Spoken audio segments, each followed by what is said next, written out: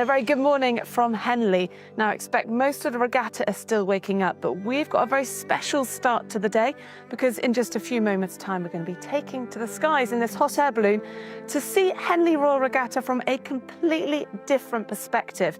It'll be one of the most spectacular views in sport. Come along with us.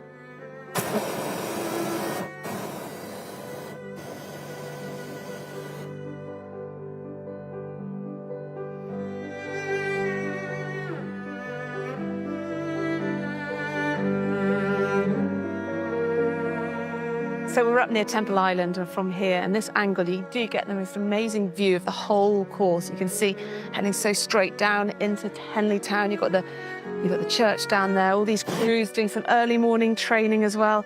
But just the shadows are so long at this time in the morning. And it's pretty quiet, it's relatively quiet.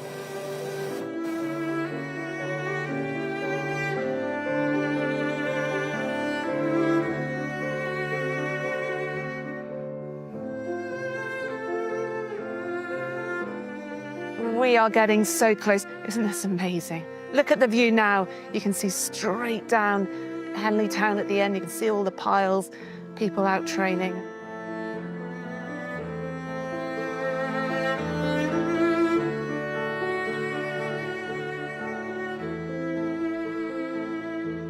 Hi guys! Give us a wave, right? The cocks gave us a wave. Isn't it idyllic? The light at this time of day. It's hard to imagine we're in, as I said, a Bremen hot air balloon and only about 3 or 4 feet above the water.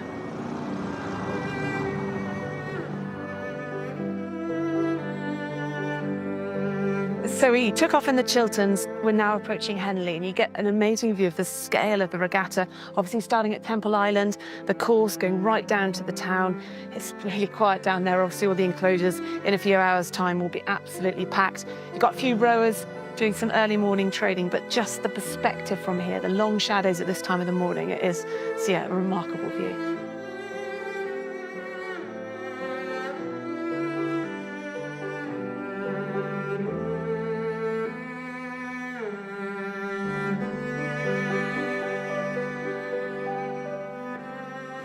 Well, that was something very special. We saw the course, the town, rowers, early morning, all from this amazing perspective that very few ever get to experience. Henley Royal Regatta, the setting is just phenomenal. Right, though, it is time, though, to swap the early morning quiet and the excitement ahead of the day. As the crowds are arriving, let's get underway.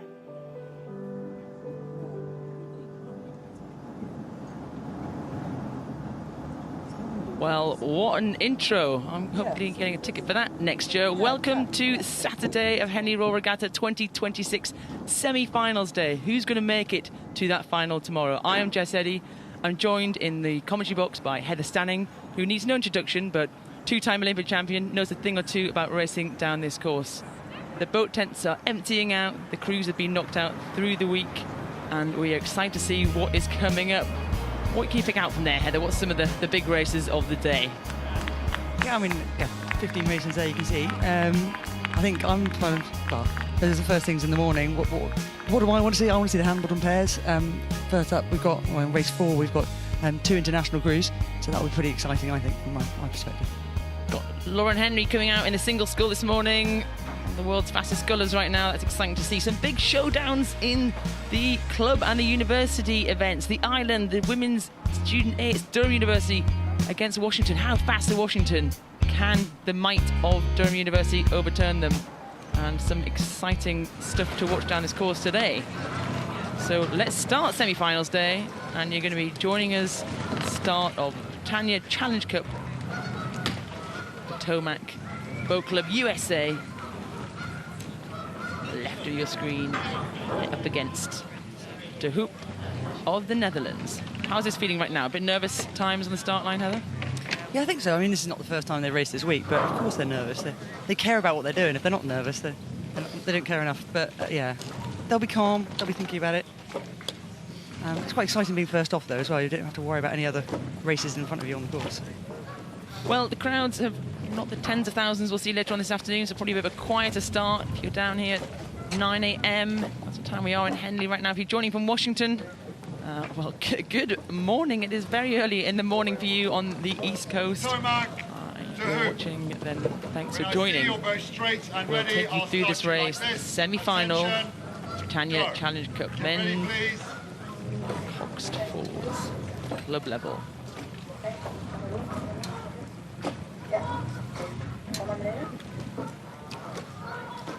The umpire's view on the front of the umpire's bench.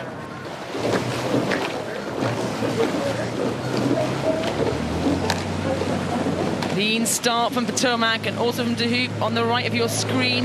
These are heavy boats. They've got a coxswain. You can't see them in the front, lying down in the bow, so that's a lot of weight to get up and moving fast, isn't it? Yeah, absolutely. And as well, like, having the cox in the boat makes it really much easier for the crews as they get off the start. They're not worrying about their steering. They're just worrying about getting those blades in the water and getting their boat in front as quick as possible. Move through towards the end of Temple Island. It looks fairly level. De Hoop maybe got a bow ball on this crew from Washington. They're leading by half a length coming off the back of the island. It's a lovely shot from the side. You can see both crews and kind of matching each other. It's clean entry into the water. The conditions are pretty good at the moment, nice and flat, so there's no hiding their blade work.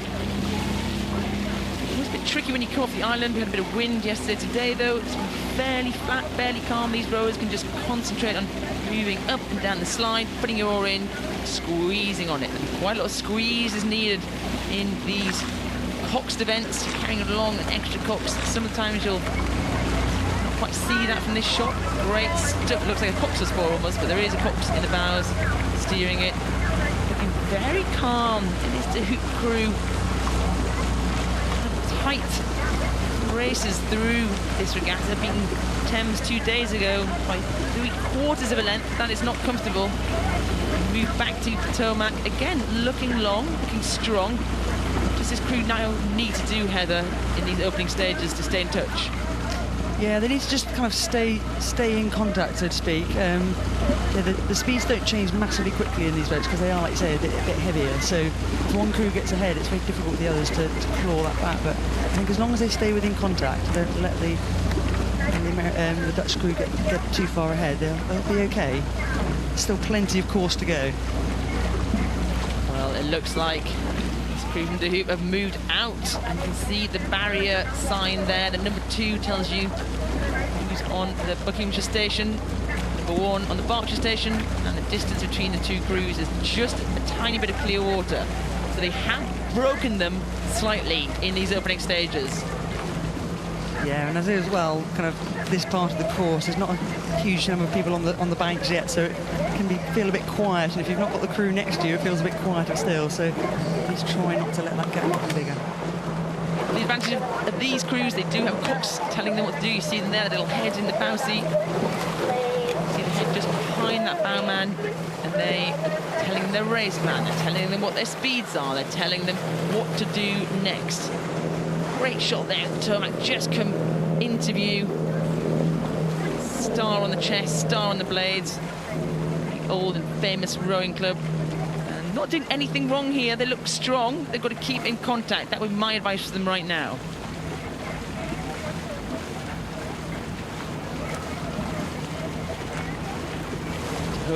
Great start. They can just sit back and look back on this crew. It's a big day for our American crews today. 4th of July. See the Star Spangled Banner there on a cap of 3-man. Jackson Faney representing today. It's a slight bit bobbly on the water there. So it's a huge happy 4th of July to all of our American viewers. If you're up bright and early, we'll throw a few more hours out through the day, I'm absolutely sure. But as you pan to the drone, see this De Hoop crew from the Netherlands extending their lead, moving out through the Thames. That's Remnham. This is the meat of the course here. This is the middle of the course, Heather. Yeah, and this is the bit where they will either kind of be able to claw back a bit, or they may lose a bit more distance. I think when you look at compare the two crews, the De Hoop crew have definitely got the more experience here at Henley, and yeah, that Fotac crew from America, only one-time appearance, so they're hopefully lapping up their experience, but maybe the experience of the hoop has played off here. As we span over to the leaders of the race, we talk a lot about this Dutch style, and if you're watching, you're not used to watching any rowing, it just means that they're quite long and loose. The rowing stroke's really simple. See how long they leave their arms there. They're leaving their arms very long, just moving and tapping their boat along, which is quite a heavy boat to move. Yeah, I don't think they're not letting us know and understand how hard it is to pick up that weight of the boat, and they're making it look so easy. They're very relaxed, their shoulders are relaxed. You can't see much tension in their shoulders, which makes it feel or look a lot more effortless than it is. And believe you me, that boat is not light. They're making it look like it's light every time they drop the blades in and propel it forward a little bit more. We talk a lot about the technique of rowing, about all these fine details about rowing, but it's also incredible physiological feats. So these rowers right now still probably almost flat out what they're doing. They can almost start thinking a little bit about conserving some energy here. Yeah, I think we can just see the rating there seems to have dropped a little bit. I don't have a stroke coach on me, so I don't know what they've dropped to, but I think they've just kind of relaxed a little bit as they come into the enclosures. They feel in control. They feel comfortable where they are. And they'll get a smattering of applause as the deck chairs will slowly fill this morning. There's almost a time trial for this crew now, with no one around them, no fans on the bank. As they really extend their lead over Potomac. Potomac are taking it up. So they've gone through the enclosures. Their cox is telling them it's now or never. I don't think they're going to catch this crew from De Hoop, but they're certainly going to put on a good show. And here they go. They're doing themselves proud here. Although the shots didn't necessarily look like the banks will fill, I can definitely hear the crowds there. So the people who have turned up have definitely brought the voices. See Nicole Orsolini there, the coxswain. She's got one hand on decking, just holding on, keeping herself steady. She wouldn't know a great deal about where the other crew are, but she knows them alongside her, and she's told her crew to take that down as Potomac are throwing everything at it. They want to make this gap as close as possible. They want those boards to reflect. They squeezed in at the finish and kept that distance to a few lengths. Today, in this round, semi-final rather, of the Britannia Challenge Cup, going to be crew from the Hoop of the Netherlands over Potomac Boat Cloud.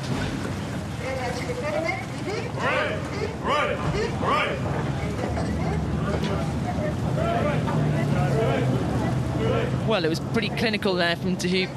Great racing. They have had some tight races this week, so you might see tired legs, but this race takes a rest day yesterday, so maybe they've come back energized and they know they're going into tomorrow's final. A great feeling.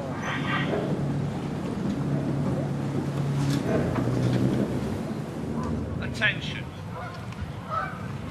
You're at the start of the Danesfield Challenge Cup. Club quads. Thames Rowing Club A on the left of your screen. Leander Club in the pink on the right of your screen.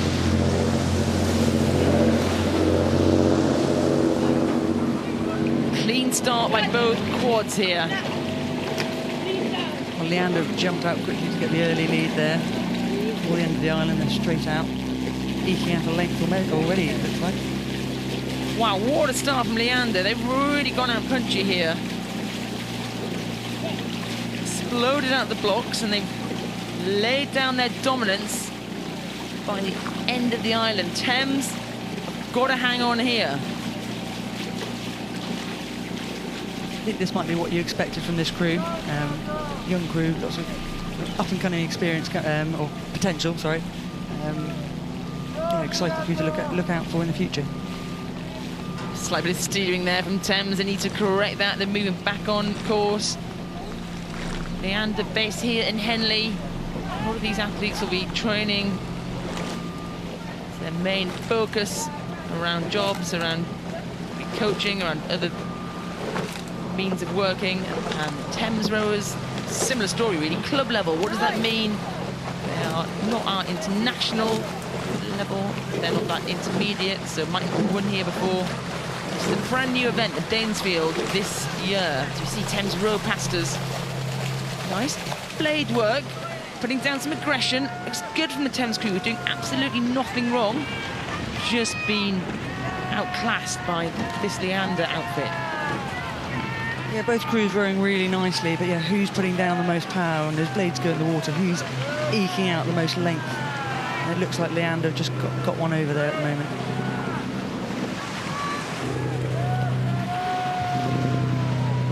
Arguably, Thames have had the harder pathway to get here. It's winning some tight margins. 1 length over St Andrew Boat Club in the first round. 2/3 of a length over Canterbury. So that cost them a little bit of an easier run for Leander.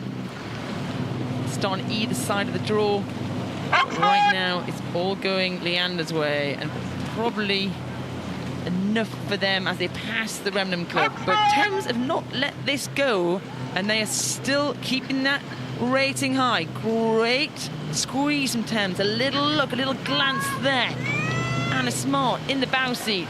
She'll want to keep this distance. You want to keep the pressure on these crews because you never know what could happen. Yeah, absolutely. I think that this crew know this stretch of water very well, although Leander row on here all the time. That Thames crew all raced on here a lot. So, yeah, they know the course, they know the markers, they know what they can do. It's whether they can close that gap. Well, Anna Smart bow seat, Aoife Chapman 2 seat, Rachel Heap 3 seat, Fran Lidlow in the stroke seat. What have you got in these closing stages? Let's squeeze this margin down, put some pressure on the Leander crew, who so far have dominated from the end of the island.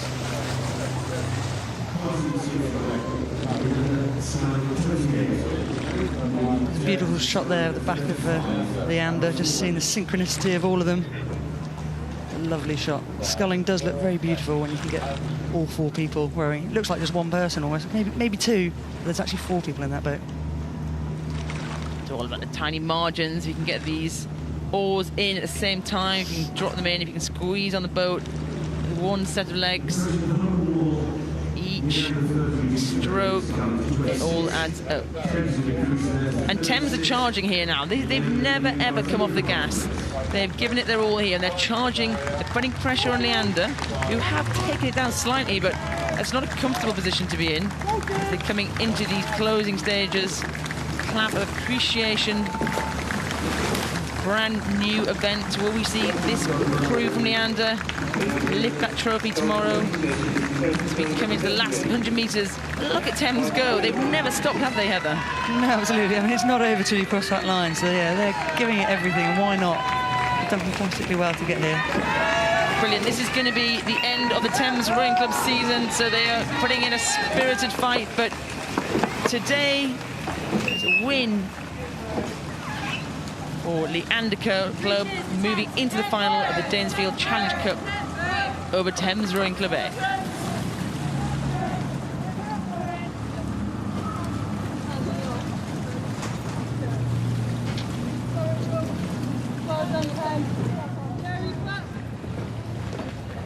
This is the start of the Visitors Challenge Cup.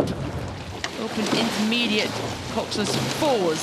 You have Nautilus Rowing Club A on the left of your screen, Oxford University and Erste Wiener Ruderclub Leer, Austria on the right of your screen.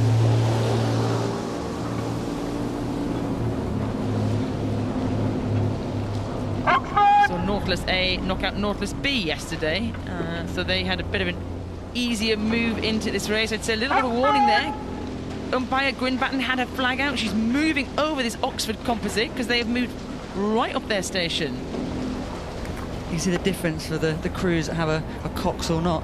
Right close in, your blades are clashing almost in the middle. That's unbelievable. There's a clash already off the end of the island. That is really disruptive to both crews.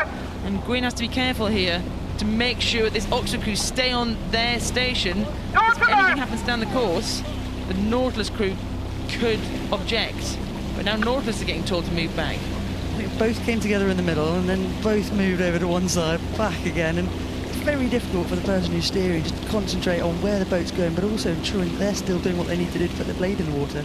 Because that also affects the steering. If you're not catching the boat and propelling the boat forward the way you should, it doesn't matter what you're doing on the rudder, it's not going to make a difference. So, yeah. You see that the Visitors have been raced since 1840.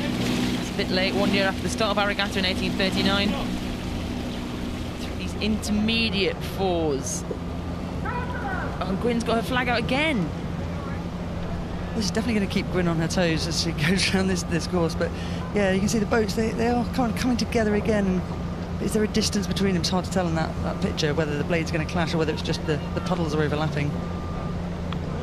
Yeah, I think Nautilus have got a little bit of a lead there, so shouldn't be in danger, but this is something for her to watch out for. A bit nervous if you're the umpire in this race.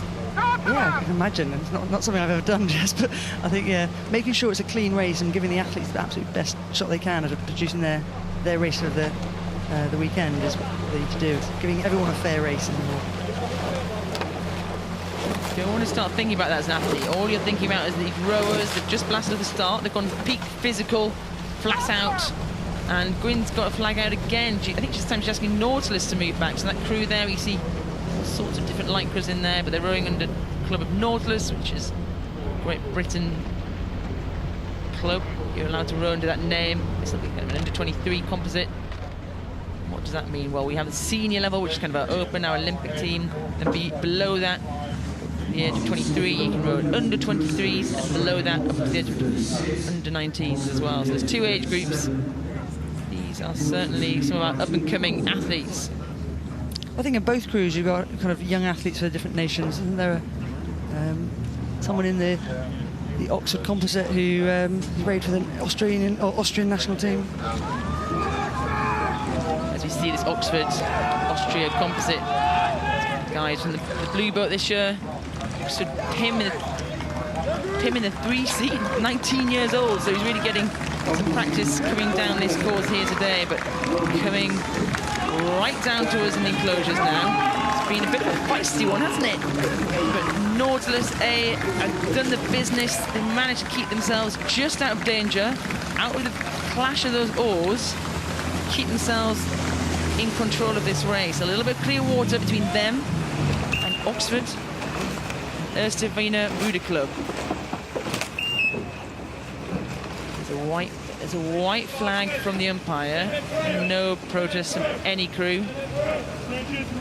So that's going to be a win for Nautilus over Oxford University in the Visitors Challenge Cup.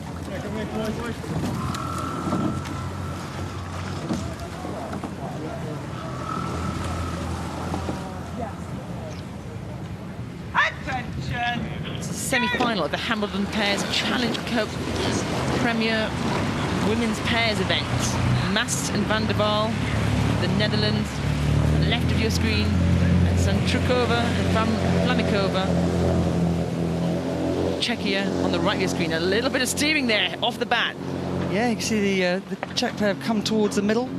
Don't want them to come any further across because they'll get a warning from the umpire. It's very difficult in these coxless boats. Going to get off the start, and the smaller the boat, the harder it is. And having to focus what you're doing and keeping the boat in a straight line. It's harder than it looks.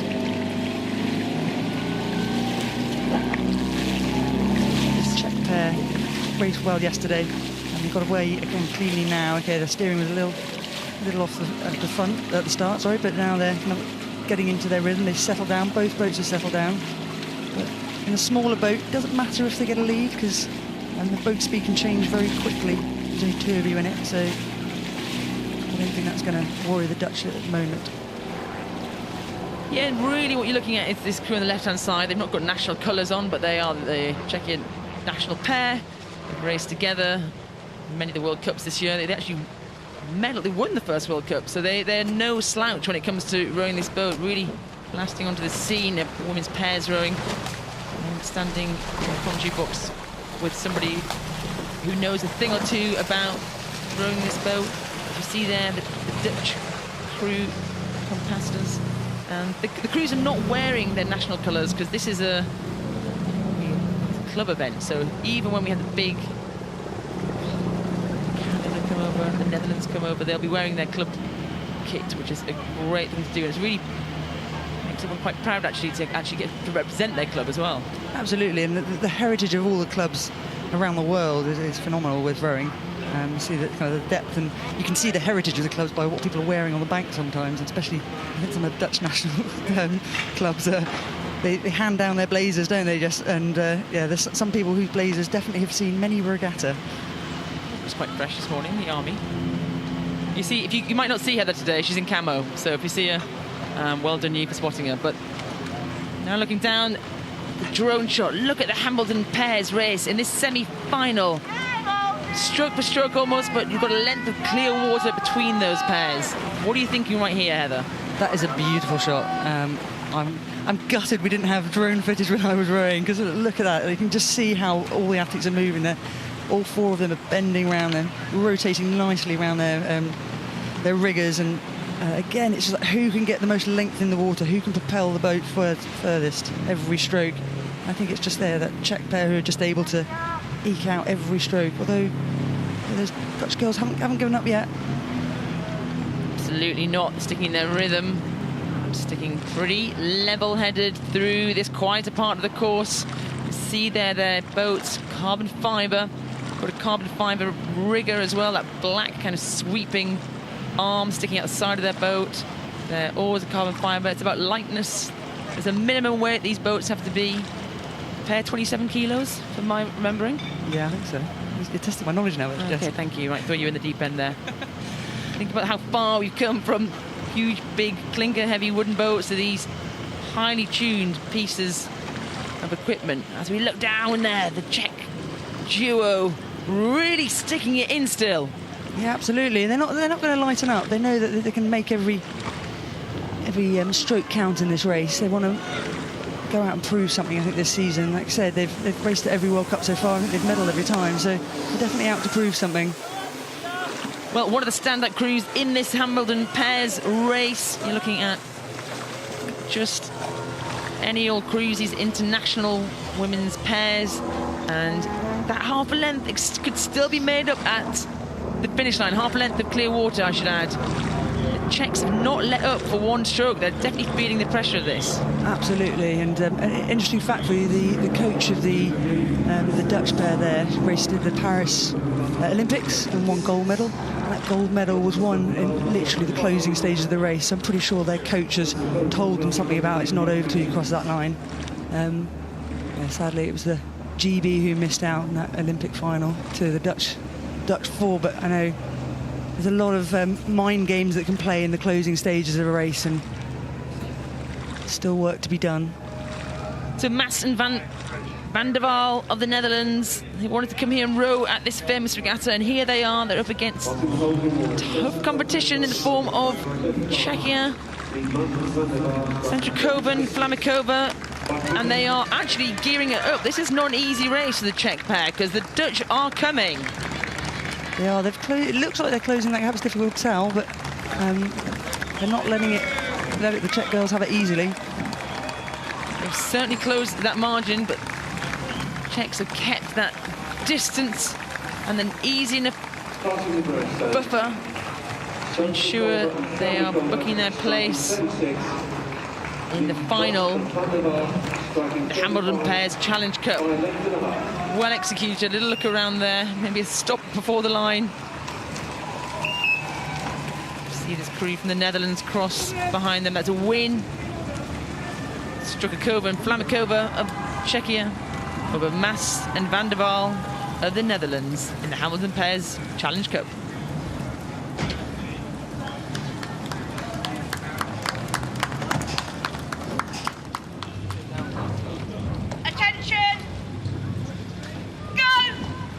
Well, what a treat, the Princess Royal Challenge Cup. Premier Women's Single Sculls, Lauren Henry of Leicester Rowing Club and Great Britain on the right of your screen. Jente Jongsma of Hollandia, Netherlands, on the left of your screen.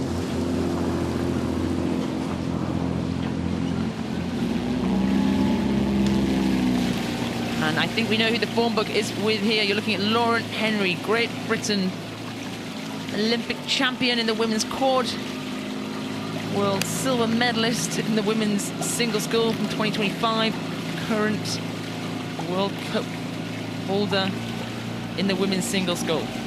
She's got a few titles to her name. She has, and it's amazing seeing Lauren go out and racing. She's learning every time she races, I think, and just needs to be getting more and more confident in her ability. It's so good to see. What's she doing really well here, Heather? I think she's calm, collected. You can see like, the shins are coming really vertically, and she's like rowing within herself, but also got that length. Sounds like slightly contradictory, but it's like, how long can you be in the water? But that length needs to be strong and effective, and she's definitely got that. Position's really good, like posture's good. She just looks very comfortable, which I certainly never was in a single scull. So. You and me both, Heather, but Lauren is certainly doing a good job there. Talk a lot about length in a rowing stroke. Really, you can only move a rowing boat when the oar's in the water. The rest of the time, you're just trying not to slow it down as much as possible. So if you can get the length, if you can put that oar in and drop it out as far as possible, squeeze on it, lever, that's when you're actually accelerating the boat. Oh, that's beautiful, isn't it? Nice, calm. Hear the blades dropping in, and you just hear the water running by her boat there. She's got a lot of confidence. What a season for Lauren Henry. She's really come at it strong, and some may say she just gotten tipped to the post at the World Championship last year. Really strong Fiona Murta beat her to that gold medal. I'm sure that's fueling her a lot this season in 2026. She wants to be the single scull. She wants to come out and do it by herself, and this is probably one of the hardest boat classes to row in, all by yourself. Nobody telling you what to do. You in your own head, executing your race plan. She's doing it to the highest degree this season. So we look at Jongsma of the Netherlands. Certainly an up-and-coming sculler from the Netherlands. She has that E.W.R.C t-shirt on underneath her Dutch lycra, so I'm sure she's been at university there, and looks quite calm behind Lauren, seeing as though she's a little bit down right now, whereas Lauren's still tapping it along. She's still attacking this. She's not letting up, is she? No, she's not. I think Lauren's definitely got a race plan she wants to execute, which is great, but yeah, kind of looking at her opponent there, she's equally kind of performed well on the world stage, okay, under 23 level, but she's definitely an up-and-coming athlete, only 22. I understand she's looking at maybe coming over to the UK to study at Cambridge University, I think, next year, so maybe these two will meet a few more times on some domestic racing in the future. Oh, we'd be happy to have her in this country. Let me put this into context for you, though. Lauren is probably the fastest sculler in the world right now. On the left of your screen, that black of Leicester. If any of us, if Heather or I, even in our peak, took her on, we would be way behind that launch. We'd be a long way back. So the dominance of Lauren, how well she stepped into this single scull.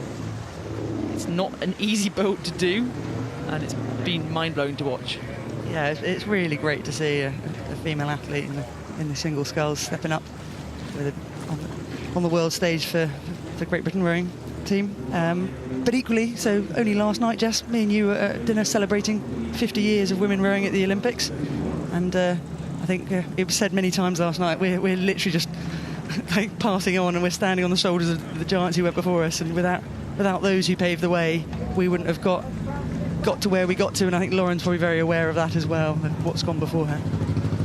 Absolutely. We had some current GB athletes who were probably not drinking any of the English sparkling wine. We had some incredible rowers from all across the 2000s. Our first ever Team GB women's medal in rowing in Sydney. We had the similar Sydney crew there. We had all of the Sydney Women's 8 there from 96. We actually had quite a lot of people from the first ever games, 76 Montreal, where women were first allowed to row. So it was an incredible collection of women, and we should do it again. We made a joke about doing it for another 25 years. Got a laugh from some of the tables. As we come down here to the finish line, semi-final Saturday, Princess Royal Challenge Cup, Lauren Henry, Great Britain single sculler, crosses that finish line some way ahead. Jente Jongsma of the Netherlands. Lauren came today, executed. She was putting in a good shift down this course. She will wait at that finish line to clap and congratulate her opponent to win. But Lauren Henry over Jongsma in the Princess Royal Challenge Cup. On to the final for Lauren.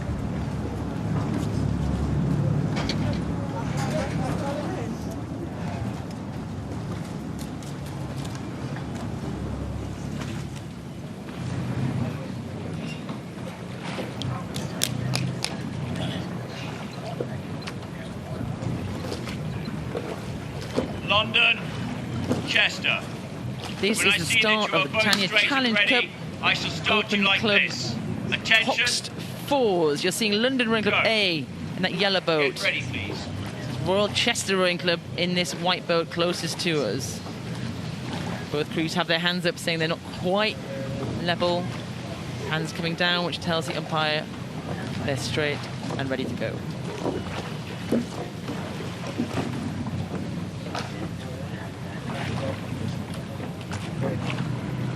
Lots of hands up and down. These crews want to make sure they are millimetre perfect to blast off his start. Attention. Go. Rest. Well, there we go, squeezing up the start of the semi-final of the Brit Challenge Cup. Club Urban Fours, London Rowing Club versus Chester. Both clubs have huge pedigree in this event. London, last year's losers. Royal Chester lost in the final 2 years ago. Can they get that red box this weekend? And it's a fast start for London Rowing Club.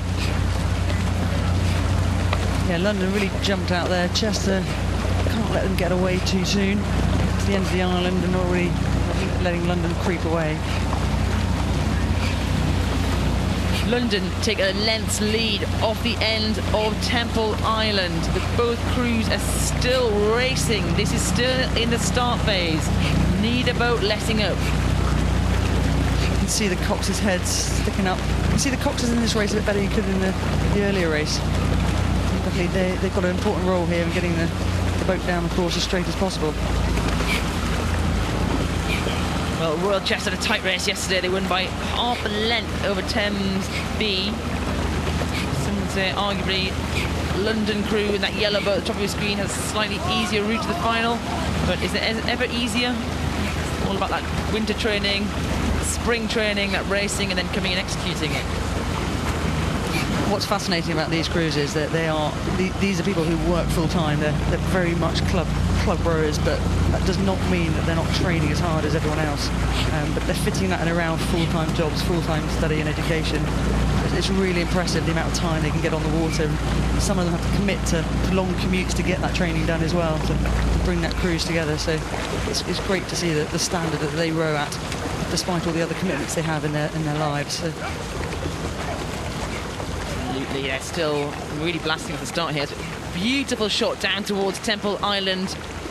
They come through the barrier. That's the first real marker rowers use. We like to use 500 1K. These neat markers. Not here at Henley. Certainly no. You can recalibrate yourself from a standard 2K course to Henley Royal Regatta course. We used to come here and race to remind us what all the distances were, but right now it's all going London's way. They're sitting a clear water up on this crew from Royal Chester. We're in the early stages. They've gone about got another 3/4 of the race to go, I'd say, from here. London crew looking good and relaxed. And again, I've mentioned it before, but the shoulders give it away a little bit, like how relaxed they keep their shoulders to make sure their blade work is neat and tidy. The different colours of the blades, kind of the darker blades, you can see a lot clearer when things are going right and wrong. With the light coloured blades, sometimes it's a bit harder. So I used to quite like it, being able to pretend I was doing something in a light coloured blade, and when the water's the colour is at the moment, you don't, well... What, you mean you'd be cheating on your blade work, Heather? Never. As we look down this crew, Royal Chester, there's some real grimaces on that face. Stay with it, boys. Yeah, little look around there. Your three-man, Henry McGarver. Stay in contact. But right now, this is so tough. They can't even see that boat next to them anymore. Yeah, probably like looking across, glancing sideways to see if they can still see the puddles, which they should still just about see. But they've got a Cox in the boat, so they just need to keep their eyes down and focus on what they're doing. Don't worry about the other crew at the moment. The Cox's job is to give them that feedback. London looking good there, looking strong. Again, there's a couple of grimaces on the face, but their shoulders are still relaxed, and I think that's the key thing. Like, your poker face can be what it is, but actually, what's your body language? moved away too much more. There's still a length of clear water. What Royal Chester got through the middle stages of this course, London would have wanted to go out and shut the door, but they've not shut it enough to really destroy any hopes or dreams of Royal Chester, because they're still holding on to that Royal Chester. 1.5 lengths between the two crews. Absolutely, they're still very much in this race, and they've still got stuff to give. Their faces say it all, really, but and the 3 seat, stop looking around and get your blade in. It's great. Keep focusing, you're eking back. Doing some whoops there. They pass Remnant Club. They know they go here 200 metres with no cheers before they hit the enclosures. I would probably put in a little squeeze here just to make sure I shut the door on Royal Chester, because Royal Chester, if anything, are moving a bit.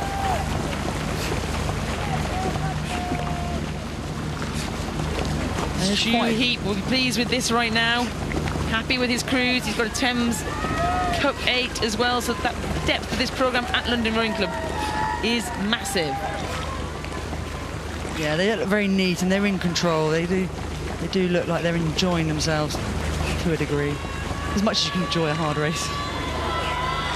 Sure, I enjoy it that much, maybe at the finish line, but we're looking at the semi-finals Saturday. Henley-On Regatta, the Britannia Challenge Cup. London Rowing Club are a few hundred metres away from moving into that final, but Royal Chester, could they really destroy this race to them? They've got a few hundred metres to make an impact now. Definitely hear the crowds cheering, and that will eat them on. That will give them some momentum. Can they put that momentum into the water and propel that boat forward quicker for both crews? These heavier boats carrying a coxswain along, it's hard to change boat speed, but these rowers look strong, they look drilled, they're used to training in here. Someone just gave a huge shout to Chester. Is that going to spur them on? There's about a length and maybe 1/4 between the crews now. Chester are not going to make it easy for London, but keep going, they're going to bring it in. You definitely see that Cox is working them hard. He knows it's not over yet. Sarah Armstrong coxing that Royal Chester crew. She's cheering her crew on. You can do this, Royal Chester. They are still right there. London still looking calm. Don't look like they've gone through the gears just yet. But they start thinking about Sunday a bit too early. Royal Chester, 1 length between London and Royal Chester as they come striding towards the finish line. They're coming, they're coming. Have they got enough in their back pockets to put London under pressure? It's fantastic from Royal Chester how they've really ramped up the gears and they've come into the final. Oh, a little crab there from London. They've got to keep moving, otherwise Chester will pip them. Unbelievable finish. London almost cracked under that pressure, but they hung on. A white flag from the umpire, but London clung on to win this semi-final of the Britannia Challenge Cup over a feisty Royal Chester Rowing Club who almost had it at the finish line. You put the pressure on and you can see what happens. Focus goes. Can the blades still keep doing what they're meant to be doing?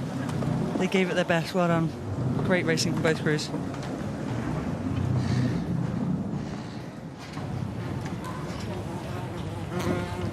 Attention.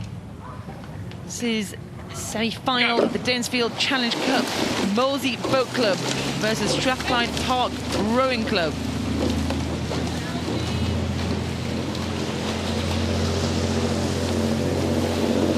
One of the new events for this year.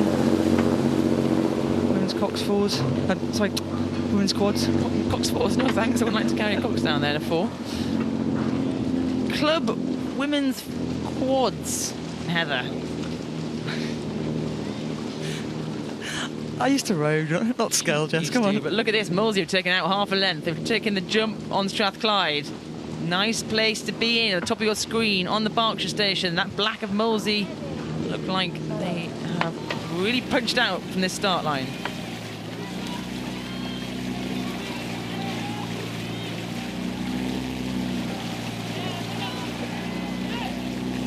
Molly McCurry up in the stroke seat, that Molesey crew. Experienced under 23s, juniors. Knows what it takes to race, standing on that start line and really getting out the blocks. She's leading a crew really well here now. Strathclyde quad. We've got a pair of sisters in there, Gilbert sisters. They'll know each other extremely well. You bond so well with your crew, you know, in rowing. When your bond is also there for life with siblings, I think that's. You could talk about that, Jess. I rowed with my twin sister quite a lot. We were pretty good together. But I tell you what, no one really tells you how it is more than a sibling. So yeah, lots of home truths. There can be arguments, but Molesey, it's all about you right now. Coming through the Forley. Is it clear water up in the Danesfield? The winners of this crew are going to be racing Leander Club. You know they'll be up against it by a really class outfit there. Right now, 3 lengths lead for Molesey over Strathclyde.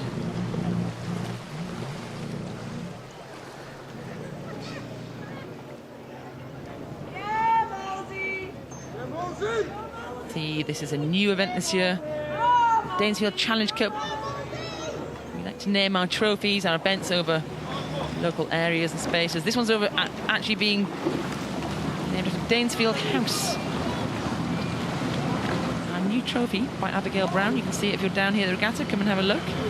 It's an incredible new trophy. It's inspired by Celtic warrior women. There's 4 spears on that trophy to represent the Celtic women who lived on that site, but also these warrior women coming down the course. And right now, the most warriorist of warriors are Molesey. Indeed, and yeah, who's going to be having their name engraved on that trophy for the first time? That's a new event, a new trophy. First names on that trophy. A little bit of history for them. And looks like Molesey are wanting that. Yeah, Strathclyde, the left of your picture there. Scotland, one of our big racing lakes up in north of the border. You guys know a thing or two about rowing in rough conditions, pretty rough lake, Strathclyde. They're doing a great job here. It's been the semi-final of the Danesfield. Young crew. Strathclyde Clark hosted the World Under-23 Championships in 2007. Where I won my first medal. Heather was world champion there. Sorry, I didn't set you up for that one, did I? But as Molesey come past the progress boards, they've got clear water up on this young Strathclyde crew. Only the bow seat has raced here before for this Strathclyde crew. So it's a great effort from them, but it's all about Molesey today. Laura Grant, Eva Keane, Bass Andre and Molly Curry. You 4 are going to be racing Leander in the final of the Danesfield tomorrow. That's a strong and dominant win for Molesey as they get ready to cheer on their competitors, Strathclyde.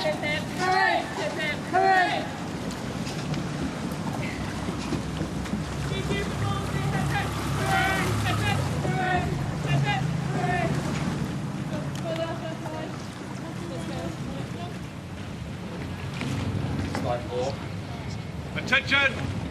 You're at the start of the Visitors Challenge Cup. You have Leander Club B on the left of your screen against Nautilus Rowing Club C on the right of your screen. So intermediate open 4s.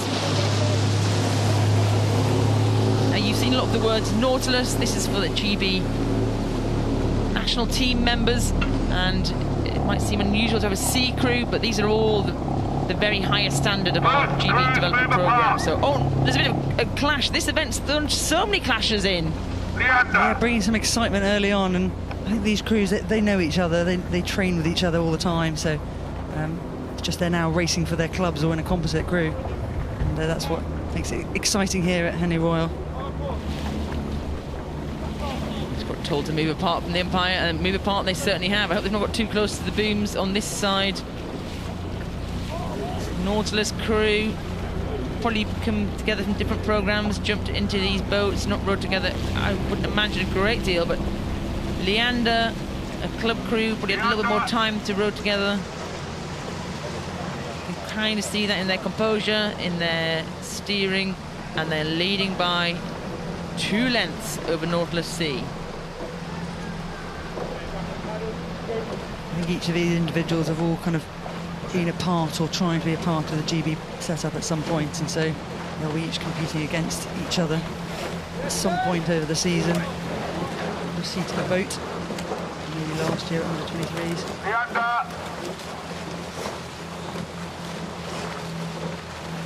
Yeah, real mixture probably of experience in these boats, but when you look down the list of who's competed, I guess we are used to seeing a lot of the junior guys having raced here quite a bit. Callum in the bow seat of that Leander club has raced here 5 times.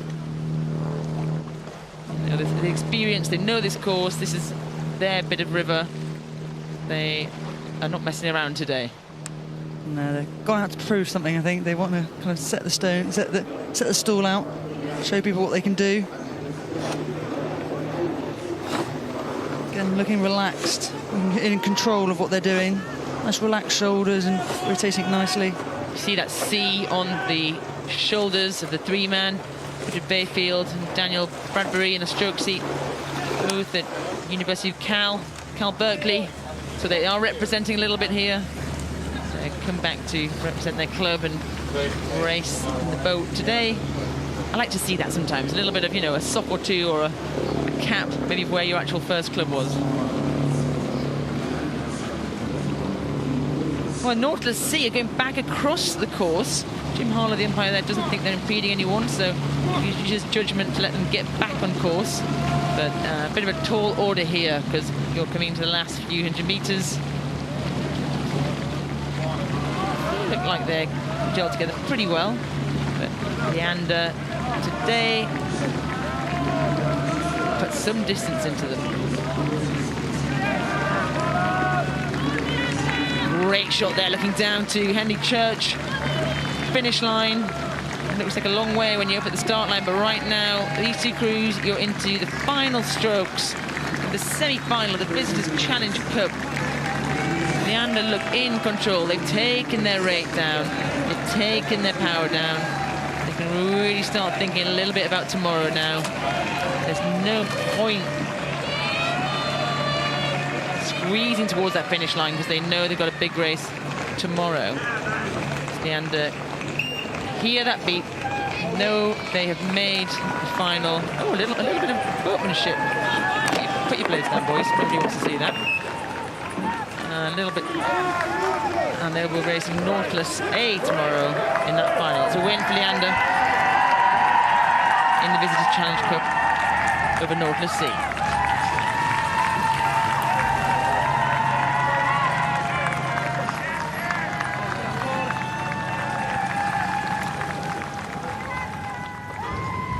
Attention! Go! This is the semi-final of the Princess Royal Challenge Cup. Premier Women's Single Sculls, Paige Badenhorst of South Africa on the left of your screen, Magdalena Lobnig of Austria on the right of your screen. What a showdown. In the singles, they're jumping out fast, but the challenging thing is who can go in the straightest line down the course and who can stay on their side of the racing line. Oh, and Lobnig's gone right over. Sarah Winkless, the umpire, is telling her to get back on her side of the course. There looks like so much room from our shot right now, but believe you me, when you're out there, this feels so tight. Absolutely. You don't want to get too close in a single to either the other crew or to the booms. Just want to stay nicely down your racing line, staying out of trouble. So when you're in your single scull like this, it's purely on pressure on one oar over the other. I can have a little bit more weight on one foot as well, but there's no rudder in the single sculls, there's just a fin. Only boat has to have that. Apart from the double scull, I should say. Double scull doesn't have a rudder. The pair has a rudder, the four has a rudder, the quad has a rudder. So there's nothing fancy about these. It's just how you yank on one oar. So Lobnig went out fast there. She took the slight lead, but at the barrier, it's a bow ball in. It's Lobnig. The Austrian has come back out from beach sprints. That's what she had gone into. Bronze medalist from Tokyo.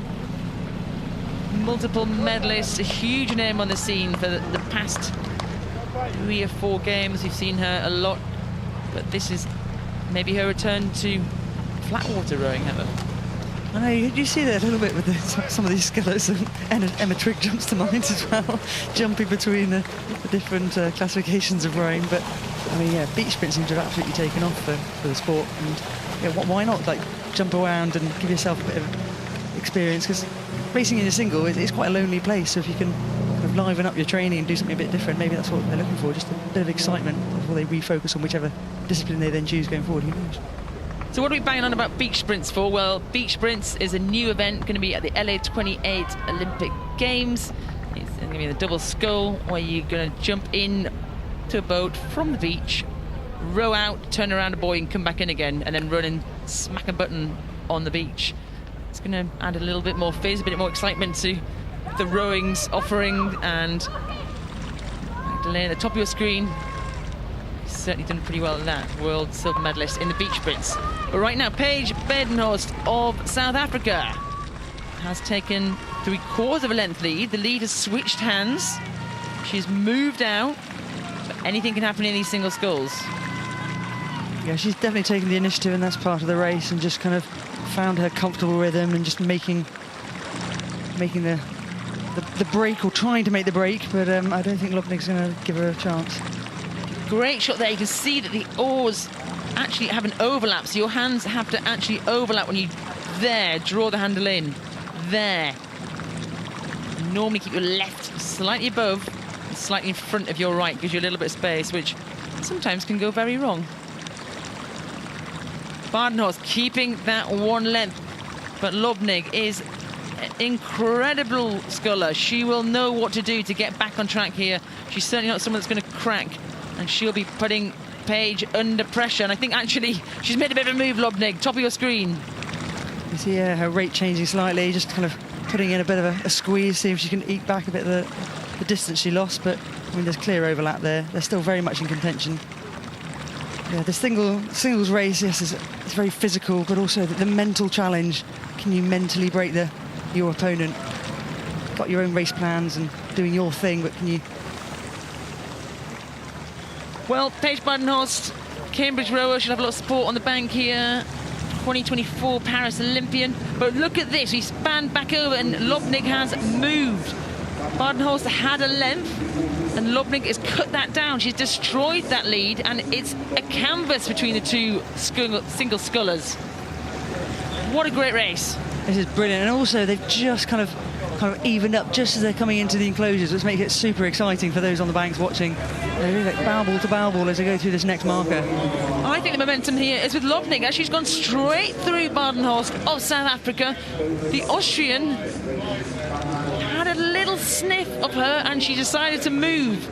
We've seen some huge gladiatorial battles down this course, and this is certainly one of them. The lead has changed hand twice. She's been warned there, though. She's in with that first. She also kind of came into the middle of it. So, but yeah, we can see South Africa's not giving up. It's absolutely, it's not over till it's over. Badenhorst is really giving it a drive. She's picking up. The crowds are jeering her on, and she's going for it. Badenhorst has moved now. She has seen this, and these crews are neck and neck. Lobnig, though, she's got more gears, it seems. Has that experience started to kick in? Because Badenhorst is moving. She's moving, but it's half a length to Lobnig. They have 100 metres to go. You cannot write off an Olympic medalist in the single scull. The mentality, the resilience, the grit to never give up. Badenhorst has gone again. And can she catch her? She is 1/4 of a length down. Both crews take their rating right up, but Lobnig has done enough. Crossed that finish line, half a length ahead of Badenhorst, and she is absolutely spent. What a battle in this race. Outstanding sculling. And claps of appreciation all around. But that's a win for Magdalena Lobnig of Austria over Badenhorst of South Africa in the Princess Royal Challenge Cup. Well, that was a very exciting race for me to finish my time. I'm going to bid you all goodbye and hand over my commentary duties. Thank you very much, Heather Stanning. Been a joy. And I will welcome in my new co-commentator, Matt Britton. Morning, Jess. Morning, everyone. That was absolutely blistering, wasn't it? Great racing already on semi-finals day. Good to be with you. Great stuff. Hi all, as we say goodbye to Heather and welcome in Matt. Well, we expect some tight races, semi-finals day. These crews are down to the last 4 at each event. And that single scull race there really delivered that. The crews that hold that belief in these one-on-one races are going to come out on top, aren't they? Absolutely, it's the grit, and in particular in the single, we've seen some incredible races. Looking forward to seeing Olympic champion Olli Zeidler later on, but they keep coming. Here's the next one. Is the semi-final, the Hambleden Pairs Challenge Cup. And premier pairs. You have Italy on the left of your screen. This is Austria on the right of your screen. Meriano, Codato, Italy against Zehetmair and Swoboda of Austria. It's pretty exciting going off in the pairs in this, because, you know, we have this challenge of getting straight and so on, and it's actually technically pretty demanding, I think, to get out straight. But look at how those Italians have shot out like a Ferrari down this course. Quite a big rocket they've got there. Well, the Austrians have really got something to do already, haven't they, Jess? Absolutely. I think the real form here is with these Italians. You know, really strong Italian women's eight go out in the World Cups, and they're doing some good stuff in Italy right now in this sweep rowing. I never see that much of them on the international level for sweep, normally scullers, but wow, they've really extended their lead to clear water as they come through the barrier. And if you're not familiar with this boat class, you know, it's quite challenging being in a pair, because you've got one oar either side, so you've got to balance your partner, and it really is a test of technique. So being able to apply full power while balancing a small boat like this requires huge synchronization and many, many hours together on the water, and loving the way the Italians are moving.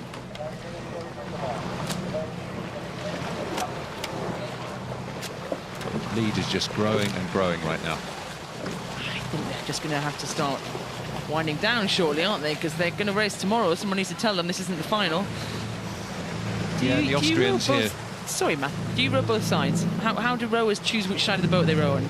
It's interesting. I was ambidextrous, they would call it, for a few years as a junior, but at some point in an 8 they say, you know what, you're going to have to pick the seat you're in. I remember I used to row alternately bow and stroke side with my pairs partner, and at some point they say, you know, stick with one side, and then you kind of get grooved in, I think. And some athletes manage through their careers to be ambidextrous, but we tend to specialise, don't we? Absolutely do. My claim to fame is I rowed at the Olympics on both sides. So when somebody wants a sub, I'm there. Anybody this tomorrow needs a sub, I'm in. Jess is so talented. She can take to everything, including brilliant commentary. And right now we're looking at some brilliant pairs rowing. And you see the chasing pair, the Austrians here. It's a really tough call for them to be able to row down the course like this. You can see their coaches and family and friends watching them from Ulysses behind, swinging along down the course. But they don't have the power of the Italians, do they? But they've got really nice technique as well. We can see the boat running so flat and so fast. Absolutely. They're looking tidy, they're looking neat, but the Italians, a real class act here. We're looking at international rowers. These guys have raced the World Championships together. They've probably raced a lot of World Cups through their entire career together.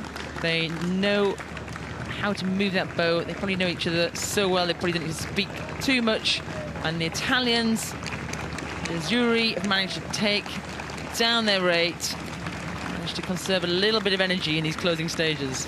Yeah, they've got something in the bank for tomorrow, haven't they, which is great for them going through to finals day at Henley. Fantastic for them, but we should also say credit to their opponents from Austria, Lisa Zehetmair and Laura Swoboda, 23 and 22. Here they come past the enclosures.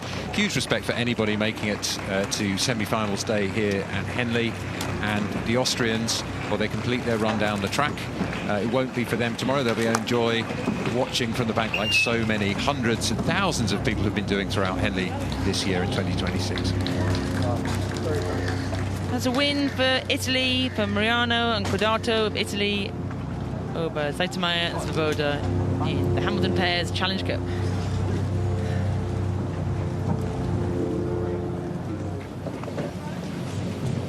This is the start of the Wargrave Challenge Cup. Thames Club B versus Molesey Boat Club A.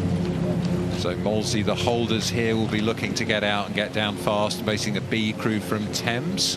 Lots of experience in this Molesey crew, 21 appearances at the regatta between them, but 25 appearances from the Thames Club B crew on the other side of the course as well. As we get under starters' orders. When I see you're both straight and ready, I'll start you like this.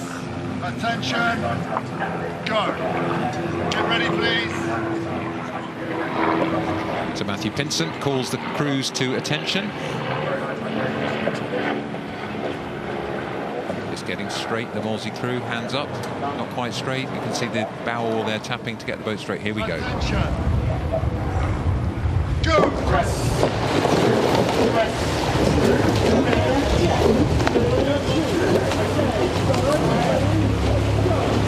Be quiet before the storm. You see how serene it was that minute that flag drops, the noise, the aggression, the oars moving in and out of the water. It suddenly becomes the loudest place on earth. 16 of the best club women's athletes in the country here. Away they go. I love these women's 8 races. It's so close, isn't it? It's so competitive.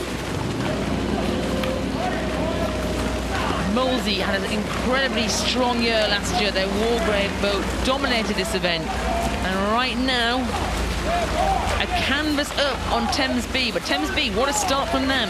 Yeah, of course, they're going to be looking to hold on to Molesey, who are potential, favourites here and the holders of the cup. And Molesey, actually, you can just start to see the gear change there from the blistering pace at the start to something else. But they really are cracking along here, keeping it up. The rate is high. The number of strokes per minute's really high here. Looking for a seat every few strokes on the Thames crew on the far side. 2 seats, 3 seats, 4 seats. Here goes Molesey. If I was at Cox, I'd probably be shouting, moving, moving, because you are taking a seat per stroke. Strong start from Molesey in the Wargrave Challenge Cup. So that's Ben Rich, the 28-year-old trainee solicitor, coxing the Molesey women there, giving them that urge. You want to tell them that they're moving, as you say, give them that confidence, because then the shoulders can relax and you can start to transition into the loopy, long pace that you need for the middle of the course. And in the Thames B crew, well, they'll be under some pressure. Orin Chapman, 23 years old. The venture capitalist Cox on the left-hand side of your screen there. The venture is what they need now. Have they got the capital to spend against the Molesey women on the right? And it's decisive time. You can see the barrier flag, the yellow flag there, drops down as Molesey go through. We'll get a sense of the lead they have now.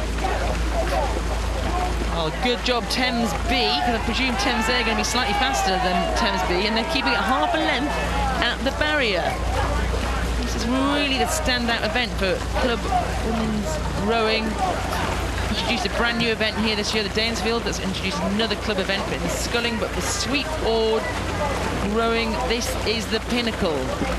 Just watching the Thames B crew here, Jess, I think they've done incredibly well through the last 300 or 400 metres to try to hold on to that overlap with Molesey. Molesey would want to kind of close the door by now, and Thames B are holding on well and giving them a good challenge at this point. If anything, this is going to give energy to Thames B. They might have sat on the start line slightly thinking we're against a strong Molesey boat. If I was Thames right now, sitting in the middle of that boat, and I thought, hold on guys, we're right there, and they have actually squeezed back slightly. Great stuff from Thames. It's heroic, isn't it, this effort? The question is this everything that they're throwing in this to attack to try to stay on terms, or have they got a turn of speed that's surprising them? You can see those faces determined. Look at that, there we go, in the 5 seat there for Thames. That's Maren Burgess, 22. You can see her yelling the crew. She can feel that they're moving, and she wants the crew in front of them to really drive on. Look at those faces, that determination. Here come Thames B. Well, they've made up about half a length there. They've made a huge call coming through the barn bar area. There really is not many supporters. Just see the perfect spoons of Molesey.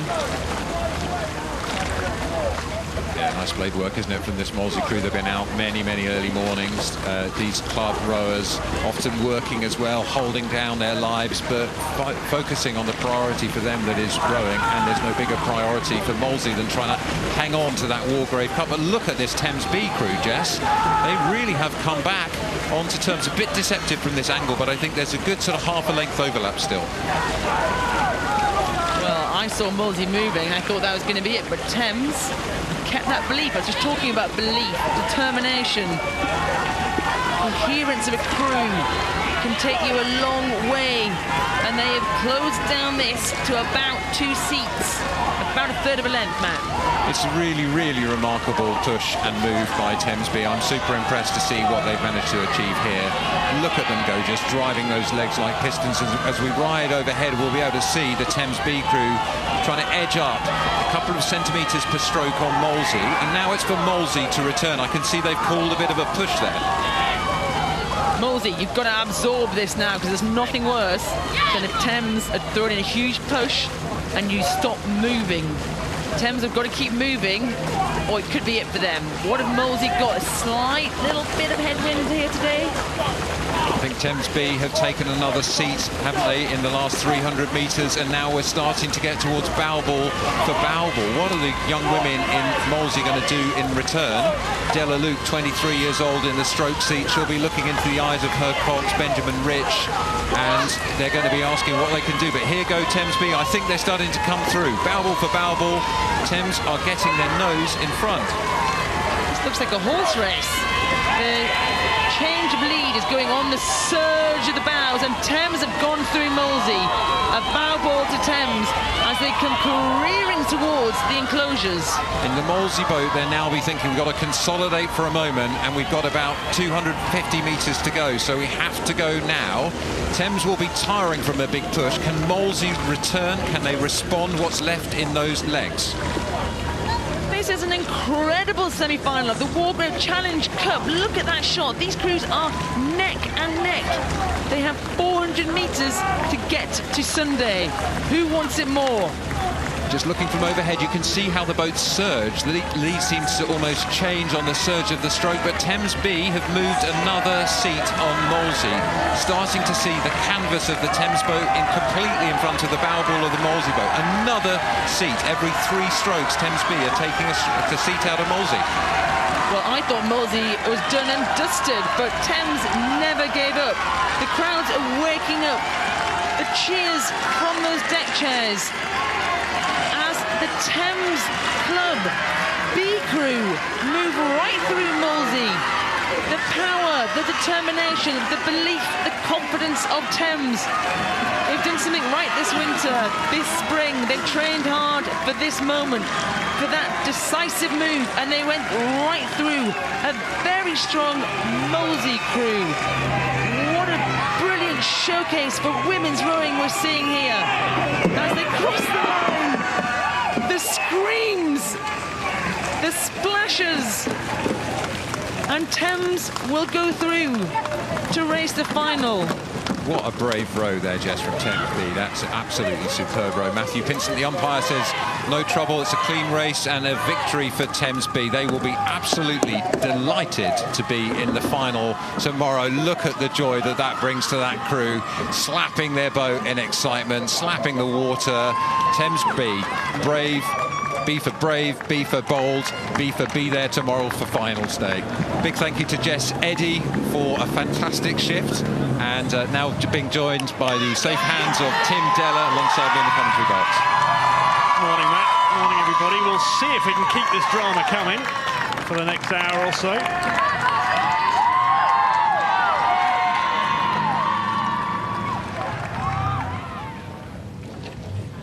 Attention! Race 12 of 52 today. And this, the Prince of Wales Challenge Cup. Oxford Brookes University on the Berkshire station and Leander Club on the Buck station. Important first few strokes, trying to get some speed into the boat off Temple Island. And this one for the right to face either Reading University or Nautilus and Edinburgh. We'll find out which of those two in an hour's time.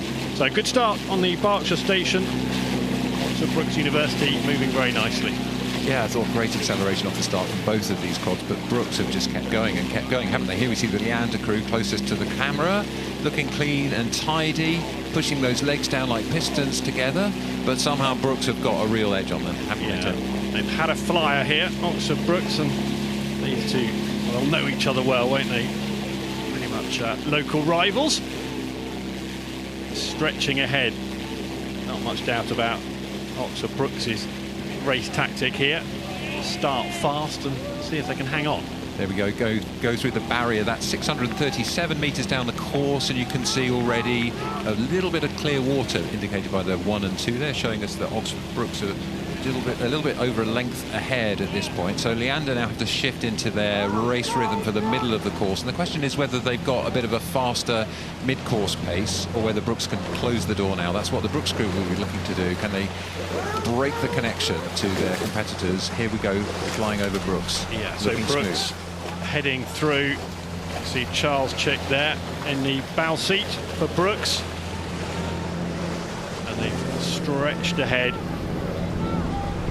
That's a good lead they've built, but now there's a shift coming, isn't there? There's a move from Leander, and Leander, that is a decisive move. They've really changed gear there, haven't they?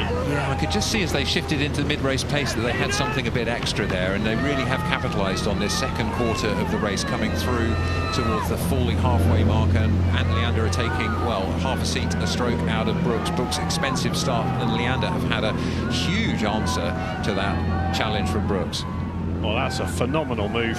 In a blink of an eye, they've rode past the Oxford Brookes boat. We said about the flyer of a start. Clearly that's taken some energy out of the boat, and Leander now bossing the race. You can see there Jamie Hindle-Daniels in the bow seat with Aidan Thompson, Stephen Hughes and Joseph Cunliffe moving it really well. I'll know this stretch of water, of course. Clubhouse just down the way by the bridge where they're heading to now. Quite punchy stroke they've got, this Leander crew, just watching their backs as they go through. You can sort of get the sense of the acceleration that the legs give, and quite a whippy kind of back end. So out it comes, and the handles head forward, giving them a real sort of spring off that finish, push and spring away, which is a great way to row the quad. And they've rowed an incredibly calm and cool race here. They really have, yeah. Working very well past that Oxford Brookes boat. They had such a good start, the Brookes boat, on the Berkshire station, but over the line they'll go in the Prince of Wales Challenge Cup. Leander are through to the final. They'll find out who they face in an hour's time. Oxford Brookes, there's the white flag, so Oxford Brookes know they are out the Prince of Wales Challenge Cup. So we had a couple of races where the lead has changed in the second quarter of the race, so you can see what happens as we get to this stage of the competition. It's really tight, and there's a lot of tactics that come into this as well. Serious quality on the water now.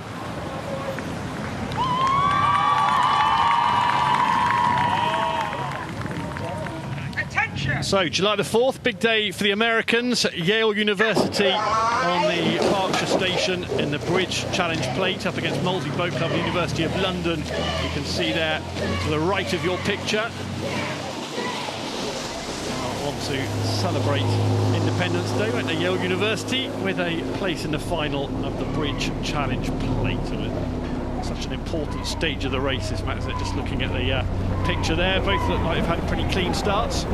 Yeah, in a Nate in particular, I think you really just focus on the pattern and on your own boat in the first kind of couple of hundred metres. You don't dare even think about where the other crew is. It's all about trusting that process. They were repeated again and again at the start sequence so that they can be confident of that. And at this point, then they start to think, well, where are we versus the other crew? And you can see here in lane 2, that crew from Molesey and University of London have got 2/3 of a length lead already, which is good for them. And they're going to be now changing that gear to look for the mid-race place in this Bridge Challenge Plate. It's only been going since last year, one of the many new women's events introduced over the last 10 years at Molesey. We're now up to 30 events and almost at parity in terms of male and female plates to race for. Well, the lead boat right now, the Molesey and University of London boat, it's got that bit more experience of previous Henleys, lots more appearances previously, and they're a little bit older as well. Let's head down the track. It's tight at this point in the early stage, and look how tight it is mid-race. That is really tight. This is the third race on the bounce, if you've been with us throughout this morning's coverage, where we've seen the crew that was down in the first quarter of the race come back through in the middle. And here on Independence Day come the Americans on the right of your picture. It's Yale pushing hard, pushing and challenging the Molesey and University of London crew. Yeah, a very early good morning to those in Connecticut watching this Yale boat. Performing at the moment, but got their work cut out, quarter of a length down, but far from out. the Yale boat on the Berkshire station, to the top of your picture there. So this is really the moment where you can see the tactics coming into play. The cox and stroke together will be sort of communicating in grunts from the oarswoman and in calls from the cox. You're getting a feel, are the other crew pushing? Do we just try and hold their push? And then when that's done, the cox might well call for a response. So you might see the lead moving, shifting up and then pulling back and shifting up and pulling back. That's what's happening now. So we've seen University of London and Molesey on the right of the picture be hauled back in the middle of the course, but now they've pushed out again over the Yale crew on the left. Well, the adrenaline will be coursing through their veins in both boats, and they're about to get the boost of the crowds. And those crowds are growing. It's Saturday. There'll be huge crowds this afternoon. They're already big crowds mid-morning on semi-finals day, and here we go. This is going to be a humdinger of a finish, because Yale University have put in a push and they're trying to keep up and then go past Molesey and University of London nearest to the camera. They're holding on at this stage. The boat on the Bucks station has a slender lead at this point. Yeah, I think Yale were attacking really hard, Tim, weren't they, in the last couple of hundred metres there, but Molesey have managed to keep a couple of seats up, which is really confidence building from them. They've held them off. Now you can see you've got about 200 metres to go until the finish line under the beautiful Henley Church, and Molesey, University of London, sitting maybe half a length up now on the Yale crew. Yale have the last chance saloon. Push through the gates of the last chance saloon, and let's see what those legs have got left in them. Here's Molesey and University of London running flat and fast. And the Harwood in the bow seat. It's a dash for the finish now. And which boat's got the most? It's Molesey there that you can see. Yale trying to fight back into it. You can see Yale's bow seat there, not too far off the pace, and this is really time to dig deep, isn't it? If you want to get to the final of the British Challenge Plate, you're going to need to get it right in the next few seconds. Molesey Boat Club and University of London in the box seat. Last few strokes in front of stewards, working hard to the line. They've put together a fantastic race. Just need to hold that for the last half dozen strokes. Legs are burning, lungs are bursting in that Molesey and University of London crew, but they are hanging on for everything it's worth. They want to be in the final. They are in the final. What a great race there. Big, big attacks through the middle of the course from the American Yale crew there. Absolutely exhausted, but you can see Molesey also exhausted but relieved, and already being able to think about that red box that they could earn tomorrow if they do one more race like that. Just going to wait for some confirmation in the umpire's launch. There's the white flag, so we can all relax. And Molesey Boat Club and University of London through in the Bridge Challenge Plate.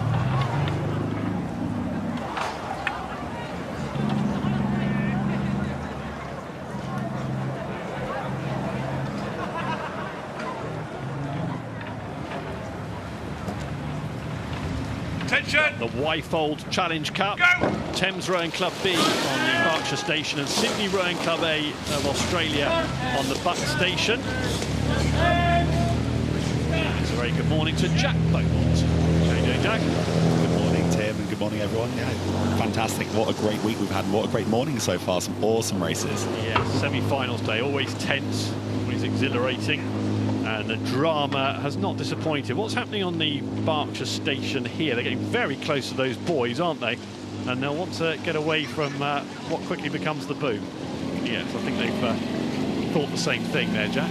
They have, but now they're overcorrecting. This is just a classic start at Henley. It's really, really, really difficult when you're going through the first bit of the race.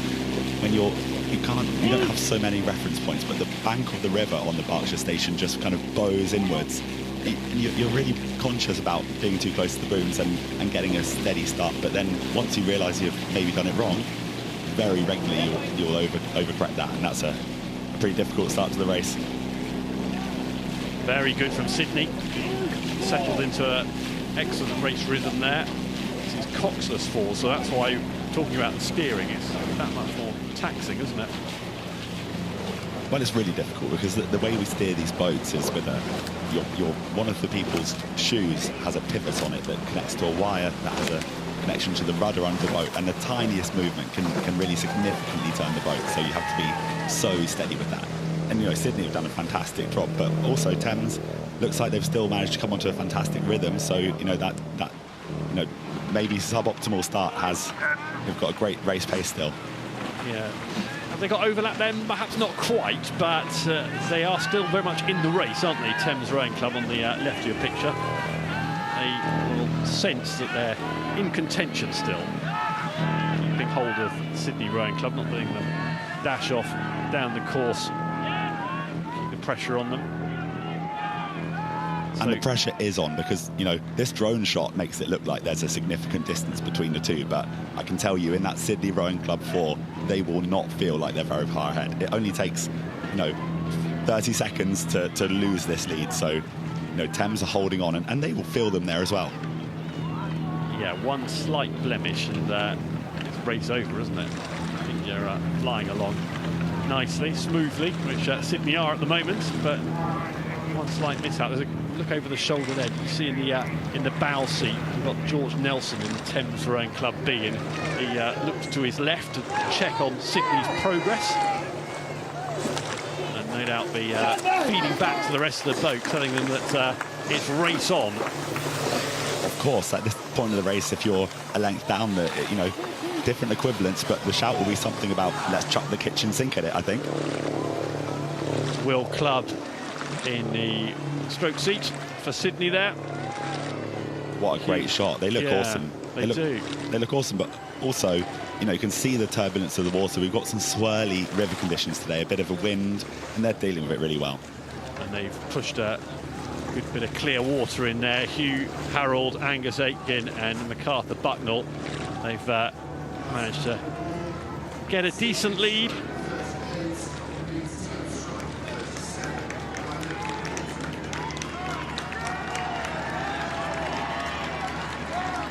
Good progress from that Sydney boat, and good evening to all of you who have tuned in over in Sydney. It's about 7:15 in the evening in Sydney. Hopefully this is cheering you up after the exit from the Football World Cup last night on penalties to Egypt.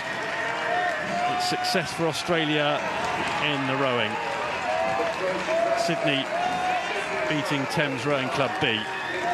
And I think we all know which tournament we'd rather win, Henley Royal Regatta over the World Cup anyway. They've got the rugby against Ireland this afternoon as well, haven't they? Over the line they go. Sydney Rowing Club into the final of the Wyfold Challenge Cup, beating Thames Rowing Club B. That was a classy performance. It was absolutely brilliant, you know, but all credit to Thames, you know, they stuck it to them, they you know, they really rode a great race and just were outclassed by a fantastic crew from Sydney.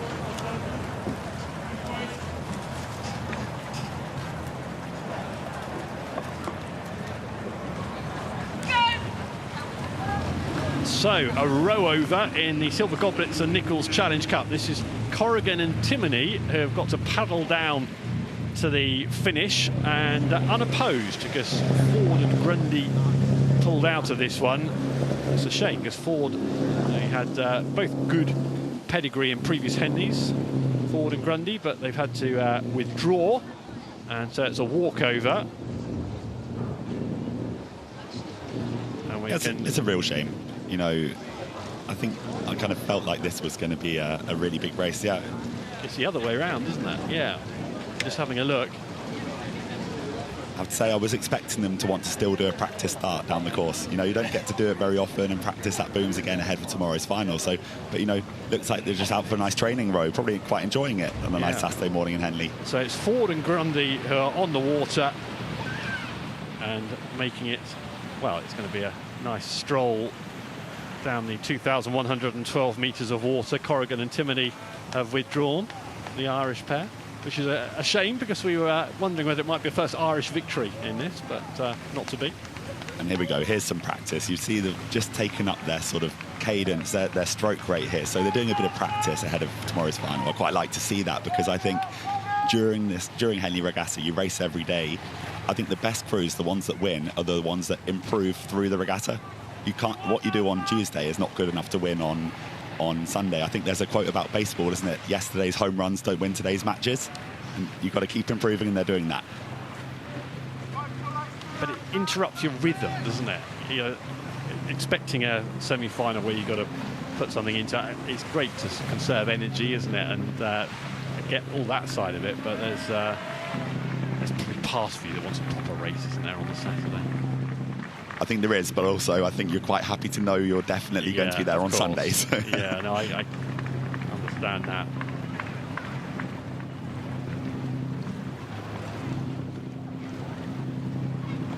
So not too much further than to go. Just, paddling along at a leisurely pace.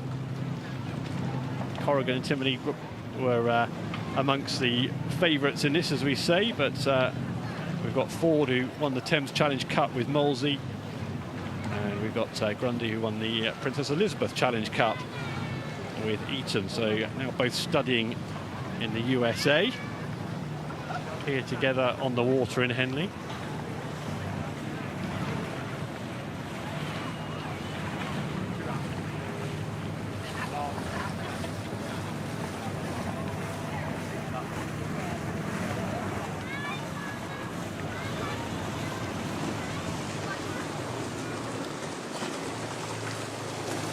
Samuel Ford is 24, Alexander Grundy 23 years old. Plenty of previous Henley appearances. Big day for them tomorrow. Big day for them tomorrow, and you know, they're in a fortunate position right now where they are not putting that sort of lactic acid into their legs. They definitely are not. No, the other semi-final will be. So, you know, they need to take huge advantage of this. Unfortunate, but Martin and Acterfield of Germany, or Winkham and Digby will be who they face tomorrow. We'll find out. It's only 20 minutes time, isn't it, that we find out which of these two boats they will face. I'm sure they're both the two boats are presumably paddling up to Temple Island right now, looking on rather enviously, thinking, oh, why couldn't that be us? Luck of the draw, isn't that? So you enjoyed your week at Henley? Been enjoying it from the bank rather than on the water, which you until relatively recently were, you know, competing, weren't you? Yeah, look, of course there's a bit of me that has a huge itch to want to get back out there, and you never know, maybe another rogue entry next year, but if I can maybe shift about 20 kilograms at least anyway. Or you get a row over like this, then you'll be all right. That's the only way I'll be winning any races at the moment.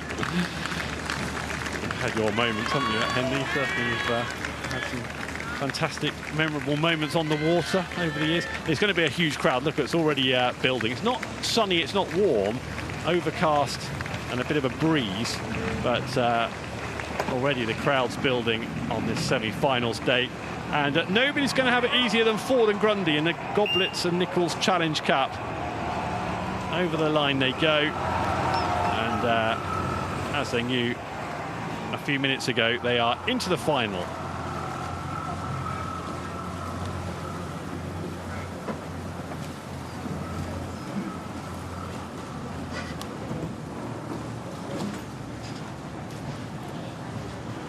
So this is the Wargrave Challenge Cup, and we can have a little track back, see what's happened to this point. So we know that Thames Rowing Club B are into the final, and in the next few minutes we'll find out if Leander Club or Thames Rowing Club A will join them. If it's Thames Rowing Club A against B, that'll be hotly contested. If it's Leander Club, it'll be hotly contested. It's going to be an interesting lineup tomorrow in this, either way. Yeah, look, this is a hugely competitive category at the moment, and all of these crews are really fantastic.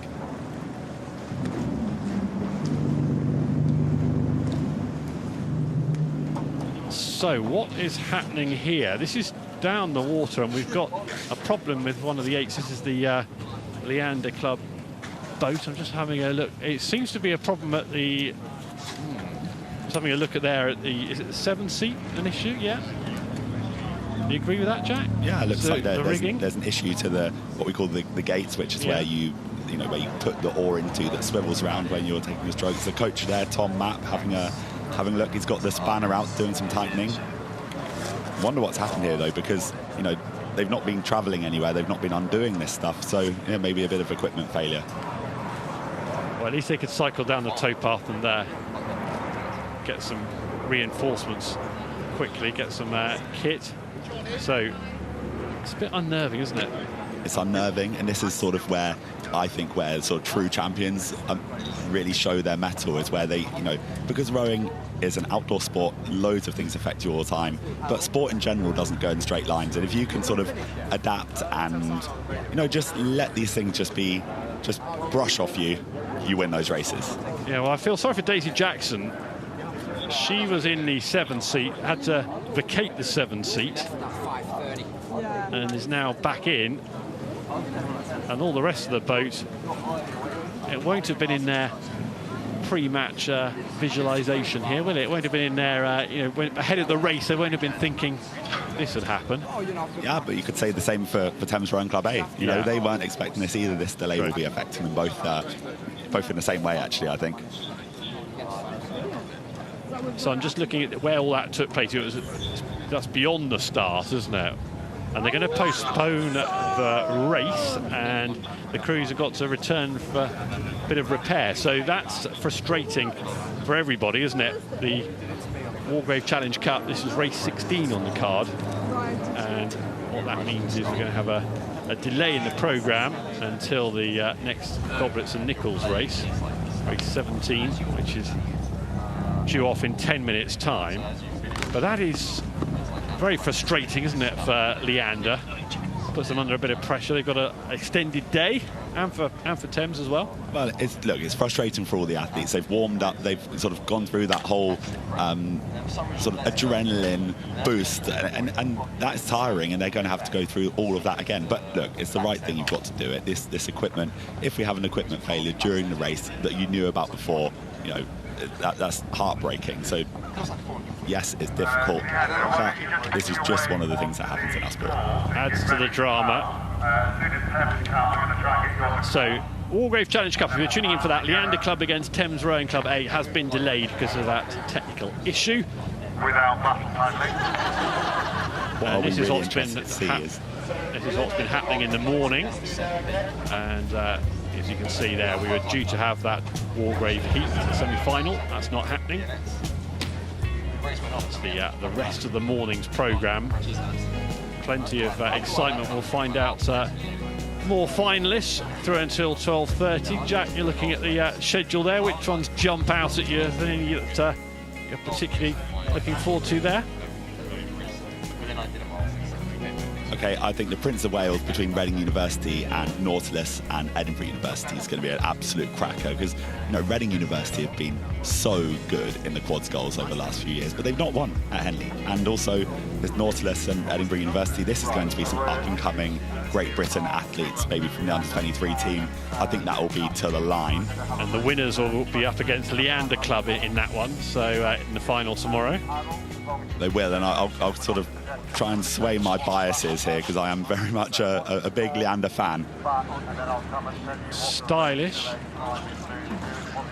I've got the right shirt colour, Jack, but I haven't got the right suit colour.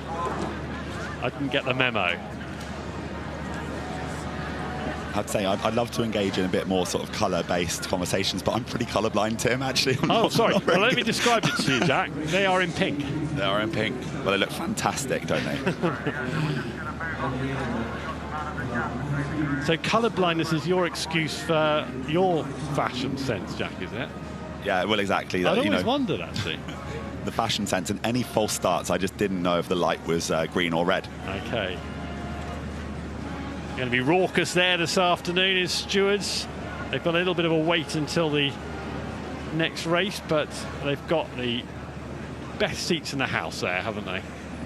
They got the best seats in the house, and looking at us right now is the father of Harry Leask, who was an Olympic silver medalist in Tokyo 2021. They can dip their toes in the water there if they get too hot.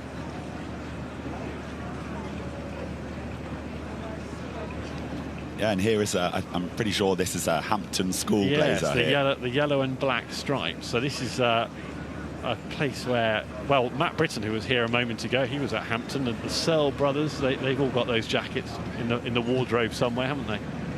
Yeah, they do. Getting eaten by moths, I'm sure. Martin Cross, he's flying, isn't he? I think we've got next year's entry into Diamond Challenge Sculls here.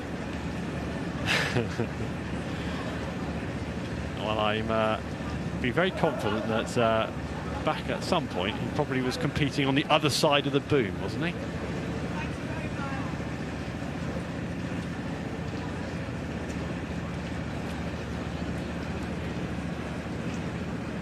So we've got a delay in the programme because the Wargrave Challenge Cup race between Leander Club and Thames Rowing Club A has been postponed. There's a technical issue in the boat. It seemed to be in the 7th seat. Daisy Jackson was the rower who had to vacate her seat, and they had a tinker around with the spanners and the screwdrivers and decided they need to go all the way back down to the bridge. And presumably, Jack, they'll be getting that boat into the boathouse at Leander by the bridge in Henley and work out the issue, get it ready to go again. But that is mentally draining, isn't it, for the athletes? Well, you know, it just throws away your whole schedule for the day. How you've eaten, you know, what sort of hydration plan you've had, you know, maybe even plans that you were planning on doing afterwards, what time you were going to party. Some people might take their energy gels or something like that they've all had already, or if they might drink some coffee because they want to feel a bit more wide awake, all these sorts of things. Okay. That's the way to do it. Casino Royale. I wondered if I walked past Jeremy Irons this morning. He lives locally, doesn't he, Jeremy Irons? And I did wonder whether I spotted him in the enclosure earlier on this morning. He's quite distinctive looking.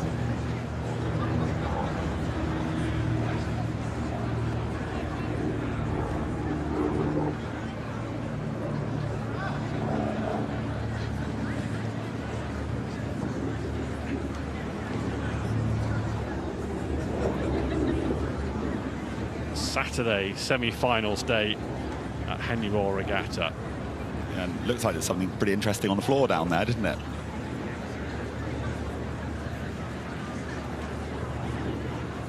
Tens of thousands will be here today and tomorrow. Just talking about the conditions, Jack, we haven't spoken about the weather. It's not bright sunshine, is it? We've got a covering of cloud.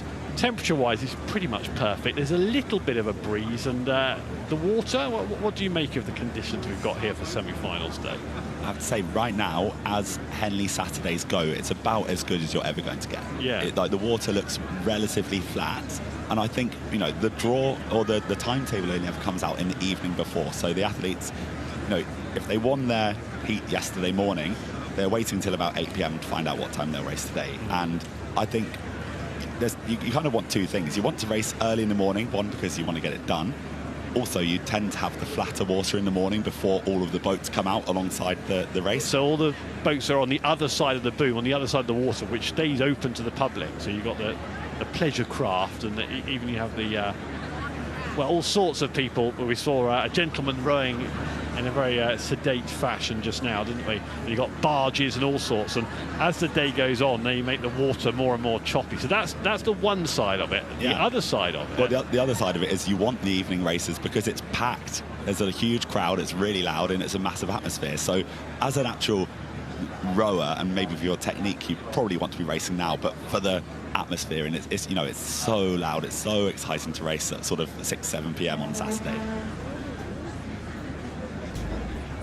The umpire's launch, getting ready, and this is what's happening in the next race that we're going to be watching, the Silver Goblets and Nichols Challenge Cup. So Ford and Grundy, we saw in that row over a few minutes ago, booking their place in the final, and they will be up against either Martin and Acterfield or Winkham and Digby.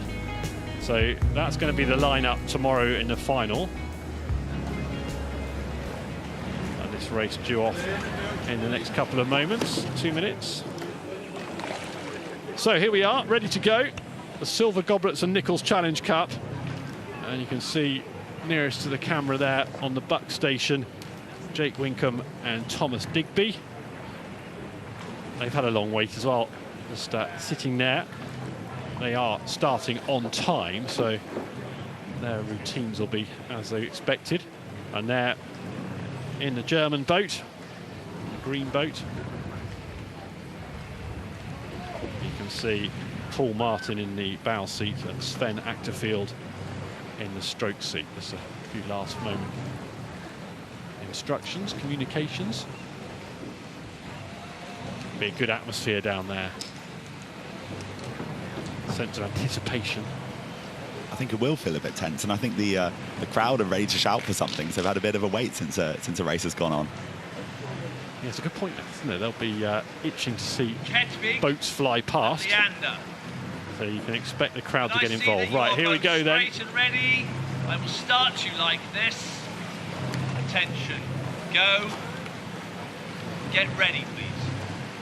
It's a long day lying down, holding the boats at the start, isn't that? On that start pontoon. Attention. At least they won't be getting sunburned. Go. So underway in the Silver Goblets and Nichols Challenge Cup, the German boat on the left of your screen on the Berkshire station, and on the Buckinghamshire side of the water, Jake Winkham and Thomas Digby, Marlowe and Leander combination. And they've had a pretty fiery start, just heading out central in the water at this stage, away from Temple Island and towards the middle of the water. They'll need to correct that. In fact, they continue to go out towards the middle of the water. Work to be done on the steering, isn't there, for Winkham and Digby? And there was a look over the shoulder there from Jake Winkham. You can see the umpire gave them the indication that they need to get back across their side of the water. Well, you could see that happening, couldn't you? That was the angles were all wrong, and out they went into the middle of the water. They're back now. They've corrected well, and having said all that, they're in the lead, which is all that really matters. It is all that really matters. You know what? I was about to make myself look really stupid, because I was about to say they've shot out as straight as an arrow, because initially they did, and then they started to drift over, and the Germans just kept an awesome line. But you know, this is a pretty good start by Digby and Winkham. But there's some pedigree in the boat. You know, we've got an Olympic champion in the stroke seat with Tom Digby here, and he's taken some time out from that, and he's had some surgeries, and you know, really gone back to basics with his training and sort of relearning how to move after having these surgeries. And he looks fantastic, doesn't he? Yeah, so Tom Digby, you can see in the white vest in the stroke seat in the boat nearest to the camera there, to the right of the picture. He won gold in Paris in the British 8, and then in 2025, so had hip surgery, as Jack mentioned. And then Jake Winkham as well with pedigree. You can see there in the orange vest in the bow seat, under 23 champion back in the day. So lots of quality there, quite close together, those blades, and the umpire thinks the same thing. Up goes the flag again, and asking Winkham and Digby to get back onto their side of the water. So that's 2 flags that the Marlowe and Leander boat have been shown. Don't want to incur the wrath of the umpire too many more times on this trip down. You don't, but also it looks a bit like this German crew is drifting out into the middle as well. These boats are so difficult to steer, you know. With one oar each, the slightest sort of disparity of application of power just spins the boat around. They're so twitchy. It's so easy to turn these quickly. And the umpire once again raises the flag, and that's 3 times that Winkham and Digby have been asked to get back onto their side of the water. They are ahead, but it's the water that they leave behind, those puddles, that the umpire will be concerned about, perhaps. Doesn't look like it's impacting too much on the German boat, but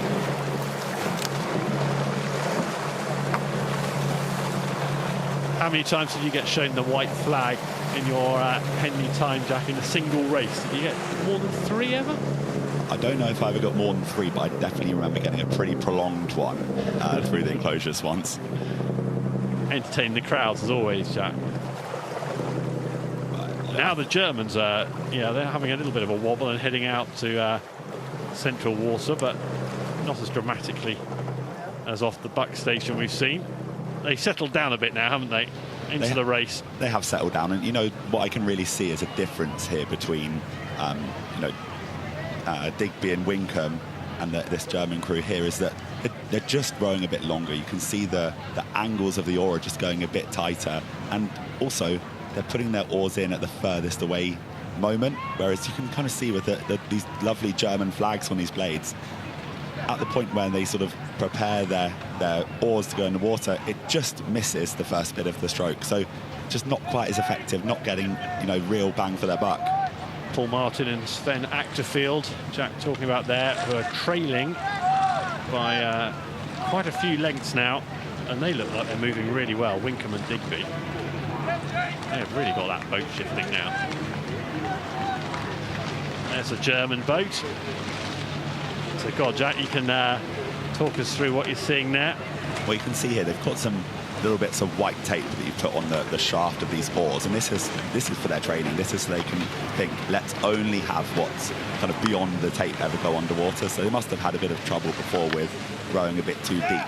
And I still think, yeah, they're just getting a little bit more of the sort of shaft of the oar underwater than I'd like to see, which just causes a bit of drag. Yeah, only the spoon, resistance. Yeah, only the actual sort of flag moves you forward. The rest of it's actually holding you back. So you really want to avoid that. If we move up to the lead boat here, Winkham and Digby.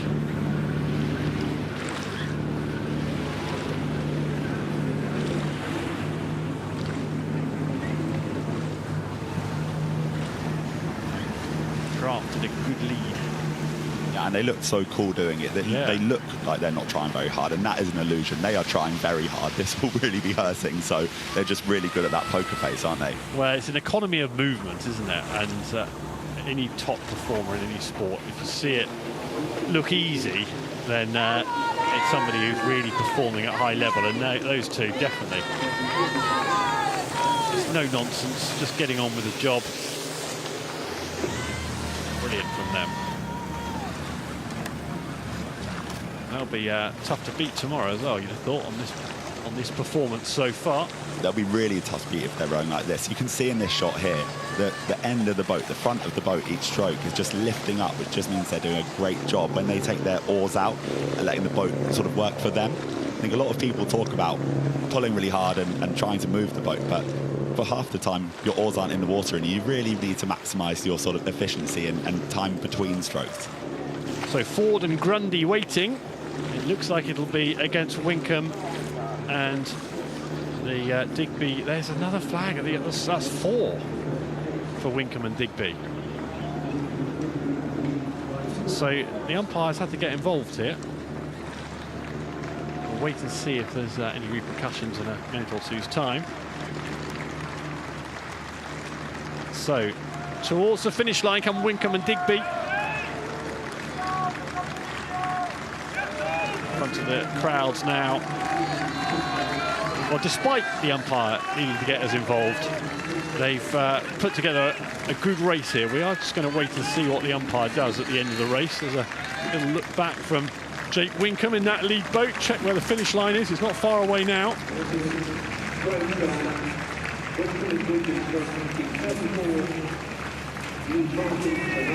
Winkham again has another look.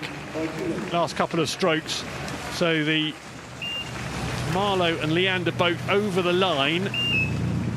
The Germans just over a length down. Well, just checking the umpire's launch. It's all okay. There's the white flag. So we reckon it was 5 times they got a white flag during that race, but no problem at the end. Yeah, I think, you know, the only one that was a bit hairy, I suppose, was right up at the start. After that, I think it was just managing the sort of the lanes, because it is tough here. It's a big, wide channel with no defined lanes, right? So, you know, when you're in the boat, you're just trying to row as fast as you can. It's an extra sort of thing to think about, and sometimes actually it's the umpire probably trying to help you.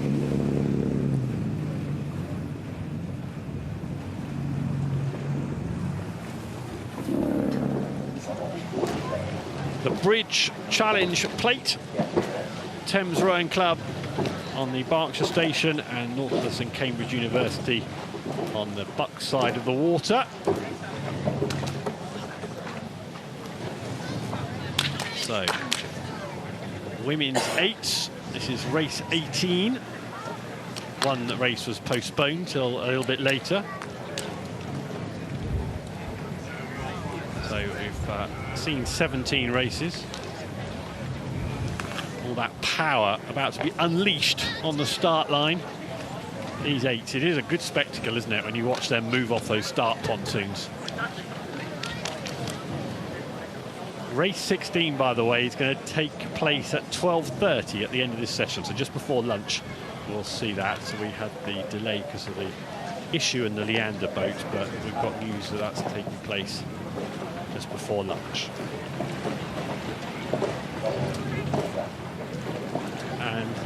The race will be umpired by Sir Matt Pinsent.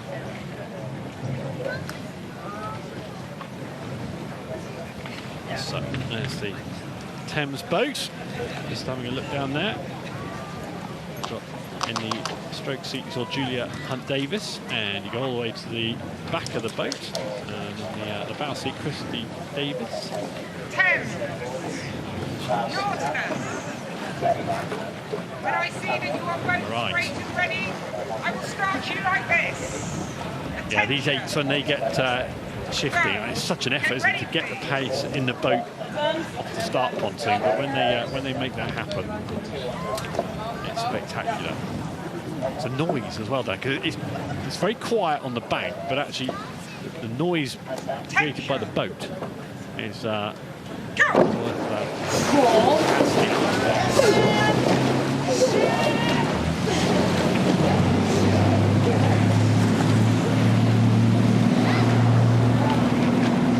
you could almost hear the breathing of some of those athletes there, the grunts as they strained to get the pace into the boat, and immediately the umpires having to chat to, well, probably both boats have come close together, haven't they?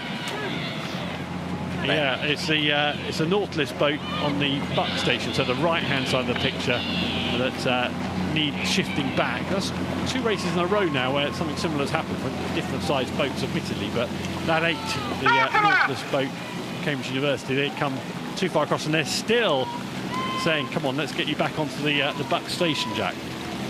Yeah, and I think, look, you were talking about the noise as they're going off the start, but that's just the huge amount of power, the sort of wattage that these athletes are producing, and it's very, very hard to steer, I think, when you have that level of power going through the boat. So away they go. Still risking the wrath of the umpire there, but the Cox, Nikita Jacobs, 21 years old, keeping her cool. And it's an early lead for Thames Rowing Club. You can see at the top of the picture there, 1/4 of a length, moving up to 1/2 a length.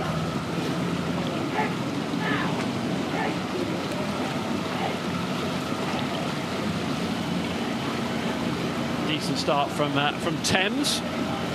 Nautilus' steering issues did distract them, because that's, I suppose, potentially a danger, Jack, isn't it? When the one boat swerves out towards the middle of the course, and yes, the umpire's trying to take care of it, but if you're in the boat that's not doing anything wrong, minding your own business, potentially it's distracting for you as well.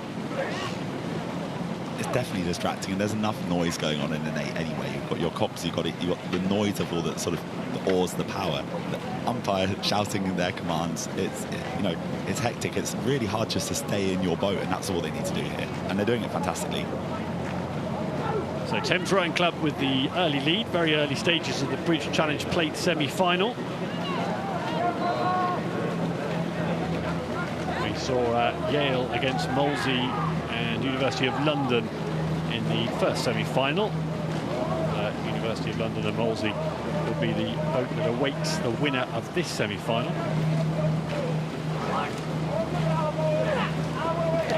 The Thames Rowing Club at the early stage. The Cox is urging on their boats. Here's A.E.W. in the Thames boat. Nikita Jacobs I mentioned in the Nautilus boat.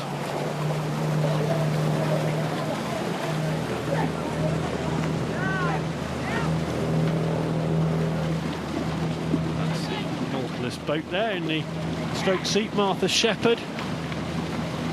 Nikita Jacobs facing her. Got to keep their cool. No, they're still in the race at this stage. Anything could happen.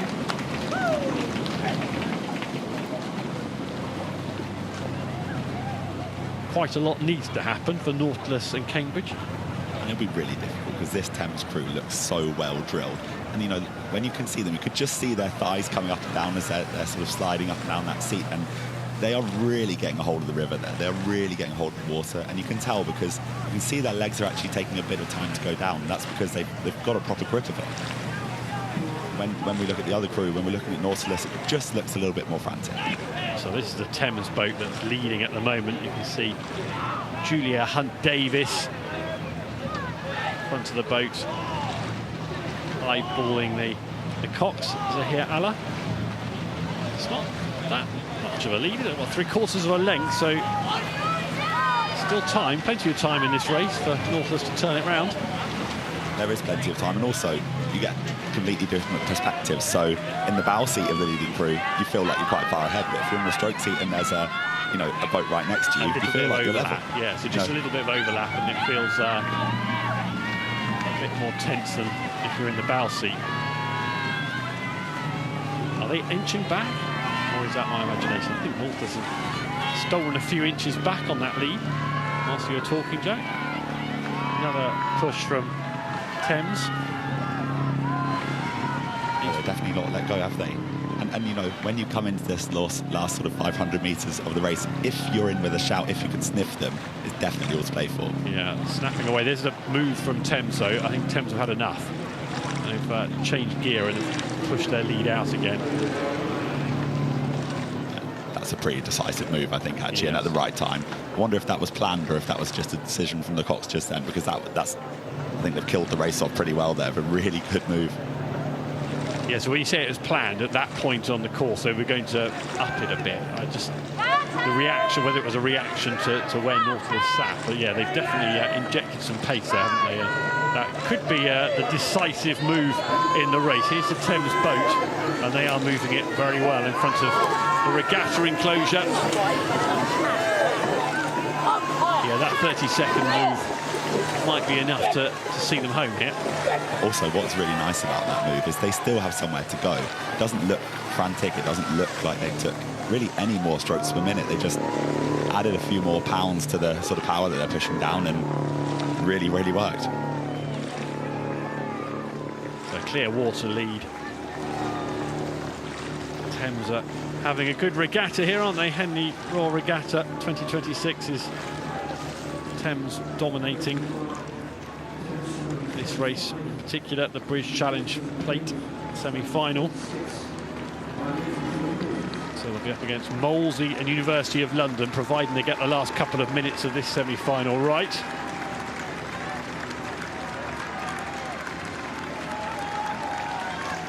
There they are, Thames Rowing Club. In the bow seat, Christy Davis. 5th Henley Royal Regatta. Lots of previous Henleys in that Thames boat, 34 in total. As they go in front of Stewards, they'll be enjoying this now, and they can just drop the rate a little bit, not too much, because Nautilus and Cambridge will just sniffing about in case there's a calamity in the Thames boat. I don't think there will be. Last couple of strokes, calmly done. Yeah, very well done. Thames Rowing Club through in the British Challenge Plate. Nautilus Rowing Club and Cambridge University's journey ends at the semi-final stage. Confirmation now.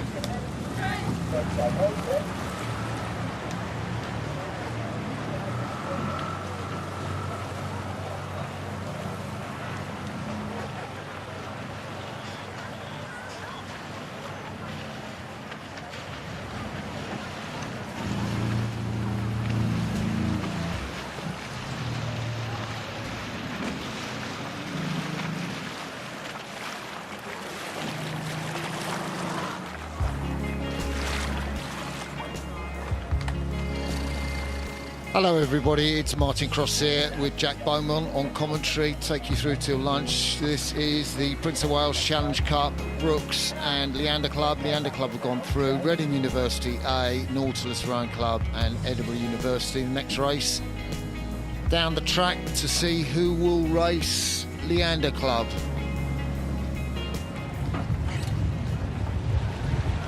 So let's have a look at the start. Umpire's launch, as ever. Umpire sat down, so we've got a bit of time. Jack, who's your money on in this race?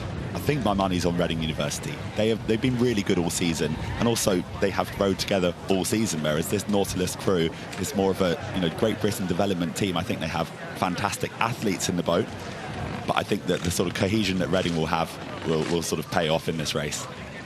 So there is the Nautilus Rowing Club and Edinburgh University team. Nat Gowden, Elliot Donovan Davis, Josh Matthews, Freddie Foxwell. up in the bows. The bow pair wearing the colours of Edinburgh University. P.H.R coaching them. How long ago did you do under 23s? You trying to be mean now? Yeah. It was my last one was 11 years ago. Oh, so you're quite young. What are you, 34 now? 32. Oh my God, sorry I put 2 extra years on you.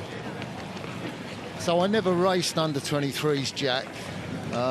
But my last international race was 1994.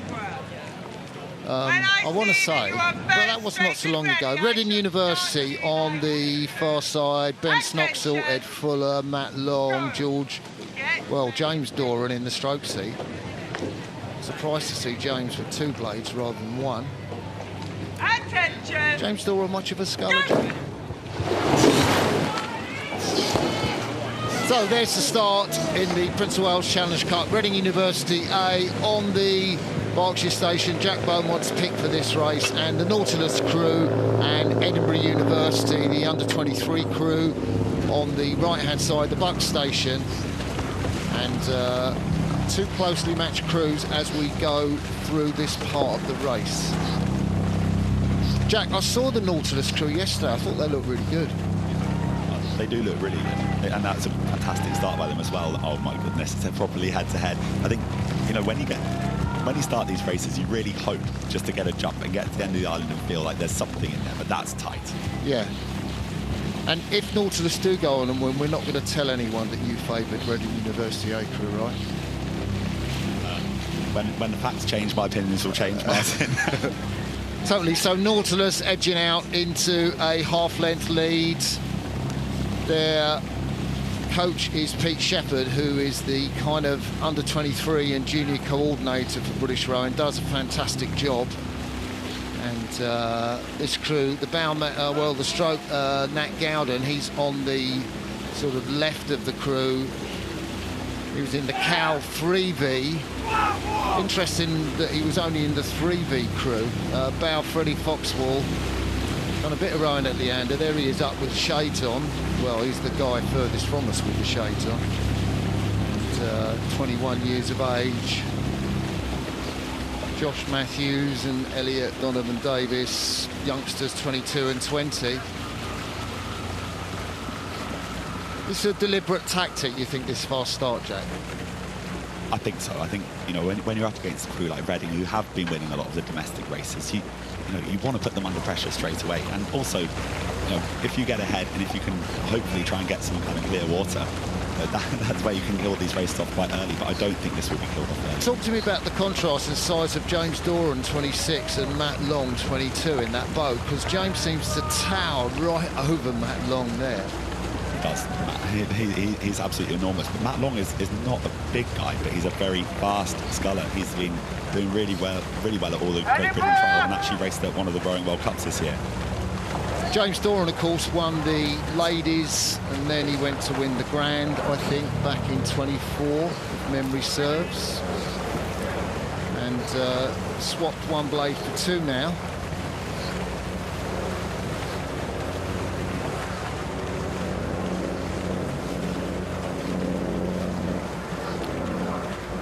So, yeah, an interesting question for you to ferret out, Jack. Like, who makes the decision who goes where in a boat? Like, your quad that won the silver medal in the Tokyo Olympics, who decided who sat where and how much input did the rowers have, or how much was it the coach saying, no, you're going to row there? Tell us where you rowed and why you were sat there.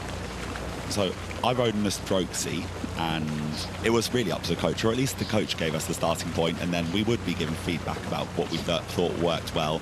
And it turned out that what our coach Paul Stannard had said was right. So it worked really well because Harry, who was in the bow seat, who was so technical, Angus, who was in the 2 seat, was an absolute meathead. He could just really push the watts down.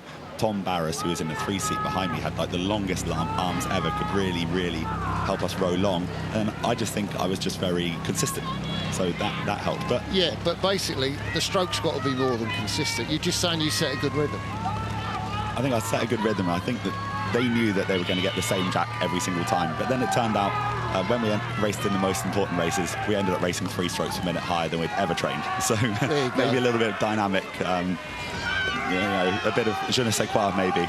Fantastic, thank you. You heard it from Jack Beaumont there, Olympic silver medalist. This is a tight race. Reading University have been doing so well all season. One of the standout crews. They comfortably beat Stuttgart yesterday, the Germans. And let's take a look. Oh, wow. That shot is so cool, Jack. It's a great shot, and you can just really see how, firstly, how long they're rowing, but secondly, how well they're sort of surging the boat just as they take their blades out. I love these drone shots because I just love watching the boat pick up. Totally, and of course in the Reading boat on the far side we've got Ed Fuller, who is of course a Paralympic champion in the two-seat, 23-year-old from Paris, and transitioned from para rowing into sculling this year with Reading, which is a fantastic achievement. Yeah, it's unusual, right? It's unusual to do it, but he's done so well. He's a really, really positive guy as well. He's just so nice. I remember watching him at the World Championships in the Para 4, and he was just the smiliest, happiest, nicest. And Reading Uni are making a bit of a move here. It's not over yet. Yeah, well, the crew in the yellow boat, their average age is about 20. Reading University boat, a little bit higher, I'd say 22 or 23, but that's a handy lead to have.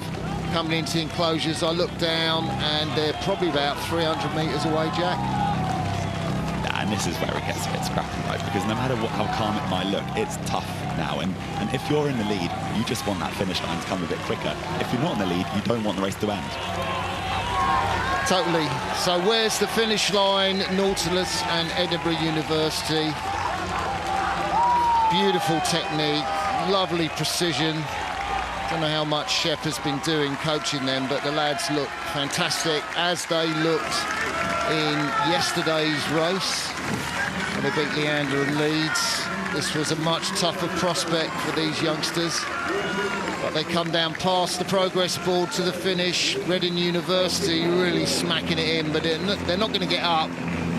So at the finish, the first crew across the line is Nautilus and Edinburgh, who beat Reading University. So, Jack, thanks a lot for that brilliant insight in that race. Yeah, well, thank you, and it shows how much I know about quad sculling.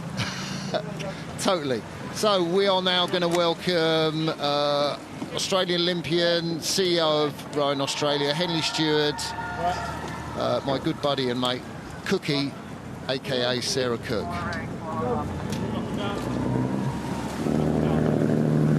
Great to be here, Martin. Oh, right, yeah. Tell us about that blazer, Sarah. What you got on today? Well, it is the blazer of the home of rowing, Martin Cross. Sydney University Boat Club Blues blazer in all its glory. So you're pretty chuffed that Sydney Rowing Club got through in the Wyfolds, I guess. Look, they're arch nemesis of Sydney Uni, but when we're over here, we're all mates, Martin. So very happy to see an Aussie crew through to the finals. OK, Durham v Washington. Really looking forward to that. Brookes and Brown coming up later. We've got both of those races for you to see who gets into the Ireland final. The Ireland final is for student women's eights. Won last year by Rutgers, I think the USA. High quality crew. So this is live now, and on this side we have got the women from University of Washington, and they are closest to, coached by K.A.R.Z.V, the incredible K.A.R.Z.V, coxed for the USA. And these women look really strong yesterday. And you can see Washington down there, all in ones, and then Durham University, they look really good here over on the far side. Who's your money on for this one, Sarah? That's a really tough call, Martin, because we've seen some great racing across the week. I mean, UW, K.A.R.Z.V, I think that's a pretty tough one to come up against, but Durham University have looked incredibly strong, very impressive across the week. This is a line ball one for me. What do you think? Yeah, I'm going to go Husky. just from Durham. I think it'll be a close race. There's the Durham Cox, Ben Jennery, just 20 years of age. But the lads coxed here 4 times. They're all looking down the boat and they're not doing much. Have you ever sat on the start at Henley, Sarah? I have sat on the start. When was that? It was in 2011 I was rowing the quad for Australia. I think we met the Americans in the semi-final, who went on to win. So did not progress to Sunday. What's it like, this gym? Do you have any memories of the start here? I do.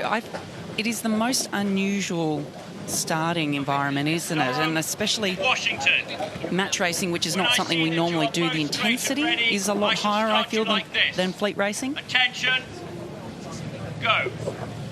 So let's have a listen to the umpire who's just running through. We'll just leave it to breathe now, and you can listen to the sights and sounds of the start at Henley.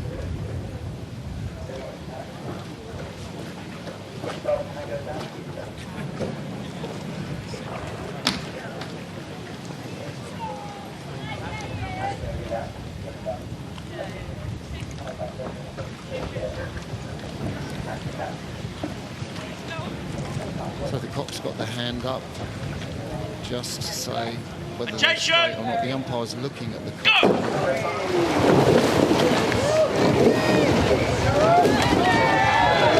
And the quietness explodes into a cacophony of noise. The Island Challenge Cup semi-final, Durham against Washington. Durham on the left, Washington on the right. How'd you read that start, Sarah? Yeah, a little steering correction there from UW as they're coming past Temple Island. We often see the stream just has a little impact on crews as they come past there, but they've measured it pretty quickly. I think they've read it ahead of time. Sometimes we see crews really pushed into the middle, but they've done it well. They're back on their station. And it looks like, whoa, they couldn't be closer at this point in the race, Mark. Great start from both crews. I think there's 5 or 6 British athletes rowing in the UW crew who are leading this race from Durham and looking really strong. Just explain to us how come there are so many British athletes rowing in an American university crew.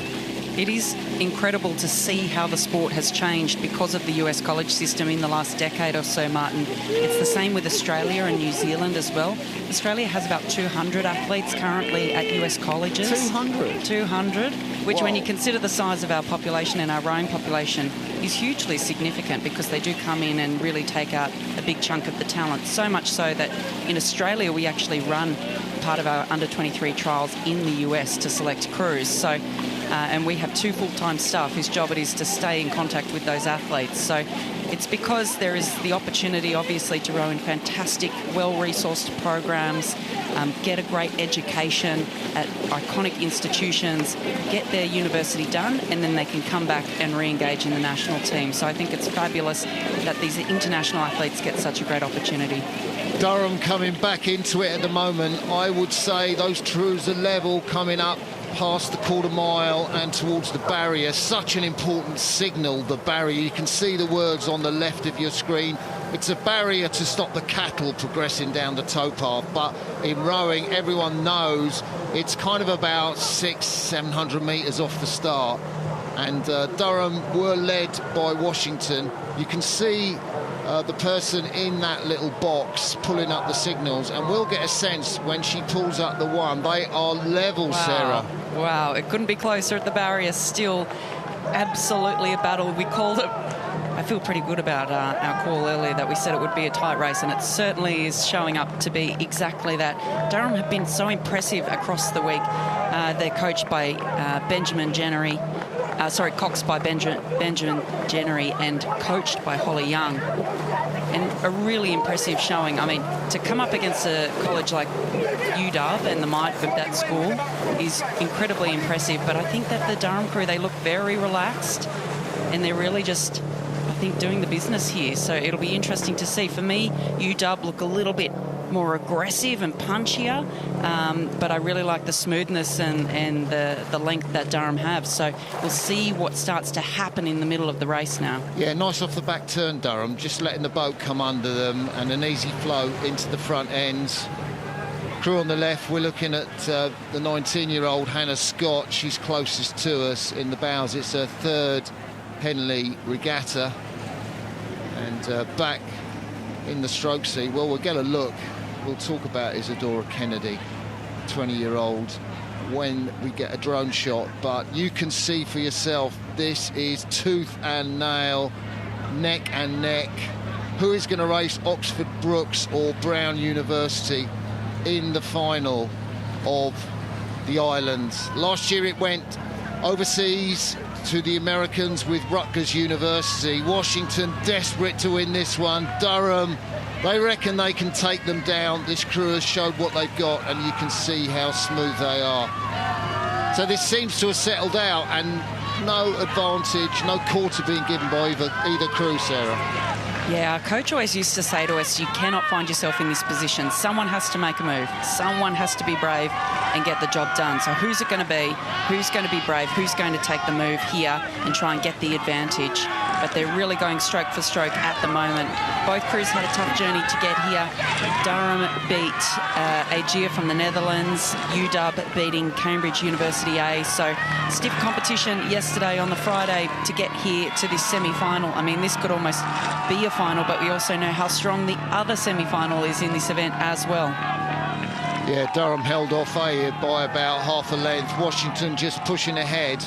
And it's interesting to note that a couple of these Washington women were in that 8 at the Cup over in Seattle, where they raced the British 8 and narrowly lost to them. Violet Holbrook, Buxbank and Jania Palmer, who are rowing in this Washington 8, 2-seat, Jania Palmer and Violet in the 4-seat.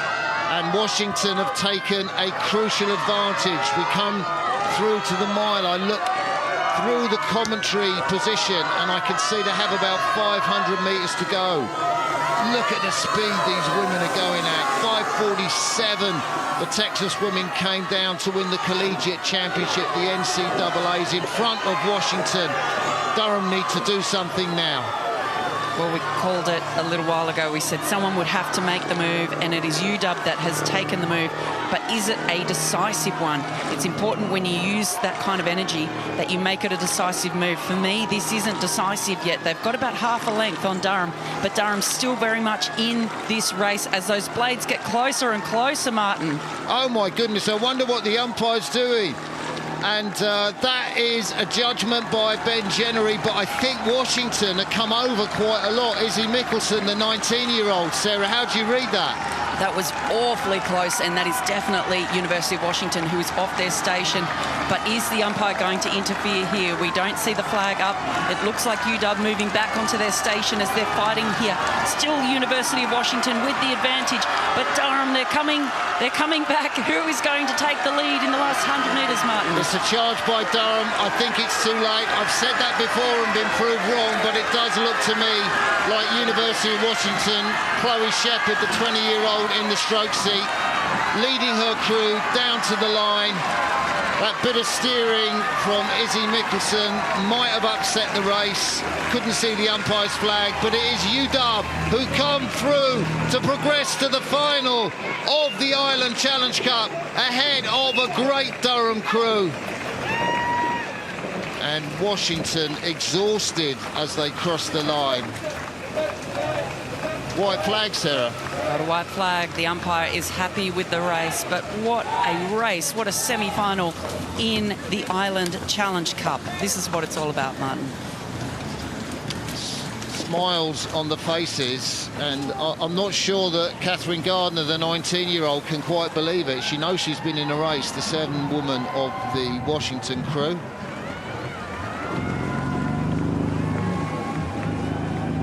Exhaustion in the 4-seat from Violet Holbrook, Buxbank, the Welsh woman. Oh my goodness, what a sight. They did give everything, didn't they? Isadora Kennedy closest to us. It's not a nice feeling, that, is it? It's so hard in match racing too, because it is one-on-one. So there is just one winner, there is just one loser. So we're going to take a wrap here and move back up to the start, which is going to be a very different sort of race. So the Double Sculls Challenge Cup. Makovic and Pimenov from Serbia, Podrazel and Nedler from the Czech Republic. And then this race, we're looking at Hayward and Knight, the British double, and the Portuguese double, an exciting pair of youngsters, Rodriguez and Neves. That's the race we're going to look at for the final of the Double Sculls. So, we are coming down to live pictures. So, on this side, it is Pedro Rodriguez in the bow seat and Tom Neves. Pedro's just 20, Tom is 19. And on the far side, the old familiar features of the man mountain, Matt Hayward in the bows of the British double. And I want to say the young pretender, but he's not pretender anymore. The speed that double were going in Lucerne. Josh Knight, fresh back from Cal, rowing here in the colours of Minerva Bath. So it is Nottingham Rowing Club and Minerva Bath on that far side against Associação Desportiva Navarremo from Portugal. And they are on the right-hand side. Bit of steering going on there, Sarah.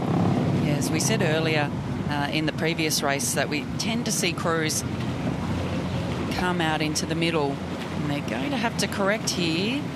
Looks like they're correcting just in time.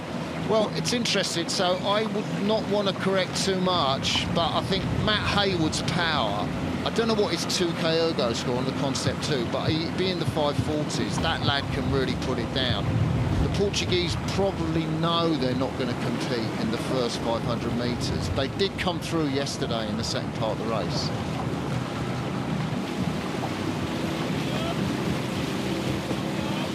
So we've got a great side shot there. You can see, for me, the British are just a lot longer out in front of the pin. They're really patient as they place the blade and then move it, whereas the Portuguese, see how they really grab and sort of pull those blades into the water. So for me, it looks like the British, a really good display of double sculling here, just really long and loose through the front, dropping those blades in, which I think will start to pay dividends down the race. They won their race yesterday against Denmark easily, so they are certainly the crew to watch, whereas the Portuguese had a fight with the crew from Leander.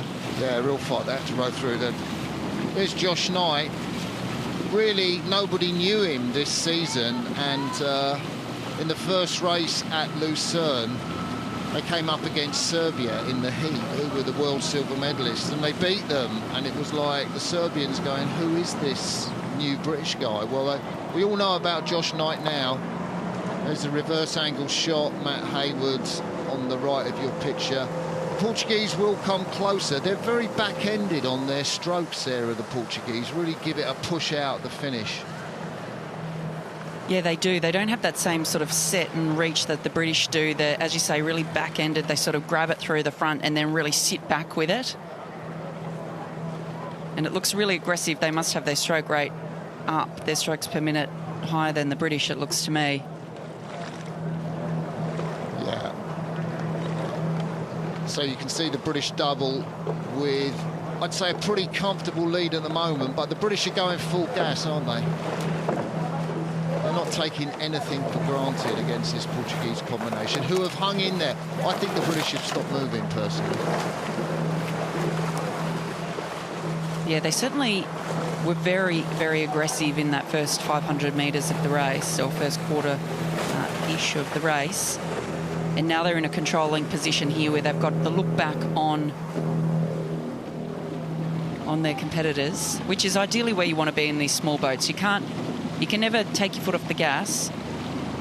There's Tom Neves from Figueira de Foz, that little sort of fishing village just north of Nazaré, where they do all the surfing, and they really exploded this season on the international scene, where they beat the world champions Poland in a heat in Sevilla. They're coached by Jose Villino, and the programme's overseen by John West, the British coach. They go out to a viz. John sometimes takes his two girls out there, and Portuguese look after them really well. Pedro Rodriguez, the 20-year-old, just looked round to check where the British were.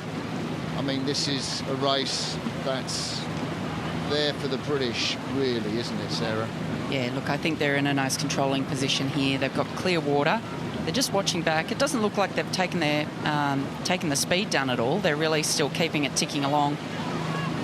Yeah, well, Matt Haywood in the bows, I mean, so experienced, you know, world medals in sculling, winner of the Wingfield Sculls a little while back on the championship course in the Thames. I mean, he's so experienced. And they will have so much respect for these young Portuguese because they'll know they'll come back at them and they'll charge, and they're not willing to open any doors, and hence they've got the hammer down. And well, we'll see what that means. If it costs them, perhaps if they do make tomorrow's final. Just see in the distance there that shot of our camera boom, and we've got our drone flying. I love the sense of speed you get from this shot, Sarah. Yeah, it really gives you an indication of how these boats are actually travelling through the water, doesn't it? You see that bow wave coming off the boat, and the bow of the boat there. You're really wanting to eliminate the boat going up and down in the water. So ideally, you're able to have the bow surge and keep the bow up out of the water. British coach by Richard Chambers, who himself won a silver medal in the British lightweight 4 in the London 2012 Olympics. Interesting, two different boats. M.E.C, the yellow German boat, Filippi boat in the lead, the white Italian boat. What boats do the Aussies use, Sarah? We use Filippi now. Any reason for that? Well, most of the leading boats internationally tend to be Filippi. There's been a bit of a change, I guess, at the international level in terms of winning boats, and we're really happy with the relationship with Filippi and the work that we're doing with them. So it's a great relationship for us. Well, doing a great job. There we see the 24-year-old Josh Knight. Stroke of this British double scull. Looks like it might be a contest if the Serbians do get through between Britain and Serbia. And, well, I think it's kind of one each, really, because the Serbians beat the British in the final at Lucerne, and the British beat the Serbians in the heat. So if we do get that race, it'll be really, really interesting. What's the stewards' enclosure like this time in the morning, Sarah? Well, it's all looking very subdued at the moment. We're seeing plenty of people out watching these great races as they come down, and there's some fabulous races we've seen this morning as we hear them clapping. It's going to be a record day. I think we've just about sold out badges for Saturday, so if you're still after one, get down here quick. But it's going to be beautiful weather, beautiful day, fantastic racing. Doesn't get much better. So it is the British double scull on their way to the World Championships, they will hope, or maybe a Henley win. Matt Haywood and Josh Knight come up to the finish line. Impeccable, flawless race. They had their foot on the pedal the whole way down. Big respect that they showed to their Portuguese opponents, Pedro Rodrigues and Tom Neves. Waiting for the white flag. There it is.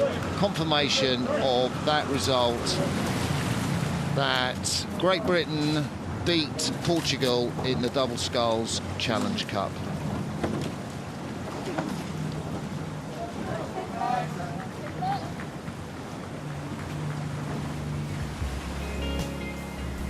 So from the men's double sculls to the women's, the race we're looking at now, Troop and Mills versus Francis and Spors, the Kiwi Olympic champions. Phillips and Marshall, Luciani and Gammon will be taking that race in the Stoner Challenge Trophy. A lot to talk about in this race, Sarah.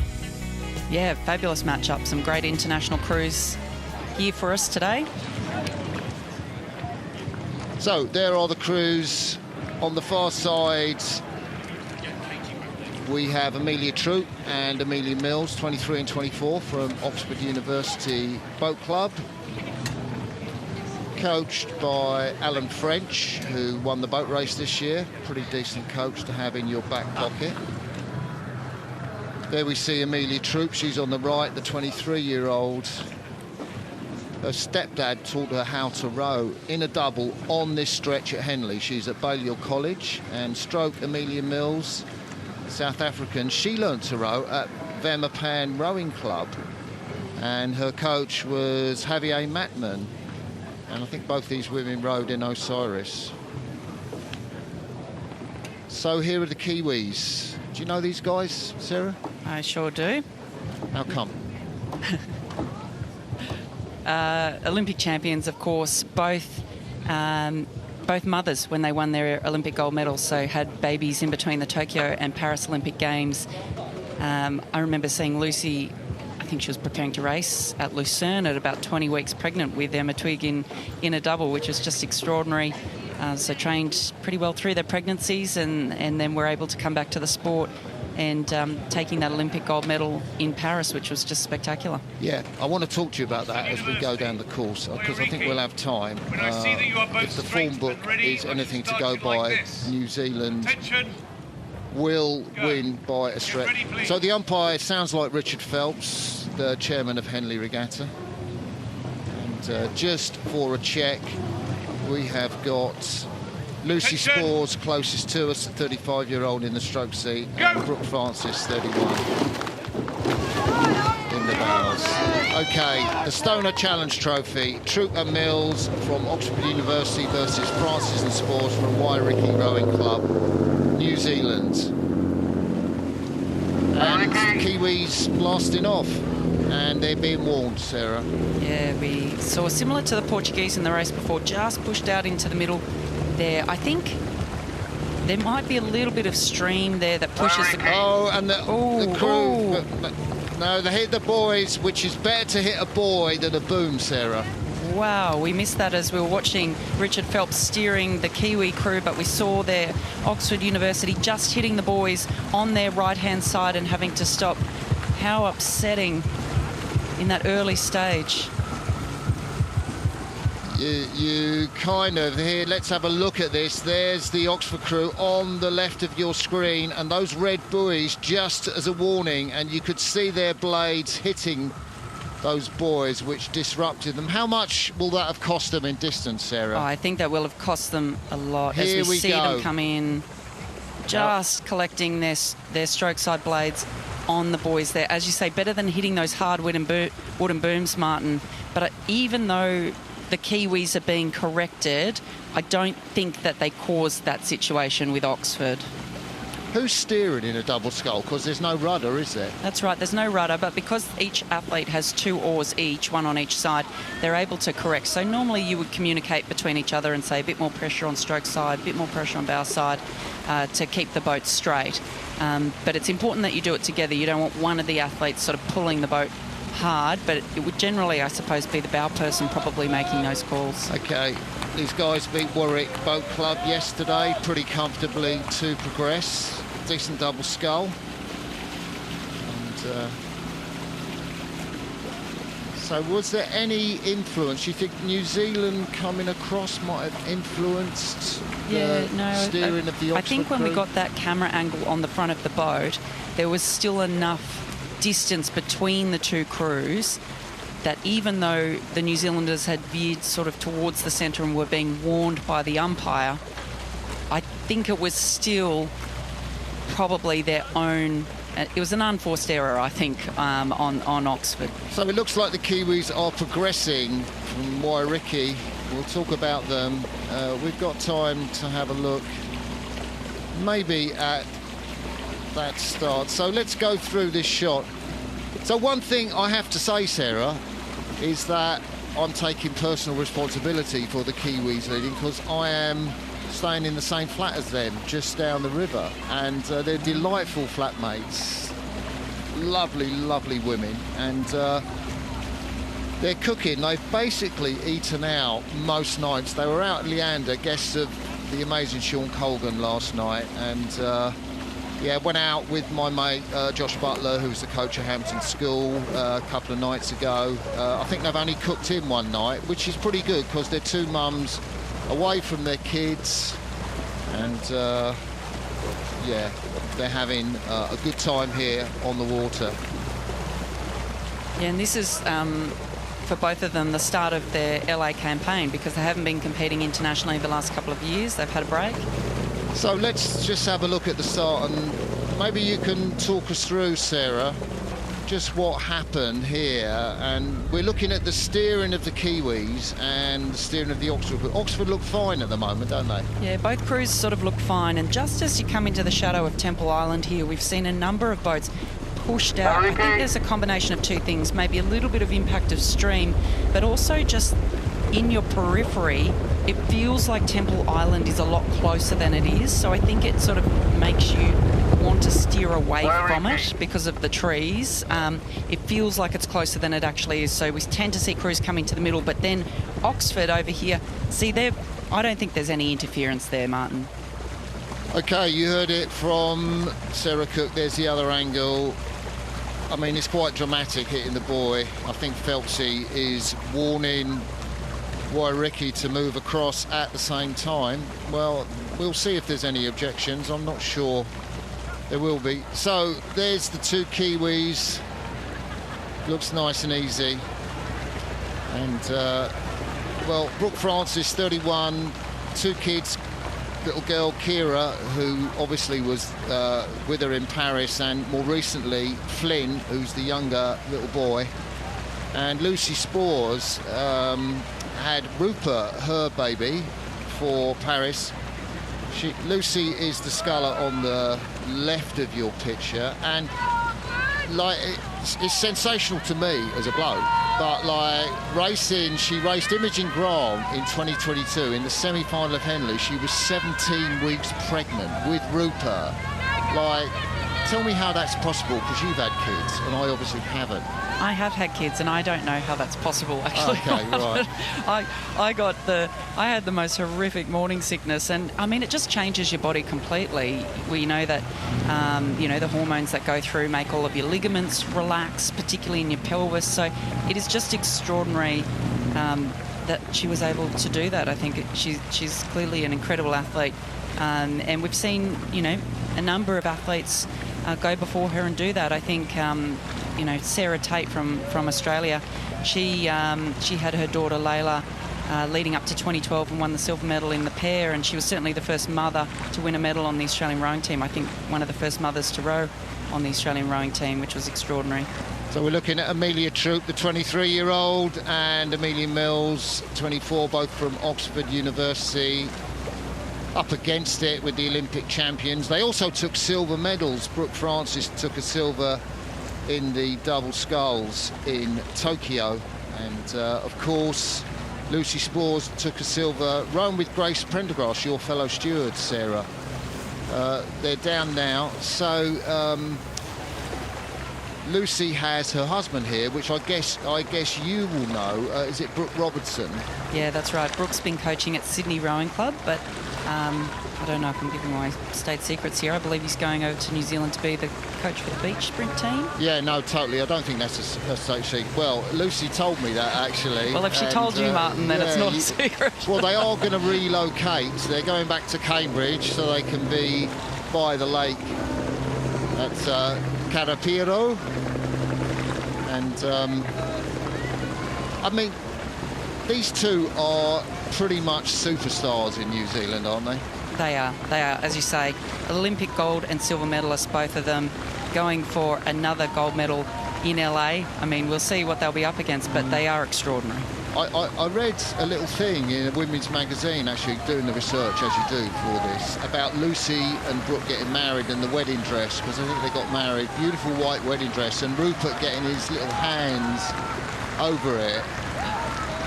I know, that's a bit of a nightmare. I'm wearing all white right now, and did I think you get married in white? I did, but I didn't have any little people with their fingers on it. They came along later. So it is this double from New Zealand, from Canterbury, and I think Waikato, representing Y.R.C here. Very easy race, but event filled, and they have about 3 or 4 strokes to the line. And that dinner at Leander did them no harm last night, obviously. Y.R.C crossed the line, and they move into the final. But, of course, we need to check that the umpire is happy with that race as we wait for Oxford University to cross the finish line. I'm looking at the umpire in the launch. I think it's Richard Phelps. And what's he going to do? A white flag. Is it Richard Phelps? It's not Richard Phelps. My apologies to Phelpsy. I think it's Jim Harlow. It's Jim Harlow, yeah, our colleague in commentary. So, Francis and Spores in the Stoner beat their opponents from Oxford University to progress to the final of the Stoner Challenge Cup.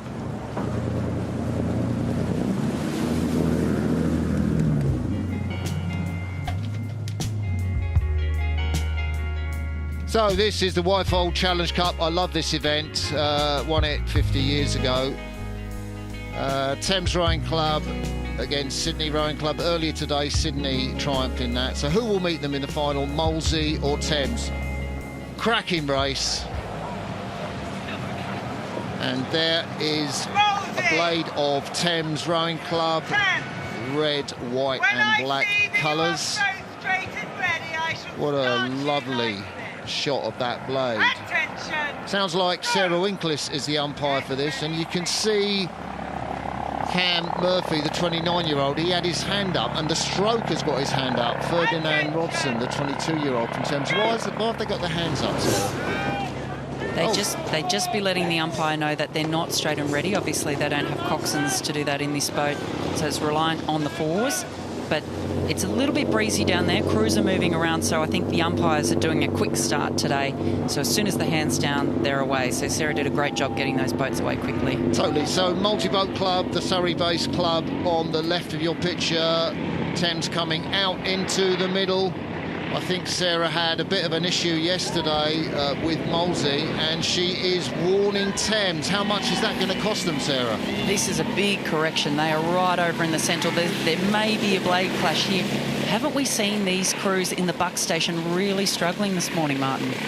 I'll tell you what, well, Molesey have probably just profited a bit from that.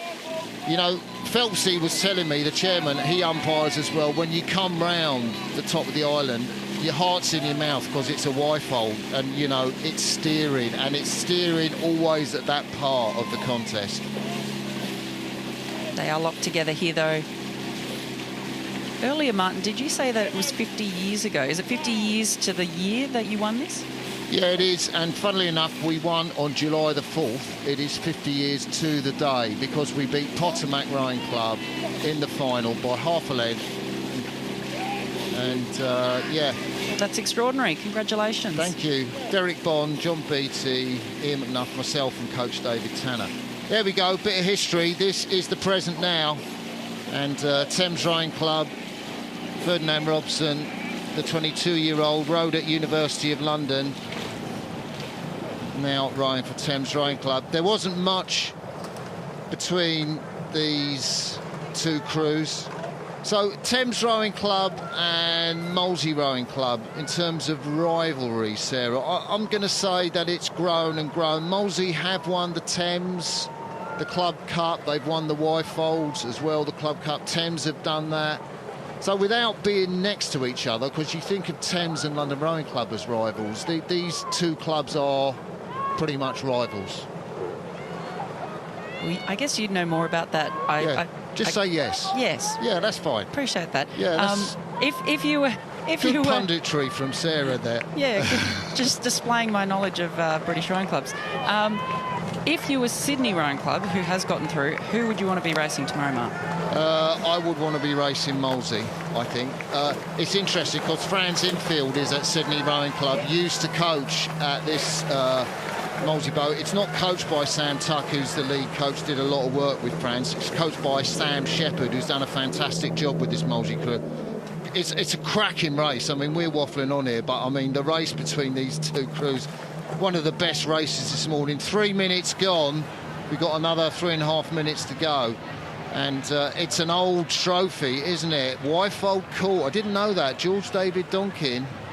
And the event for fours in 1855. They had the Stewards first, which was the Stewards Challenge Cup. But we love the Wyfolds. Great club event, and long may it continue. It's extraordinary how much experience is in these two boats, Martin. The Thames crew, 17 combined appearances, Molesey 13, and there's 4 athletes out of the 8 here that have raced at Henley 6 times, which is extraordinary. Yeah, totally. Looking at Molesey on the right of your picture, Bow, Harry Hetherington, 27, Al Coates, 23. I think he coaches at Twickenham Rowing Club. Sam Maloney, the GB trialist, did great in the pairs in the long-distance trials. And the Slovenian Luka Haslam-Bailey, you can see him, I think, with his shaved head, but Thames have made a decisive move. Molesey will not have, inverted commas, let them do that. And so, big advantage to Thames Rowing Club with, what, 3 minutes in this race left, Sarah? That was a big move because they were together for the first half of that race, and now Thames making that move. We talked about it in the island earlier. You can't stay locked together like that. Someone has to, it's like playing chicken. Someone has to make the move, but when you make the move, it has to be a decisive one, because if you kind of half do it, you're at risk, and it's a lot of energy expenditure to take that kind of advantage. So Thames's coach, Natalie Kerman, will she have told them to do that in this race, or is that something that they've just decided, or has it just happened they're quicker than Molesey? I would, given how decisive that move was, I think that would have been a pre-arranged. They would know as a crew, because they don't have a coxswain. It's very hard to call when you're in a boat like this. I think that they would have made that a strategic move that they would have decided to do before the race. There's a Slovenian, the 23-year-old in the stroke for Molesey, Luka Haslam-Bailey. Wow, what a move the drones just made. Did you see that? Flying across to Ferdy Robson, who's been stuffing it in, the 22-year-old. They're a slightly younger crew. There's Ferdy with the cap on in the stroke seat. Yeah, so there's 2 oars this side, but 2 oars close in the middle. Why is that, Sarah? Well, we call that a bucket rig, is sort of the slang, I guess, where you've got the 2 people in the middle on the same side. There's a whole heap of reasons as to why you would do that, but generally it's about where you sit in the boat. Different seats require different roles, different skills, so generally it's about who you have stroking. So they've got their stroke side, their stroke seat rowing on bow side. A conventional rig would be stroke seat, stroke side. This is what we call an unconventional rig. Yeah, so there's the configuration of the other boat, which I guess is what you're saying. They're stroked on bow side too, which is kind of starboard side if you're in America. And that's a more conventional rig. You've got, you know, rowers on alternate sides going down the boat. That's right. And there's different theories about the power through the boat as well. That, you know, there is a school of thought that having a bucket rig like that means that you actually run straighter. That there's less twist through the boat, but I'm not sure that that's backed up by science. But anyway, there's a view that that's the case. Totally. Rowing the John Russell, that yellow M.E.C boat. Molesey are charging. They are almost right behind Thames Rowing Club, but they're not going to make it. For the honour of racing Sydney, looking round, keep your eyes in the boat, Cam Murphy, 29, you should know better. Where's the finish? There it is. Thames go through to race Sydney. Barring the umpire's white flag, Molesey got the overlap at the end but couldn't quite get through. Sarah Winklish shows the white flag, and we will give you confirmation that was an enthralling race. So Thames Rowing Club, A crew, beat Molesey Boat Club in the Wyfold Challenge Cup. So let's have a look. Oh my goodness, the pain of defeat, Sarah. It hurts so much more when you're defeated, doesn't it, Martin? There's something about winning that really, the euphoria of winning, that sort of takes away that pain. So here's the highlights of the race. Do you remember, Sarah, when the Thames crew came right across and Sarah Winklish in the umpire's launch had to give them a big old flag warning? Very lucky not to make contact there. So there we see the move that Thames made. This was the decisive move that they made. You can see the power coming off the back end of the stroke there, and that's what it did for them. Gave them a length, and try as Molesey might in the latter stages of this race, they did mount an attack, as you can see there, but it was Thames across the line first. And of course, I'm saying don't look out the boat to Cam Murphy there, because obviously Thames won a race because Cal hit the booms and maybe looked out a bit. So there's that race. Thames beat Molesey.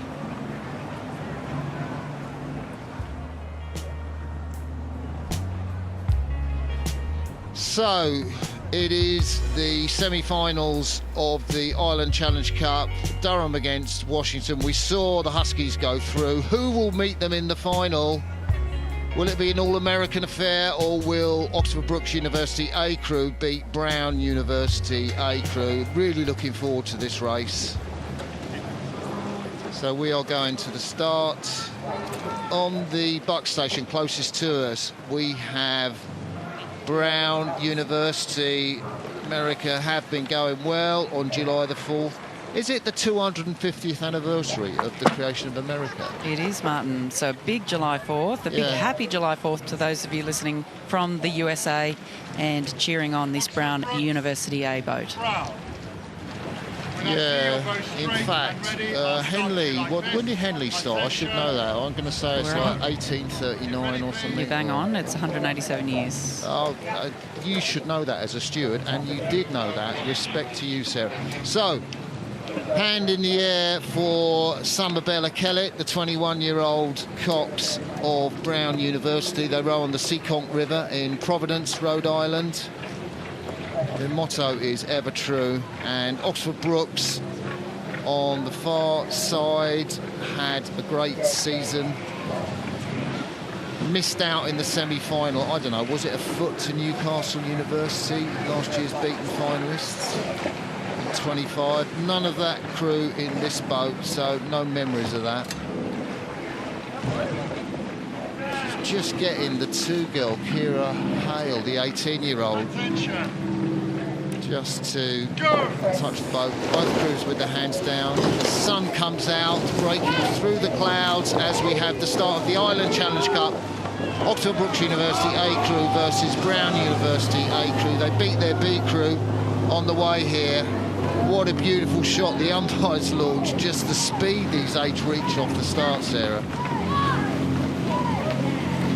It's just fantastic when these crews blast off the line and you hear an absolute, you say cacophony, which is such a perfect descriptor, with the blades and the coxswains and even some of the athletes making a bit of noise. But these two boats locked together, so aggressive. The Brown University crew on the right-hand side of your screen in the Buck station. Probably, are they a little bit in the centre? They're totally in the centre. I mean, like Brookes, right where you want to be, out of the stream, hugging that back. And it's great for Piper Melnick, the 22-year-old, who cops at University of California in the NCAAs. She's doing a great course there. I want to say, I said he. I'm not sure if it's a he or a she, actually.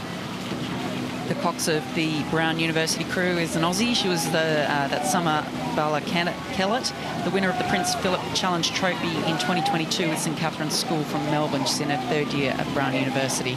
What a race, the Brown University. I mean, they're rowing like the American Women's A, which is not a surprise because Tessa Gobu, who coached them, she rowed 5 in the American Women's A when they last won a gold in the Olympics in Rio. And now she's coaching at Brown.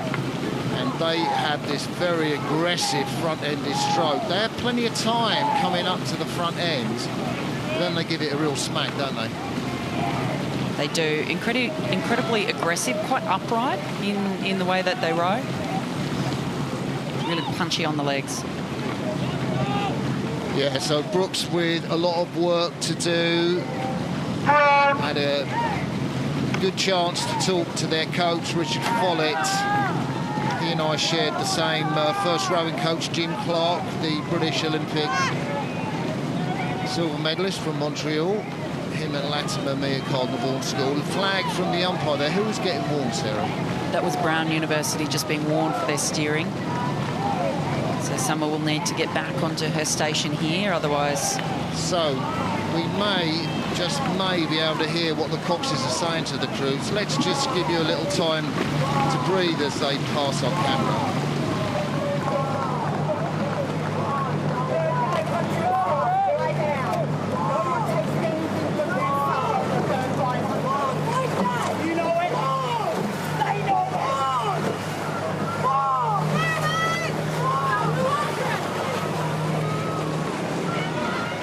Well, we can hear the crowd there as these crews power on. Brown have taken that lead. Brookes haven't made any impression on it. There's the crowd on the bank. Brown may have even extended that lead. Brookes were quite confident that if they were in contact by halfway, they would be able to win this race.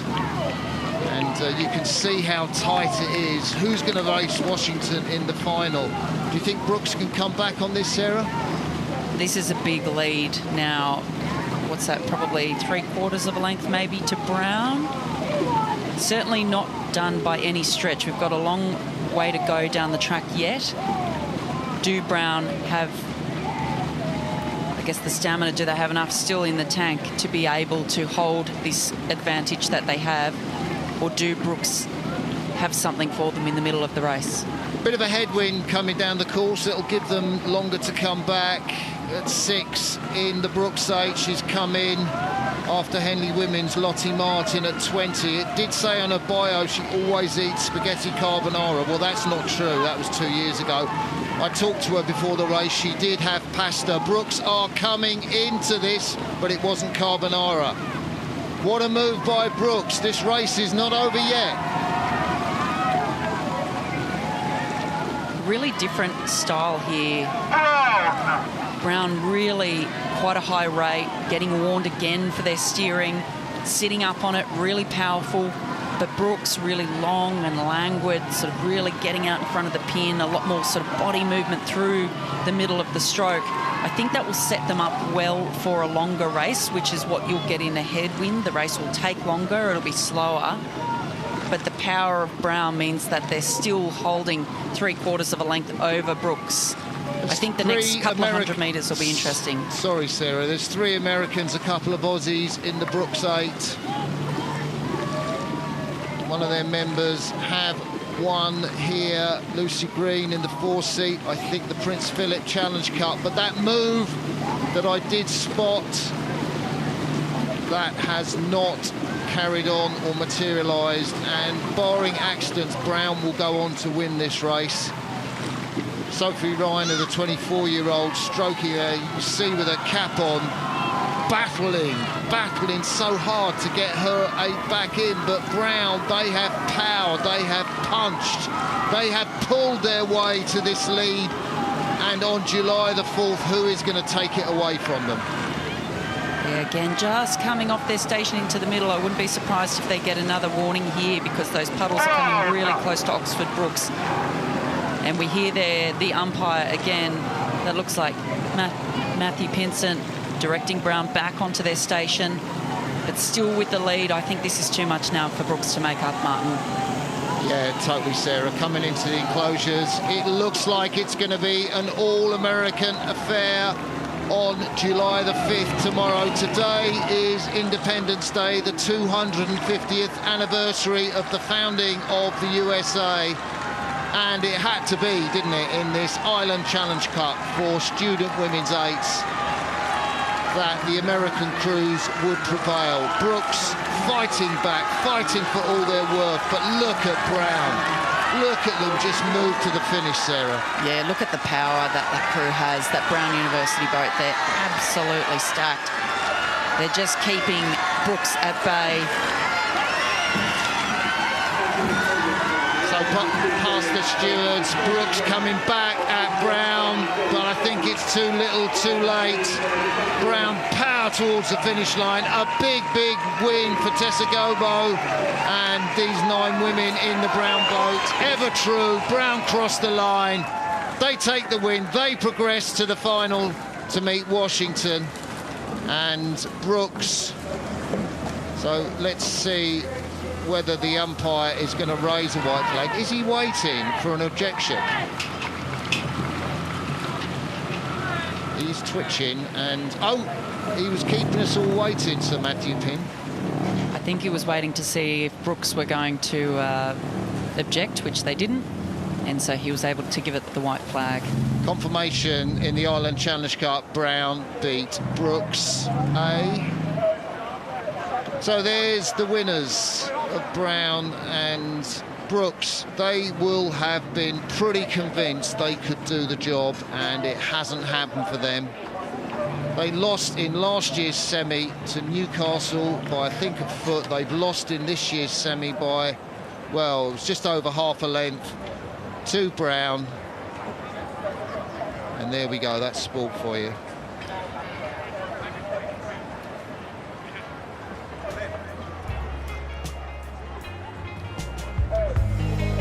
So I think it's Francis and Spores in the final, not Truk and Mills. So disregard that traffic, because we are racing Phillips and Marshall against Luciani and Gammond, who we saw yesterday.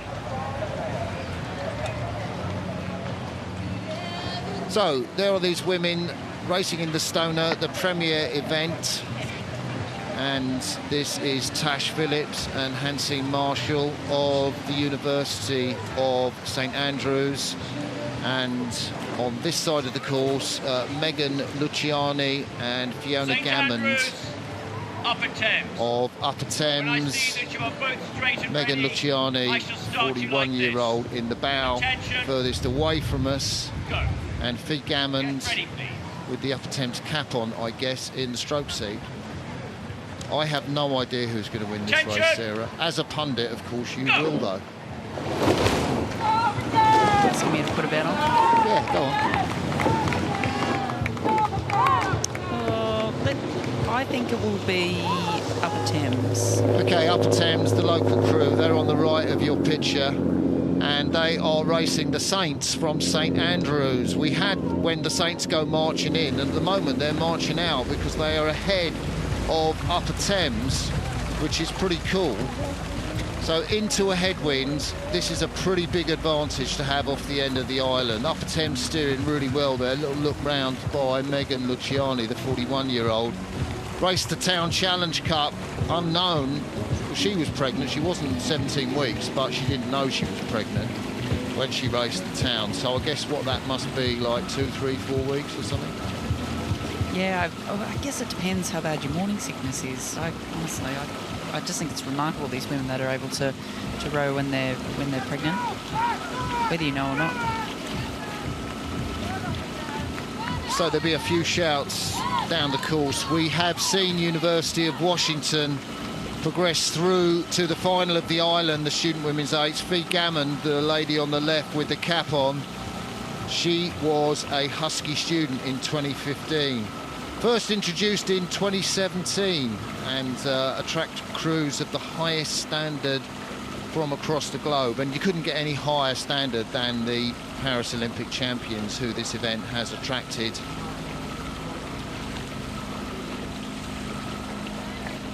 So, what do Upper Thames do here?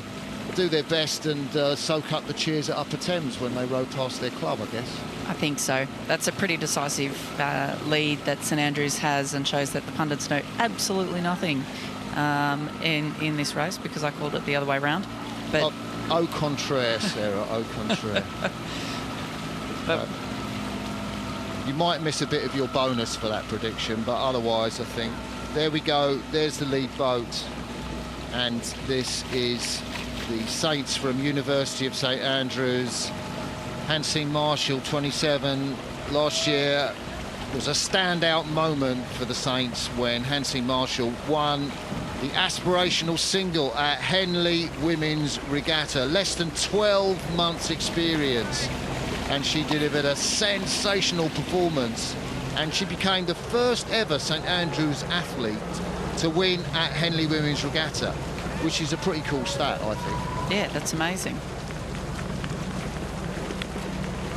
Another thing, I'm kind of going to take a bit of credit for this Upper Thames crew being in the semi-final, because their coach is a lad called Nick Horn, who I used to coach at Hampton School. And Nick is captain of Upper Thames, or has been, does a fantastic job for the club. And he'll be totally chuffed that his women are in the semi-final. He probably knew that this St Andrews double would be too strong for them.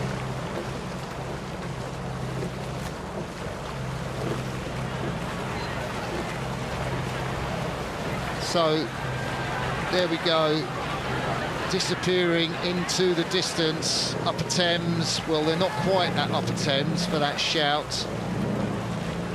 There's Fee Gammond, the British international junior and under 23. She made the step up to the senior squad. Trained at Caversham, raced for the team, and still pretty active at the age of 33.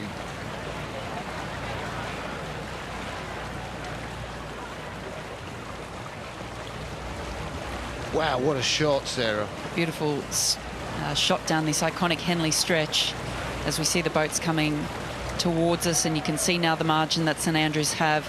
These two athletes, both Hansine and Natasha, taking part in the British trials for the GB beach sprint team. Yeah, which is a thing really, because they kind of have this centre up in Scotland, and of course Laura Mackenzie, the Scot, who got a bronze medal behind Emma Twigg gold and Magdalena Lobnig, who won here this morning in the single in the beach sprint worlds in Antalya last year. So it's a pretty decent system they've got going there. Coach Lewis McHugh helps run that. Tash Phillips, 20-year-old, she's closest to us in the bows. She was in the coastal mixed quadruple sculls in Antalya, where Laura Mackenzie took that bronze medal. The mixed quadruple sculls, non-Olympic event. In LA, we'll have the beach sprint singles and the beach sprint mixed doubles. How's the Aussie team looking for that, Sarah? Yeah, I guess we're starting to get things going. We've got a bigger squad and we're seeing a lot more movement between the classic rowing and the beach sprint crews. So we've brought the beach sprint program inside the national training centres, so athletes are eligible for either the classic or the beach sprint team. And we've got Olympic champion Spencer Turren as our new beach sprint senior coach. Oh yeah, he actually raced in Antalya. I saw him smacking it in. Not much finesse with the way Spencer rows. Don't say that, he's our coach, Martin. No, he's a super guy. You know, like, I used to smack it in, but I kind of coach a more sort of fluid and gentle style than I used to row. Thank goodness. Do as I say, not as I do. That's totally. The mantra. Got it. Totally. I think Australia, with so many nice beaches, have got an unfair advantage in the beach sprints. The problem is that all of our beaches have big surf, which actually are not great for beach sprints. So there aren't that many beaches, particularly down the east coast, where we can actually do it. Totally. This is the semi-final of the Stoner. Who will race the Olympic champions? This is Fee Gammond and her partner Meg Luciani. Luciani's in the bow, Gammond in the stroke, and the drone is flying around them. Pretty cool that, to have a drone flying around you. I saw it from the umpires' launch actually following races, and it did look pretty cool. I wonder how much it impacts or not the athlete. I was just wondering that. Do you think it would be distracting? Because you would hear it before you see it, but I guess it's becoming so commonplace now. Yeah, totally. I think in Barese, it was actually flying around the crews. It was buzzing the Americans, and they fly even closer than our drone pilots here do. Here's the leading crew. The Saints from St Andrews University. Tash Phillips and Hansine Marshall, 20 and 27 years of age. Gone down to a very comfortable paddle, keeping things resting, I guess, ahead of a potential final tomorrow up against the Olympic champions from New Zealand. They look very relaxed now, don't they, Martin? Right down, so they're very comfortable here, conserving some energy because they will have a big battle tomorrow. Actually, you can see the biomechanics on their boat there. So if you look at the riggers, the silver riggers on either side of the boat, there's a little bit of black tape, and you can see a black cord that runs along the rigger and attaches up to the gate. So they're actually able to measure while they're racing or while they're training their length of stroke, the amount of slip, the force that they're putting through. So biomechanics is certainly a lot more advanced than it was when I was rowing. Yeah, and ditto for me too, Sarah. Although I did row before you, I have to admit. But great spot there to see the telemetry on that boat. So St Andrews University, or University of St Andrews, I guess, progressed very serenely up to the finish line in this heat of the Stoner Challenge Trophy. To cross the line first, ahead of their opponents from Upper Thames, who have been pretty full gas down the course. And let's see the umpire. I can see the white flag. It's being raised and rolled up, so we will give you confirmation of that result. Phillips and Marshall beat Luciani and Gammon in the Stoner. Phillips and Marshall progress through to the final. So let's go to the start for another women's race. The tomato ketchup and mustard yellow, that's a line borrowed from Matt Britton, actually, not mine, but I like it, of Tideway Scullers, the Chiswick-based club here. The young women, they're all 18, and over on the far side, the might, the power, the presence of Wycliffe College Boat Club. Twice winners of this event in 24 and 25, looking for a three-peat this year. They are on the left-hand side of your picture. Scullers on the right. Going to be a good race, this one. It is indeed. Sydney Rowing Club sent a pretty handy DJ crew over, who lost to the Tideway Sculler School on Thursday. So they're a pretty handy crew. Then they beat the Shrewsbury School the next day to get through here to the Saturday, but just struggling with their steering there. Again, there's no coxswain in these boats, so one of the athletes will have a steering foot with wires attached to a rudder underneath. So there'll be one person in the crew responsible for steering that boat. Stroke of the Scullers boat. Kate Colhan, the 18-year-old, she's represented Great Britain in the coupe, which is kind of like the junior B team. Jess Caribou, 18. Holly Weddle is 18 too, and Katiana Vickers, another 18-year-old, up in the bows. Jess Caribou is the stroke of the 8. They're moving really well, aren't they? Just easy off the back turn. A lot of just let the boat run and flow underneath them. Yeah, they're a quality boat. Silver at the National Schools Regatta this year, and silver at the Junior Sculling Regatta this year as well. So a quality crew here, one of the best from Britain. Behind Marlowe, I think, who are looking pretty dominant here. At National Schools, I'm guessing. Yes. Yeah, I think I saw Marlowe win that race.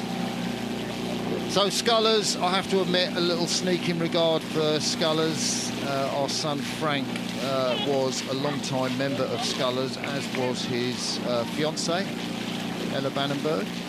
Tying the knot next year in August. And it's a great little club, Scullers, just down there by Chiswick Bridge. Got a fantastic junior section, and Rona McCallum, the coach of this Scullers crew, does an incredible job, not just with juniors, but looking to expand the women's section as well. So if you're considering rowing in London, Scullers is a great place. But, well, Scullers did lead, but a crew the quality of Wycliffe will not be put off by that. So again, they're in their own space, in their heads, in their own boat, and they're not going to be put off by Scullers leading. No, and I think with these junior boats, you're really more reliant on developing a race plan with your coach. They probably, knowing junior athletes and having coached them, it'll be less about reading what's happening to the other crew and more about staying in your boat, staying focused and executing the race plan. And Wycliffe is doing a great job here. They're really not letting Scullers break away from them. I think this is going to be a really good race through the middle section here. A really impressive row there. Daisy O'Reilly in the stroke seat of the Wycliffe crew. 2 Henley appearances before now, coached by Greg Flower. Yeah, I think she used to row at City of Bristol Rowing Club. And she reached the A final of April trials with Olivia Jordow in the 2 seats. We'll talk you through when we get a shot. I get the feeling Wycliffe are going to like throw a big attack in somewhere around sort of remnant Upper Thames. Scullers have led, but they haven't pulled away. So how much motivation will that give to Wycliffe? I don't know if the Wycliffe bellwoman, Bella McDonald, the 18-year-old off to Princeton, is she going to be looking around and giving the calls, do you think? Well, I think there's nothing more disheartening than knowing that a crew has gone off and left you for dead, but they've kept overlap the whole time, and that keeps you in the race, keeps you in the hunt.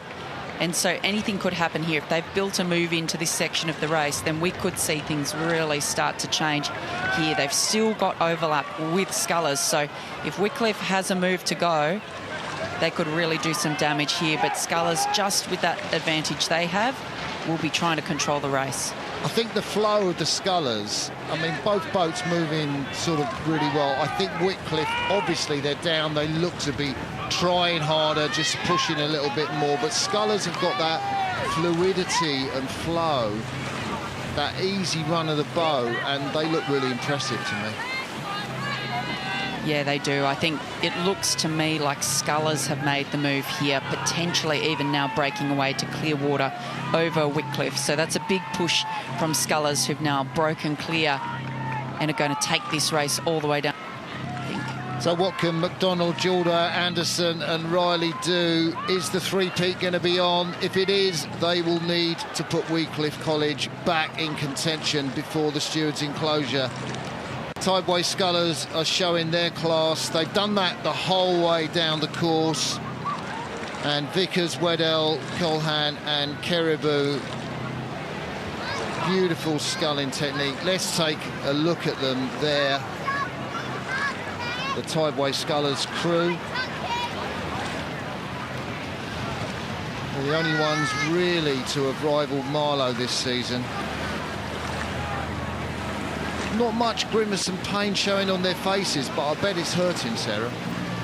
It is really one of the incredible things about our sport, that you're able to stay so composed, so in the flow of the boat, and then you cross the line, and the minute you cross the line, it's like everything explodes. We make it look easy, believe me, it's not easy. Rowing in a boat called Dark Horse. I think there's a film called Dark Horse or something where, you know, someone you don't think's going to win comes through and actually does win. Although Scullers aren't exactly a dark horse because they've done so well. I'm not sure that Scullers fit the profile of a dark horse, but no. Maybe if they win tomorrow, they will be. But look how dominant this second half of the race is. They've absolutely shut it down. Wycliffe did a great job in the first half of the race, but now they've really come up against, I think, the strength of this Diamond Jubilee crew from Tideway Scullers School. So, Tideway Scullers progress serenely on. The Ducks miss Scullers' blade. That was really nicely timed from the Ducks, Sarah. They do like to cut it fine. They're little thrill-seeking ducks on this track, I think. Yeah, totally cool, those ducks and geese on the Henley course. Mostly missed the boats. So, a shout there. A glance from Holly Weddell, the 18-year-old. Very fast sculler. I think she won at the spring assessments, Holly Weddell, in the 2-seat. So they're passing the progress board now. We will switch to our finish camera. There it is. You can see Scullers coming into the finish. Great job for them and Rona McCallum, their coach. They crossed the line in first place. Never headed. Never in doubt, I want to say that, and maybe it wasn't a little. And Wycliffe, last year's and the year before's winners of this event, go out at the semi-final stage. Winbatten shows the white flag. We'll give you confirmation. Scullers beat Wycliffe in the semi-final of the Diamond Jubilee Challenge Cup. So let's have a lot. And that crowd shot. We'll see you all in Henley. For history happens here.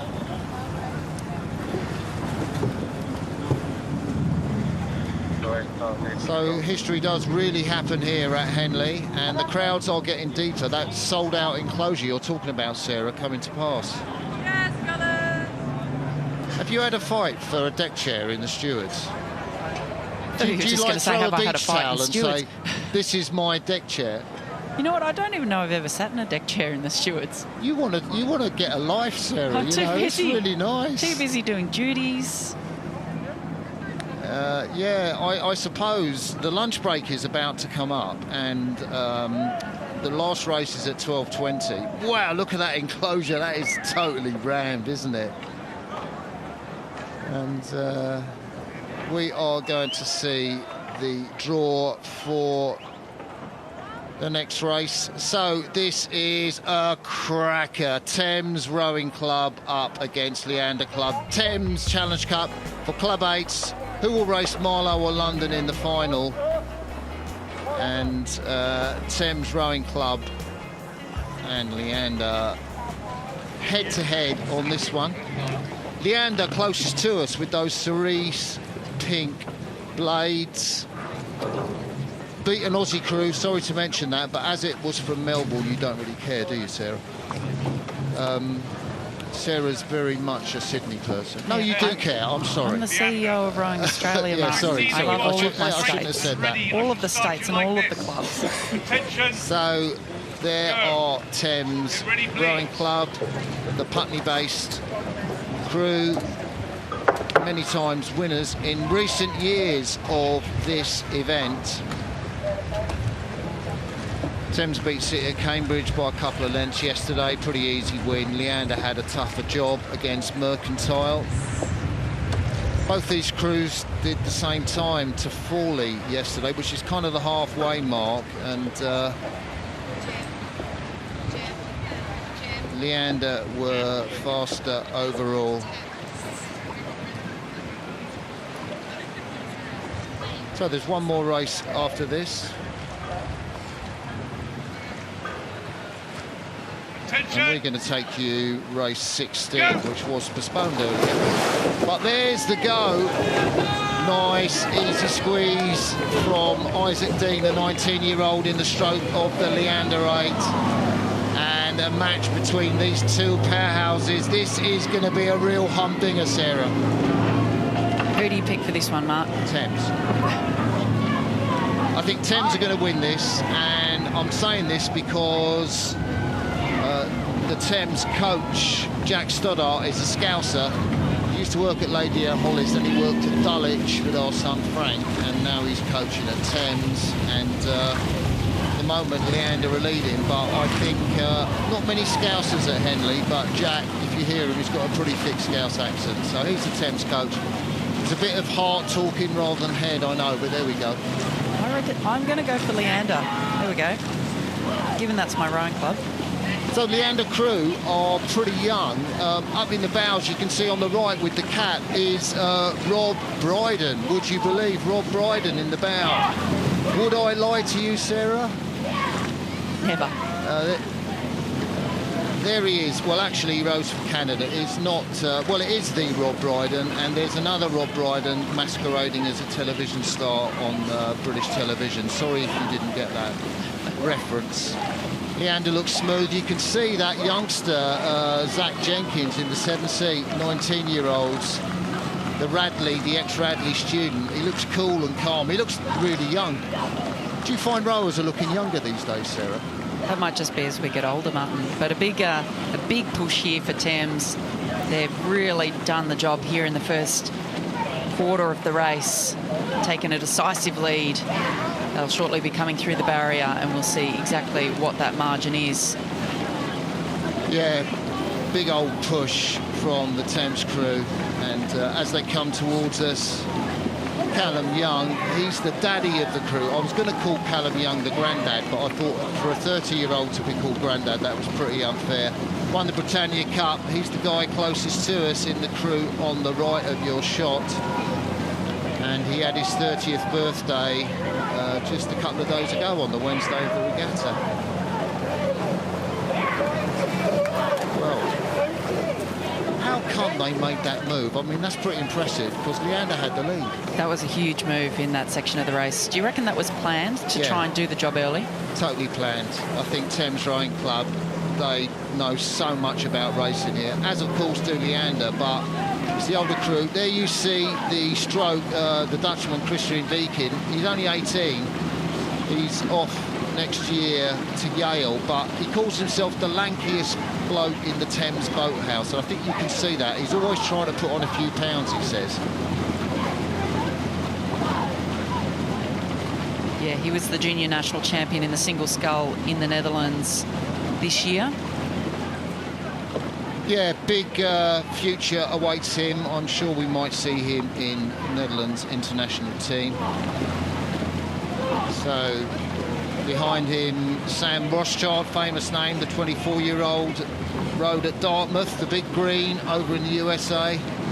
No doubt coached by that Olympic champion, the great Wyatt Allen, took his Olympic gold in Athens in 2004 with the American A. And Thames are killing this, Sarah. What was your prediction, remind me?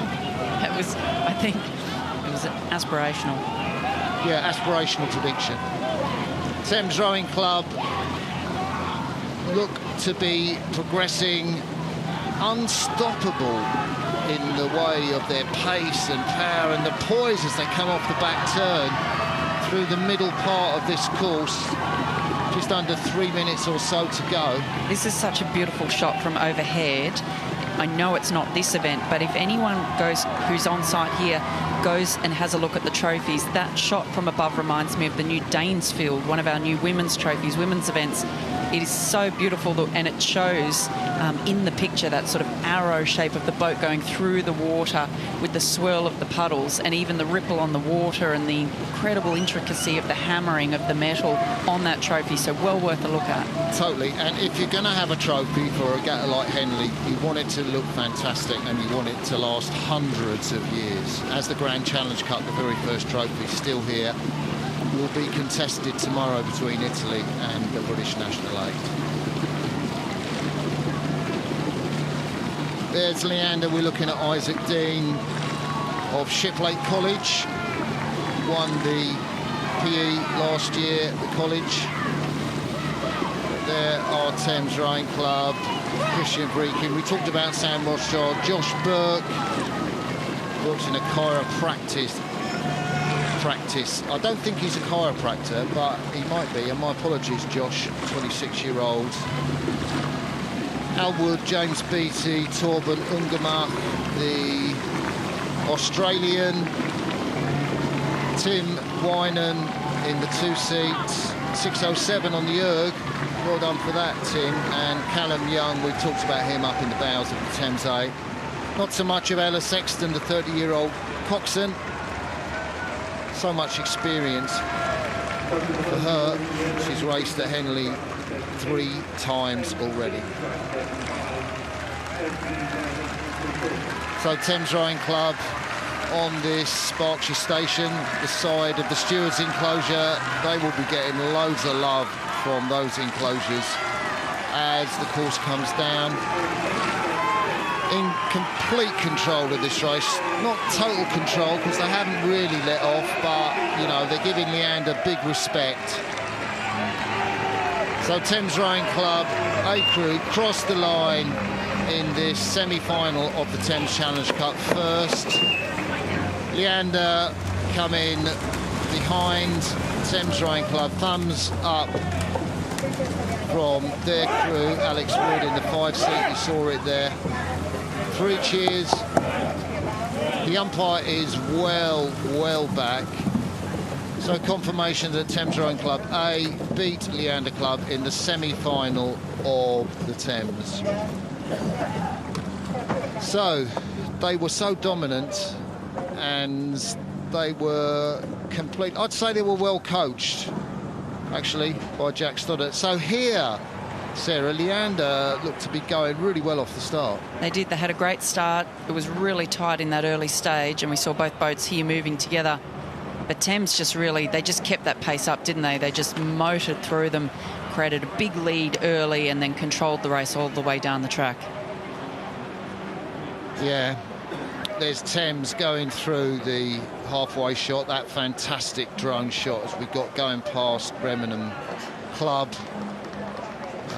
Lovely place to go, and this is the dominant performance which ended with them crossing the line and going through to tomorrow's final. Well done to Thames Rowing Club.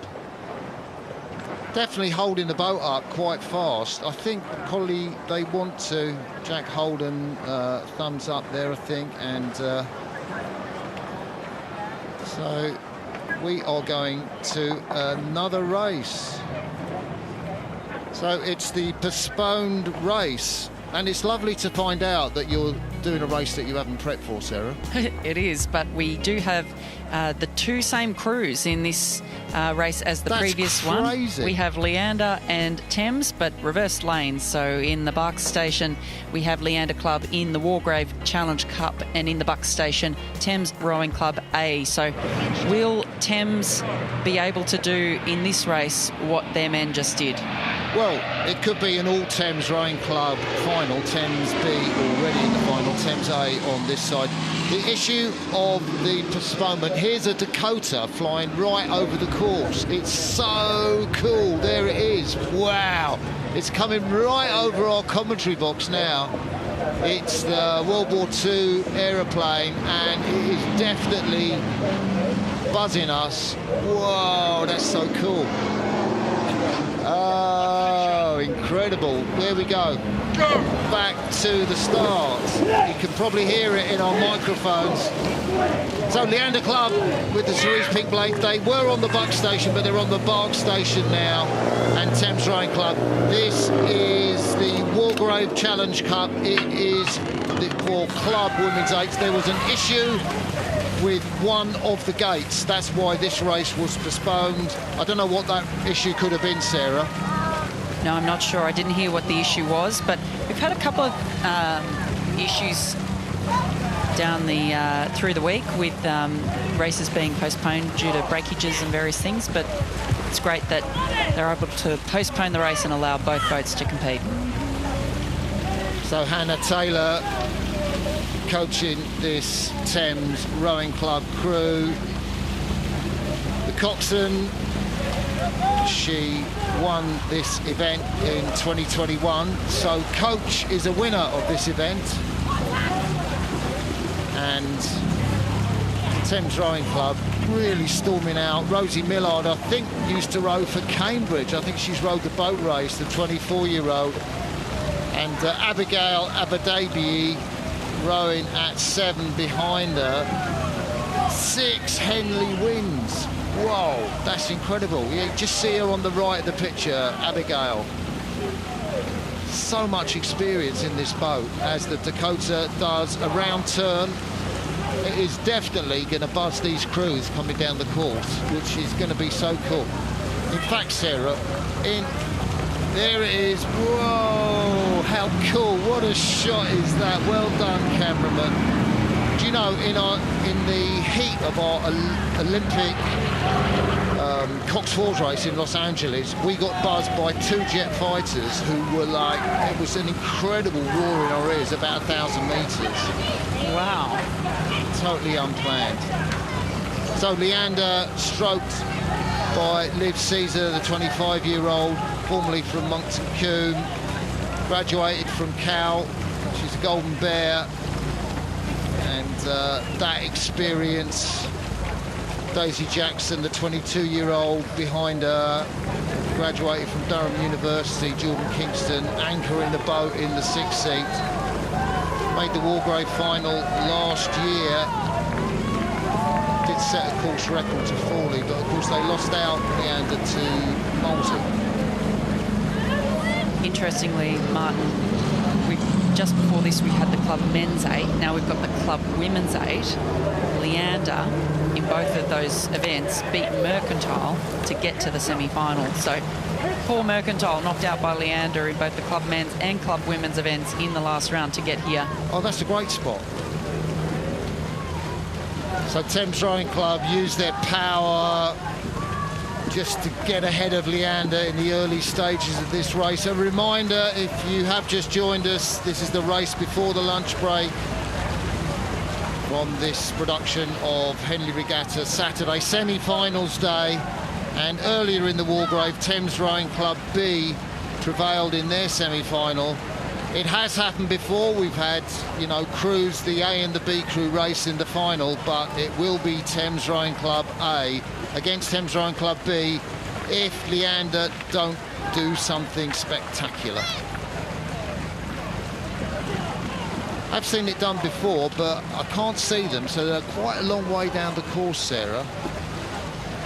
Are Leander coming back, or is that just the power? Because you get a parallax error from the camera sometimes, don't you? It looks to me as though Thames probably have a clear water lead at this stage, so they've done more or less exactly the same as what their men's crew did in the previous race. Really taken an early lead and shut down that race. So how fast do you think this crew are compared to like top women's 8, like the Australian women's 8 who won at Seville and narrowly lost to Britain in Lucerne? How fast are these women's 8s compared to those top international crews? You would expect there'd be a significant speed differential. Those top crews racing at World Cups are the best senior women in the world. You know, they'll be the ones racing at the Olympic Games in a couple of years' time. These are the best of the club crews. So these are not, you know, what you'd expect to be necessarily full-time athletes. Club rowers generally will be working alongside their training. That's sort of the purpose of the category. They're not studying. Generally, any athlete studying or rowing at a student boat club will be in the student events. So this is supposed to be for pure club rowers who are not at that even top of under 23 or senior level. So Thames Rowing Club on the right of your picture, their A crew have that significant lead over their rivals from Leander Club on the left of your picture. Sellers, Carpenter, Price, Preller, Stratton, Kingston, Jackson, Caesar Cox by George Farley. A lot of big names in that Leander crew, but it hasn't intimidated the crew from Thames Rowing Club. So, Rachel Bradley, Frances Curtis, Claire O'Doherty in the 3C, Imogen Woolscroft, Nikki Martinich, Selena Jones, Abigail A.E.W. We talked about her, and Rosie Millard in stroke. Cox Hannah Murphy, coached by the Cox Hannah Taylor. Two Hannahs working together in perfect unison as we see Thames Rowing Club. They've got about, what, 300 metres to go? Yeah, they're coming up towards the grandstands now, so not far to go. What have Leander got? So there are going to be huge cheers for Leander. They are the home club. This is their water. They spend their lives morning, noon and evening on this water, and you can hear the enclosures rise to the local club. Will Thames be intimidated? There they go, what a great shot. Liv Caesar, 25, driving her crew on. There are just 10 strokes to go to the finish. And in the Wargrave, the club women's 8, it is Thames Rowing Club A crew. A look from Isabel, from Rachel Bradley there, the 23-year-old. There's the finish, Rachel. And Thames do take the win. It will be Thames A versus Thames B. Leander crossed the line now. Let's check the white flag from the umpire. Sir Matthew Pinsent. Yes, he waits and then he holds his... Very theatrical, that, from Matt, isn't it? He has kept us waiting a couple of times, hasn't he? He totally has. Thames Rowing Club A beat Leander Club in the Wargrave. It's been a good old morning session, some fantastic races. Thank you to Sarah Cook for sharing the microphone with me now. Sarah, been a great morning, hasn't it? Has been a great morning. We haven't had many Aussie crews. We saw Sydney go through. I mean, you can trust me to give the Aussie tilt, of course. Yeah. But we did in those last two races have a couple of Aussies, Nikki Martinchit and Torben Uggmark in the Thames beforehand. So good to see some Aussie athletes getting through. Totally. There. It's been a privilege to share the mic with you, Sarah, and a privilege to share with all of you viewers out there. I am now going to hand over to Ali, who is going to take us through the lunchtime show, which is going to be absolutely fantastic. So from me, Martin Cross, and Sarah Cook, it's bye for now. Thanks very much, guys. Well, this was the view I had of the final race. A good morning for Thames. I've come to the middle of the river, to the progress board, and Sarah Langslow joins me. Sarah, you're responsible for all of the signals up the course, which we'll talk about in a moment. But what happens in here? So the progress board is literally about the progress of the race. So we have the two crews shown on the two boards, which are then moved along as the race progresses, showing who's leading by how much. We also have the boards at the bottom which indicate where people are on the race, moving through quarter mile, barrier, Forley and so on. And then we also show the times for Forley. So what it allows is everybody watching from the stewards who perhaps can't see the screens and is watching from the riverbank can see exactly what's going on. So at the moment we've got 4 progress boards. Obviously earlier in the week, or only just starting today, they were a 5-minute interval, the races, so you'd need to sort of split the progress board. Now we're into 10-minute intervals. Only one set of boards go across, so these are sort of redundant at the moment. They're hidden from the enclosures. And new this year, it's been digitised? Yes, it's an exciting development for us. I've been on the signals team for 20 years, so for me to go to these is a nice development. So now, instead of having lots of different paper bits, things that we have to load in for every single race, we click a couple of buttons and the new crew name is displayed. They're very clever e-ink screens on the far side, which means they're visible in bright sunlight, all weathers, and it makes our job a lot simpler, and there's a lot less work to do in the evenings to prepare for it all as well. So previously this would flip out, you'd have to slot in your bit of paper, close it for every race, change it each time, whereas now you can just select the team, and as you say, it looks like ink paper, it looks like a piece of paper behind. But this is just one part of the whole signalling at this event, a tradition that goes back probably centuries and is maintained. There's no GPS in the boats, it's all done by hand, the timing. Right. Just how does it work? So we have signal boxes all the way down the course at all the key signals. So quarter mile, barrier, at Forley, 3/4 mile, mile in the 8th.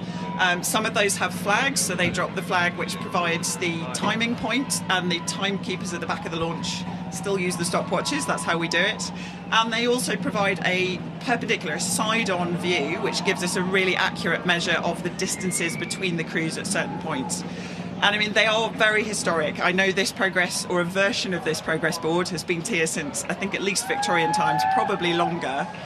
And what it allows is, before we had all the technology, somebody could sit in the steward's enclosure with a pair of binoculars and watch the race progress down the course, seeing which crew was leading by the 1 or the 2 signal going up, and see the distance between the 2 by the way the boards are shown and the distances between the boards as they're on the signals. So it still works. It's a little old school, but very traditional, and I think part of just the experience and enjoyment of Henley.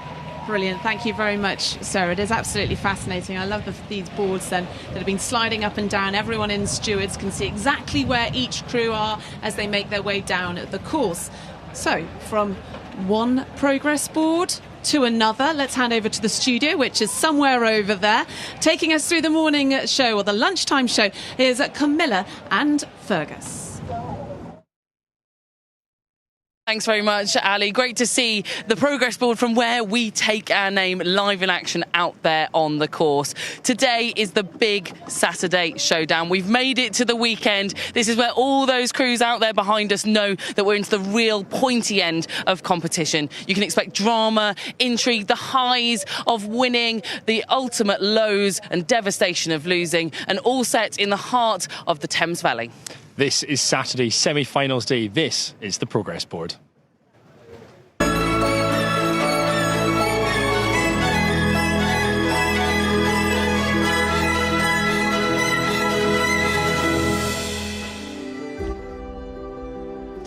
Great to have you back with us. I'm Camilla Hadlin-Horrocks. And I'm Fergus Mainland. And happy Independence Day to all of our friends from across the pond. Fantastic to have you with us here on the 4th of July. And there are so many American crews contesting in this afternoon's semi-finals at Henley-On-Thames Regatta. We've had such a brilliant start to the weekend. Here are some of those crews that have been lining up: Dartmouth, Yale, Brown. We've also had crews from further afield. Out of the 800 odd entries that we've had here at Henley Royal Regatta. 24 countries represented across the week, from the Netherlands, from Italy, and of course from the US of A as well. So lots of big, firm international favourites going up against one another this afternoon.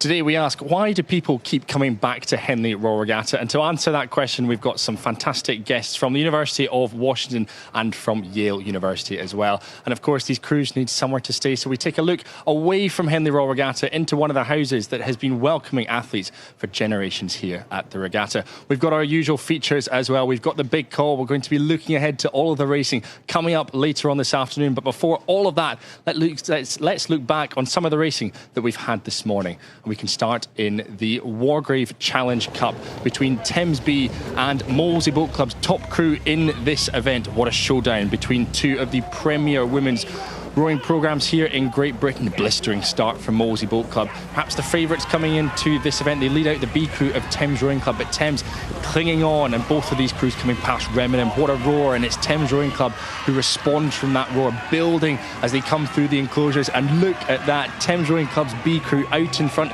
dominating Molesey Boat Club by a length as they come past the floating grandstand.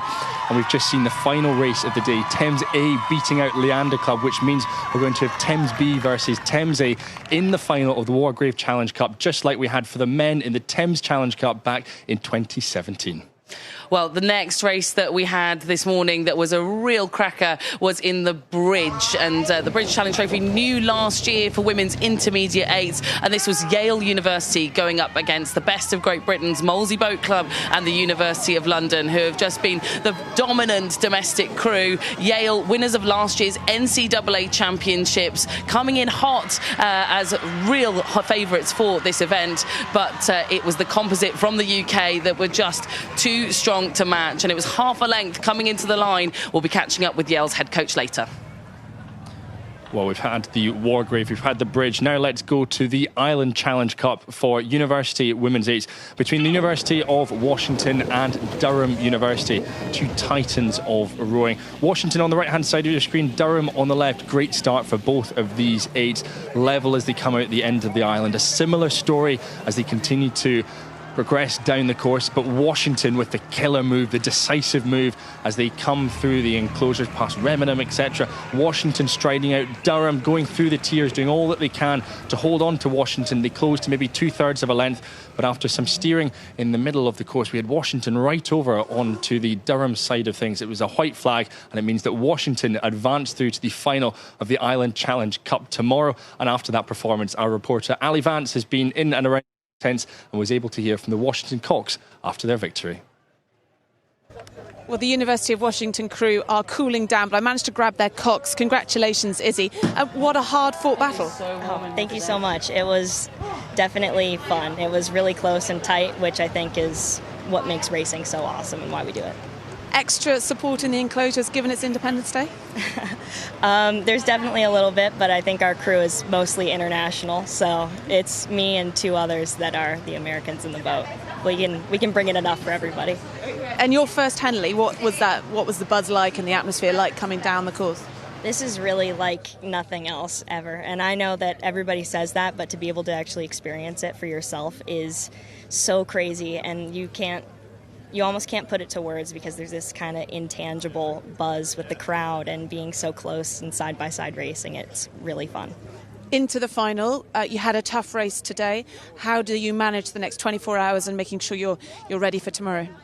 Something we like to talk about a lot is winning the recovery, and so everybody's going to do everything they can to make sure that we rest up, fuel well, and we can be ready for tomorrow. Good luck. Thank you. Congratulations to the University of Washington. Wonderful to hear from their cocks just now, and good luck to them in the final of the Island Challenge Cup tomorrow. Well, if you've been with us for every day of the Progress Board, you'll know that we have been bringing in some of the stewards of the regatta. Those are the guys that run the show here, to listen to their big call, which is their prediction for racing in the afternoon session. And yesterday we heard from Olympic champion Grace Prendergast to see what was her big prediction. I know I'm almost just as nervous for this as I was racing here, but I've a race that's actually been mentioned quite a few times already when you're looking forward to this afternoon. I've also gone for race 42, the Prince Philip, LEH versus Chicago. I'm going to go for an LEH win by a length. This race in the Prince Philip was definitely one that had a lot of conversations going in the bank and on the bank. And Grace said one length to LEH. So let's see if her prediction came true as we look back at that matchup between Lady Eleanor Hollis School and the Chicago Rowing Foundation. It was a phenomenal start there for Lady Eleanor Hollis School, blasting out ahead of the Americans. But much like we've seen some of our highlights from this morning, Chicago coming through, rowing through. Lady Eleanor Hollis, they did very well to keep contact. You know, the bows just clinging on, but actually by the time they get into the enclosures, what a row from Chicago. You know, the second best program coming out of the United States of America, and they march on to the next round of the Prince Philip Challenge Trophy. Now, of course, Henley is so much more than just the two races that we've had just now, so much more than all of the racing we've had this morning. So let's take a moment to enjoy and soak up some of the atmosphere from around the boat park.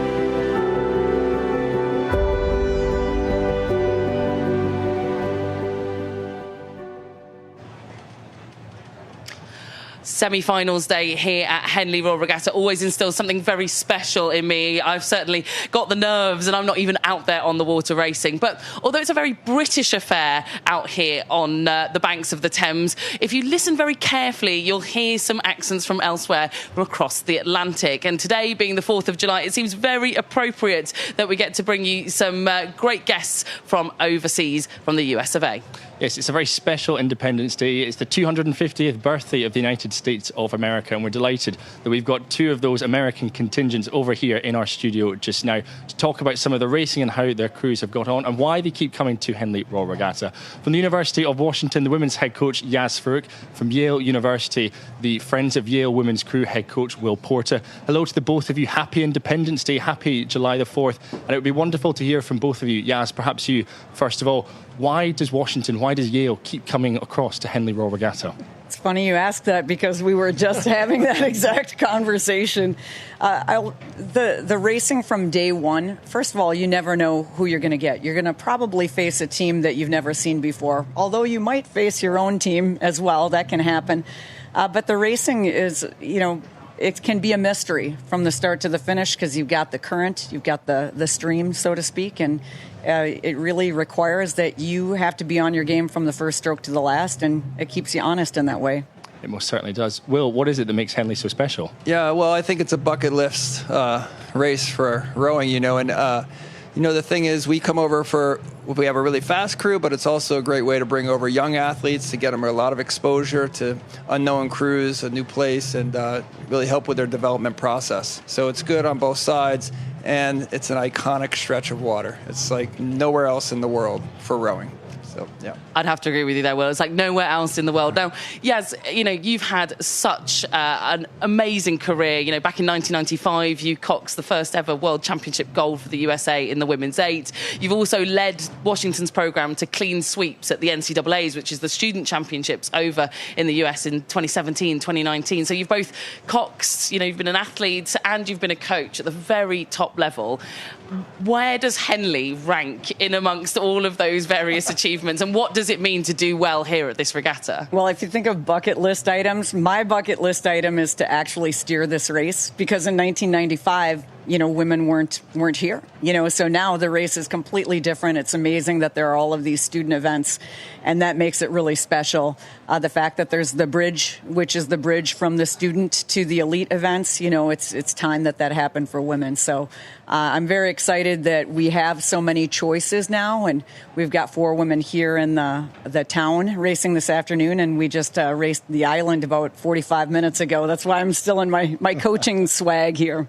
And Yaz, if you look a little bit further back in your coaching career, I've heard that I think you sold your MG convertible in order to first get into rowing. It's a huge amount of adversity and things to overcome. How do you think that's contributed to you as a coach now? Oh my. Well, if you're passionate about the sport, and that's what Henley is all about too, right?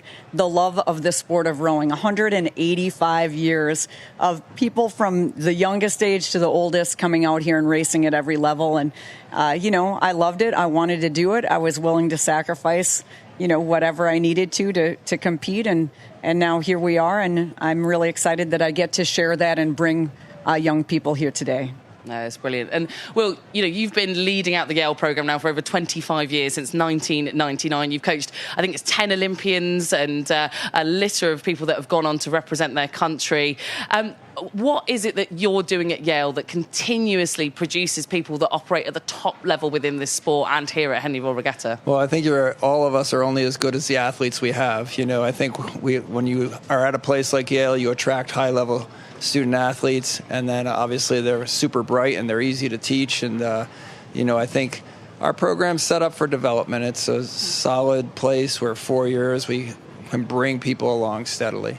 And that's what we set out to do, and I think we do it well. I think our kids are well equipped when they get to the top end. They're doing just as well as any other place. So. And Will, last year you won the NCAA's, the national championships in the varsity. It produced the fastest crew in the country, but that of course is 6-lane racing, 5 other boats that you're racing against. But come to something like Henley and it's one-on-one, it's knockout. How do you change your program or alter it slightly to prepare not just for that 6-lane racing, but this Henley style format? Yeah, that's a great question. And the thing is, if you look at our racing schedule, we do a lot of dual racing before we get to that 6-boat racing at the end. And as a coach, I really prefer dual racing. I think it's there's no hiding in the field. It's either you're winning or you're losing. It's a zero-sum game, and it really teaches hard lessons. And athletes learn from that dual racing. It's tough. Rowing is a beautiful sport with hard edges. And you learn quickly. Like, we just had a smoking race out there that I think our athletes can be super proud of, but we came up on the backside to a very skilled crew and highly developed crew. But dual racing is special, and I think it sets you up well for 6-boat racing and teaches you how to concentrate, how to be internal, how to focus on yourself. And I think they align well, but we're pretty used to dual racing. We enjoy it. Yeah, I'm sure. Well, it's wonderful to have you both here at Henley Royal Regatta. Thanks for stopping by and joining us. We hope you can enjoy all of the 4th of July celebrations in Henley, even if you're not back home in the United States. But of course, if you come all the way across to Henley Royal Regatta, you need somewhere to come and stay. And it's wonderful that the great people of Henley-upon-Thames are able to open up their homes and welcome in overseas crews in some of our international entries. Yeah, this for me particularly is one of my favourite traditions here at Henley, that people open out their homes, and we were lucky enough to get behind the front door of one of our host families.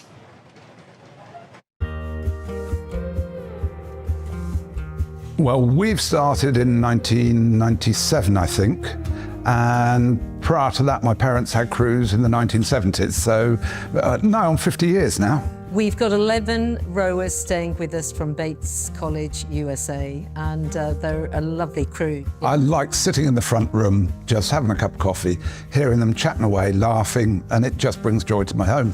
Today we're doing a pasta bolognese, just like a simple meat sauce. It'll be onions, garlic, some ground beef, tomato sauce, and some vermouth, which is my family recipe. This is like the most incredible culture and beauty of, like, we all come here to race in the town. It feels like they've opened up their arms, all the shopkeepers and the restaurants, everyone opens up their doors and arms and invites us in the most kind way. And really, like, I feel like we're getting to be part of the town, not just visitors. So it's truly incredible. It's brilliant. One of the funny things is in our kitchen, because we have pots hanging down, we have to rearrange all of the pots because they come and they bang their head as they're going through the kitchen. There was one year from, I think, Groton School, there was a guy who was 7 foot tall, which was, every pot had to be cleared from the kitchen for that. There's definitely a lot of washing. I think we've done 3 loads already this morning. Tends to be breakfast about 6 o'clock so they can get out for 7 o'clock, and so I get up at 5:30, get everything up, coffee, juices, or everything out for them, and then they're gone by 7, so then it's load the dishwasher in the first volume of dishwashing for the day as well. Yeah. The machinery does quite a lot of work for us, thank God for them. It's also just a very beautiful space. It's like a little hobbit place. I mean, I imagine Henley as a town is like a little special. Like going by the course is incredible. I mean, it's like nowhere I've ever been before, and it's very cool to see, like, you know, I watched a lot of Henley replays in my life, but then you're on the course and you look off and like right behind there's just like a massive field and, you know, wheat growing and a tractor driving down, so it's cool to kind of embody a place like that. We've met some fantastic people. We have connections now in America because we invariably get American crews. Yeah, it's being part of the rowing community, really, which is tremendous.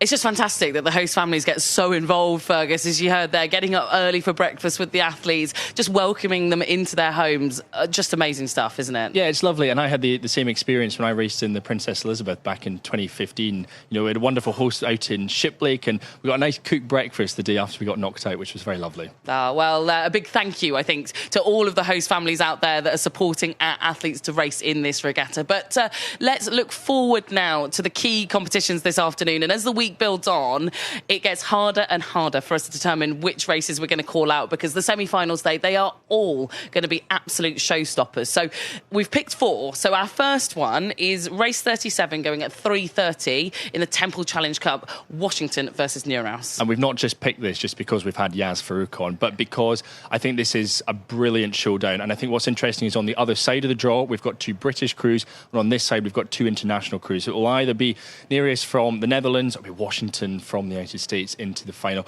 Washington have looked good all season long. There's a lot of chatter coming out from Neuhaus, so that this is the best at the 8 that they've had in a generation. Of course, last year they lost out to the Harvard lightweights, who went on to win the whole thing in the semi-finals. So they're back in the same place they were last year, looking to go 1 better, perhaps even 2 better, and win this whole thing. But Washington, what a class act. You know, I've said previously, fastest boathouse in the United States of America.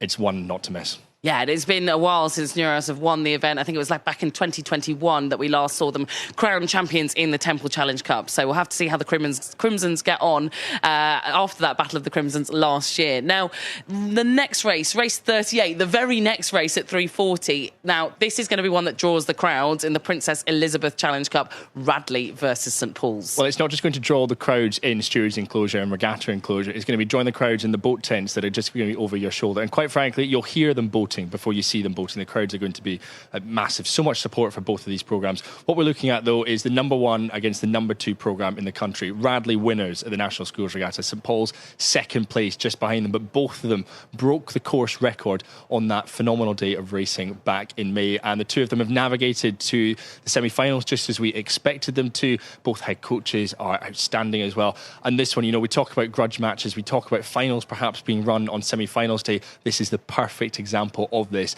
and one not to miss. Yeah, Radley have been chasing that win now since 1998. Could this be the year that they do it? But they've got to go through today first before they have that opportunity to lift the Princess Elizabeth Challenge Cup tomorrow. So one not to miss this afternoon against St Paul's. Next up, well, another school event that we're going to focus on. It's race 43. That's going off at 5:30 in the Prince Philip Challenge Cup. And this one, talk of rematches, talk of grudge matches, Headington versus Row Rye. right. This is going to be phenomenal. So the last time these two crews faced each other was 2 years ago, and that's when Headington beat Row America Rye. Since then, Row America Rye have been racing all 2 seasons long in the United States. They haven't lost a race. So Headington was their last defeat, and what an exciting prospect this is going to be, the two of them going up against each other. Headington, as we've mentioned previously, winners at Henley Women's Regatta. They're in fine form coming into this event. They've beaten some records previously down the course to the barrier, to the folly, so they are peaking at just the right time. Now, there's a lot of chatter on the towpath at the moment that this is the best Headington crew that we've seen racing at Henley Royal Regatta. They've won it previously. I think it's 3 times Headington have won it, and this is the best of them. And this is the best that America's got to offer against the best that Britain's got to offer on July the 4th, on Independence Day. It's just superb, isn't it? It's making my hair stand up. I cannot wait to watch this race. It's going to be one of my firm favourites, I think, of the weekend. So wherever you are, make sure that you're tuning in there for Headington versus Row Rye in the Schoolgirl 8 at 5:30. And then just to wrap up our sort of look forward to the afternoon, race 50, which is at 20 to 7, 6:40. We've got the Prince Albert Challenge Cup. That's Student Cox 4's Oxford going up against, well, one that you'll be watching, Fergus, Newcastle University. I know. It seems just a few moments ago that we were talking about the matchup that Newcastle had against Durham in the Prince Albert Challenge Cup when we were wearing our Newcastle and Durham blazers. Newcastle have advanced from that. They've also advanced through Oxford Brookes University. Now they find themselves in this semi-final against Oxford University, who are coming in probably as the fastest UK crew, having won out at Marlow Regatta, which is a really good litmus test for crews just 2 weeks before Henley Royal Regatta. So they come in having won that, but Newcastle had early season success. They were very, very quick in winter. Bit of a dip around the UK University Championships, but ever since then, building speed. They've been racing across in Europe. They've come back, and here they are racing at Henley Royal Regatta. And I don't know, it's going to be so exciting. And the clap out for these crews, I think it's about 6 o'clock. Newcastle and Oxford will be gathering, and that'll build momentum nicely through the day. Oh, I'm really excited. I'm really excited. I can tell you are, Fergus. And the other thing, I guess, with the students is, you know, a lot of them have alumni drinks today on the Saturday, right? It's a big tradition here at Henley Royal Regatta over in the cricket pitch that all of the universities host former students, current students for one big celebration. So anything that's going off in the student events today, like that Prince Albert Challenge Cup, is going to be well supported here on the banks. But let's take you through your afternoon programme here of racing. And as the draw thins out, we've got much bigger gaps between the races, a much shorter programme. We kick off at 2 o'clock in the double sculls. We are then looking forward to those races. 3:30, that Washington versus Neuras bang in the centre of your programme there. Radley versus St Paul's in the Princess Elizabeth also on your screen. And then as we move through to the end of the day, there is that matchup in the Prince Albert Challenge Cup, Oxford versus Newcastle, and we round off the day with the Princess of Wales, that new event with the composite from Leander Club, and Hartbury versus Schull. So much to look forward to this afternoon. I can't wait. You know, we've got all of our races that we've picked out, but just about everything is going to be superb. Now, the eagle-eyed viewers amongst you will have noticed that each day in studio, we've had a little duck that's been joining us. We've got plenty of ducks in and around the studio, but one of them has gone missing today, and we've got no idea where it is.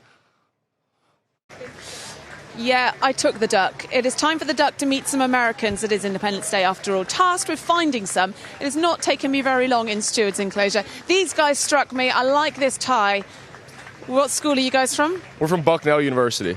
Okay, oh right, yeah. And we've got a bit of American celebrating Independence Day. What have we got? I'm wearing the belt here. I'm wearing the tie. I have a belt, but... I have socks, yeah. Yeah? Okay. It's there, it's there. Nice. Okay, well, I'm going to better you because I've got the duck. You guys been rowing this week? We have. Unfortunately, my boat was the first one out in the visitors in the qualifier, but we've been having a great week otherwise. I was going to say, what happens in Henley week when you're out in the qualifiers? Just a lot of fun, experiencing the English culture in its entirety, and enjoying this July 4th. What of the English culture have you enjoyed the most?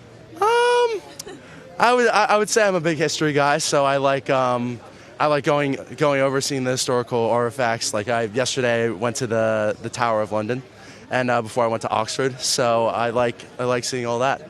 You've really been making the most of your week then. You thought you'd been rowing, you've been out seeing the sights. What have you been up to?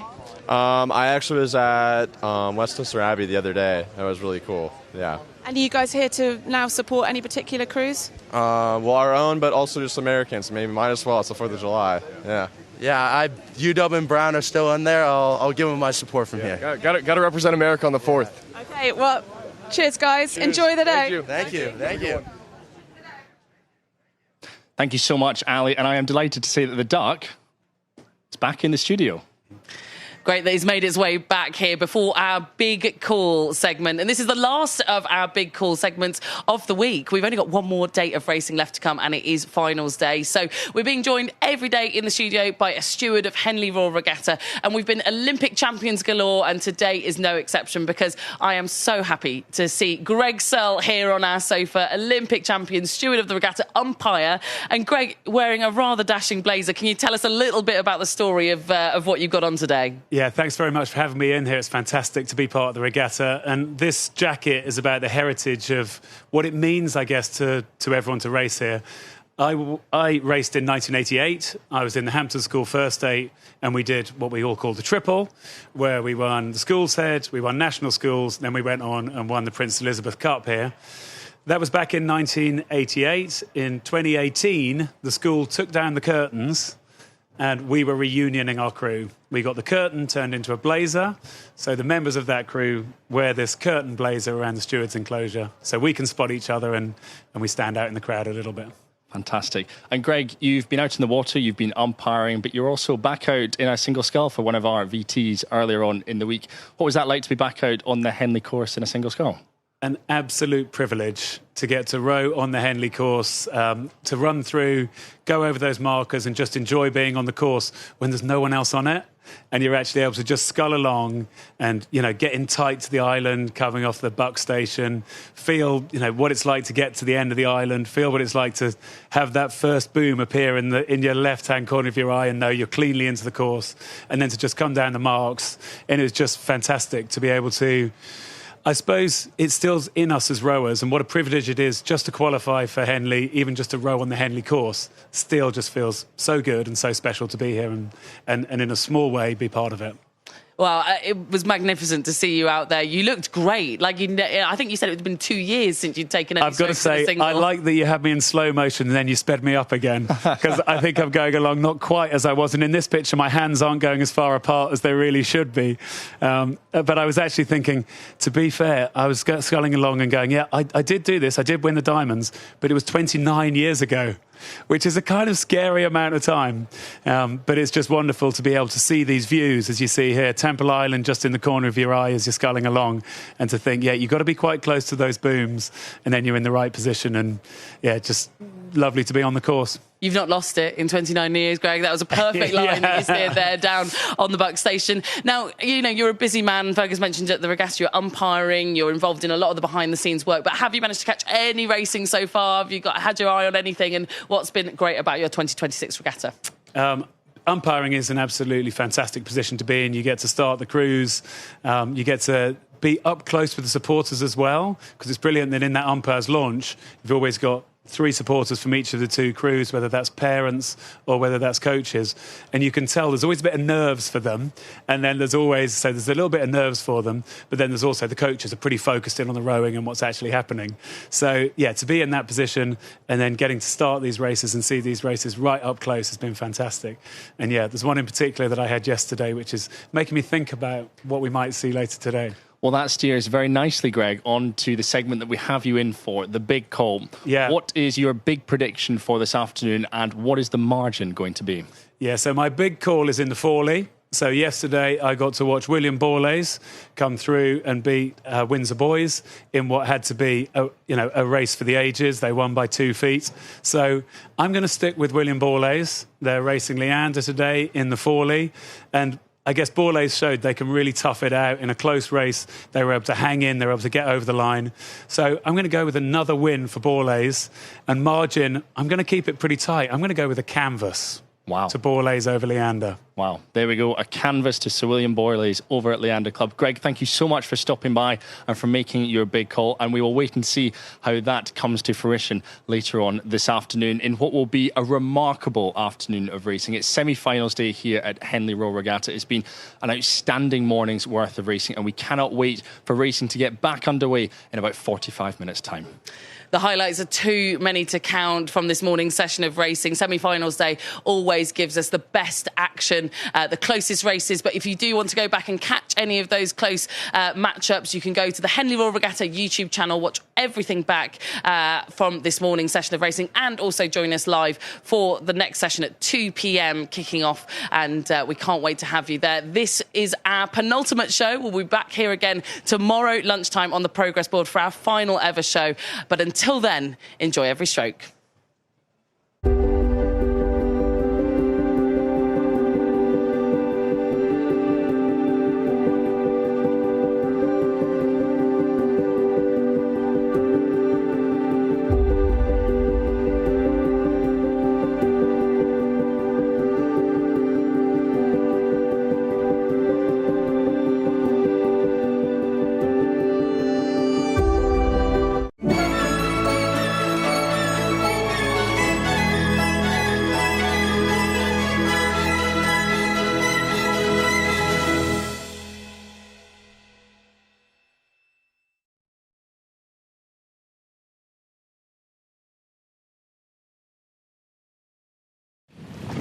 Attention!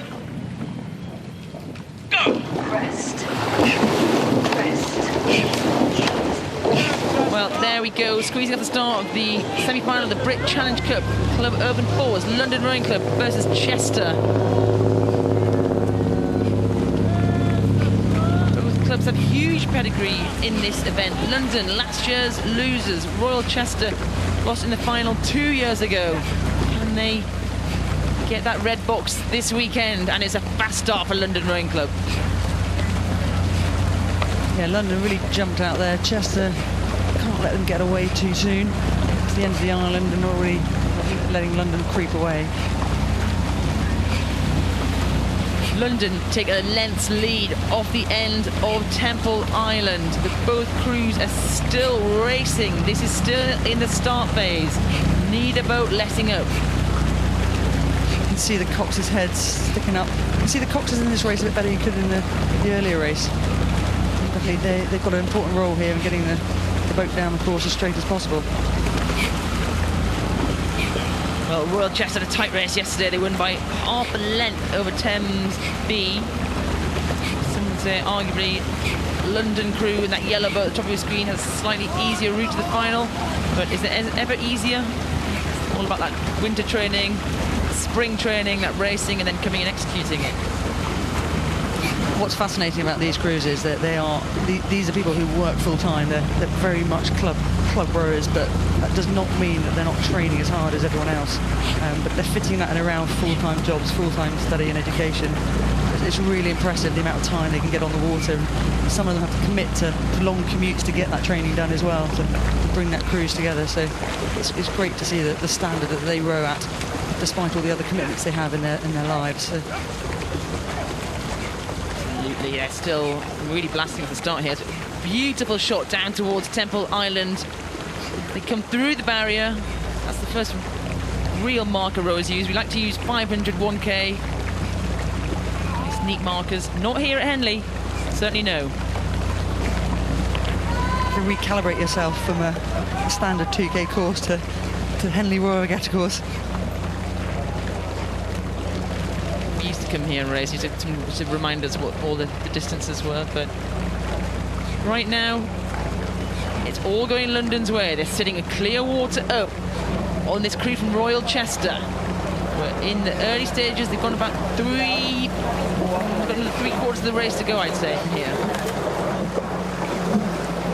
London crew looking good and relaxed. And again, I've mentioned it before, but the shoulders give it away a little bit, like how relaxed they keep their shoulders to make sure their blade work is neat and tidy.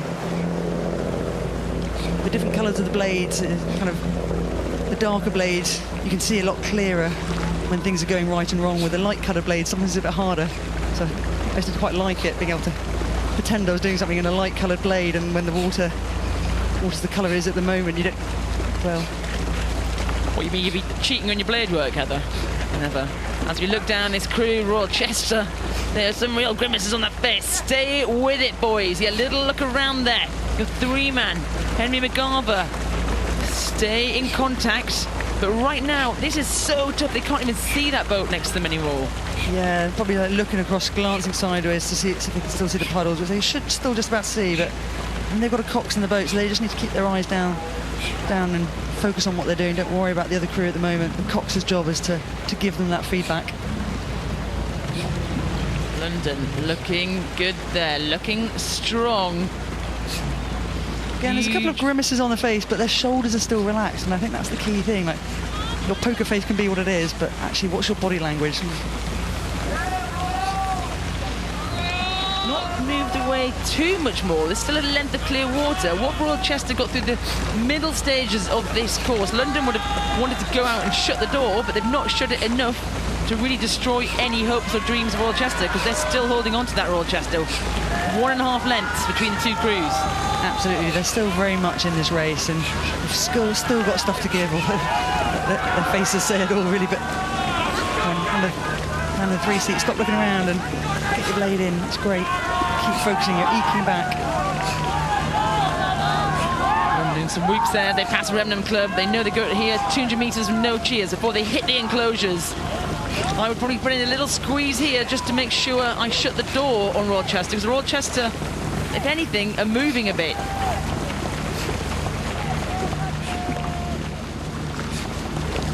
Stu Heap will be pleased with this right now. Happy with his crews. He's got a Thames Cup 8 as well, so that depth of this programme at London Rowing Club is massive.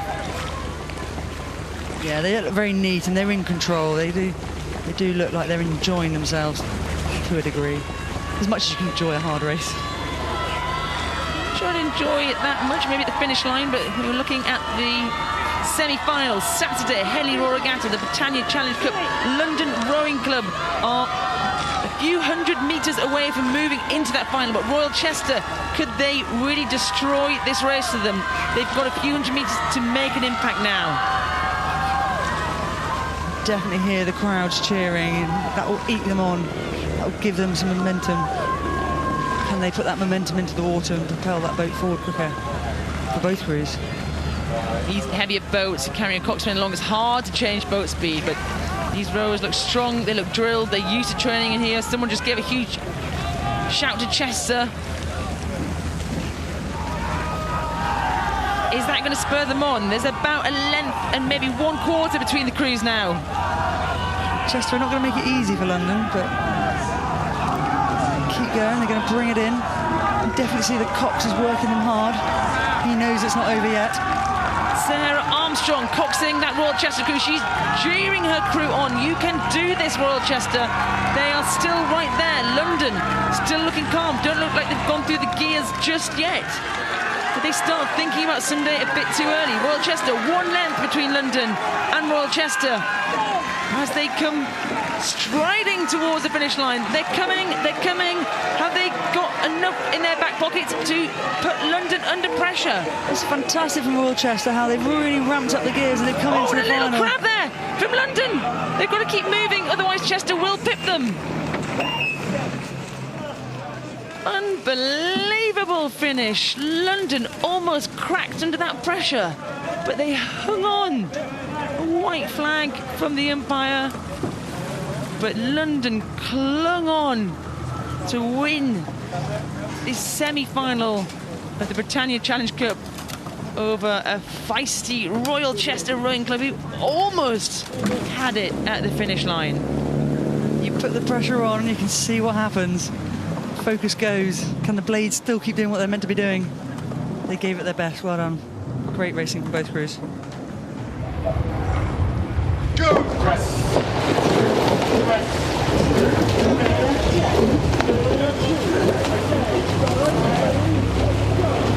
Be quiet before the storm. You see how serene it was that minute that flag drops, the noise, the aggression, the oars moving in and out of the water. It suddenly becomes the loudest place on earth. 16 of the best club women's athletes in the country here. Away they go. I love these women's 8 races. It's so close, isn't it? It's so competitive. Molesey had an incredibly strong year last year. Their Wargrave boat dominated this event. And right now, a canvas up on Thames B, but Thames B, what a start from them. Yeah, of course, they're going to be looking to hold on to Molesey, who are potential, favourites here and the holders of the cup. And Molesey, actually, you can just start to see the gear change there from the blistering pace at the start to something else, but they really are cracking along here, keeping it up. The rate is high, the number of strokes per minute's really high here, looking for a seat every few strokes on the Thames crew on the far side. 2 seats, 3 seats, 4 seats. Here goes Molesey. If I was Cox, I'd probably be shouting, moving, because you are taking a seat per stroke. Strong start from Molesey in the Wargrave Challenge Cup. So that's Ben Rich, the 28-year-old trainee solicitor, coxing the Molesey women there, giving them that urge. You want to tell them that they're moving, as you say, give them that confidence, because then the shoulders can relax and you can start to transition into the loopy, long pace that you need for the middle of the course. And in the Thames B crew, well, they'll be under some pressure. Orin Chapman, 23 years old, the venture capitalist Cox on the left-hand side of your screen there. The venture is what they need now. Have they got the capital to spend against the Molesey women on the right? And it's decisive time. You can see the barrier flag, the yellow flag there, drops down as Molesey go through. We'll get a sense of the lead they have now. Well, good job Thames B, because I presume Thames A are going to be slightly faster than Thames B, and they're keeping it half a length at the barrier. This is really the standout event for club women's rowing. Introduced a brand new event here this year, the Danesfield, that's introduced another club event in sculling, but for sweep oared rowing, this is the pinnacle. Just watching the Thames B crew here, Jess, I think they've done incredibly well through the last 300 or 400 metres to try to hold on to that overlap with Molesey. Molesey would want to kind of close the door by now, and Thames B are holding on well and giving them a good challenge at this point. If anything, this is going to give energy to Thames B. They might have sat on the start line slightly thinking we're against a strong Molesey boat. If I was Thames right now, sitting in the middle of that boat, and I thought, hold on guys, we're right there. And they have actually squeezed back slightly. Great stuff from Thames. It's heroic, isn't it, this effort? The question is this everything that they're throwing in this to attack to try to stay on terms, or have they got a turn of speed that's surprising them? You can see those faces determined. Look at that. There we go, in the 5 seat there for Thames. That's Maren Burgess, 22. You can see her yelling the crew. She can feel that they're moving, and she wants the crew in front of them to really drive on. Look at those faces, that determination. Here come Thames B. Well, they've made up about half a length there. They've made a huge call coming through the barn bar area. There is not many supporters. To see the perfect spoons of Molesey. Yeah, nice blade work, isn't it, from this Molesey crew? They've been out many early mornings. These club rowers often working as well, holding down their lives, but focusing on the priority for them that is rowing. And there's no bigger priority for Molesey than trying to hang on to that Wargrave Cup. But look at this Thames B crew, Jess. They really have come back onto terms. A bit deceptive from this angle, but I think there's a good sort of half a length overlap still. Well, I saw Molesey moving. I thought that was going to be it, but Thames kept that belief. I was just talking about belief, determination.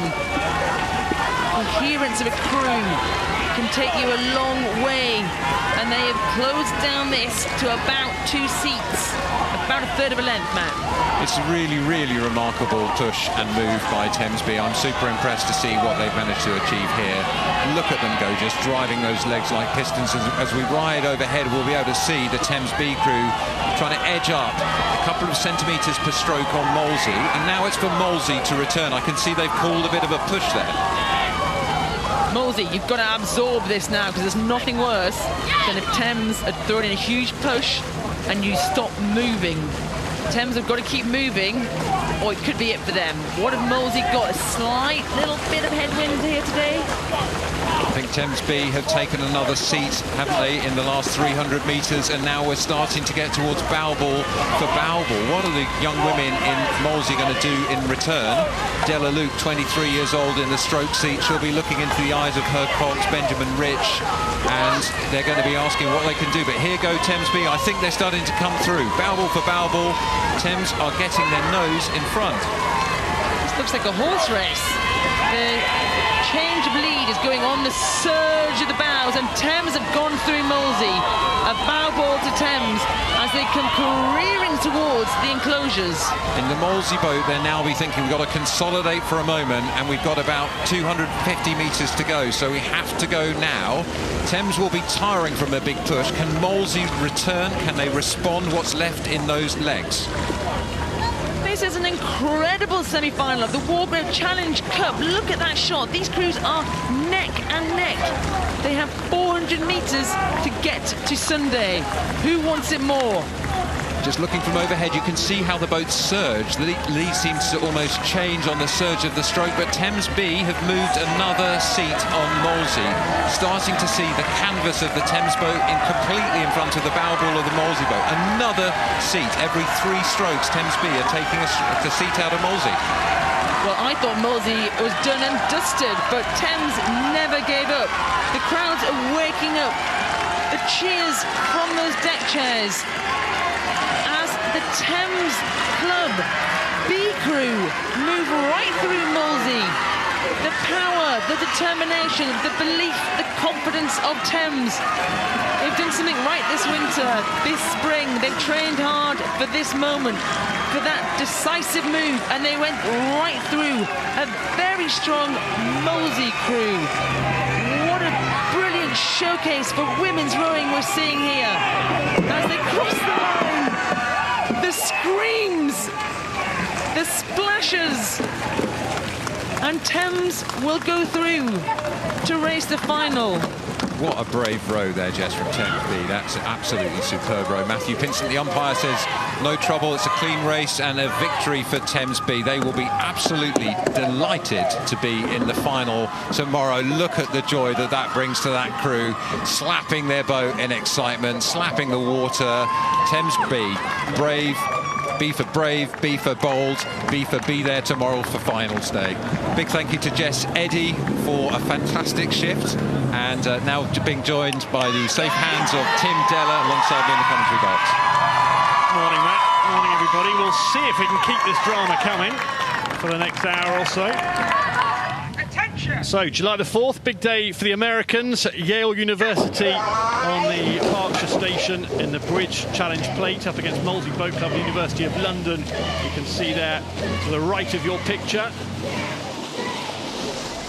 want to celebrate Independence Day at the Yale University with a place in the final of the Bridge Challenge Plate. Such an important stage of the race, this Matt, just looking at the picture there. Both look like they've had pretty clean starts. Yeah, in an 8 in particular, I think you really just focus on the pattern and on your own boat in the first kind of couple of 100 metres. You don't dare even think about where the other crew is. It's all about trusting that process. They were repeated again and again at the start sequence so that they can be confident of that. And at this point, then they start to think, well, where are we versus the other crew? And you can see here in lane 2, that crew from Molesey and University of London have got 2/3 of a length lead already, which is good for them. And they're going to be now changing that gear to look for the mid-race place in this Bridge Challenge Plate. It's only been going since last year, one of the many new women's events introduced over the last 10 years at Molesey. We're now up to 30 events and almost at parity in terms of male and female plates to race for. The lead boat right now, the Molesey and University of London boat. It's got that bit more experience of previous Henleys, lots more appearances previously, and a little bit older as well. Let's head down the track. It's tight at this point in the early stage, and look how tight it is mid-race. That is really tight. This is the 3rd race on the bounce, if you've been with us throughout this morning's coverage, where we've seen the crew that was down in the first quarter of the race come back through in the middle. And here on Independence Day come the Americans on the right of your picture. It's Yale pushing hard, pushing and challenging the Molesey and University of London crew. Yeah, a very early good morning to those in Connecticut watching this Yale boat performing at the moment, but got their work cut out, quarter of a length down, but far from out in the Yale boat on the Berkshire station, to the top of your picture there. So this is really the moment where you can see the tactics coming into play. The cocks and stroke together will be sort of communicating in grunts from the oarswoman and in calls from the cocks. You're getting a feel, are the other crew pushing? Do we just try and hold their push? And then when that's done, the cocks might well call for a response. So you might see the lead moving, shifting up and then pulling back and shifting up and pulling back. That's what's happening now. So we've seen University of London and Molesey on the right of the picture be hauled back in the middle of the course, but now they've pushed out again over the Yale crew on the left. Well, the adrenaline will be coursing through their veins in both boats, and they're about to get the boost of the crowds. And those crowds are growing. It's Saturday. There'll be huge crowds this afternoon. They're already big crowds mid-morning on semi-finals day. And here we go. This is going to be a humdinger of a finish, because Yale University have put in a push and they're trying to keep up and then go past Molesey and University of London nearest to the camera. They're holding on at this stage. The boat on the Bucks station has a slender lead at this point. Yeah, I think Yale were attacking really hard, Tim, weren't they, in the last couple hundred metres there, but Molesey have managed to keep a couple of seats up, which is really confidence building from them. They've held them off. Now you can see we've got about 200 metres to go until the finish line under the beautiful Henley Church, and Molesey, University of London, sitting maybe half a length up now on the Yale crew. Yale have the last chance saloon. Push through the gates of the last chance saloon, and let's see what those legs have got left in them. Here's Molesey and University of London running flat and fast. And the Harwood in the bow seat. It's a dash for the finish now. And which boat's got the most? It's Molesey there that you can see. Yale trying to fight back into it. You can see Yale's bow seat there, not too far off the pace, and this is really time to dig deep, isn't it? If you want to get to the final of the British Challenge Plate, you're going to need to get it right for the next few seconds. Molesey Boat Club and University of London in the box seat. Last few strokes in front of stewards, working hard to the line. They've put together a fantastic race. Just need to hold that for the last half dozen strokes. Legs are burning, lungs are bursting in that Molesey and University of London crew, but they are hanging on for everything it's worth. They want to be in the final. They are in the final. What a great race there. Big, big attacks through the middle of the course from the American Yale crew there. Absolutely exhausted, but you can see Molesey also exhausted but relieved, and already being able to think about that red box that they could earn tomorrow if they do one more race like that. Just going to wait for some confirmation in the umpire's launch. There's the white flag, so we can all relax. And Molesey Boat Club and University of London through in the Bridge Challenge Plate.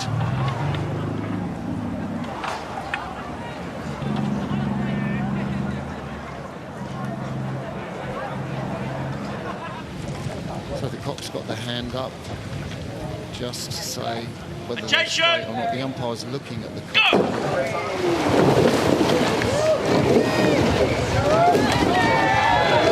And the quietness explodes into a cacophony of noise. The Ireland Challenge Cup semi-final, Durham against Washington. Durham on the left, Washington on the right. How do you read that start, Sarah? Yeah, a little steering correction there from U.W. as they're coming past Temple Island. We often see the stream just has a little impact on crews as they come past there, but they've measured it pretty quickly. I think they've read it ahead of time. Sometimes we see crews really pushed into the middle, but they've done it well. They're back on their station. And it looks like, whoa, they couldn't be closer at this point in the race, Mark. Great start from both crews. I think there's 5 or 6 British athletes rowing in the U.W. crew who are leading this race from Durham and looking really strong.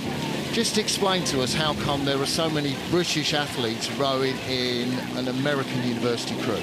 It is incredible to see how the sport has changed because of the US college system in the last decade or so, Martin. It's the same with Australia and New Zealand as well. Australia has about 200 athletes currently at US colleges. 200? 200, which wow. When you consider the size of our population and our rowing population is hugely significant, because they do come in and really take out a big chunk of the talent. So much so that in Australia we actually run part of our under-23 trials in the US to select crews. So, and we have 2 full-time staff whose job it is to stay in contact with those athletes. So it's because there is the opportunity, obviously, to row in fantastic, well-resourced programs get a great education at iconic institutions, get their university done, and then they can come back and re-engage in the national team. So I think it's fabulous that these international athletes get such a great opportunity.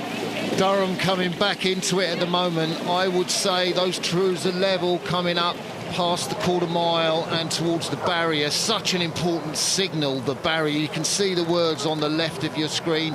It's a barrier to stop the cattle progressing down the towpath, but in rowing everyone knows it's kind of about 600-700 metres off the start, and Durham were led by Washington. You can see the person in that little box pulling up the signals, and we'll get a sense when she pulls up the one. They are level, Wow. Sarah. Wow, it couldn't be closer at the barrier. Still absolutely a battle. We called it, I feel pretty good about our call earlier that we said it would be a tight race, and it certainly is showing up to be exactly that. Durham have been so impressive across the week. They're coached by Benjamin Jennery. Coxed by Benjamin Jennery and coached by Holly Young. And a really impressive showing. I mean, to come up against a college like UW and the might of that school is incredibly impressive. But I think that the Durham crew, they look very relaxed, and they're really just, I think, doing the business here. So it'll be interesting to see. For me, UW look a little bit more aggressive and punchier, but I really like the smoothness and the length that Durham have. So we'll see what starts to happen in the middle of the race now. Yeah, nice off the back turn, Durham, just letting the boat come under them and an easy flow into the front end. Crew on the left, we're looking at the 19-year-old Hannah Scott. She's closest to us in the bows. It's her third Henley Regatta.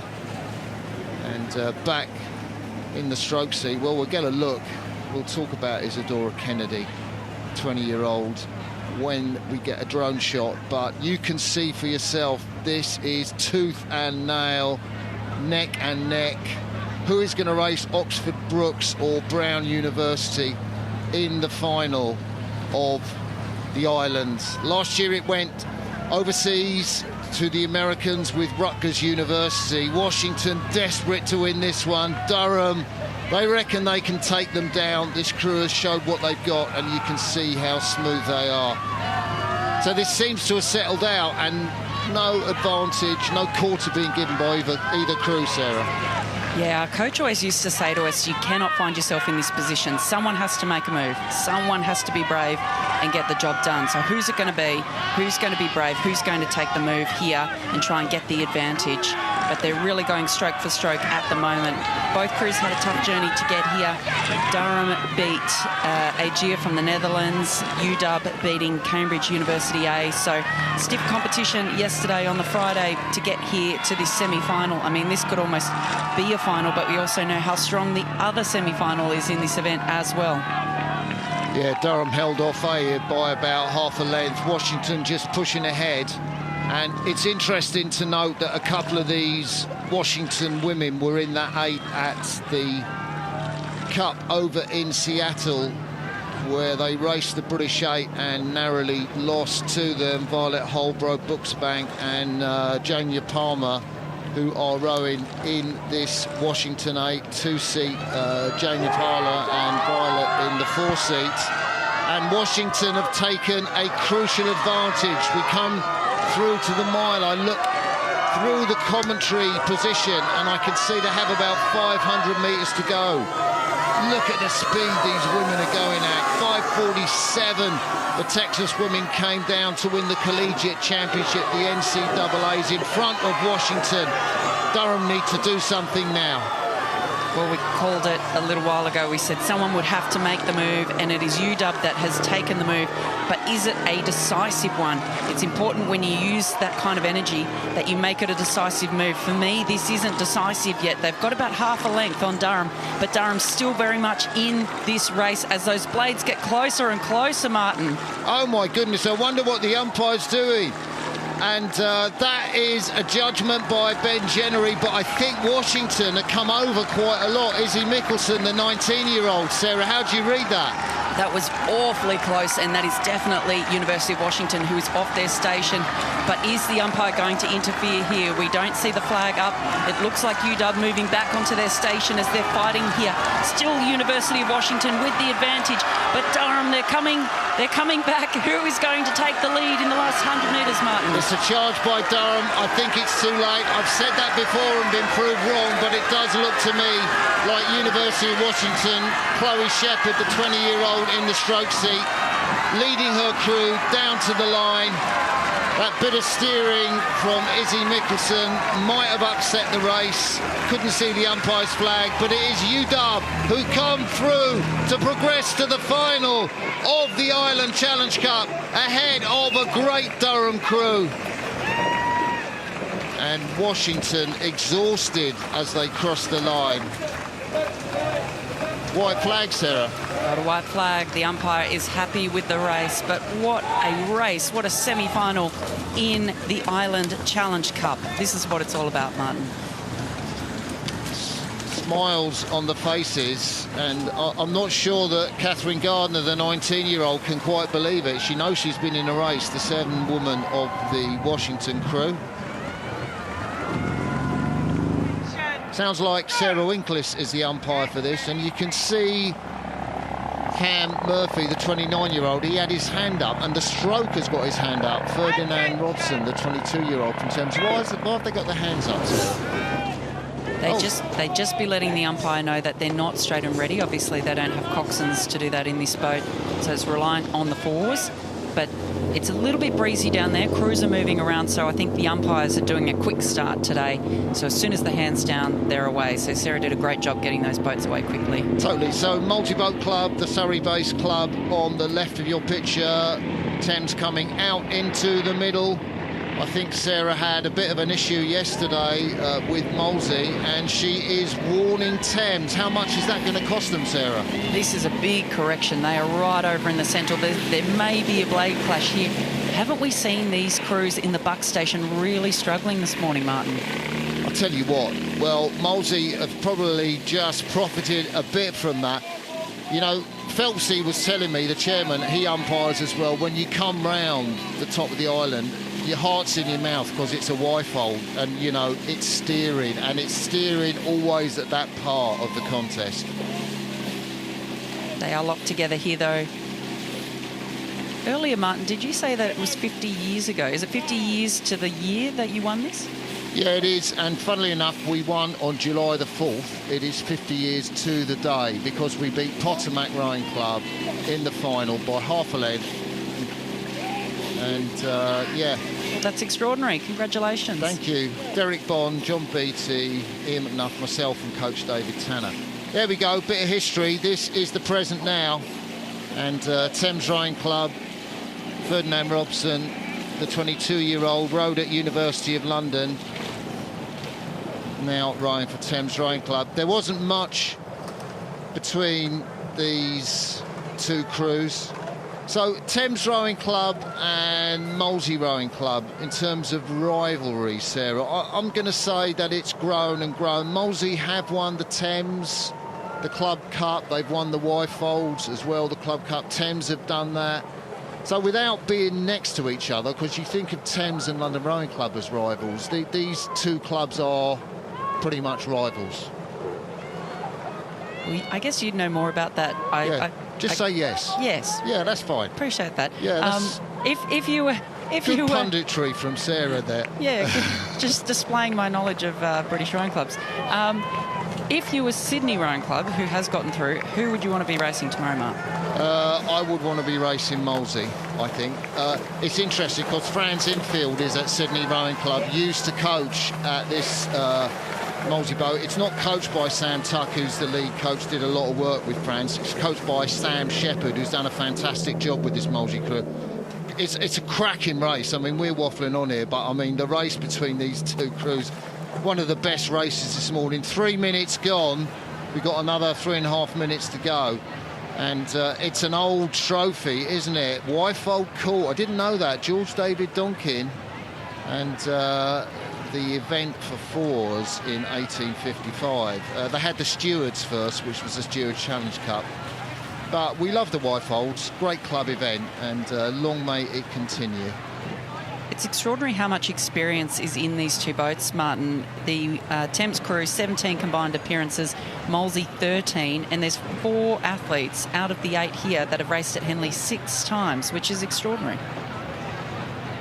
Yeah, totally. Looking at Molesey on the right of your picture, Bell, Harry Hetherington, 27, Al Coates, 23. I think he coaches at Twickenham Rowing Club. Sam Maloney, the GB trialist, did great in the pairs in the long-distance trials. And the Slovenian Luka Haslam-Bailey, you can see him, I think, with his shaved head, but Thames have made a decisive move. Molesey would not have, inverted commas, let them do that. And so, big advantage to Thames Rowing Club with, what, 3 minutes in this race left, Sarah? That was a big move because they were together for the first half of that race, and now Thames making that move. We talked about it in the island earlier.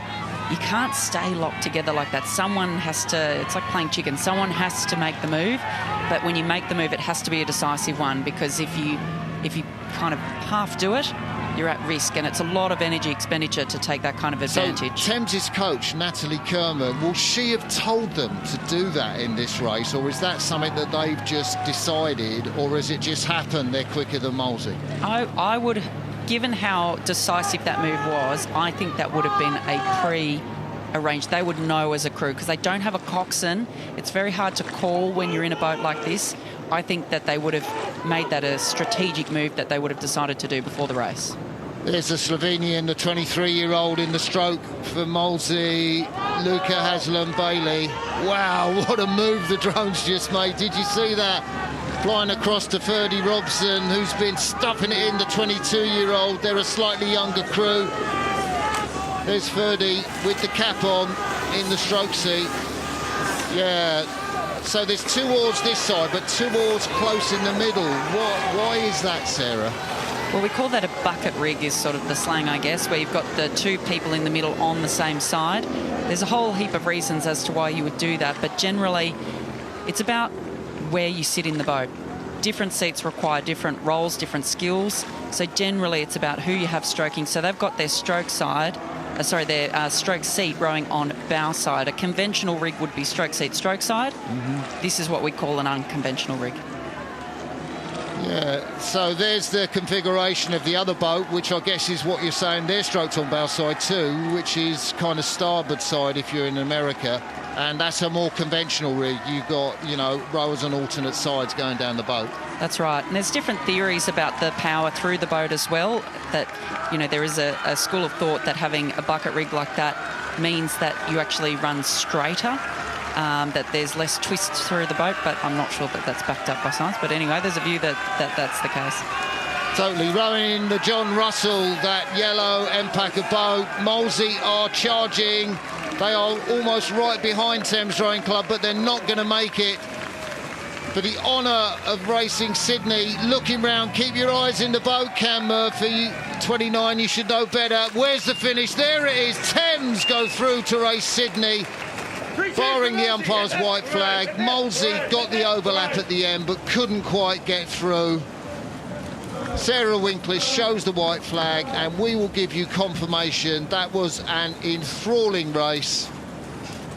So Thames Rowing Club, A crew, beat Molesey Boat Club in the Wyfold Challenge Cup.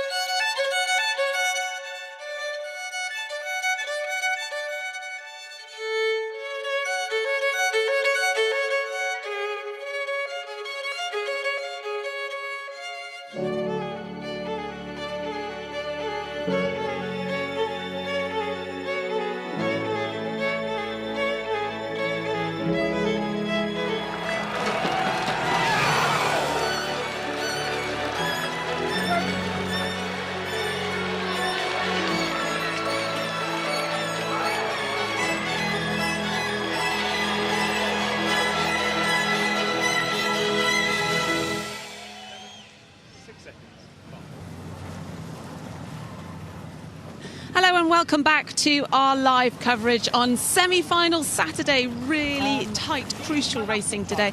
And I'm standing in the stewards' enclosure. It's a gorgeous day. Bit of a crosswind, but Olympic champion Grace Prendergast joins me. Grace, what would you make of the conditions then on such a key and important day? I think it's a bit tricky. Really nice conditions for spectators. It's a nice breeze, but actually when you're out there on the water, gusty winds are so hard when there's not a lot of room between the booms, especially up at the start. It's quite sheltered and then it really hits the crew. So I think we'll probably see a few steering issues over the day and have potentially seen some already this morning. You've rowed here for many years. One of the newest additions to this year's regatta is a brand new app which has been created by Brooke McDonald, one of the partners of the regatta. You've had a quick look at it. How can people sort of download it and get involved? Yeah, it's great because you've got the schedule on there, so it's very easy to see the schedule. It's got the live stream. You can click on the live stream, but I think one of the favourite features of it is actually going in there and predicting all the crews. So you can feel like even as a spectator you're a part of it, and then you get to see how on the leaderboard you fare at the end of the day. Quite like that. So a bunch of friends come to Henley or sitting at home watching it. You can predict all of the race winners and go up against your mates and see who comes out on top at the end. Yeah, I don't think I've done that well so far. There's always upsets, but yeah, it is fun, and you can run down to the bank, see who you're predicting and if they're winning. But yeah, so far I haven't fared that well. Generally, are you good at predicting the winners?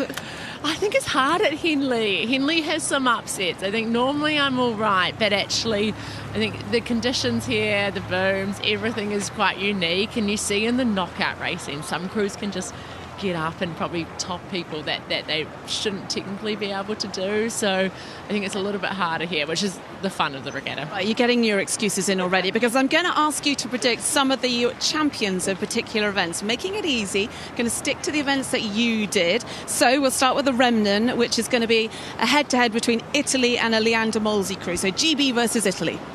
I think hard. The form is probably with the GB crew, so I will pick them. But in saying that, Italians can really, really race. So if anyone's kind of going to catch you off guard at the start, it could be, but I'm going to go for GB. Okay, home win in the Remnon. What about the town? We're going to have one international crew, either USA or Holland, up against a domestic crew. Yeah, I mean, it's difficult.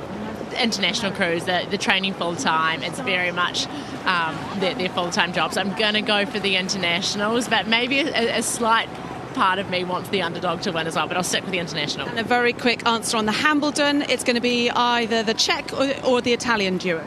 Italians broke our record yesterday. I did used to hold it, so I might go for them to top the Czechs, who probably are the form crew. Brilliant. Thank you very much, Grace. We will find out tomorrow if your predictions are true. Time, though, for this afternoon's session. 15 semi-finals taking us through to tea. And our commentators, Mark Hunter alongside Kath Bishop.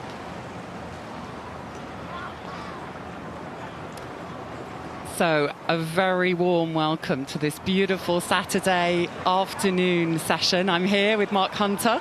We're old Olympic teammates, and we love watching the racing, connecting. There's so much history. We're going to see some great races, and we're about to share the schedule for you. 15 races.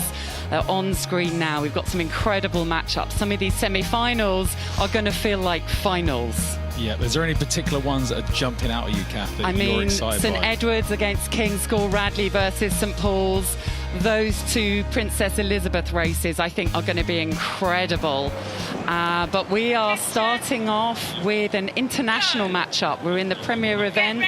It's the Double Sculls Challenge Cup. And so we have a crew from Serbia and from Czech Republic, from Czechia, who will be leading us off this afternoon. So this is going to be incredibly high standard. Yeah, you've got two crews from recently competing in Lucerne. These have matched up on the international stage. But as we know, Henley is a unique experience and a unique race. So it is Martin Maćković and Nikolai Pimenov on the left of your screen from Serbia, and they are against Jakub Podjazil, Dalibor Nedelja from Czechia on the right-hand side of the screen.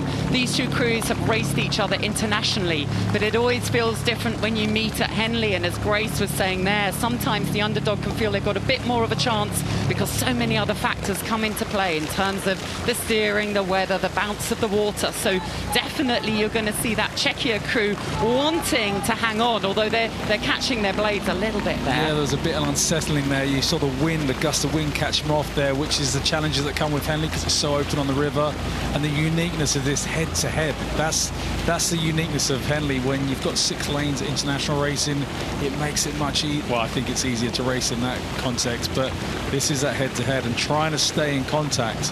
And I think that's the challenge of the Czech crew in this first couple hundred metres. Can they stay with the Serbian crew? It's a huge form in that crew from Serbia. Wonderful to have them here. They were medalists at the World Championships in Shanghai last year. They've been on the podium in the World Cups this year. So one of the best crews in the world coming to Henley to compete here, and it's so important to them, and you can see their class is starting to show. You have incredible experience in this event, a gold medal, a silver medal at the Olympics. What is going to be the difference? What is it that's happening in the Serbian crew at a higher level? Well, they're obviously both these crews are international crews, so they train together daily, I'm guessing. In the program they work together, but obviously the experience of winning races, so I guess the Serbian crew, they've raced the Czech crew a number of times, and normally they're kind of quite close in the first 100 metres, but then the Serbians in that what we would call the second 500 normally can lay the marker down, and then we'll break that contact. I assume between the Barry and Foley, you'll see them start to open up some clear water. And what I noticed there is the power. There's the precision, the speed of the blades being covered in the water, and then you see the impetus of the backs opening, that real power when the legs drive and open up the back, and that looks more dynamic, particularly in that back shot. Now we see it from the other side. What helps them to do that? Yeah, and it's that timing of the back. It's all the hours that people won't see behind the scenes of practicing different parts of the stroke, making sure they're moving together. Some crews will have kind of biomech on their boat to help them with that, but it's actually just time together, understanding each other's moves, and to kind of get the best out of each other is when you come to racing. So the Serbian crew, Maćković and Pimenov, are already a good, perhaps a length up at this point. They're coached by Nikola Stojic, who is himself a legend of Serbian rowing. He was in the pair for Olympics. I remember at the same sort of time I was in the women's pair, he was in the men's pair, and he stayed giving back so much to the Serbian rowing world. And he said it's his first return for 20 years.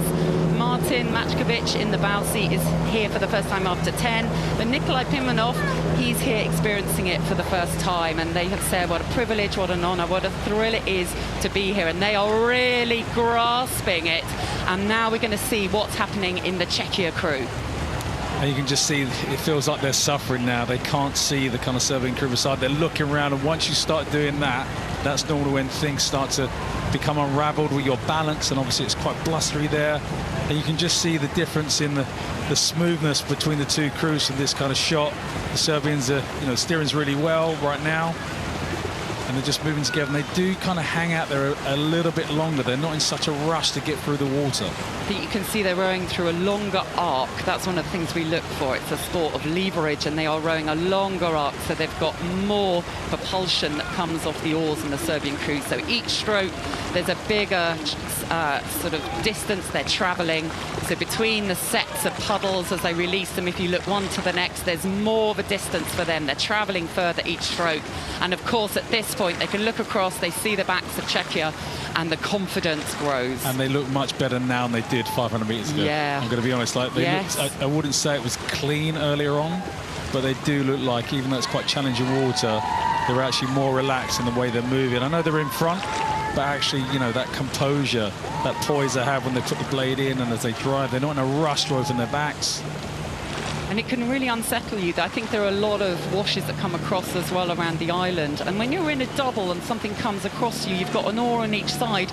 Explain what that feels like, how that can unsettle you. Yeah, because you're kind of, you know, as you flow forward, you don't want the boat to unsettle, and then, you know, you can catch your knee, or, you know, catch a blade in the water, and it can turn the boat, and if someone's, you know, whoever's caught it, it might upset them, and then you tense up with your arms, and if you get... So it's really interesting, the different ways that people deal with that. And, you know, I used to love rough water. It was something I loved racing in growing up, where I did in the East End on the proper tidal river, I call it, rather than the tideway that people think of at Putney, where it is proper rough water. So you learn to relax rather than getting tense. It actually feels like the Czech crew here have sort of, you know, in a way just dug in, got into their own bubble. It's looking, for me, really more cohesive than it was before, when they were sort of looking to their right and worrying about where they are. Now they've just got to, you know, really zone in. How fast can we go? That's all they can do at this point. But you see here a crew that's really in control. It is one of the fastest doubles in the world at the moment, and so it is such a treat for us to see them racing down this course.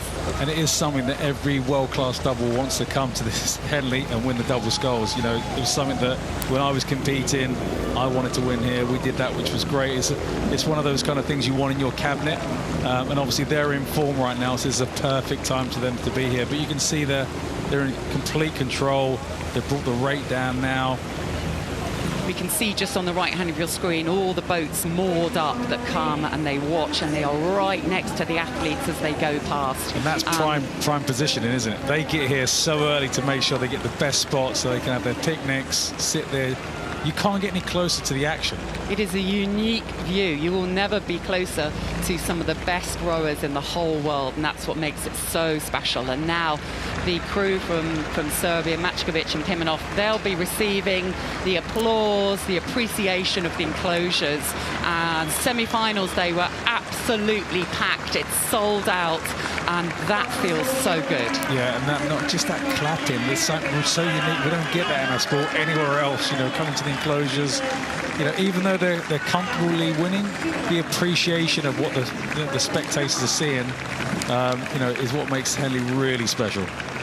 So an incredibly high-class premier event. Those Czechs have raced it all the way. They have really dug in, looking across there, making sure that they go as fast as they can. But it was in control all of the way from Mačković and Pimenov from Serbia, who have won this semi-final of the Double Sculls Challenge Cup against Todrazil and Neděla of Czechia. And there we have Alison Fires, the umpire, giving us the white flag. A very clean race, and we will see this incredible Serbian double again tomorrow in the final.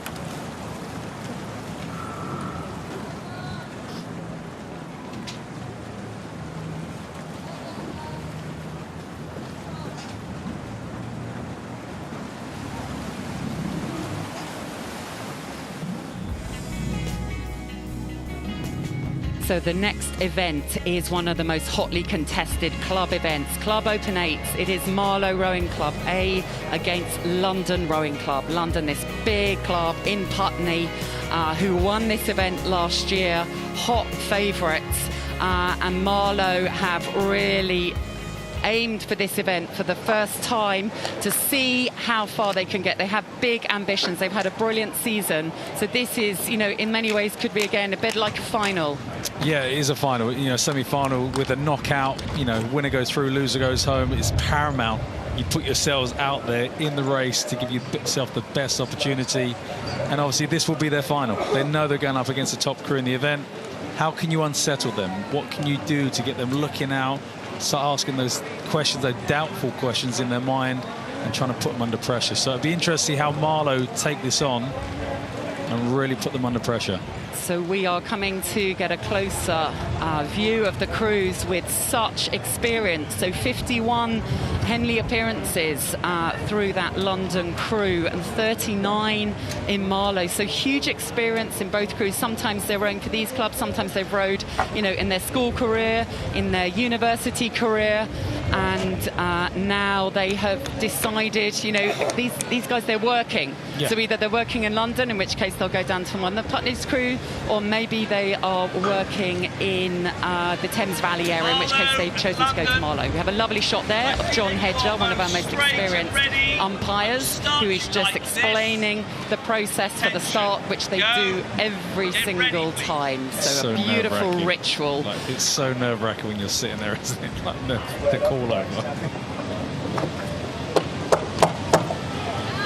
So the Cox has their hands up in both crews. That means they're not fully straight yet. You can see the state boat boys on the left of your screen who are holding the stern.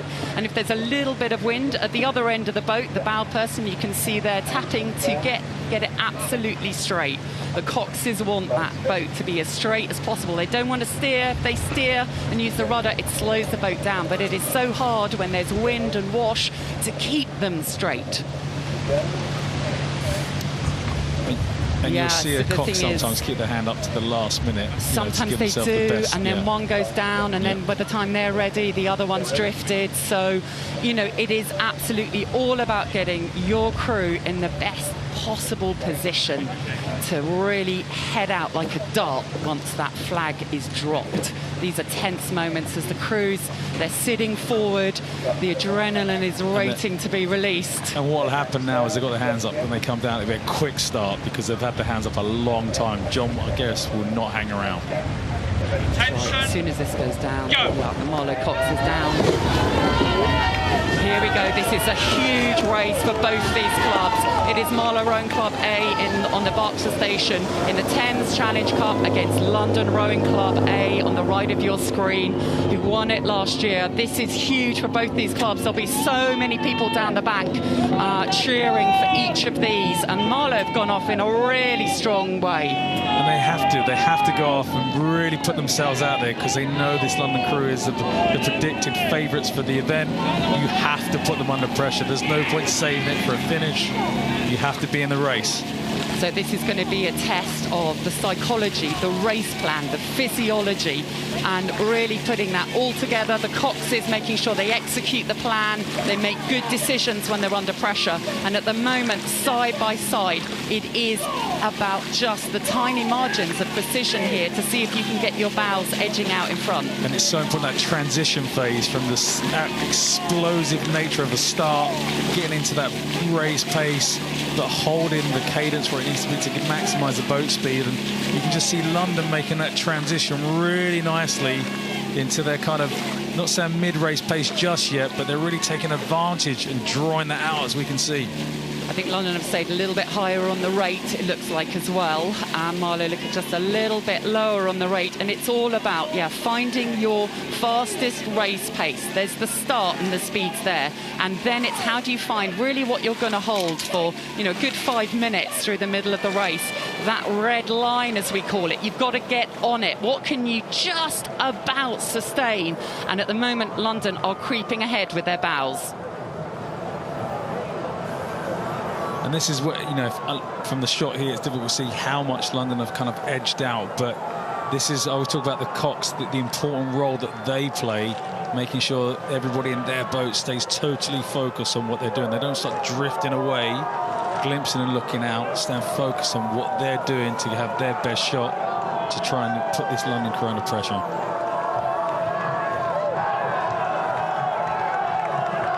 So the crowd are coming out to the banks. Marlow locals, I'm sure, are going to be up there. There's a big area at Remenham where the Marlow will be standing. There'll be a lot in the stands, in the enclosures as well. Marlow have had such ambitions. They won only 2 years ago in the Brit. That was the first time that they had won a club event. They were finalists in the Wyfolds, I think, last year. And then they've said, we're going to have a go at the Thames Challenge Cup. And it's been Jamie Axon, the coach at Marlow, who has really raised the ambitions and the standard and attracted brilliant rowers who love training and really feel part of building something. But this is a tough ask, but I do think they're digging in really well. And this is the kind of, I know it sounds weird, it's the quiet part of the course when you start to, the bank drifts away, it becomes really quiet, but staying in control in your boat. Once again, the Cox making sure that everybody knows their role, what they're responsible for, and making sure they're giving everything possible to make sure they stay in contact. I mean, the technique is good in both these crews. Stuart Heap coaches London, Jamie Axon coaches Marlow. Those are both really experienced coaches, wily coaches. They know how to drill them, they know how to train them. Marlow are hanging on, they're still overlapping, but London are now pulling ahead. And yeah, this is an important phase here, because if London break that contact, it just disappears very quickly, especially in 8. So this is when they have to dig really deep now to stay in contact. Feels like that London crew just been a beat or two up on strokes per minute, and that's just enabling them to punch along. Marlow need to stay in there. Maybe they are pacing it in a way that they'll also start driving for the finish. That's what they've got to start thinking about as soon as possible, so that Shauna Fitzsimmons, really experienced cox of Marlow, it's up to her now to really try and get even more out of that Marlow crew. Meanwhile, London will be gaining in confidence that what they're doing is working, keeping on that pattern. It's such a big squad at London. They have such strength in depth, so the quality of the training, the quality of how they push each other through the winter. And they've gone through their phase of there was nothing going on for a long time. They've completely revamped how they do things, and you're seeing them win at the event now. But Marlow are definitely moving up there. They're definitely making a move to put them under pressure. They're doing a fantastic job. Jamie Axon's raced here a lot himself for Brookes, and they are having a go. They've got more rate because they were underrating. So that means they've got a gear to go to. They're going to ask questions to this London crew. They have to.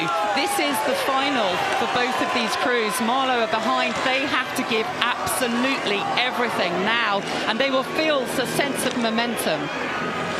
And this is what it's that kind of mind games back and forth now. Can London start to step on and kind of put your foot on someone's head so they can't come through?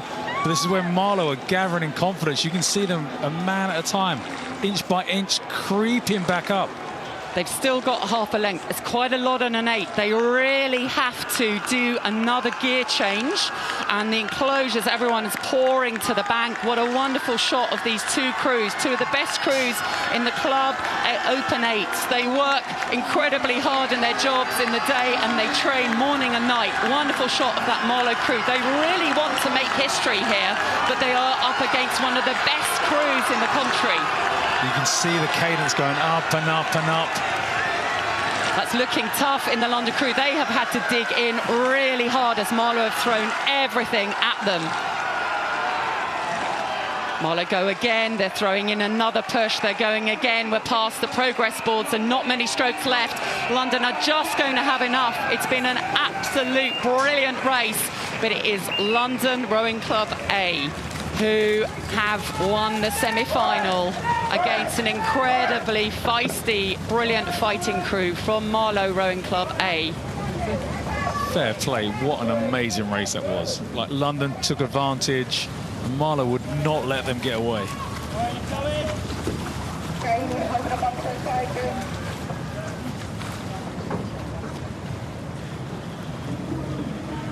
We see what that meant to Marlow. They gave everything. They had the plan that meant this was the final. This was where they needed to peak today and put everything in, and they really gave it a go. And it was just that London had that length, and as you said, a length is a long way to come back, but it was impressive how they kept coming. So here's the recap of the race. Brilliant starts from both these crews. Two of the best club Open 8s in the country at the moment, going toe-to-toe. London were making an early lead, putting a lot of pressure on Marlow. Maybe they left themselves too much to do. And they stayed in contact all the way down, went through their paces, and then we saw Marlow make a bold move, getting back on turns, never quite ever getting ahead, but really in contact here. It was just too much to come back, and London, they had enough to absorb it. And we talked about how great Marlow were about keeping going and challenging them, but really impressive from London to not get worried and flustered by and keep doing their thing. They had confidence in their plan, their rhythm, and they knew they had enough in the tank to see it out.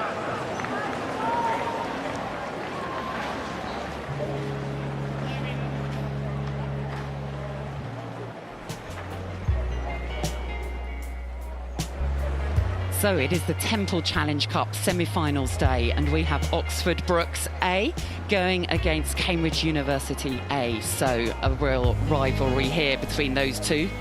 That's an amazing list of semi-finalists there. So let's get down to the start. That very distinctive colour of Cambridge that we see on the blazers. There's a lot. There's a You real got yours on today. It's a I see Cambridge you're wearing day yours today, so I have got mine with me. But of course, I put it on a chair so I can be a neutral commentator. But I can't speak where my heart allegiance may end up. But no, they are going to be against the also very distinctive colours of Oxford Brookes on the other side. So two of the best-known clubs in the country with huge history in awesome this event. And there again, the alumni on the banks will be going crazy for this race.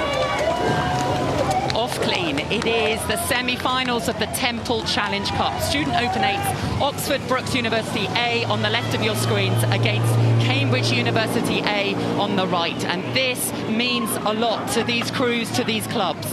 Yeah, and I think this is going to be an absolute gut bust. It's definitely, I think, going to be really tight to halfway. You've got, you know, you'd naturally think of Cambridge as fluid motion, you know, row really well, and the aggressive nature of how Brookes attack everything. So it's going to be really interesting how this unfolds.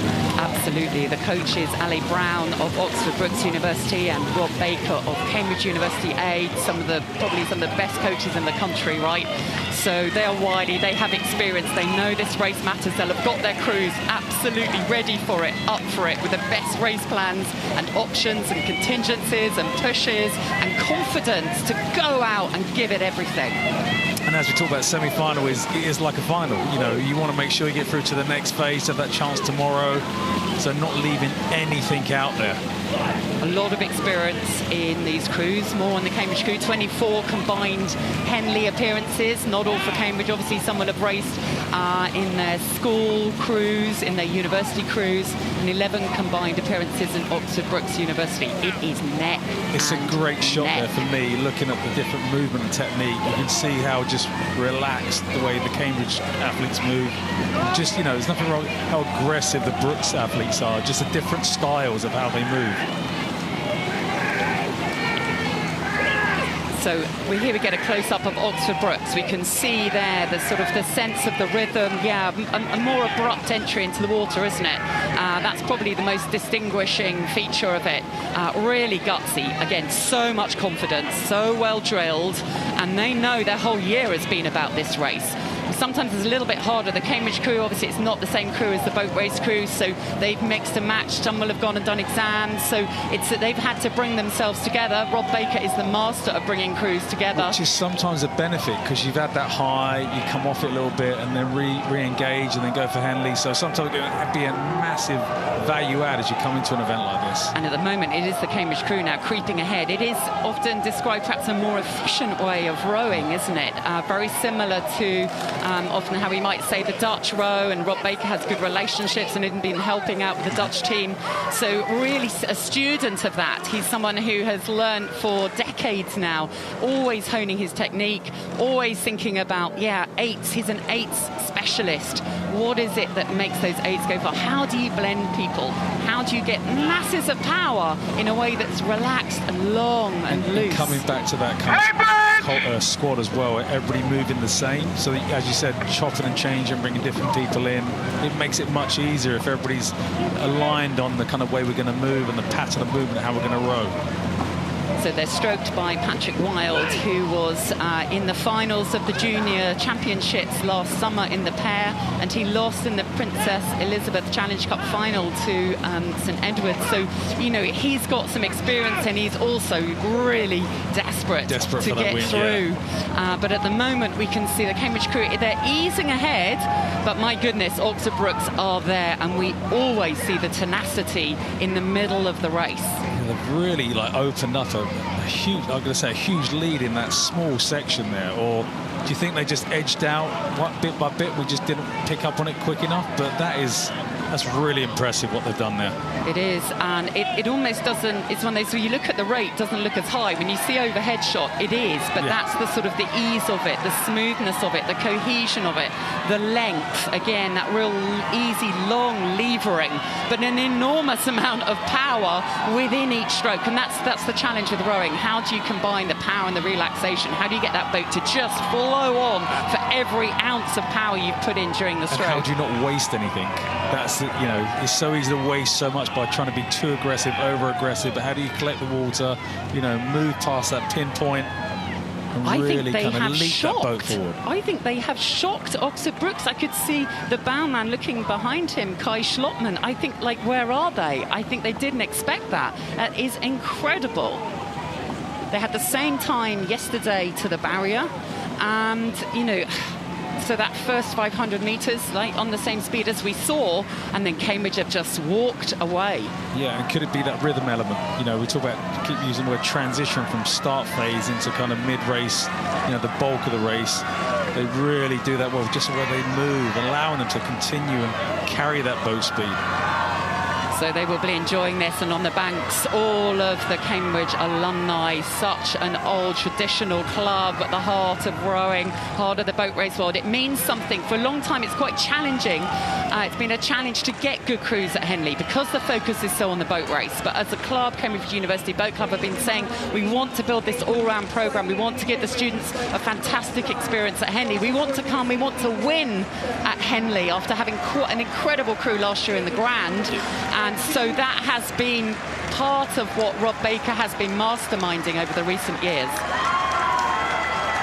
And you can see how all that hard work behind the scenes pays off when they come to big semi-finals like this and really have taken this on, and, you know, it just looks like a different class going on right now.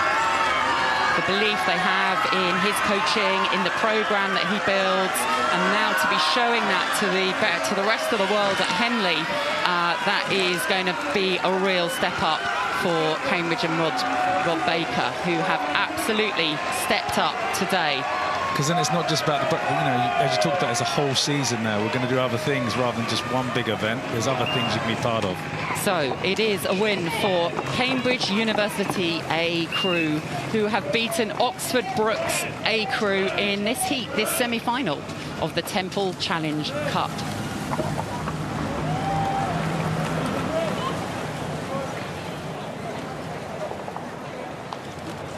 So that will be meaning a lot. Yeah, Cambridge wanted to make a splash at Henley Royal Regatta. They've had several crews, the women as well, had 2/8 racing here in the island.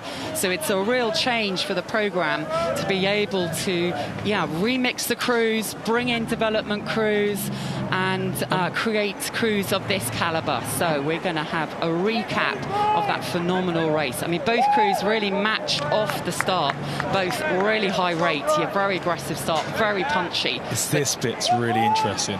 I love it. I do like this shot. You can just see the different styles. And was this a point when they just started edging inch by inch? Yeah, Noam Muel in the 6th seat there, who was the president this year. So much experience, so much belief, and has been such a stalwart of Cambridge over the last few years, playing a really key role at 6th there, backing up Patrick Wild. And yes, at this point, clear water and really just gliding in, such relaxation. They will be so excited for their final tomorrow.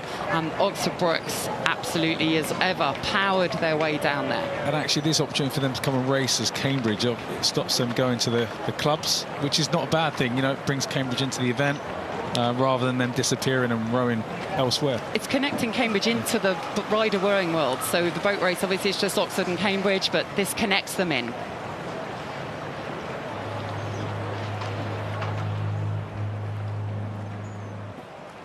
So we have a semi-final now of the Diamond Jubilee Challenge Cup. It is the junior women's quadruple sculls, and we have got Marlow, who are against Sir William Perkins School. So Marlow back again. This shows the strength in depth, the junior crews and the club crews, and this has been a crew that has been very dominant all year.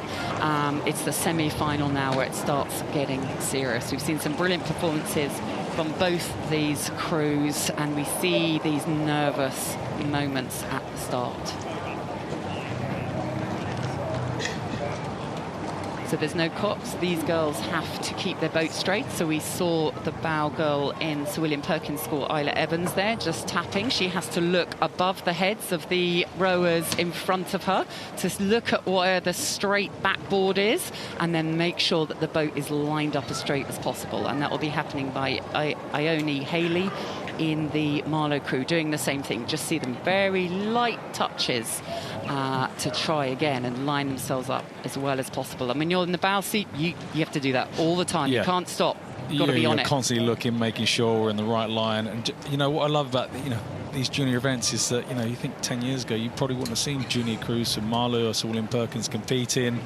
They're on semi-finals day. One of them is going to make the big final tomorrow, which is super exciting. So we have a lovely shot there. Sarah Winklis, the first woman ever to umpire at Henley Royal Regatta and first woman ever to umpire the boat race. So one of our most experienced umpires, a fellow steward, Olympic medalist, and she will be guiding this event.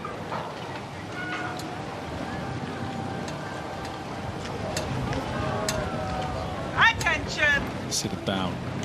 Tap in. So the crowds are now thick up at the start, all the way down as we see this semi-final of the Diamond Jubilee Challenge Cup. Marlow Rowing Club A on the left of your screen against Sir William Perkins School on the right. Marlow very much a selected crew, both of these very classy crews. They've had a great season. Yesterday Marlow were slightly faster in the markers, so I think Sir William Perkins will be trying to again really take it to them as quickly as possible. Once again, it's that early staying in contact, making sure you get out as quickly as possible. You can see here Sarah warning, I think, both crews to get back to their stations. You can see them both coming across. So how will they be steering? Yeah, so both of these crews will be steering with someone in their boat will be steering with their foot. I think we've got in the Marlow crew, we've got the bow girls steering the boat, which is Ione Haley. Ione Haley, so she'll be steering it with her foot. So, they've gone with the bow side, and Sir William Perkins have gone with Emily Nichols in the stern. So you can steer from any seat, basically, but you need to decide who's going to do that role. Who's more comfortable and confident doing it. There's two things to think about, not just rowing, it's actually making sure we're going a straight line. And we see a really strong start there where Marlow Rowing Club are moving out already, coming out of there. Very aggressive, but very long. And Eve Pinson in the stroke seat, leading that. Such a strong rhythm, real length. And there, the lovely shots. So we have Eve Pinson, who is stroking it, Alice Moss behind her, Lauren Kennedy and Ione Haley. And they have been such a cohesive unit. They're coached by Pete Chambers and the whole squad team there. Jamie Axon has been supporting.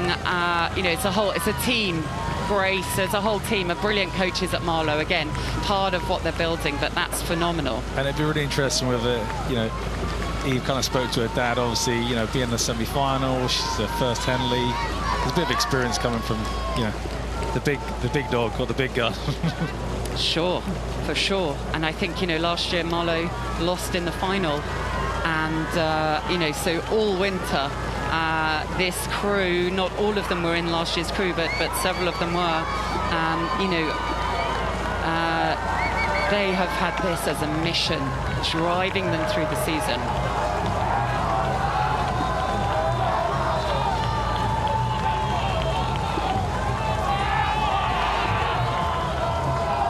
You can see how the wind is blowing, almost trying to pick up some of the oars, really tests the crew. You can see it sort of blowing the hair, so they're feeling that, and it's not an easy wind. It's coming in gusts, it's coming across, and that tests the technique. What is it you need to do in order to just ride through that? Stay relaxed, number one thing. Do not tense up. That's the most important thing, because sometimes people get tense in their shoulders. That brings tension in your kind of forearms, and then that's when you really struggle to hold on. So being relaxed, keeping the weight low, not kind of getting flustered by it and letting it get out of control. And what I mean low is, making sure that you've got really good contact with your feet as you're moving, and where your kind of bum is on the kind of seat, making sure that's kind of dictating, you're in contact with the kind of hull.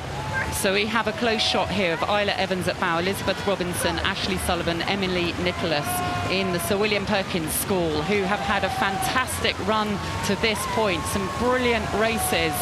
And we see them having to steer. They've moved a little bit into the middle of the river. It's so challenging, and that always means then you just drop a little bit of speed, correcting. Looks like they're back in the right place again, but meanwhile Marlow just creep out a little bit more. And you can see the great line that Marlow have taken there. They've not really veered off of where they're currently sitting, the distance from the booms in the last kind of 500-600 meters. So that means they're not disrupting their boat speed.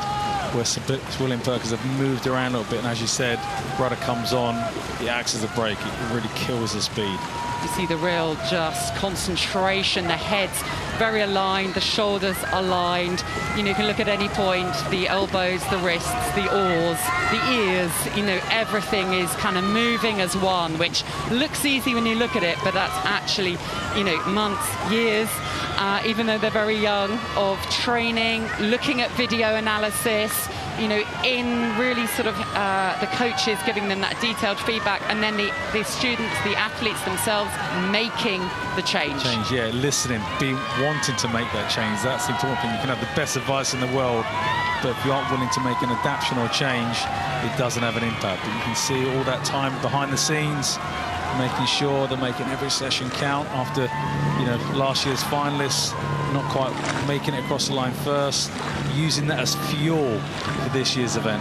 Fuel, belief in the program, motivation, and knowing you just have to do everything at a slightly higher standard, even when it's in the middle of December and it's freezing, or when it's in the middle of exams or something. But real credit to Sir William Perkins School. They're coached by Chris Boddy. He's been the head coach there for 10 years now. I'm very proud that they're the only school club to have both the quad and the 8 as selected crews in this year's draw. And that's, you know, there are lots of different aims and goals and ambitions that you can have. It's not only what happens on Sunday. You have to have other markers of success to help you get there. And so real credit to all that Chris has been building there himself, former GB lightweight and European medalist. He was in the team with me when I was a lightweight, so yeah, Chris was kind of around in the squad, sometimes in the 4 and the kind of pair.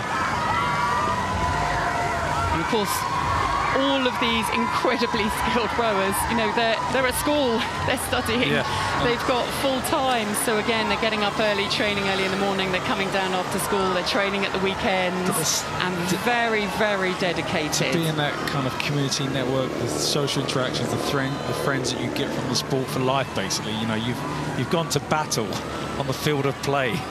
You know so much about each other. It's an incredible experience to be having at the age of 17, 18. Ashley Sullivan at 3C is just 15 in the Sir William Perkins School. I mean, it's incredible. The intelligence, the maturity to come out and, you know, navigate the bits we don't see, the training leading up to it, the warm-up, getting on the start, you know, the highs, the lows, the times when you have niggling injuries, the times when you've got stress in your schoolwork, and then to come out and put these really accomplished performances. I mean, that is a beautiful shot of how well drilled that Sir William Perkins School is, and they have just come across. They are now meeting one of the best, one of the leading junior women's quad sculls in the country. And of course, it's so important now that these athletes, they need to have fun, right? It's something that actually helps you in your exams. It's something that means, this could be your escapism from all those other stresses in life. Is rowing or sport the thing that allows you to escape that and really embrace this moment and enjoy, you know, you're at Henley Regatta on a Saturday afternoon, semi-finals, you know, the enclosures are clapping, cheering. Incredible race. Marlow, after that disappointment in the Thames Challenge Cup, will be cheering for their Marlow Rowing Club A crew, who have won the semi-final against Sir William Perkins School in the Diamond Jubilee Challenge Cup, and are one step closer now to their goal. That was really impressive. The way they rode that, the confidence they had, the line they steered as well was really impressive. With all those gusts of wind.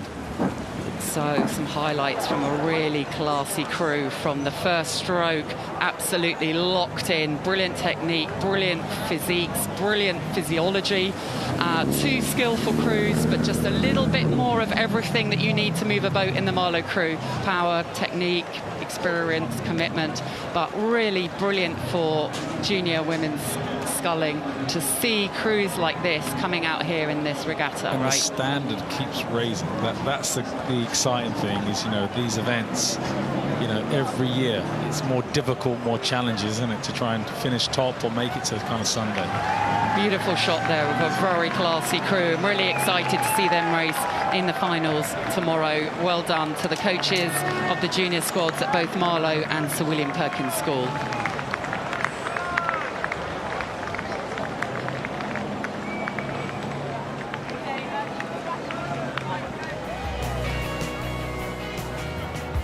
So we are now going into the Town Challenge Cup event, which is women's coxless fours, and we're about to see an international matchup between the University of Washington and Hollandia Royal Club. Essentially, it's the under-23s against one of the strongest squads in the world. So hoping that I'm sure all our viewers from around the world will have a lot of Husky fans and Dutch fans tuning in for this one, who will recognise the blades of the Dutch crew. Such a great, strong contingent of Dutch rowers here across universities, the national team, clubs, which is brilliant. And this is another, I think for me, you'll see two different styles of the way they apply the movement, the placing, and the power they generate. So it'll be interesting to watch this unfold. So really classy crews here. We've got the University of Washington on the left of your screen against Hollandia Royal Club Netherlands in the semi-finals of the Town Challenge Cup. Women's coxless fours. Of course, they've got to steer a little tight from the Dutch, but I think they're in a good place.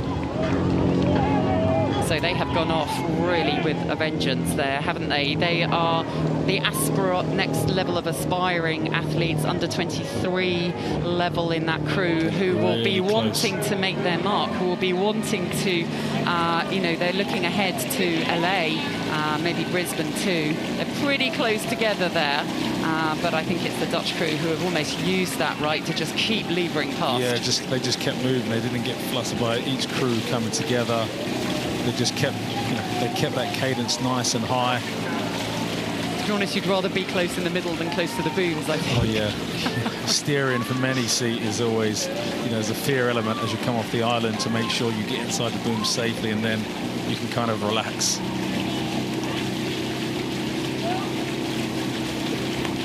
So close up here of Femke de Wit, Minnu Boeman, Lotte van Westrinen and Elizabeth Boom.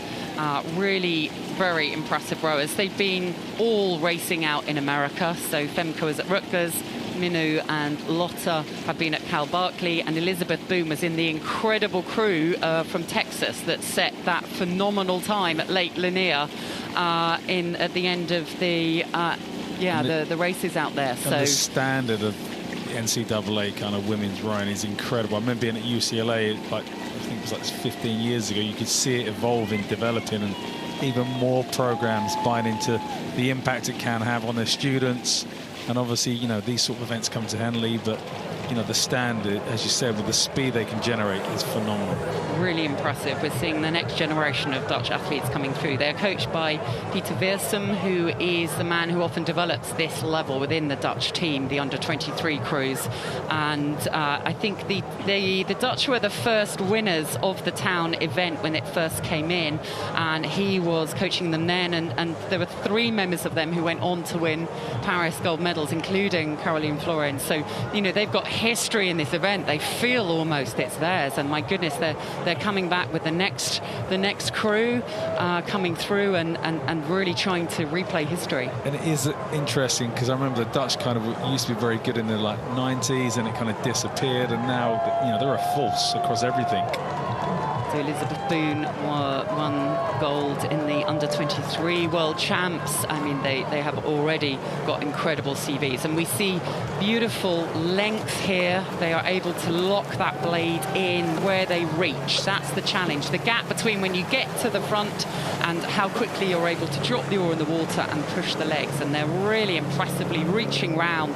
They're tall athletes, and so they're able to just get that real propulsion. And then they also hold the oar in, so you can see them drawing up, and Sarah is just warning the Dutch not to move over too much, and I don't think that will worry them. They'll try and make a very small adjustment. But I mean, let's look at we can see the backs of the Huskies there. They're coached by a legend themselves, Yasmin Farouk, who has a Cox, former US Cox, who has made such an impact both in Washington but beyond, mentor to so many other athletes, coaches, and an incredible squad. Yeah, and I remember when I first met Yaz, she was at kind of Stanford, and then she kind of moved up to working at U.W., you know, she's had a huge impact on that program. So another warning, and this time they've moved more. This is the challenge. I think they may be overcorrected, but they got a second warning. The umpire wants to give good distance in between them, and so now they have moved a little closer to the booms, and that's perhaps given Washington a little bit of a chance to creep up again and have a real push at this part of the race. They seem to be coming back again. The Dutch crew's moving back into the middle. Nobody wants to be too close to the booms, and it's really difficult you've got to be very precise to make sure you don't oversteer, otherwise you can always correct, go a little bit too far one way, then a little bit too far the other way. And it's actually really challenging because they've got Lotta in the 3 seat doing the steering, which is, I think, is probably a really tough place to do it. You know, you either go to either end of the boat rather than someone in the middle, so is she struggling with that and also focusing on what she's doing? I don't know, but that's a really challenging place to steer from. I agree, and usually the reason why you might do that is really just because that person's got more steering experience and they're willing to do it. Yeah. Some are saying, I'm so terrified of hitting the booms.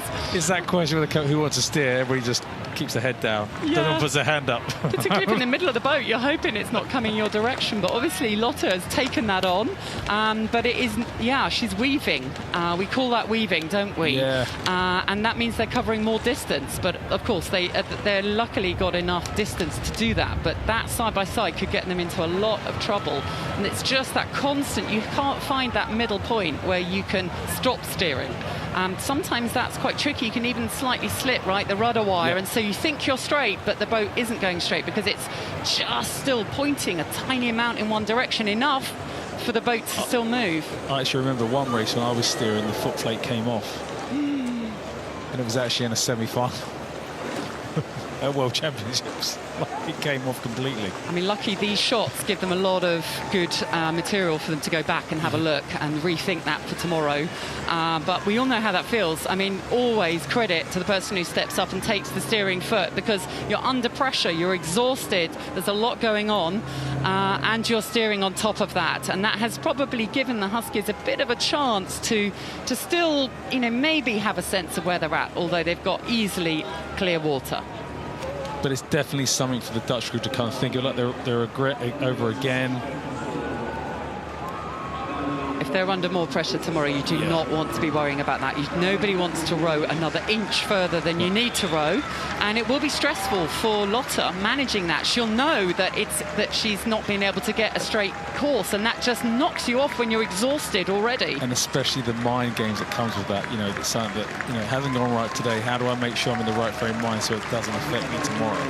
It's also a massive learning opportunity, right? These are the races when you figure it out, when you go back, when you say, what am I getting wrong, and how do I really shift it so that we go like a die? But I mean, what impressive athletes, future Olympians that we are seeing in this brilliantly drilled Dutch crew. So much power and learning, though. They've come to Henley for exactly this experience. And they've got so much speed to play with, you know, to have all those challenges, but they're still really in control. So a very controlled performance from the Hollandia Royal Club, and they win the semi-finals of the Town Challenge Cup against the University of Washington. The race is clear, and I could see Lotta's head slightly shaking there. She knows that was tricky, but I think she'll have strong support from the crew. Because no one else is going to want to do it, you know that. Exactly. So let's look at those highlights. I really thought the start was brilliant. They immediately had length out of the start and were able to move immediately before the end of the island even too. So that strength, that power, that immediate application was there. And, you know, the rowing is probably not what they'll be focusing on now. They'll be just having a think about that. You don't want to over-focus on the steers person. You don't want her worrying about it in the race tomorrow. It's That's more about really important. How can we help? That's, you know, how can we help? But what do you need from us? Yeah, let's have a look at the video. These drone shots will help them. But at the same time, they've booked their place in the final of the Town Challenge Cup, and they'll be looking forward to that tomorrow.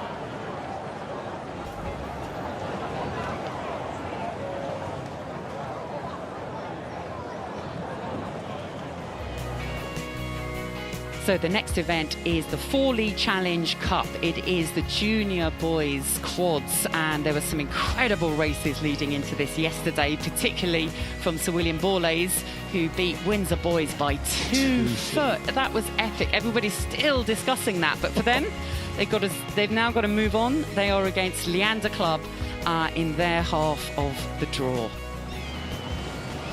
Do you know, I was thinking about, because I raced at Windsor when I was a junior, so obviously it was quite heartbreaking seeing them lose yesterday, but it made me realise how old I am, because we won this 30 years ago.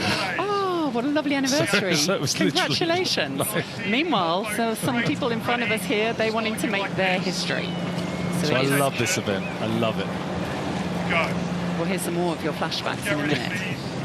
So William Borlase on the far side. So they are based in Marlow. So the Marlow supporters will be once again moving towards the banks to cheer as they come up against the local crew from Leander. So William Borlase's grammar school are in the semi-final against Leander Club on the right of your screens. It's the Forley Challenge Cup. It is junior quads, and that is a slick start from that Leander crew. And it's going to be really interesting, because obviously Sir William Borlase had that really tough race last night, and that recovery phase, you know, what have they got left in the tank from that kind of, call it a gut buster yesterday, and how did Leander take advantage of that and put them under pressure straight away? So mind games as early as possible.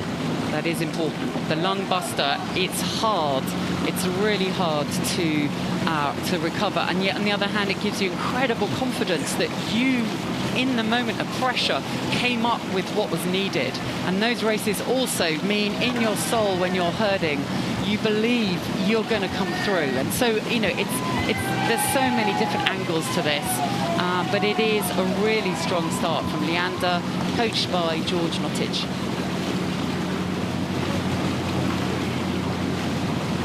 But it's really interesting that Leander have moved out, and this is when you've got to keep moving.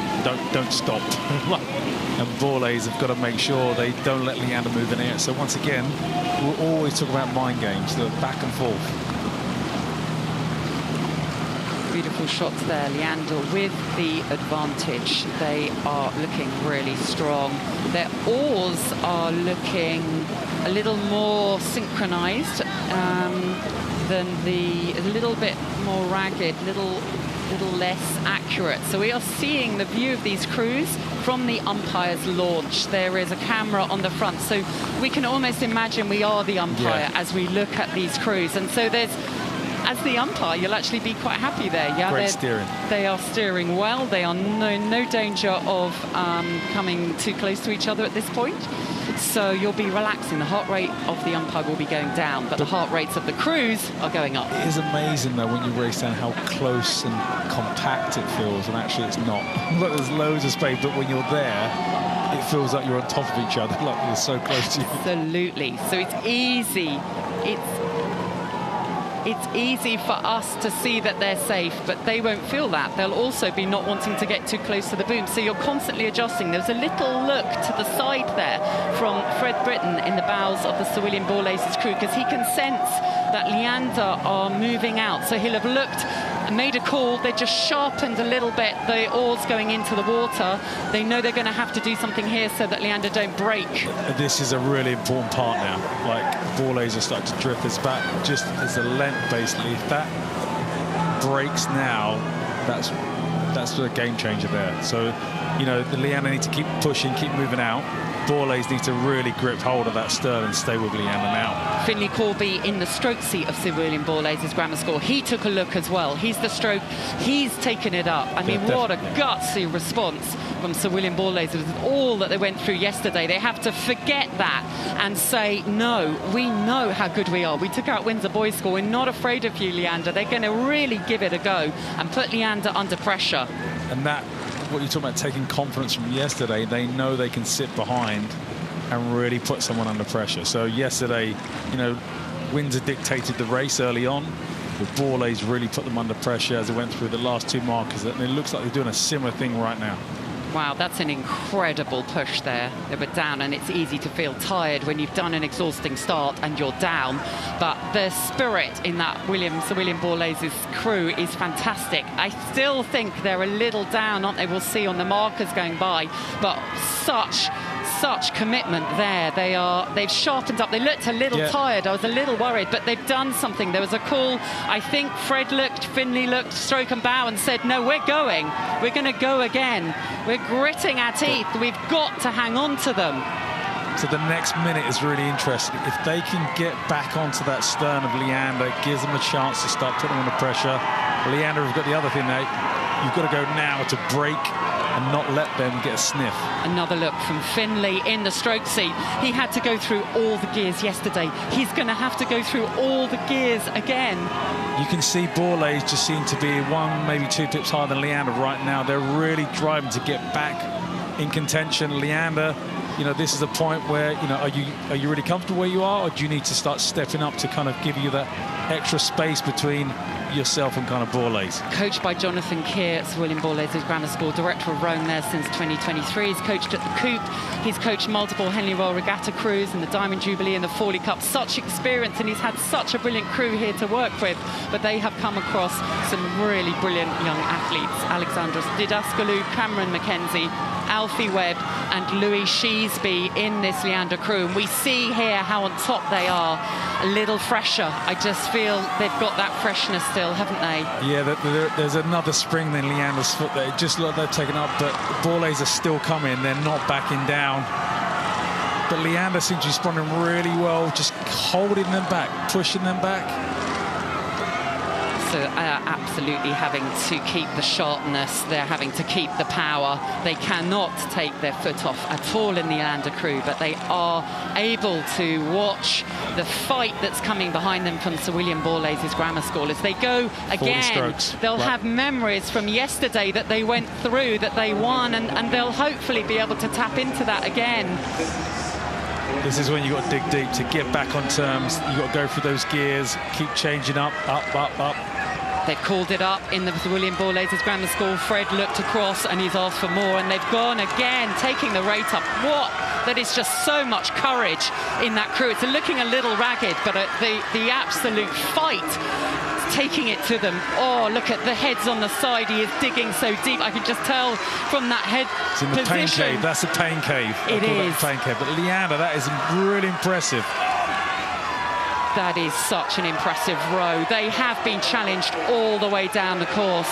The coaches have prepared these young athletes to such a high level. The physiology, the pain that they're willing to go through. They're still coming back in the Sir William Borlase's school. They're having another go. But it is Leander. Oh, that was close. Wow, they came and they came and they came again.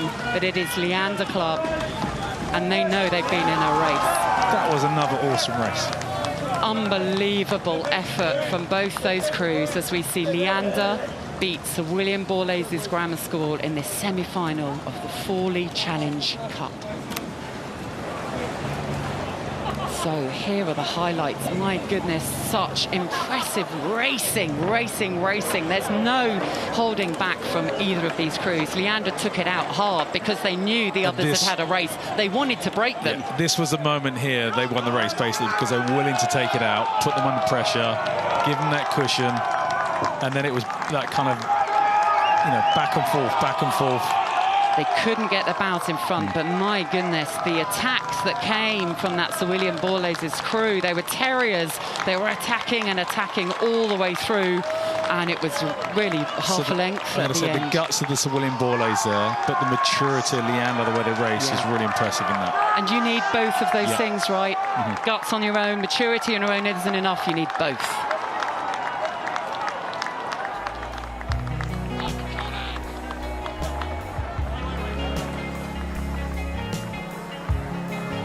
The next race is the Ladies Challenge Plate. It is open 8, and we have an incredible race here between the University of Washington and Cambridge University and Harvard University. So we are expecting another punch-up. My goodness, this semi-finals days are just as good as finals days. Really. Yeah, semi-finals are. There's more. I think there's more nerves with the semi than the final. Because in the semi, you know, in the final, we're going to do whatever we can. That's it. Yeah. We want to get through to that next phase. So there's just an added sense of, worry, fear, want to do their best row. Got to leave it out there today so we can have fun tomorrow. So there's so many things going on. Yeah, it is a different feel. It's a different mentality. And sometimes almost I feel like there's an excitement somehow about this, isn't there? Because you want to get in the final. Nobody's thinking about medals. It's about getting in that final. Chance to race again. No one will remember you if you don't get through this race. You want to make history. You've got to be there tomorrow. So today is the one that matters. And we can see on the far side the University of Washington crew. My goodness, they've been making waves around the world with their racing. And on the near side, as the camera goes over, we see the heads of Cambridge University and Harvard University.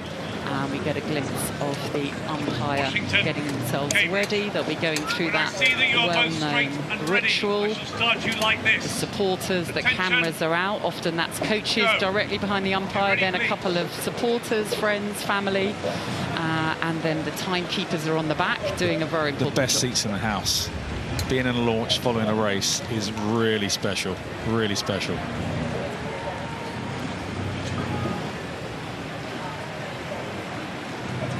Attention! Go! Brookes' hands are down. It is University of Washington on the left-hand side of your crew against Cambridge University and Harvard University in the Ladies' Challenge Plate. We've got huge experience in these crews, and there is a lot to fight for in this event. Sami Hudagai, the cox of that crew, the Cambridge crew, he's a bit of a legend, very popular. He coxed the Cambridge Blue Boat that was so successful this year, so dominant in the boat race, and he will be loving this opportunity to go toe-to-toe with the legendary crews from Washington. You've got two amazing coaches involved in this, like Callahan from obviously U.W. and then Rob Baker from Cambridge. Yeah, that is a great matchup on its own.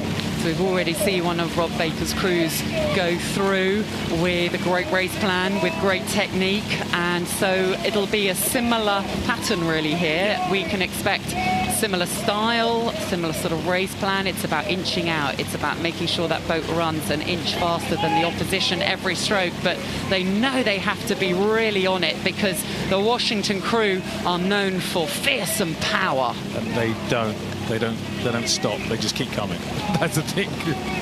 Michael Callahan, such an impressive coach. The whole squad at the University of Washington is making a name, right? Attracting incredible athletes. They have athletes like Simon van Dorp from Holland coming through, and then there's a real loyalty to the program as well. And obviously the history of the boys in the boat, and we talk about legacies of you've talked about Cambridge and Harvard, and here you've got U.W. There are some the stories and tradition with racing in those colours are huge.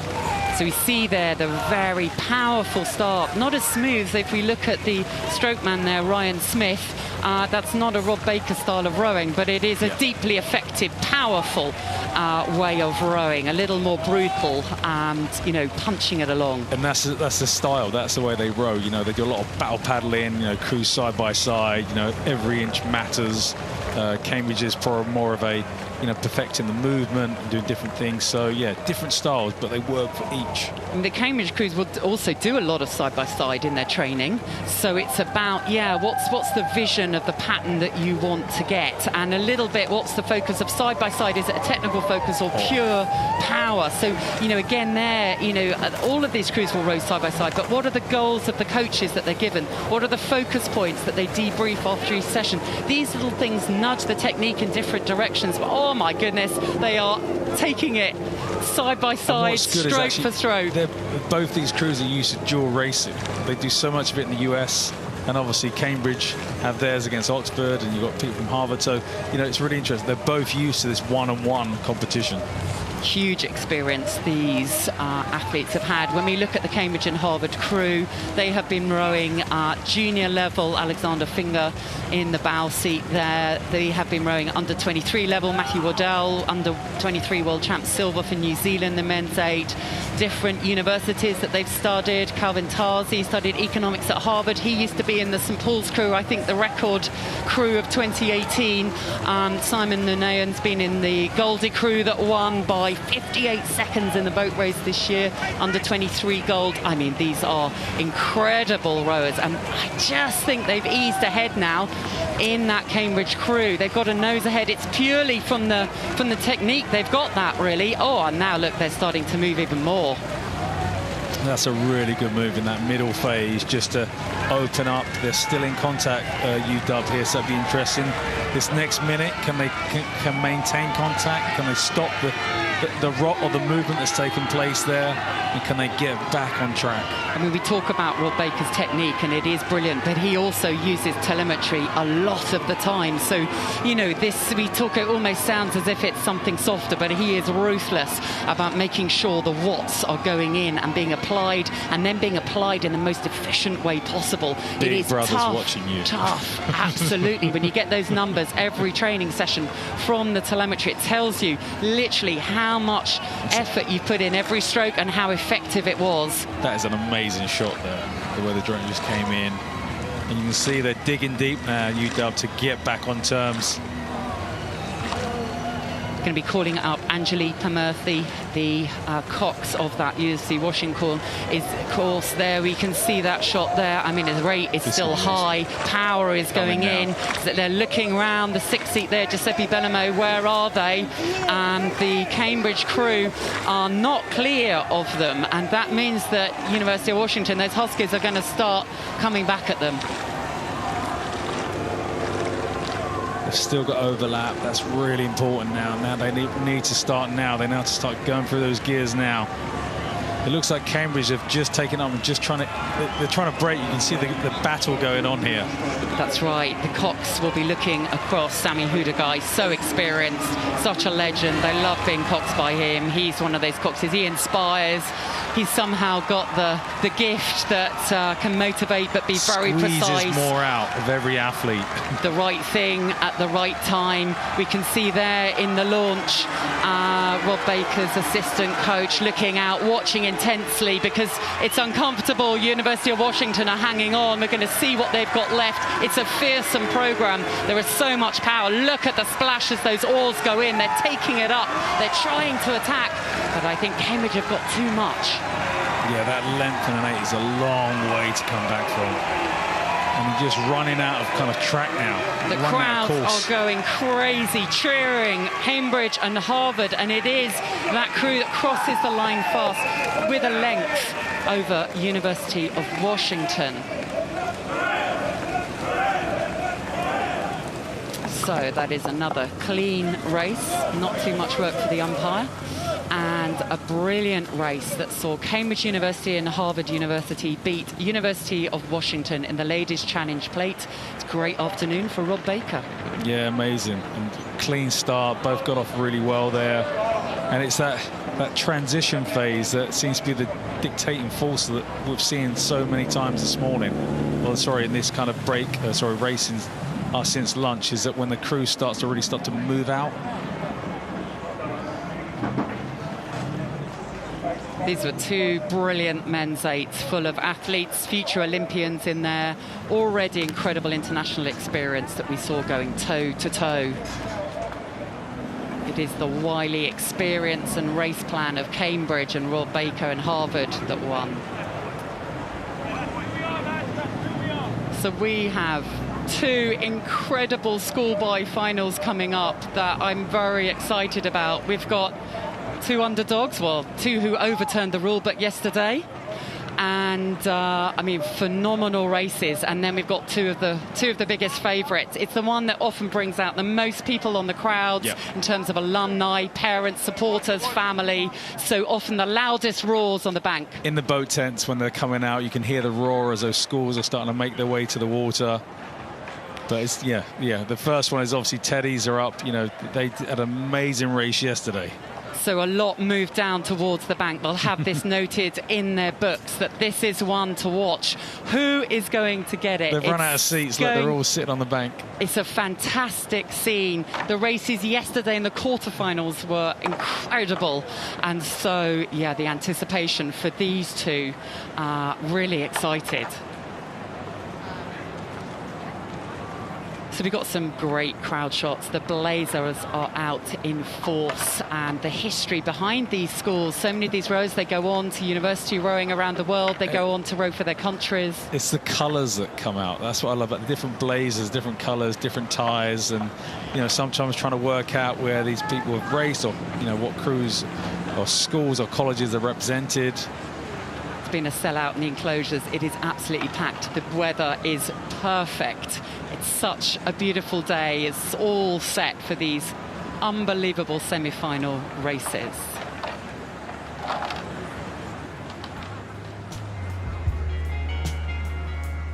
So it's the Princess Elizabeth Challenge Cup. It's Junior Open 8. We've got St Edward's School going against King's College School first, and then shortly after we'll see Radley College against St Paul's School later. So much riding on this. The schools will be here, the headmasters will be here, the sports department are here, the family, the friends, the relations. Everyone who's ever rowed at these schools is watching either at home or they're out here on the banks. And actually, when you saw the draw, this may have not been a semi-final that people would have anticipated. The other side, St Paul's, Radley, definitely. But this side, I didn't see this being the semi-final. But what they both did yesterday was super impressive. Incredible. Absolutely. Princess Elizabeth Challenge Cup races are often like that. But we saw St Edward's School beat Shipley Cottage by a canvas. It was so gutsy, though, the way they went out and raced. There was nothing left in the tank in the last 100 metres. I was chatting with Adam Moffat, the kind of head coach at Teddy's, and he was like, they just laid it all out. They put themselves out, they gave them the best chance, and Shiplake just run out of water basically to try and get back on terms. So that was really impressive. Shiplake were the holders from last year, so they're out. They won't be repeating that. And they're facing King's College School, who overturned Hampton, who had huge aspirations and came through. So unbelievable racing. They had the same time to the barrier, so I think it's going to be really feisty. St Edward's School, they're based up in Oxford. King's College School Wimbledon is southwest London. They boat out one of the boat houses along Putney Embankment, where Cambridge boat out of there, the Cambridge men for the boat race. So can they take some inspiration from what they've seen? Yeah. Oxford v London, we can say. But St Edward's School are up against King's College School Wimbledon in this incredible semi-final matchup of the Princess Elizabeth Challenge Cup. We know they had the same time to the first marker, so we're expecting it to be tight. It'll be interesting to see if any of them can do anything in that first piece. They've both gone off like they mean it. Yeah, once again, semi-final. They both had really tough races yesterday, so we talk about recovery and how they've kind of come back on track for today. A little bit of steering going on early, but making sure they don't disturb that whole speed. Brilliant side-by-side shot there as these schoolboys give their all. It's often what marks their young careers, their school experience. This is where they are learning life skills, leadership skills, resilience skills, teamwork skills, relationships, about how they connect with each other, get the best of themselves. Working out when somebody gets injured, when somebody new comes up. They actually had illness in the St Edward's School crew on the Berkshire station, the far side, and so they were disappointed they couldn't really give their best at Nat Schools. But that often means you then say, right, we are now building to Henley to show what we're capable of. It refuels the anger, the commitment to what we want to do or what we can show we can do. But they've really gone off again and taken complete control early on to put King's School so they have pressure. Stepped out. Remember, they had the same time to the barrier yesterday, but it's St Edward's School who have leapt out from the start, and that puts a lot of pressure on the school, the nearest to us here, the King's College School. They're still moving, really, that's the thing.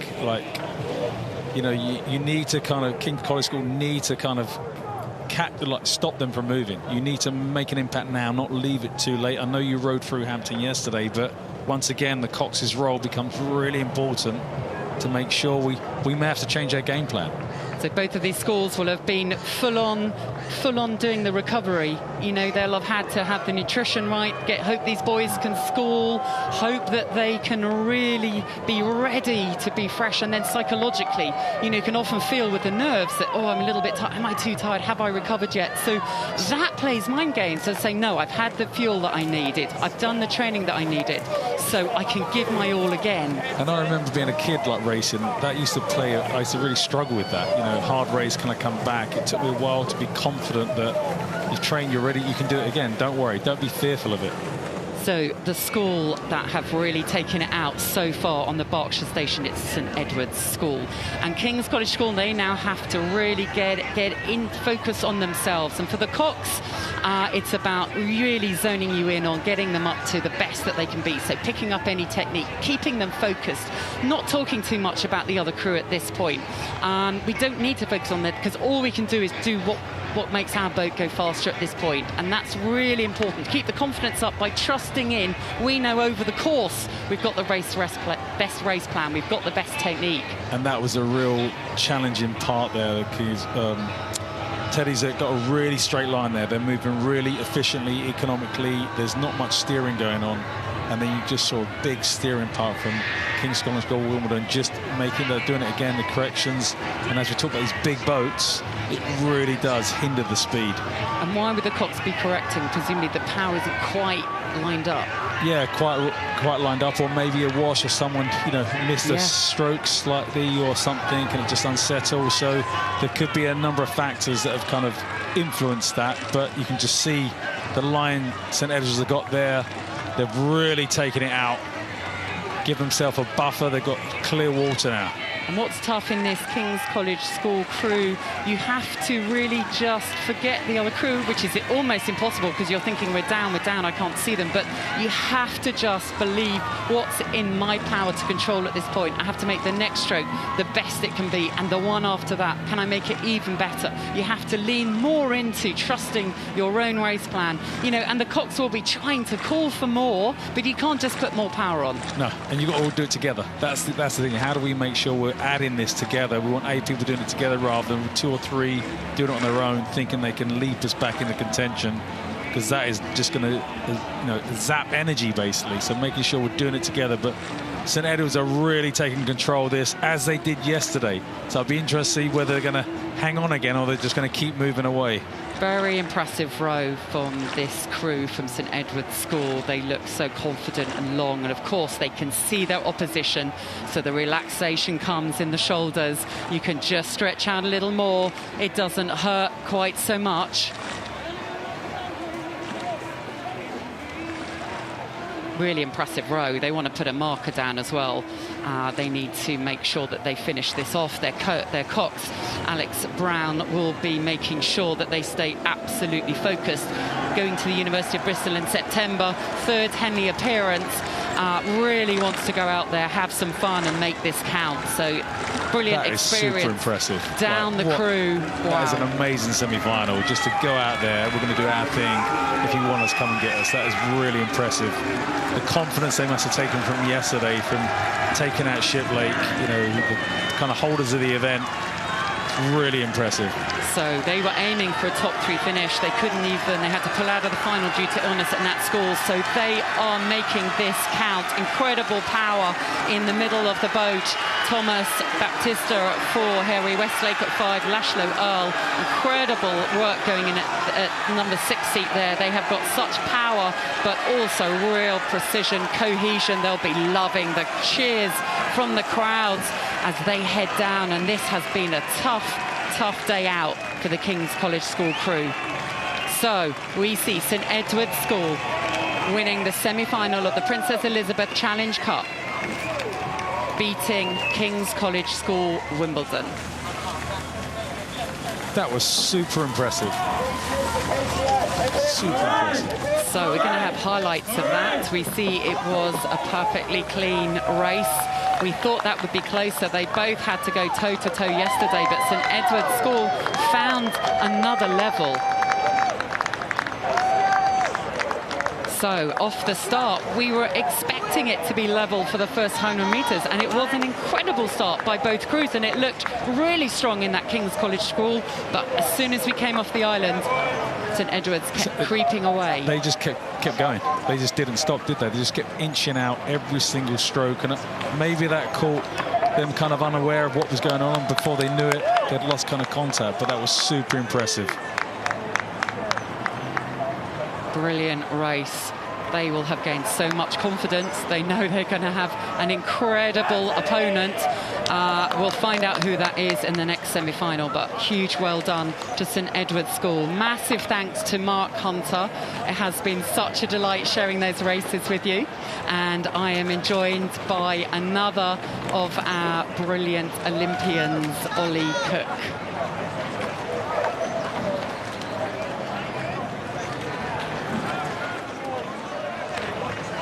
So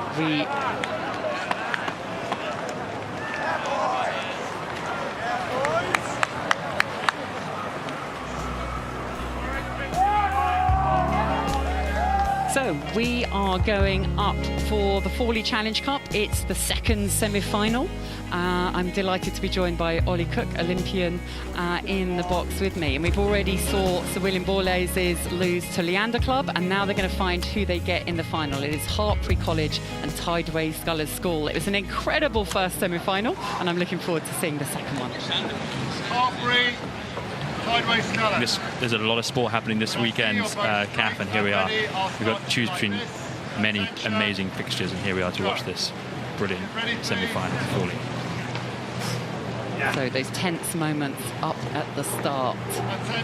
We can see there the Tideway Scholars crew. They're on the right of the screen, and it is a clean start. Hartpury College versus Tideway Scholars School in the semi-final of the Fawley Challenge Cup Junior Quadruple Sculls. The first semi-final was an incredible race, and I think we're set for another humdinger.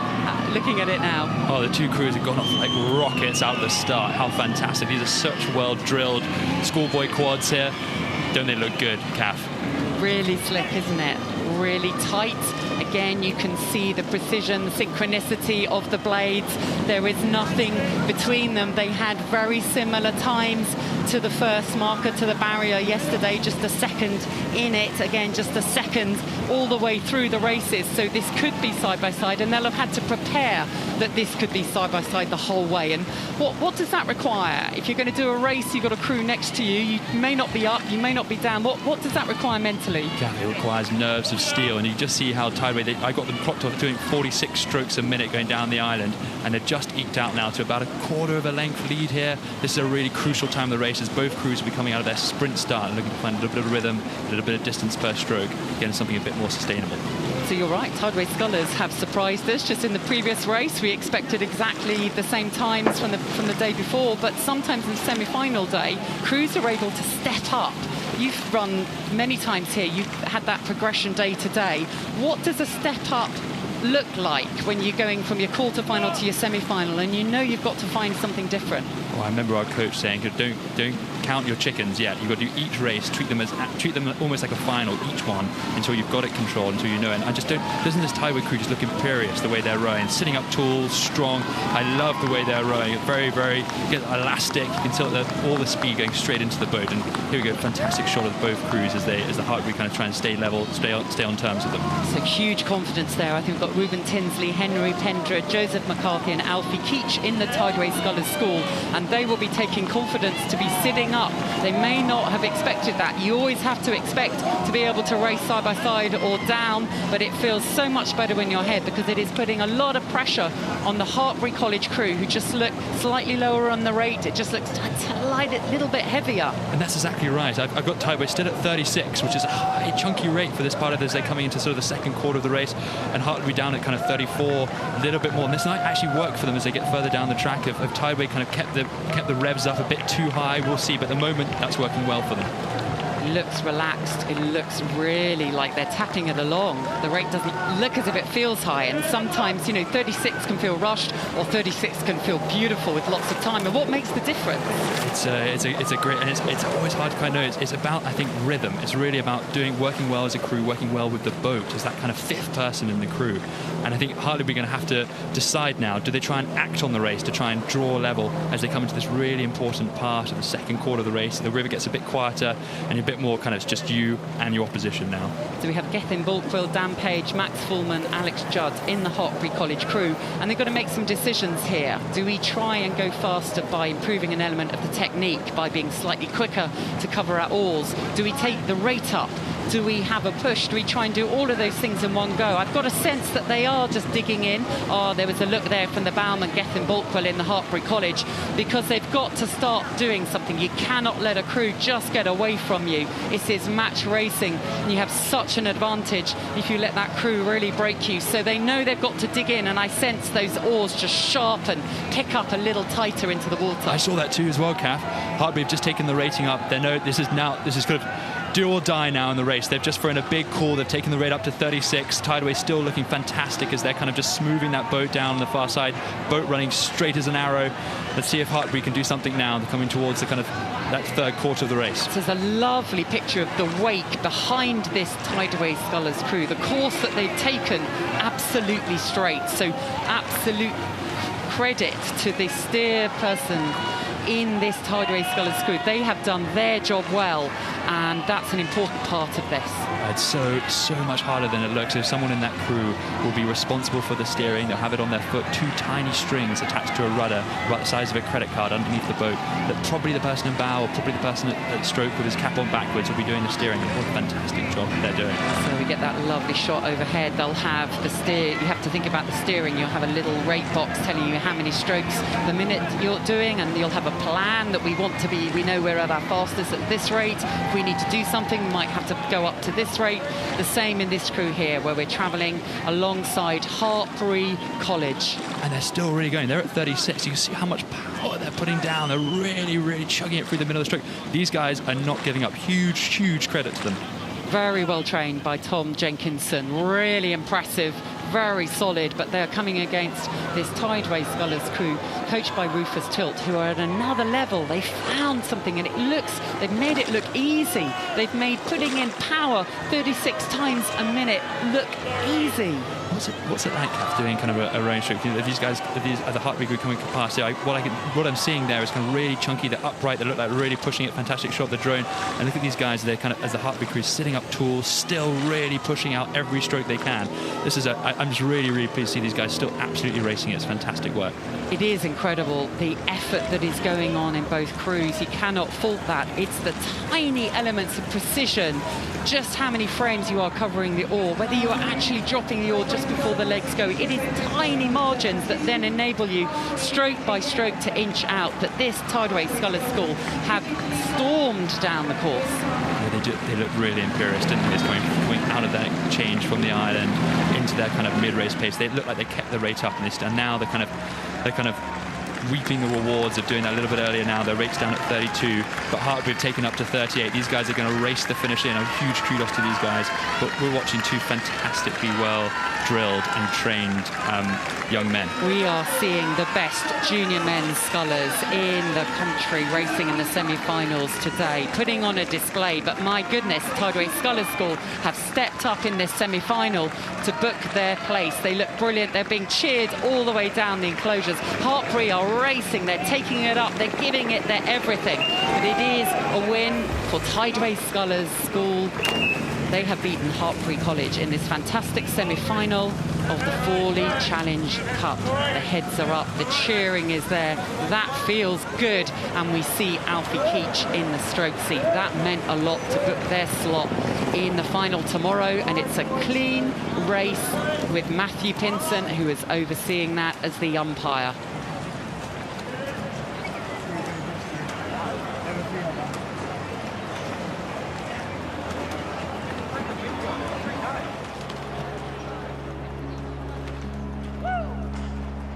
So we can see the Temple Challenge Cup, the semi-finals. We've seen one of those already, and it is now University of Washington against the Nerois crew, Amsterdamse Studentenvereniging Nerois A from the Netherlands. So it is the University of Washington against the Dutch. It is the second semi in one of the most hotly contested events, the student events, the Temple Challenge Cup. I think the weather's hot, but I think this race is going to be even spicier. We've got this Nerois crew that we're looking over here. You can see them slapping their hands. I love this bit of the start. Just nervous, tension, kind of coiled up, kind of getting ready to spring off the start. And the Nerois crew, they're based in Amsterdam. They're one of the legendary student rowing clubs, and they run the Heineken Cup, which is also a fantastic regatta. And on the other side, University of Washington. These guys won the national championships in America. There are other crews racing the ladies, so there's a bit of a mixture of guys, kind of development guys in their university program. But never write off a crew from the University of Washington. I don't know if any of the kind of junior rowers, we used to love watching their training videos. They do these fantastic montages, and in my mind, I still remember the one they did where they raced a seaplane off the lake by the University of Washington. These guys are awesome. The legends of the University of Washington Huskies are spread around the world. They love that. They love attracting the best people for that. They love giving them the best experience when they're there and staying in touch with them. And they have brought quite a big squad over to Henley this year, just as we've seen a lot of different Dutch crews as well. The University of Washington knows the Huskies. I don't know if they still do it, but they used to kind of bark off the start. It was quite intimidating. And coached by Michael Hanna, who's also the legend of rowing. And I remember him coming over and racing the GB squad a few times and invited us over. So we raced the Windermere Cup a few years ago, which is their home regatta, to start the yachting season in Washington, in Seattle. And that was a tremendous, we were kind of hosted incredibly well too. So these guys are great racers on and off the water. So we saw the first semi-final, and we now see Ben Helm standing to be the umpire for the second semi-final. I shall start you like this. Attention. So to all those watching, supporting the Washington crew in the US, happy Independence Day. Happy July the 4th. This is going to be quite the race. University of Washington against Nerois of the Netherlands.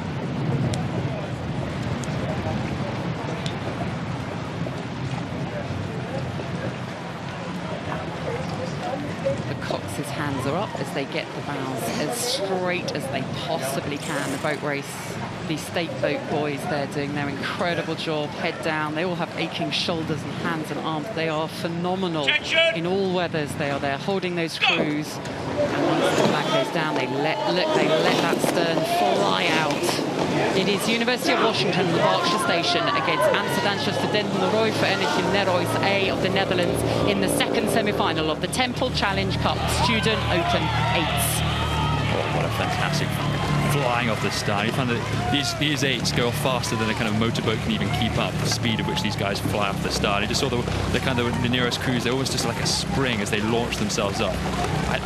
They're looking absolutely fantastic, don't they, Kat? My goodness, you can see the sun glistening on the water. You can see the force of those blades as they enter stroke by stroke, picking up the water, shoving it along, going back, picking up the next one, levering along, trying to lever, trying to be more effective, put as much power down as efficiently as possible, as this is a huge test of the brilliant coaches. Michael Callahan, coach of the University of Washington squad, against Timo van Witmarschen of Nerois, and it is a test of their wisdom, their training programs, their race plans, and then they give it all to these crews to put it all together. Yeah, I got Norris going up at 45 strokes a minute, and I think Washington's they're just eking out a little bit. They're really distinctive, almost flick of the wrist. It's fantastic, that kind of finish, just loose and long. It's kind of really elastic. But this Nerois crew, they're also keeping tempos. They are doing something really right too. And I love the fact you can see the coxers surging to and forward, and that just shows you as the boat goes a little bit further each stroke, but it goes sort of backwards. It almost looks like it goes backwards a little bit as the guys slide forward, and the weight comes towards the bows. It's Timo van Witmarschen who's coaching them, and it is Nieuwe Haritos who's the cox pace of the Dutch crew, and I'm seeing her looking across because I think she's sensing that the University of Washington crew are just creeping a few inches ahead, but it is neck and neck as we see again the power, the force with which those oars enter the water, pick up a puddle and move it on down the River Thames is quite something to watch. I love watching ace racing, and this is such an evenly matched two crews here flying. I love also look at the stern where the bow ball is, the white little thing at the back that protects the front of the boat. It lifts up out the water and surges forward. And you're right, Kath. I think Washington, from this angle, just got maybe a couple of seats. They just look, they've got that little bit of a bit more distance per run, per stroke, and that's just working for them really well right now. They are inching, and often you'll talk about momentum, and the Cox will try and keep the momentum in one crew, right? The others will attack and attack, but once you've got momentum, often in the bows you sense it, you send that through, you can start to see the backs of the crew, and you often will call it up, right? We're moving, but try and motivate each other. You've nailed it absolutely, Kath. I think rowing's a big part of momentum. You're either kind of got the momentum with you, or you're trying to check the momentum with your opposition. And right now, the momentum's of Washington. So what would they be doing, saying in the Arcs crew in the bow seat? You talked about maybe the call's going to come down, the Cox kind of trying to keep the guys psychologically in the race now, stopping the march, the momentum from going too much, swinging too much towards Washington. So you've got to acknowledge where you are, because everyone kind of knows in the back of their mind, the peripheral vision, that they're down now. But you don't want to focus on that crew, because you can't do anything about them. So you've got to say, right, they've gone, now we've got something that we're going to do. We're going to do some push that we practice. We've got some killer move. It's our time. We have to make it work. So you acknowledge the situation. You also show that you need more from your crew, and then you say what it is, whether that's motivational, technical, something you practice. They've still got overlap, so they are still in it and will keep fighting all the way. And I think we've got a bit of brinksmanship on steering on both crews here. You can see both eights steering just a little bit closer together, trying to make the most of kind of that racing, be on top of one another, and you kind of really feel it. So if you're in the Washington crew, you're seeing your puddles as you kind of spring down and you lay it down, you can watch your puddle going into the other crew. That's a really cool thing. And with the E.W.R.C, you want to be close. You still feel like you've got the race, you've got the edge. If you're the behind the bow, so you'll be saying to the guys, we've still got it, we're moving, guys. You'll be passing that message down. Yeah, we can really see those middle puddles merging into each other. Both the crews, they shove the water down and the swirls mix and blend, and that feels tight, because if it looks tight to us, it feels even tighter when you're in those boats, but it is still an advantage. All the oars now are ahead in the University of Washington crew. They've done a great job of having momentum and continuing it, although all the time Nerois are limiting, absorbing, limiting it, not letting them break through, and that is so important. Oh, it's fantastic. We're watching two of the best university rowing programs in the world, arguably one of the best American rowing programs and the best Dutch program here. They're coming at it, and I think the E.W.R.C are coming back. I think they've got a little bit of a momentum swing here, and have they left it a little bit too late as we come to the regatta enclosure? What are the Coxes going to be calling? What are some of the best calls you've had from a Cox in your life? This is a moment where sometimes you go back to calls you've played, but sometimes you bring in something new. I mean, the best call I've ever heard was right, there's 10 strokes, all you've got, pour it in now. And I think that's what the Cox of the nearest crew is going to be saying as they edge up a little bit, almost seat for seat. And they'll be throwing absolutely, we always talk about the kitchen sink call. This is it. Everything you've got, 10 strokes, go. They are moving back, and they need to have that sense of momentum. They've got to make sure once they're moving, they're really putting pressure. Otherwise, the University of Washington will absorb and go again. So they still have the upper hand in this crew. Questions are being asked of these University of Washington men. They have the experience of Michael Callahan, who's been preparing them all year. They've had such a fantastic, strong season, incredible results, incredible reputation, and they want that place in the final. Look at that, you can see the fizz off the bottom of the back of the Washington boat. These guys are absolutely charging. I love the way they're picking up their boat. This is it, they're doing it. They're going to row through the enclosures now coming up towards us, coming up towards the finish. They've done it. What a fantastic race. Nerois have been like terriers, their heads, though they're going down. They know they can't find enough, and they've absolutely pounded down the enclosures in that University of Washington crew to cross the line first and book their place in what's going to be a very tasty final with Cambridge tomorrow. So the umpire calls a very clean race. Ben Helm did his job, didn't get troubled too much, and it is a win for the University of Washington, who have beaten the Dutch students, Nerois, and booked their seat in the final tomorrow. So let's have a look at the best bits of that fearsome battle. Both crews went off with absolute power, commitment, as if it was a 100-meter race. They gave everything, but of course after that they then have to transition into a feisty power game down the middle, and the power of the Huskies just allowed them to start creeping out. So at this point we saw them trading blows, but they had enough of an advantage in the Husky crew. The crews were so close. They must have felt each other's breathing as they got ahead on the other crew. And we saw then the Husky crews from the University of Washington in the end with a length over the Dutch crew Nerois.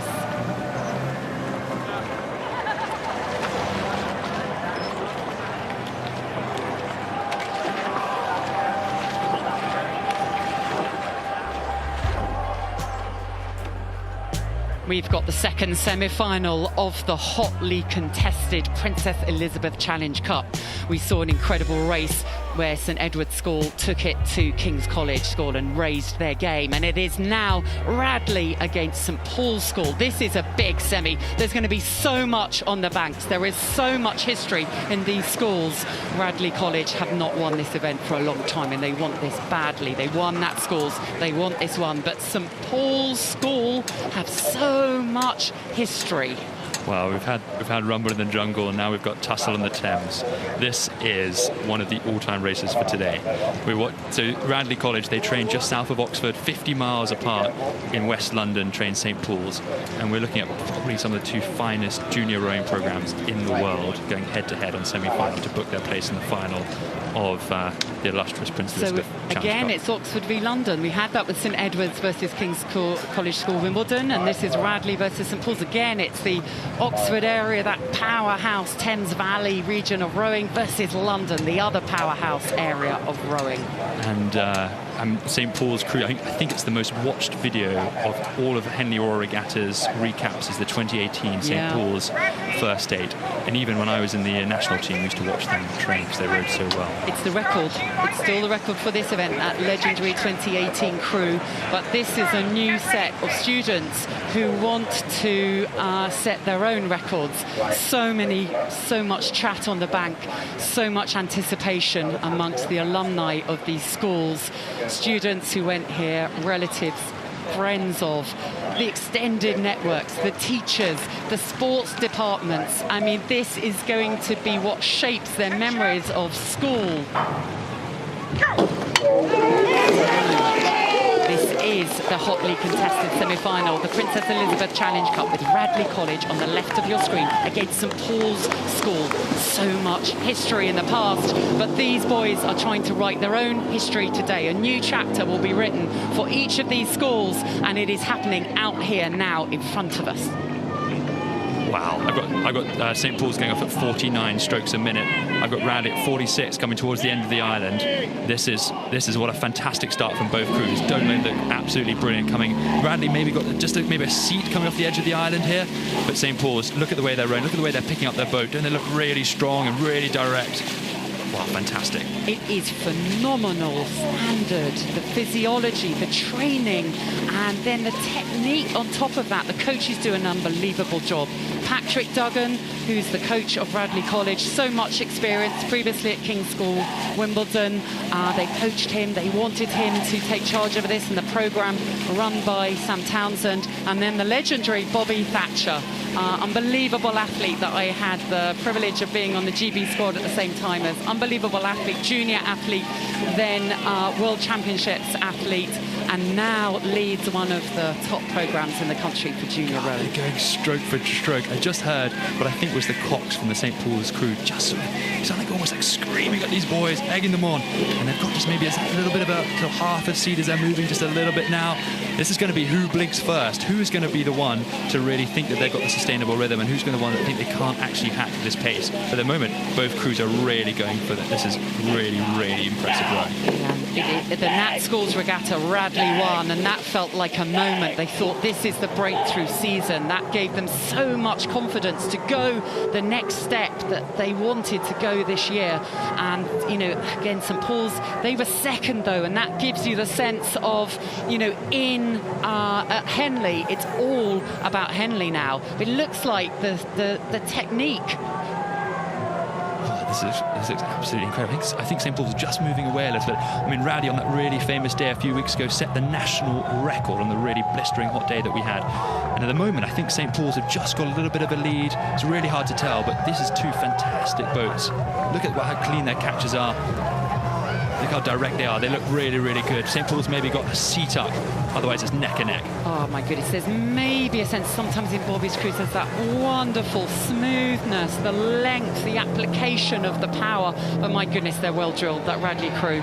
There was a reason why they set a record. It is phenomenal. It's hard to fault the technique. It is so impressive from both these crews, and the programs means they are absolutely trained to deliver what's required physiologically all the way down the course. It's a mental test now, isn't it? It's margins of precision, it's centimetres, millimetres in terms of the accuracy of their technique that's going to count. It looked like St. Paul's maybe had a few inches, now maybe Radley have a few inches. Unbelievable level what of an racing. Incredible race we've got. This is the heart, the thick of the race, where those miles and miles of training that both crews have done will be coming into count, and this is where they'll be having to hold on for everything they've got. It's the middle of the race. There's also the quiet part of the race where the river itself moves away from the bank and all the supporters, so you're very much locked into your crew, listening to your cogs. St. Paul's came second, and that gave them the hunger coming out of Nat Schools. They wanted to win. They were second in the Schools head of the river too, so they wanted Henley. But my goodness, Radley want Henley as well. It's been so long since they've won. They have to dig in now because St. Paul's are creeping ahead. This is a game of inches, this race. As the St. Paul's have just collected a little bit more inches in those last kind of 20, 30 strokes or so, and have collected a couple more seats. Didn't look fantastic. And that gives you a bit more confidence, I think. You kind of know you're doing something well, but yet in the Radley crew, they'll know also as the crew comes back, they've got a fantastic sprint.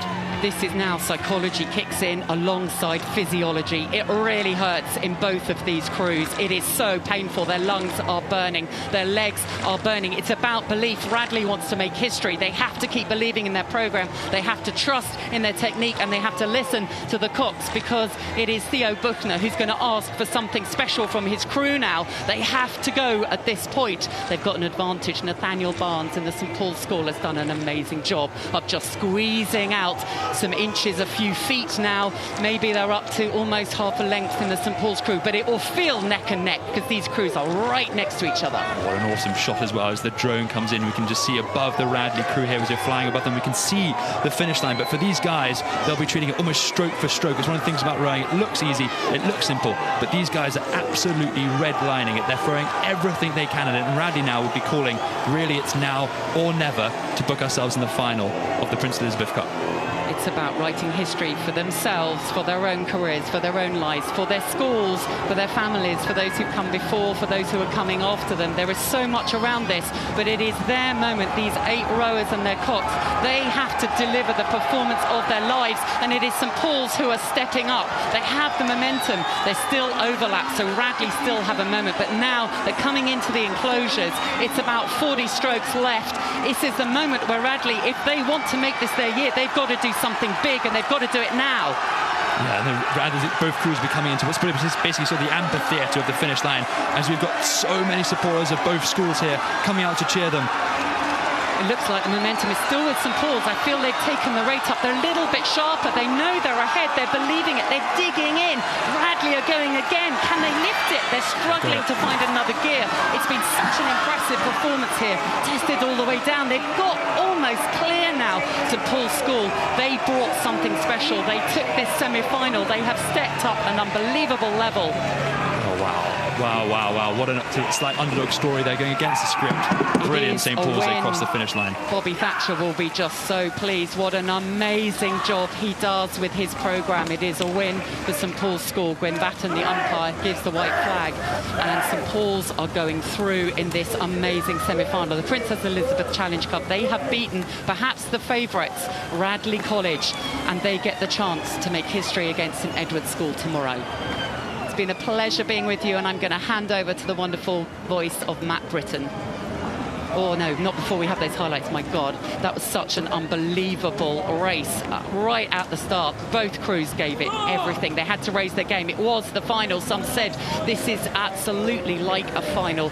Incredible rowing from both sides, but just here we saw St Paul's School edge ahead. Maybe just a little bit of precision on the technique, a little bit of smoothness, the application of the power, the belief in the programme, the wily race plan from Bobby Thatcher that gave them the advantage. And Radley trained to such a high level, had such an incredible Nat Schools regatta. They were unable to go further than semi-finals.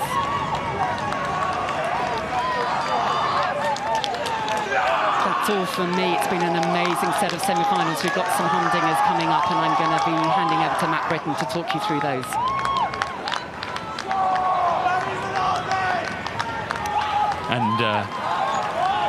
And we've got Matt joining us. Thank you very much, Kath.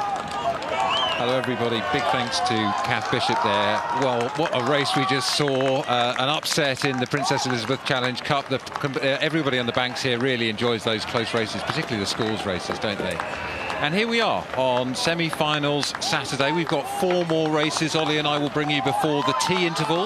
You might want to consider an iced tea today. It's getting quite hot here, isn't it, Ollie? It is hot. It's hot off the water on the riverbanks, and I can tell you, Matt, it's hot on the water. What a fantastic set of races we've had, and we've got more to come. So the next is the Town Challenge Cup. You can see the route to the final here. We're looking for a place to race Hollandia Rowing Club. The Dutch are in the final already, and this is the Open Coxless Falls for women, and we've got Nautilus and Nautilus. Now, what the hell is Nautilus? You might think it's a Greek sailor. You might think it's a spiral-shelled marine snail. Actually, it's the name that we use for the development crews of the British rowing team, those that are coming from universities to see whether they can get their places in the under-23 team. You know all about this. We are basically watching a GB seat race in action. I mean, this is what a pleasure. This Nautilus crew, Matt, is exactly right. This is the name for the GB development team. And right now we've got the prototype of the under-23 squad here, who I've been told will be having selection next week. So I'm sure today will be factored into that. These women will know each other really, really well, and they will either be racing with each other or as their boat later in the season. When I see that you are both straight. So here we are. It's that moment of tension, isn't it, Ollie, when the umpire stands. This is Jim Harlow, very experienced umpire from Thames Rowing Club, and he's looking down across them. And in these coxless boats, a bit more nerve-wracking because getting away straight, you haven't got a cox. You can put your trust in one of the athletes, has a little steering foot, a credit card size rudder. It's all they've got to keep them straight. And behind the athletes here, or actually in front of them, they're looking at a red circle to kind of keep them straight. That's dead straight down the course. So the cox person. That was quite a cheeky start on the right-hand side. It's the Nautilus A crew. I thought they just squeezed a little bit early, but I think they've got away with it. Nautilus A on the right and B on the left. Scrappy start there, hitting the water on the left-hand side. Let's see what's happening. Oh, it's a little bit of a messy start here, isn't it? Yes, we have. I think the Nautilus B crew slightly went into one of the boys off the start. I mean, that's a really difficult start for them, but they've gone straight back up. They're looking to get back onto terms, but their steering looks still a little bit like it's heading off. Both crews struggling with the steering here. On the left-hand side, very dangerously close. You can see those oars close to the boys. Let's keep... something's gone wrong with the steering here. At least they're just very, very unsettled. Out of danger now for the B crew on the left view of the picture. And the A crew with a bit of early danger. Well, they seem to have capitalised on that later stages. They'll both be mightily relieved to be out of that first section of the course and onto the track. But the A crew, well, they have the advantage you might expect as being selected as A's. My goodness, it is so hard to steer a coxless boat off the start at Henley. It's very, very narrow. Here's the replay. Ollie, talk us through what you saw. Yeah, so we keep an eye on the crew on the left. See big chunky strokes. The boat's now moving over to the left. You see the boys there. Let's just have a look what happens. Watch their blades as they're coming across. And there's a boy just there as they're gonna. Yeah. Just actually caught them just after that. Actually, in fact, so they're getting. Yeah. So let's pick the race up live. I think the A crew we saw eking out to maybe some clear water, and you can see they've extended that lead a little bit further. We're still not far down the track. You can see that hut on the right-hand side, that is the barrier. That is at 637 metres down the 2,112 metre course, and the flag goes out from that little hut you can see on the right-hand side. That's so that the following umpires launch, and we're sitting here riding with the umpires launch, we'll be able to see the flag as it drops. We'll be able to see the nose of the A crew go past that flag. You know, watch the steering. The umpires just warned the Nautilus A crew, that's the one in front at the moment, to steer back over to its station, which it's done. You can see how hard that is. I've clocked them at 36, and the Nautilus B crew still at 40. They're moving a little bit over into the middle of the course here. Difficult doing the steering, difficult to stay on the steering. Matt, have you ever steered a Cox's boat? Yeah, it's quite nerve-wracking, actually, isn't it? It's a good question. And if you're in a crew that's coherent and rowing in a relaxed way, it tends to go pretty well and pretty straight. If you've got any kind of challenge, then it can be a problem. You might even have to, as somebody steering, ask one of the rowers to ease off. Now, these two boats, you know, they often have a steerer at bow or at stroke, depending on the preferences of the athletes here. But it looks like the A crew, well, they're now in a very comfortable position, aren't they? This is something that they can enjoy, because you're thinking about probably they're facing that Dutch crew tomorrow already. No, that's absolutely right. This probably won't be exactly. They've both got the same coach. Helen Brown's a fantastic GB women's coach. It probably won't be the race that she was hoping. She probably wanted a tighter race to really compare the athletes.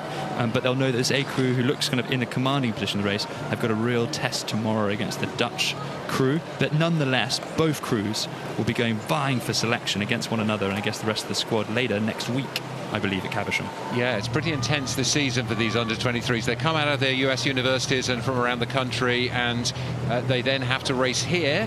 Then they got a trial for selection, which is due, I think, by Wednesday next week, to then try to race at the championships only 3 weeks later at E.W.R.C in Germany. So I think the B crew will probably be a bit dischuffed here, won't they? Because they haven't managed to attack the A crew as much as they would like. It is always hard. It's hard to see and hard to watch. We're watching here, looking down at the A crew, and I just think they look really good. I know it's sort of, they're in an easy position here. They've got the race under control, but I really like how all four women, the way they're moving up and down the boat, the way the blades are kind of coming in very, very much in sync with one another. They probably haven't had that much time to train together, but I think they're looking really good. Nice display from the A crew here. Let's take a moment, Ollie, to just look at the technique. We talked about these coxless boats from the point of view of steering, but let's give us some clues on how to row a boat like this well. I think when you're in a sweep boat, so a sweep means rowing if you've only got one blade as opposed to sculling when you've got two. It's a bit like squeezing a hot dog between two buns. You've got to really push down. Even the pressure's got to be the same on both sides for that boat, for that shell to slide through the middle. And I think that's really important, and it's really, really hard to do. It's really hard to even up the pressures. That's why, in many ways, rowers do so much training. I've been rowing for, well, too many decades, and I've never heard it described as a hot dog between two buns. But I think what you're saying, I can kind of see here. You look at that boat being squeezed past the water as our drone flies around them. You get the sense of press and run that is part of rowing. I think we can really relish these wonderful shots, Ollie, can't we? We really can. I remember a great coach of mine who used to describe, you want to lock your blade in, almost imagine that it's going into one of those wooden pillars that you see on the side of the river. Imagine your blade, your spoon is locking into there, and you're then propelling the boat through past that. You're leaning past. You're not actually pulling the oar through the water. You're actually placing the blade in the water, and you're propelling the boat past that point. Yeah. And you're both squeezing on both sides. It's kind of what propels that kind of fantastic M.E.C, the yellow boat, the yellow shell through the space between the two blades on either side of the boat. So Amelia Gleed, Acorn Cassidy, Rhiannon Luke and Matilda Derwent there in the A crew, having a great row. Just a little bit of debris there. There's a loaf of bread in the water. Maybe it's one of your hot dog buns there, Ollie. They just avoid it. It's a hat, I think. It's a Panama hat. I hope there's no one underneath it. Otherwise the lifeguards aren't doing their job. Well, it's good to see that they managed to avoid the hat problem there. And here we are with the B crew now. You can see the punchier rhythm, more strokes per minute because they're down and they've got to try and get back on turns. It's going to be a challenge for them. But again, that same feeling of connecting and squeezing the boat past the water.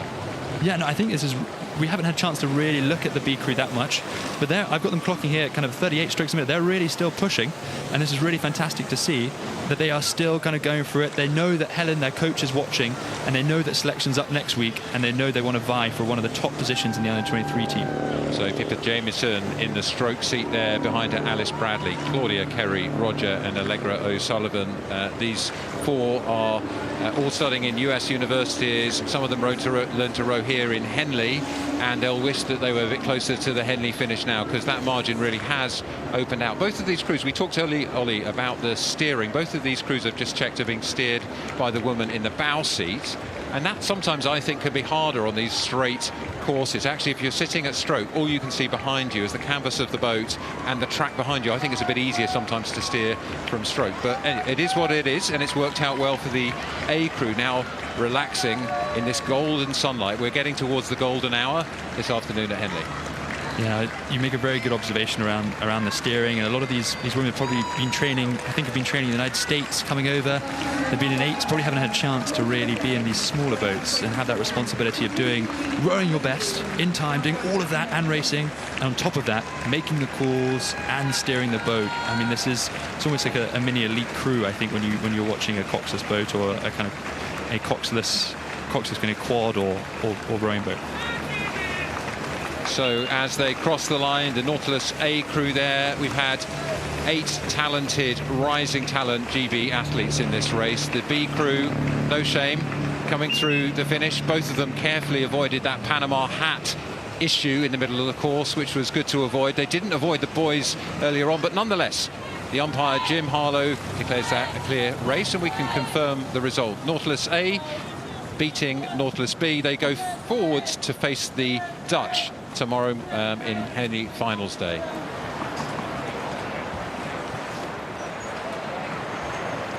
Alex, it visually looked very easy. How did it feel out there for the guys? Well, it's a very tough race. KCS always tough opposition. So we just went out there, threw everything at it, and happy to come away with a good result. How are you all feeling ahead of tomorrow's final, and how big a stage is it for you and the crew members?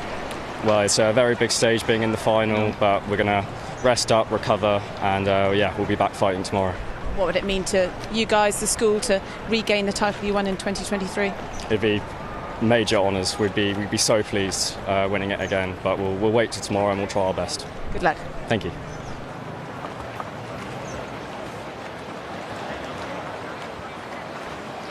So St Edward's winning, Crocs talking about the great result they had. It's going to be so exciting tomorrow to see the final of that Princess Elizabeth Challenge Cup. That's the Junior Open 8s event. So many competitors here enjoying all these races in this beautiful sunny Henley day. All of those hats mostly safely staying on the heads, which is what we like as we go up to the start.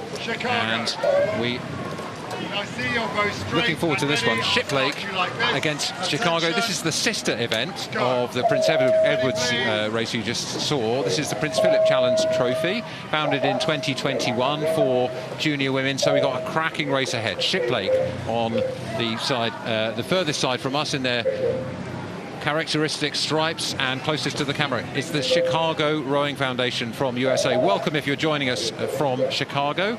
It's the Midwest Junior Champions here, sitting ready to go down the start of 2,112 metres. Happy Independence Day for those watching.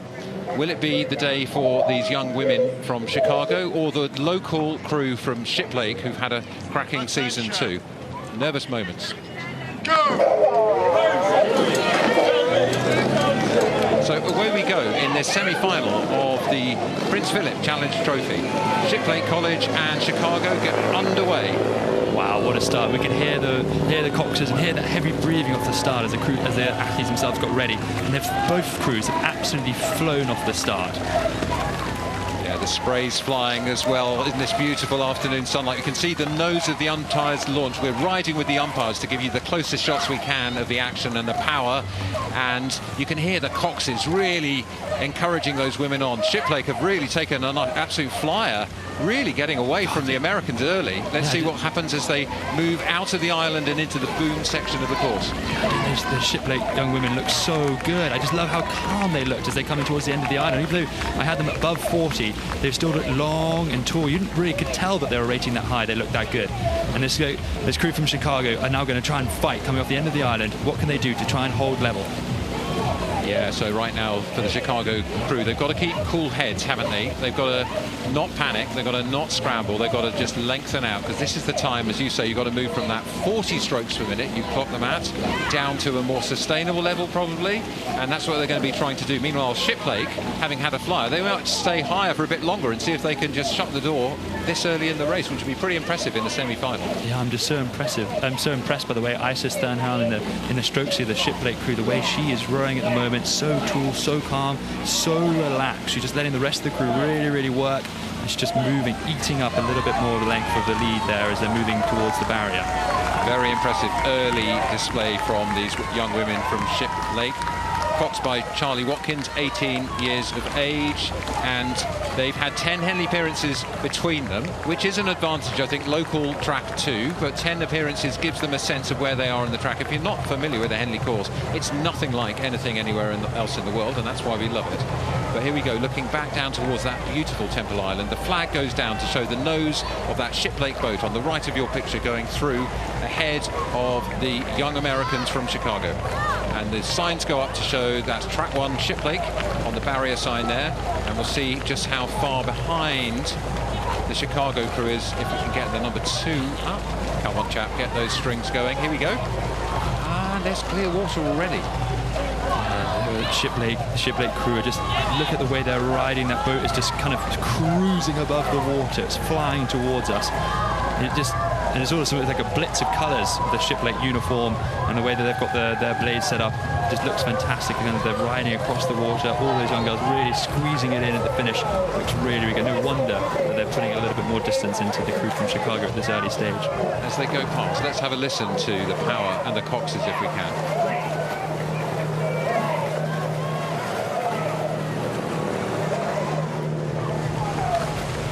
Hear the Power, feel the pace, watch the cool heads. There you see, you mentioned Isis Turnham sitting in the stroke seat there, and well, she comes from a great rowing DNA family, because in the next race we'll see her brother Isaac stroking the Nautilus crew. So 2 strokes from one family. Congratulations to their folks, and particularly mother Sarah Wilson, who's been here all week cheering them on. And this is what it's all about, families coming together around this. Each of these crews is the product not just of the athletes, but the families, the coaches, the friends who have helped and prop them up in the weak moments after lifting all that lead and powering through all those ergos. It takes a village to get an 8 here, and certainly to get an 8 from across the Atlantic here as well. So let's look as Shiplake capitalise on that lead on the left of the picture. They have to keep fighting, they have to keep attacking the Midwest Junior champions from Chicago. Here we are riding with them now. Yeah, and Matt, I don't know about you, but to me the water looks a little bit rough right now, a little bit harder. The wind's picked up a bit more of a headwind now. It's going to be tougher rowing conditions. But this crew from Chicago, I've got them at 37. They are still absolutely fighting, and they are really kind of, look how strong they look. I looked at one of their coach P.H.R, and all of these women can apparently bench press over 200 pounds. That's 90 kilos. That's how strong these young women are. Wow, that's pretty strong. I'm not sure how many of us could do that, but here we go. Let's see. Now, this great display of 8 racing from Shiplake. They'll now be thinking about going through that race plan. They'll be keeping their eyes on the Chicago crew, but they'll also be thinking about just being relaxed and calm and going through the course capably. Little glance over the shoulder there from the Shiplake Cox, Charlie Watkins. Make sure that they're not closing by too much. Don't forget, in this game, it's interesting, if you're a Cox of a crew that's ahead, your athletes can see what's going on behind you, but you can't, so you do need to keep an eye on it. You're totally right, Matt. It's really hard. I just like, one of the fantastic about rowing is you can see the crew. So as you squeeze your legs down, you pour, your spoon goes off off the end of the blade and runs across to the other crew. So you can go really sense that you're up. But also, when you're down, you've really got to motivate your crew that you can get level and you can believe you can still do it. And this crew from Chicago, they are not giving up. It's so impressive. Yeah, just looking at these women from Chicago, we've got Kennedy Sindelar at bow, Caitlin Glunt at 2, Addison McGarry, Eleanor Delpston, Addison Booms, Elena DeCaria, Abby Biederman, Olivia Lindemann, coxed by Annie Lombard. As we look down at Annie's back, she's still urging them on, leaning forward, as a cox always looks like you're just encouraging and driving the boat. Yeah, and they've really checked the Shiplake move. They were sitting at the Shiplake, sitting about a length and a half up. The Chicago crew, she's doing a fantastic job. All of them at kind of staying level, holding it. Abby in the 7C is a decorated figure skater, so she's a very versatile athlete. Well, she's trying to dance down the river here, and all of that lead lifted, all of those bench presses, all of those legs presses, well, they are going to count for everything now. And I think, they've actually held on pretty well through that last third of the course here. Now you can see the enclosures absolutely packed on this semi-final Saturday at Henley Regatta. Huge numbers of people sitting in their deck chairs, and Shiplake enjoying their moment in front of these crowds. I love this look at the Shiplake crew. You can just watch their heads. None of them are really lifting up or down. They're very in line with one another, and that's just a really good sign that the crew are very up, very in sync. No one's kind of lifting themselves up or not. They're very flat, very horizontal. Yeah, it's a good call, isn't it? When you see the heads of a rowing eight, what you're looking for, I guess, is them all being aligned at that back end, that finish, and then they come across each other like a set of fingers being intertwined as they go forward to the catch, around that pin, get that nice long catch, which Shiplake have done so well here. So, well, their fans, families and friends will be really proud to see these girls booking a place in finals day at Henley Regatta. This is Shiplake College. Young women from just down the course, just down through one more lock is where they row here on the Thames. And, well, absolutely attacking performance. You can see what these women from Chicago have put into this. But Shiplake, enjoying their moment in the glorious sunshine, are through to the final. They'll be absolutely delighted. And that means a lot to these young women. And Chicago, they gave them absolutely everything. Quite incredible race. Matthew Pinsent, so Matthew Pinsent, he's enjoyed that race too. The white flag, thank you Matthew, says that's a clear race. What a great race. Shiplake take that victory. Now let's just hear from Ali, who's with a member of that victorious St Paul's crew. That was a cracking race. Let's see what she's got to say. And Nathaniel, congratulations. St Paul's knocking out the favourites, Radley, I'd say. Talk me through the race. So, I mean, the plan was to go as hard as we could off the blocks, because we've lost them every year, like J15s, J16s, and they're the strongest year they've ever had. They always go out really hard.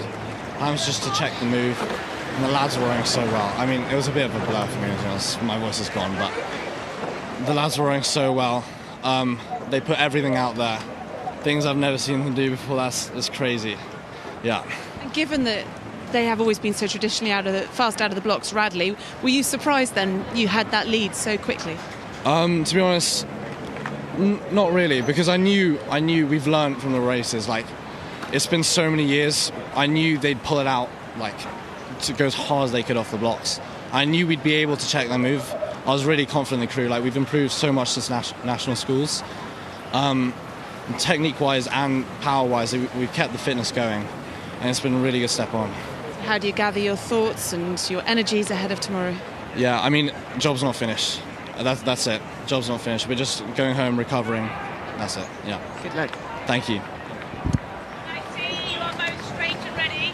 I shall start you like this. Cracking finals in store tomorrow, but right now, I mean, what's a great interview there, but right now we've got to move on because it's the ladies' challenge plate. This is the Club 8's event, the Open 8 event for Intermediate 8's Leander Club on the far side and Nautilus on this side. So excited to see this. It's going to be absolutely huge amounts of power, determination to get through to that final. Yeah, this is going to be a real slug match, Matt. This is fantastic. Leander crew versus Nautilus. Hands are up, just waiting for the crew to be straight. That's Natalia Toms sitting there closest to the picture. Crew are calm, focused. The ladies' challenge plate, it's the semi-final. Leander Club on the left of your picture and Nautilus, the under-23 squad for GB on the right. The needle match here, Ollie.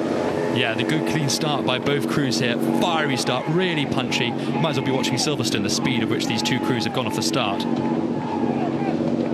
Yeah, blistering start, isn't it, from both of these crews, really determined to get a nose in front before the end of the island and get through that intensive start phase as the launch, incredibly speedy launches these, to be able to pick up with that acceleration. So riding alongside them, Leander Club versus Nautilus. We've got Nautilus closer to the picture, some Leander athletes in there. Nautilus is a composite crew. You can see the pink of Leander, then you've got Thames, Leander, Thames, Thames. So it's a bit of two-club matchup really in here, as well. She looks across, Natalia looks across at her opposite number, Erin Kennedy, 33, the experienced Paralympic gold medalist. Erin on the far side with that Leander crew trying to get an edge. It's stroke for stroke, super exciting. Yes, Erin, she's a stalwart of GB rowing, as you say, Matt, a Paralympic champion, absolute legend. And this is her last proper rowing event here at Henley, so she wants to go out of a bang, and they're doing really well. I've clocked the Leander crew at 40 with the Nautilus crew at 42, so they're just getting a little more bang for their buck on the far side of the Leander crew, and they look really smooth. I like that. I like the spring off the front end, really leg driven. But this is a really even match. What a fantastic race we've got here, Matt. Oh my God, you couldn't call it at this point, could you? Absolutely not. And see how these boats, like, you can see them surging one for another, stroke for stroke. First the stern canvas of the near side crew surges ahead, and then the far side crew surges ahead. You get a sense of the power, but also the way these boats move. Really close to the booms on the left of the picture here. That's the Nautilus crew, playing it very tight as the barrier flag comes down. Let's see how close they are. I think maybe the Nautilus crew's got a little bit of an edge there. Yeah, I think in this Nautilus crew, we're looking at kind of prototype, potential under 23 GB boats. These guys probably haven't had that much time to row together, but they're looking really punchy, just really strong on top of that boat, driving it forward. I think they've got a couple of seats now on the Leander crew, but the Leander crew also looking really slick. I love the way their catches are going in. You can see the V shape of the splash. Just tells us what we're watching here, that that's really clinical rowing.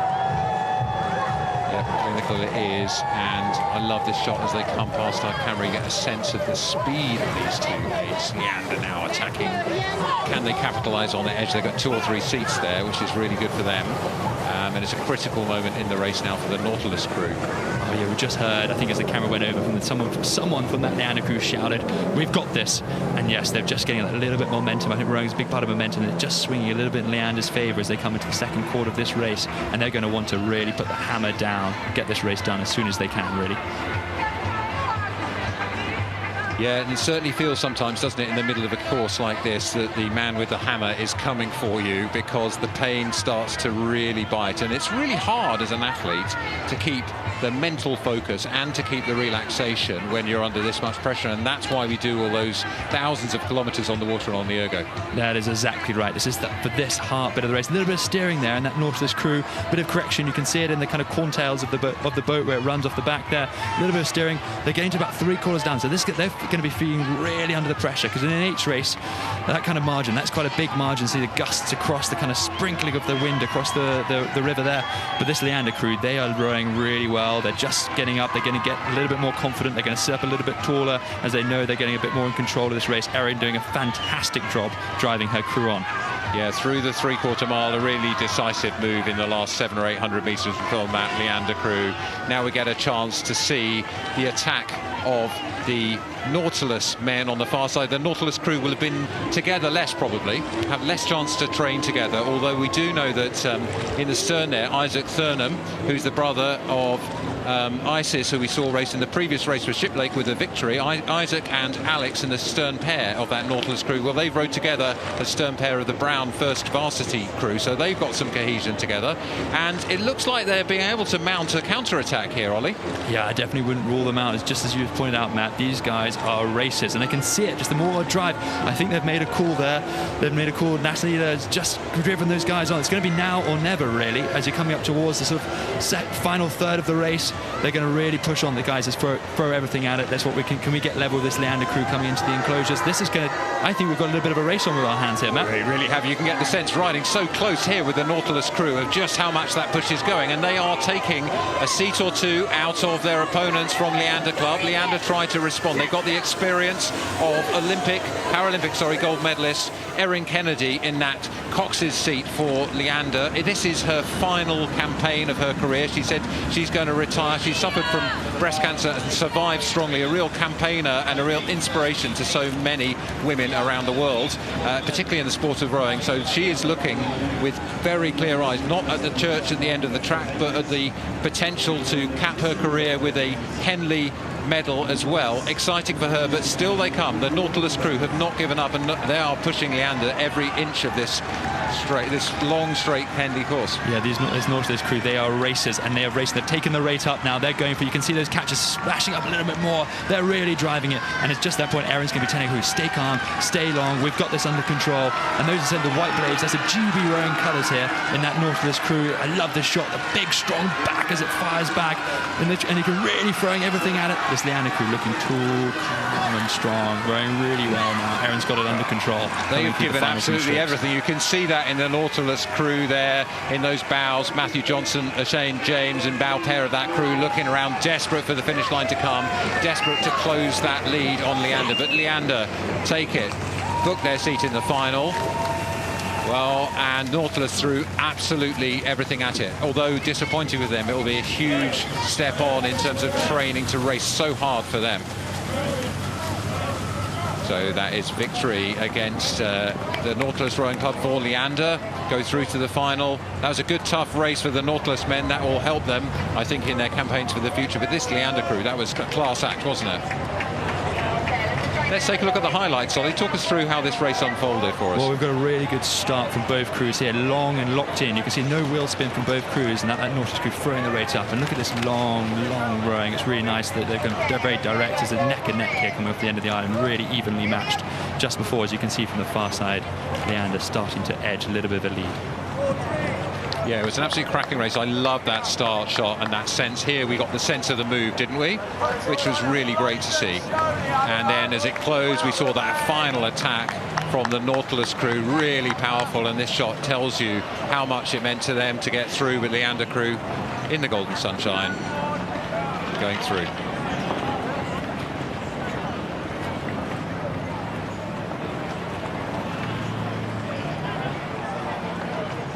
There's the Leander crew off to their boathouse, and we've had a lovely time here at Henley.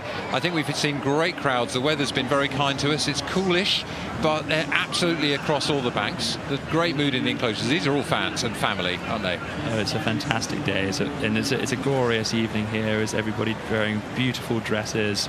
And this is going to cover all the fashion magazines, what these women are wearing.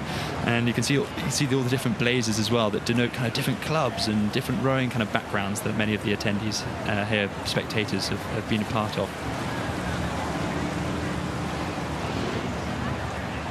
The red blazers here. Now, these are not this Lady Margaret Boat Club blazers, but you get the sense of why blazers are called blazers. And it was because Lady Margaret, which is a Cambridge rowing club, have scarlet blazers, and that what lent the name. This is my one bit of fashion knowledge, ladies and gentlemen.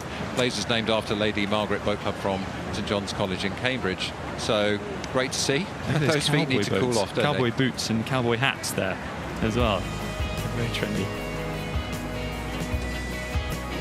Well, this competition is a favourite, isn't it? The Diamond Challenge Sculls. This is the open single sculls race. We've got Ollie Seidler going next, Olympic and world champion. And Seidler, well, we'll talk about him through the race, but he has got his eyes on this. He absolutely loves coming to Henley. He'll do it regardless of how it fits in with this World Championship programme. So excited to see him coming up against Thomas Grainitz. And there's Seidler. He's a great albatross of a man. The wingspan is enormous, a former swimmer. He's got legs and arms beyond. I saw James Cracknell earlier, the Olympic champion, and he said, you know, he was alongside Ollie Seidler, and his crew was just laughing at how small he was. Yeah, Seidler's almost like Mr. Tickle. I think he could reach down to the finish line. He's so tall and so long, and he set the 2K world record this year, which, to put in comparison, is an absolutely phenomenal time. This is the Germany on Germany, Ollie versus Tom, and they're off. So, willkommen und Freunde in Deutschland. It is Ollie Seidler on the left of your picture and Thomas Graunitz from Berliner Ruder Club in Germany on the right. So it's Frankfurt on the left and Berliner on the right. Well, if you're going to go off against the Olympic champion, there's only one way to do it, isn't it? And let's see how Tom is doing on the right of the picture. Oh, and Tom has absolutely flown off the start. He might have just absolutely gone for it. And there's a fantastic kind of subtext to here. Tom trains with the German sculling squad in Ratsburg, and Ollie trains by himself as a kind of designated German single sculler. So I think there's a bit of a kind of internal Germany race going on here, which is really exciting to watch. Yeah, so Graunitz has really gone for it, hasn't he? He's a junior world champion in the single, under-23 medalist. He appears a lot in the German double and quad, so this is bold and brave. And we know that people have upset Seidler here on the Henley course, not least last year when Melvin Twellar really took the thing by surprise. But last year, Seidler had been studying for an MBA, and he came to Henley hoping to make the semis, and he got through. But this year, well, he's back on form, back training hard, and that early and very bold push from Graunitz. Now we see the response from Seidler. I've got them both racing 38 at the moment, which is the same rate that the 8s were doing at the same time, at the same place in the race before. These guys are absolutely, they're going redlining it, going as hard as they can. Kind of who blinks first, who's going to take the rate down because they can't quite hack the pace, is going to be what's happening between these two men. There's Seidler. Look, these single sculls, you can see how small they are versus the size of the athletes here, and they're bouncing around in the wash. There's lots of launches out there making a little bit of a wash. It makes it tricky to stay relaxed, and you can see that Seidler, a little bit of movement in those shoulders as the boat rolls around, but he's super focused, isn't he? Oh, I think he always looks like the Terminator, the way he's got no expression when the camera zooms in on his face. But this is a fantastic shot. You can see it's quite bouncy on the water.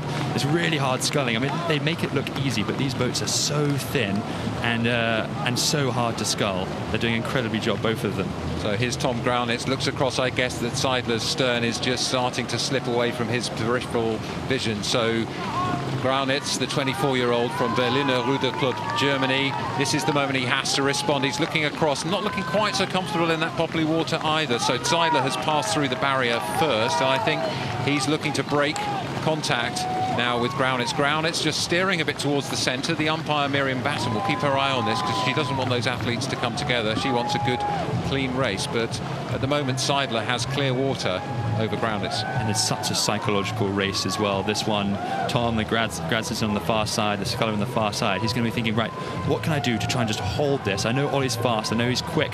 Can I just hold on to his pace so that I can catch him later down the line, which crews have done, individuals have done in the past. Seidler, likewise, we're thinking, can I finish this race now? Can I kind of break that kind of metaphorical cord that attaches the two crews? I was just watching how Seidler actually was going through that rougher water there, and there's a little bit of tension in his shoulders. He's really, I think, invested time in getting better at the rough water since a challenging experience in Tokyo. You remember the conditions there yourself, Ollie. He struggled a bit in the rough water there, didn't he?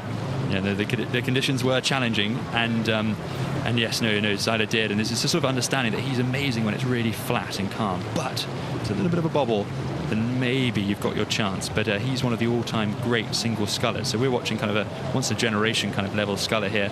He's absolutely fantastic, another kind of legend of Henley Regatta. And he looks like he's kind of getting the job done over his compatriot. So if you're watching this from Germany, just a little bit of history here. We founded the regatta in 1839, and this race, the Diamond Challenge Sculls, was founded in 1844. The records have held here. Mahi Drysdale, also Olympic champion, has won here 6 times. Prior to him, Stuart McKenzie from Australia won 6 times. Ollie Seidler, he's appeared multiple times at Henley. He's won 4 times at Henley. He would love to equal or better that record from Drysdale and McKenzie. That's 6 times. So he's up for his 5th victory here at Henley Regatta in the Diamond Sculls. He won in 2019, he won in 2022, he won in 2023 and 2024. His clubmates were telling me this morning, if only we hadn't had those 2 years with the pandemic, he'd be there already. So there's a bit of impatience here.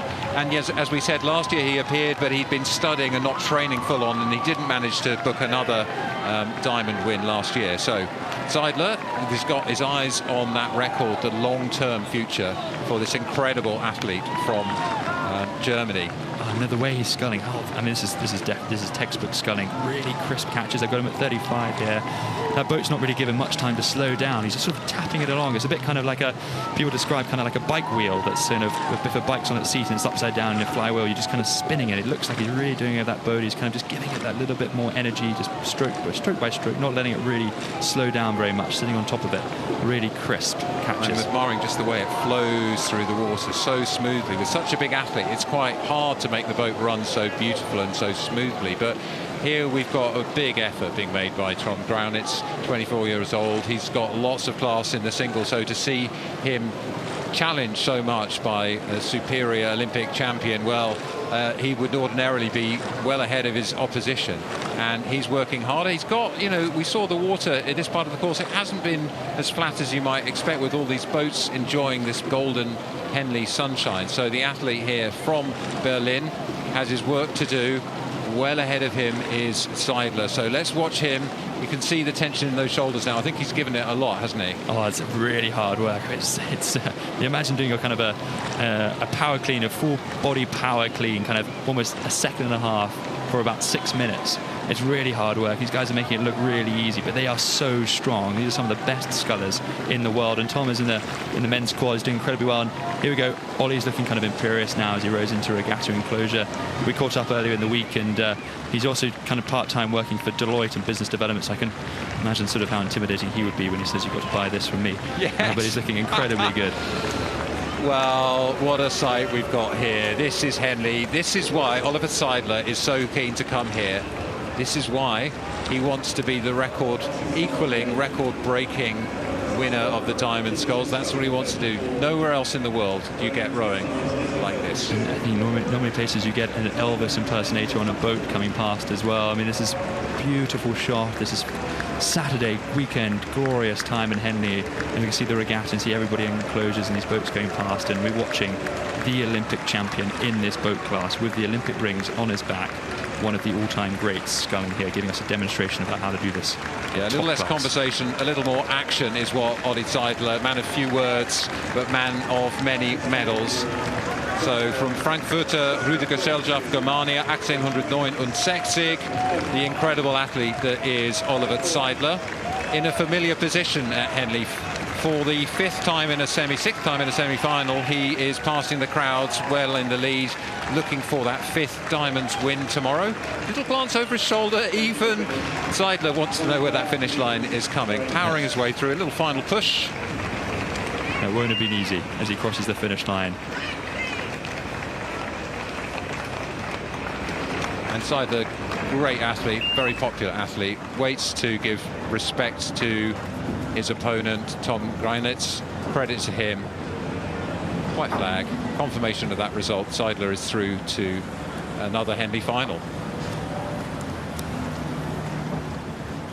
I want to take a little bit more of a look at Oliver Seidler and the technique we see. There he goes, those shoulders, those arms, very rangy. Many have commented that he looks like he's not really overextending because he's got such enormous range and so strong. As you said, Ollie, his erg record, 5:34.7, the world record on the Concept 2 ergo. He's the most powerful athlete over 2 kilometres on the ergo and most powerful on the water here at Henley. What a display from Oliver Seidler. Enjoy that.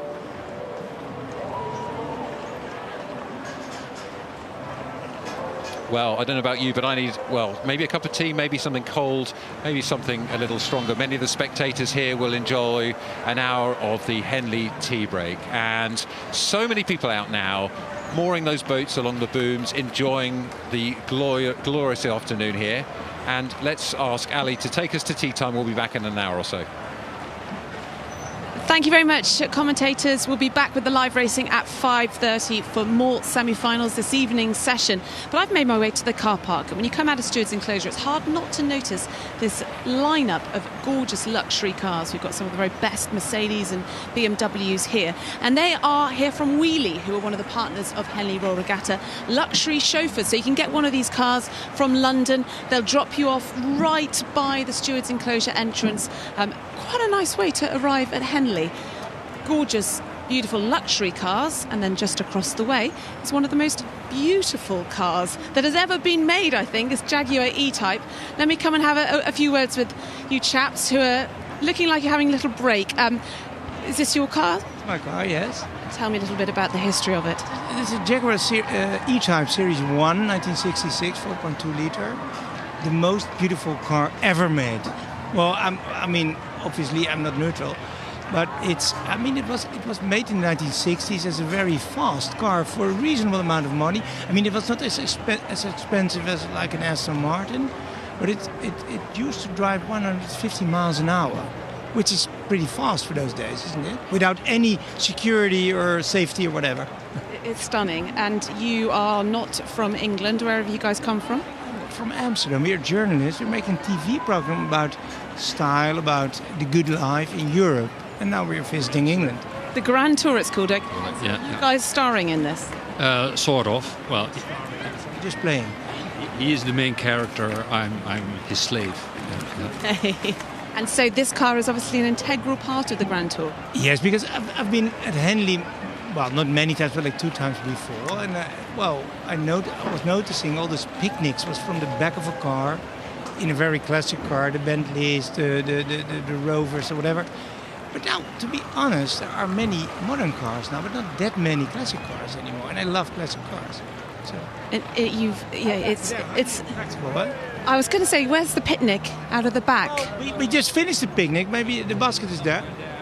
Under the tree. We like romantic things. So but the good thing about this classic car is it obviously works pretty well, because did you drive it from Holland, or you're driving back to Holland? Got a chauffeur to do that, but we're going to drive it back tomorrow to Heritage Hoek of Holland, because I don't want to drive like 10 hours in it. It's not that... Well, it's comfortable and it's fast, but you can always smell the petrol. Oh. Not that reliable as the electricity. Hang on, here's a proud owner. Yeah, but the electricity is done by your famous British company, Lucas. And I mean, I don't know if you know the nickname of Lucas, but it was called the Prince of Darkness. So... Well, that's a risk always. When you have a classic car, you can break down. That's part of the story. No problem. Part of the Grand Tour, isn't it? And it's always nice. We are always late, but we have a very well excuse. Sorry, our car broke down. Yeah. And it just looks so stunning when you arrive here. And Here, Mercedes is a lot more clever, but this is more stylish, huh? Yeah. It's beautiful. Enjoy the rest of Henley. Good luck making the Grand Tour. Look forward to seeing it. Isn't it the most stunning car? Look at that, yeah.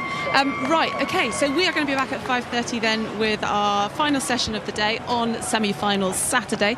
It is the tea interval. I'm going to leave you with more information on the Henley Royal Regatta Charitable Trust. Historically, rowing hasn't always felt like a sport for everyone. Have you guys come down to the rowing machines? But the Henley Royal Regatta Charitable Trust is helping to change that. So there is a stereotype of rowing, and that is of most rowers look a lot like me. They're tall, they're white, but that definitely shouldn't be the case. You always listen to their instructions. We do stuff together. Really important. Big teamwork. With rowing, as long as I see them, that they're enjoying it, they're having fun, they're working together, that's all that really matters, is like bringing them together as a team. Despite colour, race, anything like that, they all have respect for each other because they're teammates. Last year I watched the Oxford/Cambridge one, and I saw it on TV, and I was like, oh, I could do that. And this was before I went into rowing, and now I'm here, and it's like a step in the way to do that. You can help make rowing a sport for everyone by donating to the Henley Royal Regatta Charitable Trust today. Please log on to our website or scan the QR code now. Thank you.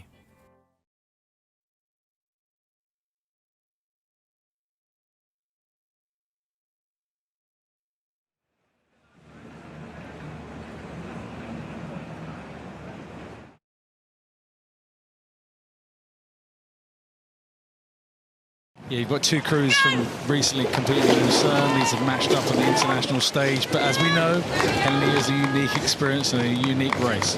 So it is Martin Maćković and Nikolaj Pimenov on the left of your screen from Serbia, and they are against Jakub Podjazil, Dalibor Nedelja from Czechia on the right-hand side of the screen. These 2 crews have raced each other internationally, but it always feels different when you meet at Henley. And as Grace was saying there, sometimes the underdog can feel they've got a bit more of a chance because so many other factors come into play in terms of the steering, the weather, the bounce of the water. So definitely you're going to see that Czechia crew wanting to hang on, although they're catching their blades a little bit there. Yeah, there was a bit of unsettling there. You saw the wind, the gust of wind catch them off there, which is the challenges that come with Henley because it's so open on the river, and the uniqueness of this head-to-head. That's the uniqueness of Henley. When you've got 6 lanes at international racing, it makes it much well, I think it's easier to race in that context, but this is that head-to-head and trying to stay in contact.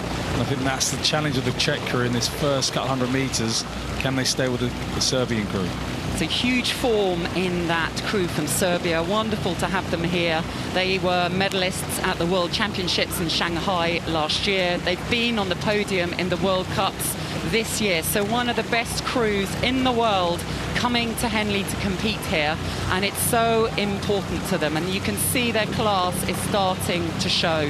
You have incredible experience in this event, a gold medal, a silver medal at the Olympics.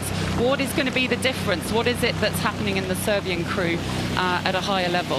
Well, they're obviously both these crews are international crews, so they train together daily, I'm guessing. In the program they work together, but obviously the experience of winning races. So I guess the Serbian crew, they've raced the Czech crew a number of times, and normally they're kind of quite close in the first 100 meters, but then the Serbians in that what we would call the second 500 normally can lay the marker down, and then we'll break that contact. I assume between the Barry and Foley, you'll see them start to open up some clear water. And what I noticed there is the power. There's the precision, the speed of the blades being covered in the water, and then you see the impetus of the backs opening, that real power when the legs drive and open up the back, and that looks more dynamic, particularly in that back shot. Now we see it from the other side. What helps them to do that? Yeah, and it's that timing of the back. It's all the hours that people won't see behind the scenes of practicing different parts of the stroke, making sure they're moving together. Some crews will have kind of bi-mech on their boat to help them with that, but it's actually just time together, understanding each other's moves, and to kind of get the best out of each other when you come to racing. So the Serbian crew, Mačković and Pimanov, are already a good, perhaps a length up at this point. They're coached by Nikola Stojic, who is himself a legend of Serbian rowing. He was in the pair for Olympics. I remember it's the same sort of time I was in the women's pair. He was in the men's pair, and he stayed giving back so much to the Serbian rowing world. And he said it's his first return for 20 years. Martin Mačković in the bow seat is here for the first time after 10. But Nikolai Pimanov, he's here experiencing it for the first time, and they have said what a privilege, what an honour, what a thrill it is to be here, and they are really grasping it. And now we're going to see what's happening in the Czechia crew. And you can just see it feels like they're suffering now. They can't see the kind of Serbian crew beside. They're looking around, and once you start doing that, that's normally when things start to become unraveled with your balance, and obviously it's quite blustery there. And you can just see the difference in the smoothness between the two crews from this kind of shot.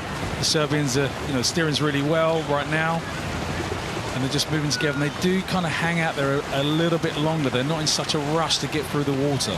You can see they're rowing through a longer arc. That's one of the things we look for. It's a sport of leverage, and they are rowing a longer arc, so they've got more propulsion that comes off the oars in the Serbian crew. So each stroke, there's a bigger sort of distance they're travelling. So between the sets of puddles as they release them, if you look one to the next, there's more of a distance for them. They're travelling further each stroke. And of course, at this point, they can look across, they see the backs of Czechia, and the confidence grows. And they look much better now than they did 500 metres ago. Yeah. I'm going to be honest, like they looked, I wouldn't say it was clean earlier on, but they do look like, even though it's quite challenging water, they're actually more relaxed in the way they're moving. I know they're in front, but actually, that composure, that poise they have when they put the blade in and as they drive, they're not in a rush to open their backs. And it can really unsettle you. I think there are a lot of washes that come across as well around the island. And when you're in a double and something comes across you, you've got an oar on each side.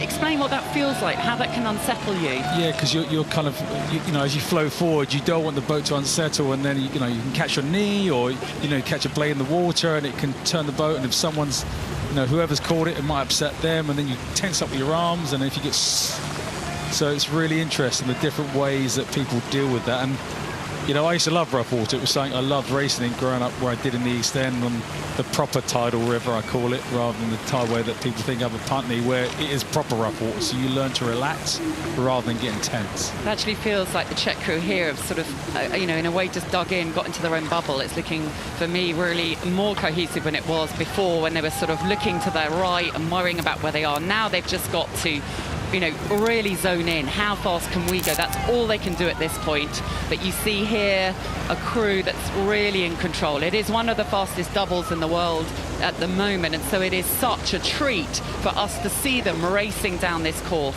And it is something that every world-class double wants to come to this Henley and win the double sculls. You know, it was something that when I was competing, I wanted to win here. We did that, which was great. It's one of those kind of things you want in your cabinet, and obviously they're in form right now, so it's a perfect time for them to be here. But you can see they're in complete control. They've brought the rate down now. We can see just on the right hand of your screen all the boats moored up that come and they watch, and they are right next to the athletes as they go past. And that's prime positioning, isn't it? They get here so early to make sure they get the best spot so they can have their picnics, sit there. You can't get any closer to the action. It is a unique view. You will never be closer to some of the best rowers in the whole world, and that's what makes it so special. And now the crew from Serbia, Mačković and Pimenov, they'll be receiving the applause, the appreciation of the enclosures. And semi-finals, they were absolutely packed. It's sold out, and that feels so good. Yeah, and that, not just that clapping. It's something so unique. We don't get that in our sport anywhere else. You know, coming to the enclosures, you know, even though they're comfortably winning, the appreciation of what the spectators are seeing, you know, is what makes Henley really special. So an incredibly high-class premier event. Those Czechs have raced it all the way. They have really dug in, looking across there, making sure that they go as fast as they can. But it was in control all of the way from Mačković and Pimenov from Serbia, who have won this semi-final of the Double Sculls Challenge Cup against Podjazil and Neděla of Czechia. And there we have Alison Fires, the umpire, giving us the white flag. A very clean race, and we will see this incredible Serbian double again tomorrow in the final.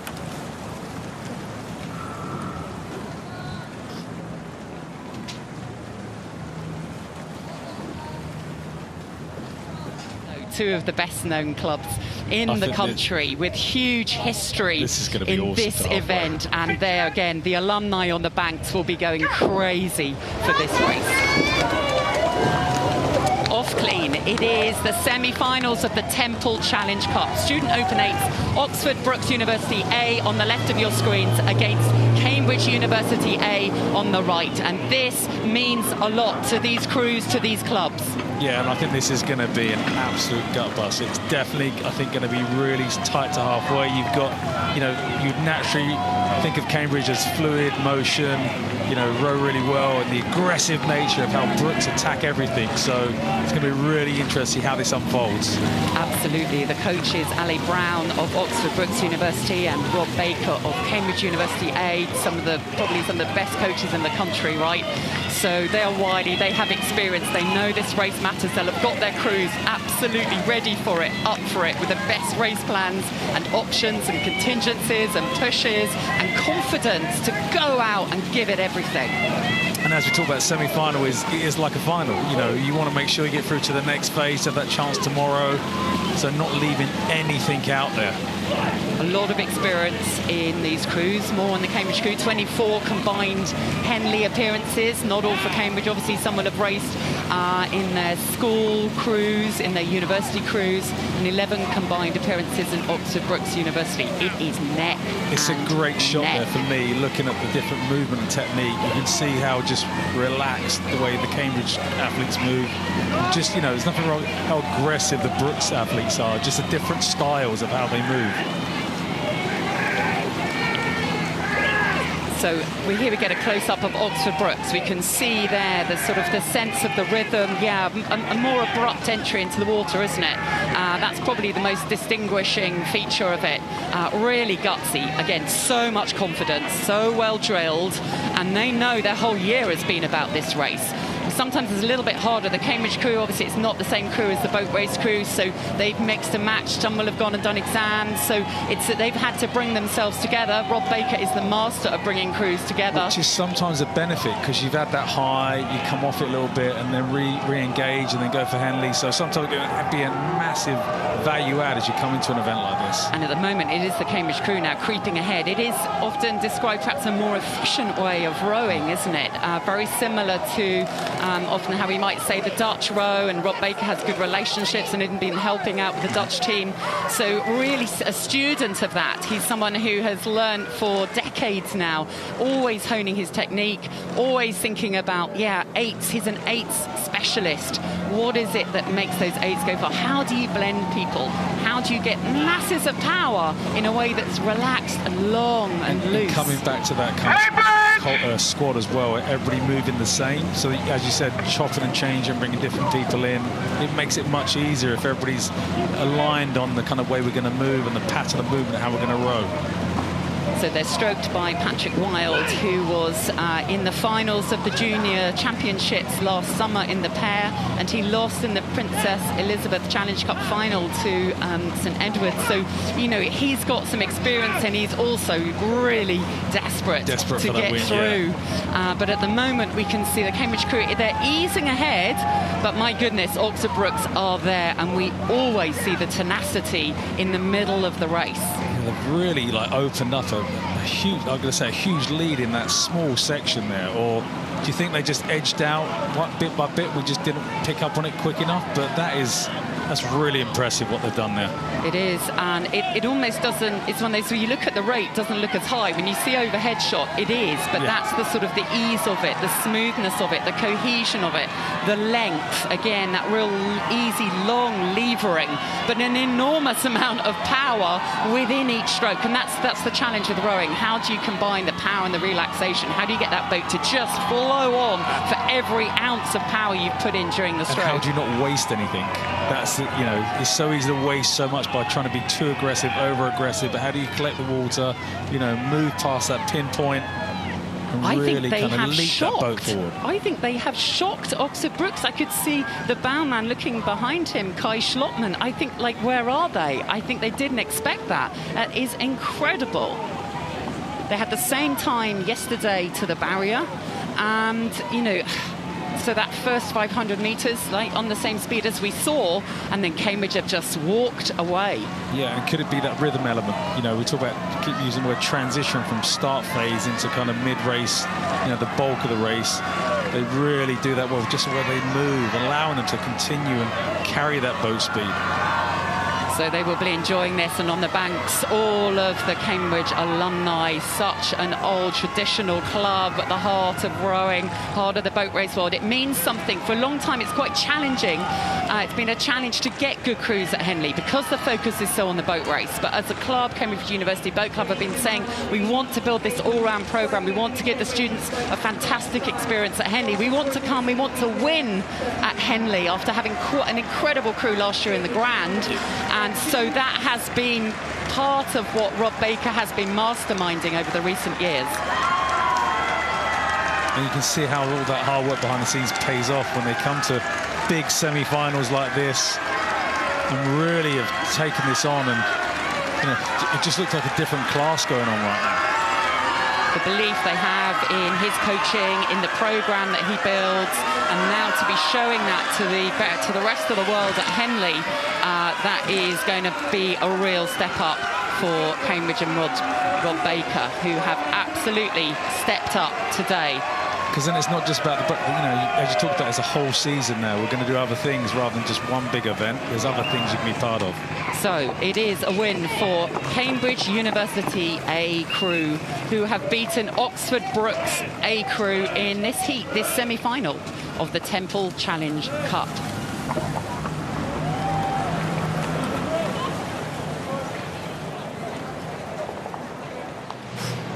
So those tense moments up at the start. Attention. We can see there the Tideway Scullers crew. They're on the right of the screen, and it is a clean start. Hartpury College versus Tideway Scullers School in the semi-final of the Fawley Challenge Cup. junior quadruple sculls. The first semi-final was an incredible race, and I think we're set for another humdinger. Looking at it now. Oh, the two crews have gone off like rockets out the start. How fantastic. These are such well-drilled schoolboy quads here. Don't they look good, Kath? Really slick, isn't it? Really tight. Again, you can see the precision, the synchronicity of the blades. There is nothing between them. They had very similar times to the first marker, to the barrier yesterday, just a second in it. Again, just a second all the way through the races. So this could be side by side, and they'll have had to prepare that this could be side by side the whole way. And what does that require? If you're going to do a race, you've got a crew next to you. You may not be up, you may not be down. What does that require mentally? Yeah, it requires nerves of steel, and you just see how Tideway, I got them clocked off doing 46 strokes a minute going down the island, and they're just eked out now to about a quarter of a length lead here. This is a really crucial time of the race as both crews will be coming out of their sprint start and looking to find a little bit of rhythm, a little bit of distance per stroke, getting something a bit more sustainable. So you're right, Tideway Scullers have surprised us. Just in the previous race, we expected exactly the same times from the day before, but sometimes in the semi-final day, crews are able to step up. You've run many times here, you've had that progression day to day. What does a step up look like when you're going from your quarter-final to your semi-final and you know you've got to find something different? Well, I remember our coach saying, don't count your chickens yet. You've got to do each race, treat them almost like a final, each one, until you've got it controlled, until you know it. And I just doesn't this Tideway crew just look imperious the way they're rowing, sitting up tall, strong. I love the way they're rowing. Very, very elastic. You can tell all the speed going straight into the boat. And here we go, fantastic shot of both crews as the Hartbury kind of try and stay level, stay on terms with them. So huge confidence there. I think we've got Ruben Tinsley, Henry Pendra, Joseph McCarthy and Alfie Keach in the Tideway Scullers School, and they will be taking confidence to be sitting up. They may not have expected that. You always have to expect to be able to race side by side or down, but it feels so much better in your head because it is putting a lot of pressure on the Hartbury College crew, who just look slightly lower on the rate. It just looks a little bit heavier. And that's exactly right. I've got Tideway still at 36, which is a high, chunky rate for this part of this. They're coming into sort of the second quarter of the race, and Hartbury down at kind of 34, a little bit more. And this might actually work for them as they get further down the track. If Tideway kind of kept the revs up a bit too high, we'll see. But at the moment, that's working well for them. It looks relaxed. It looks really like they're tapping it along. The rate doesn't look as if it feels high, and sometimes, 36 can feel rushed or 36 can feel beautiful with lots of time. And what makes the difference? It's a great, and it's always hard to kind of know. It's about, I think, rhythm. It's really about working well as a crew, working well with the boat as that kind of fifth person in the crew. And I think Hartley we're going to have to decide now, do they try and act on the race to try and draw level as they come into this really important part of the second quarter of the race? The river gets a bit quieter and a bit more kind of just you and your opposition now. So we have Gethin Bulkwill, Dan Page, Max Fullman, Alex Judd in the Hartbury College crew, and they've got to make some decisions here. Do we try and go faster by improving an element of the technique, by being slightly quicker to cover our oars? Do we take the rate up? Do we have a push? Do we try and do all of those things in one go? I've got a sense that they are just digging in. Oh, there was a look there from the bowman, Gethin Bulkwill in the Hartbury College, because they've got to start doing something. You cannot let a crew just get away from you. This is match racing, and you have such an advantage if you let that crew really break you. So they know they've got to dig in, and I sense those oars just sharpen, pick up a little tighter into the water. I saw that too as well, Kath. Hartbury have just taken the rating up. They know this is kind of do or die now in the race. They've just thrown a big call. They've taken the rate up to 36. Tideway still looking fantastic as they're kind of just smoothing that boat down on the far side. Boat running straight as an arrow. Let's see if Hartbury can do something now. They're coming towards the kind of that third quarter of the race. So there's a lovely picture of the wake behind this Tideway Scullers crew. The course that they've taken, absolutely straight. So absolute credit to the steer person in this Tideway Scullers crew. They have done their job well, and that's an important part of this.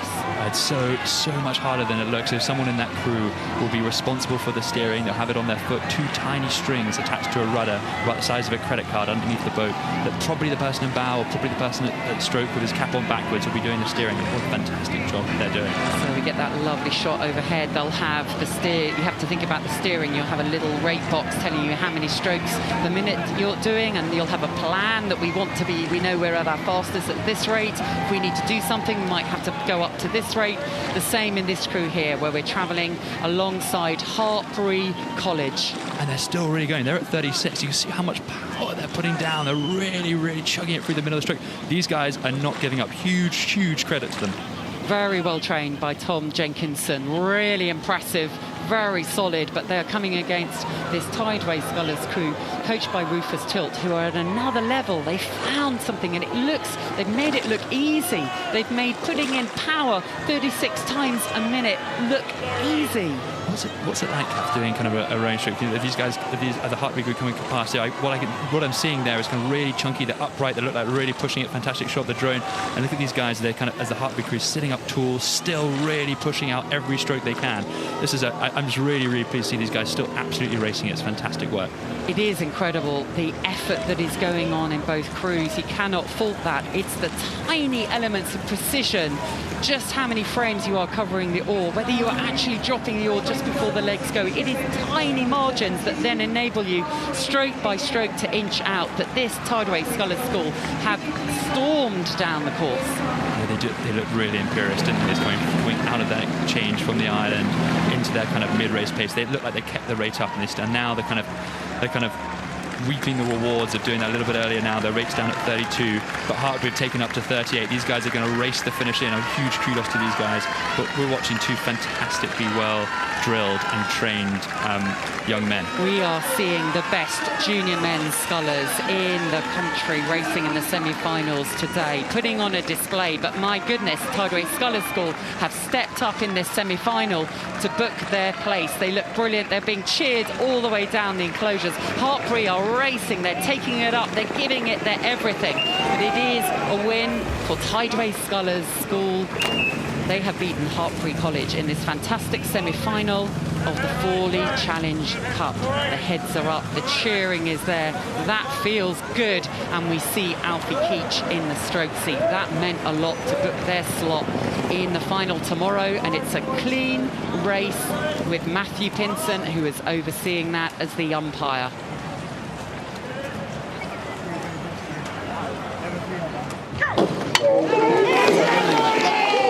Is the hotly contested semi-final, the Princess Elizabeth Challenge Cup, with Radley College on the left of your screen against St Paul's School. So much history in the past, but these boys are trying to write their own history today. A new chapter will be written for each of these schools, and it is happening out here now in front of us. Wow, I've got St Paul's going off at 49 strokes a minute. I've got Radley at 46 coming towards the end of the island.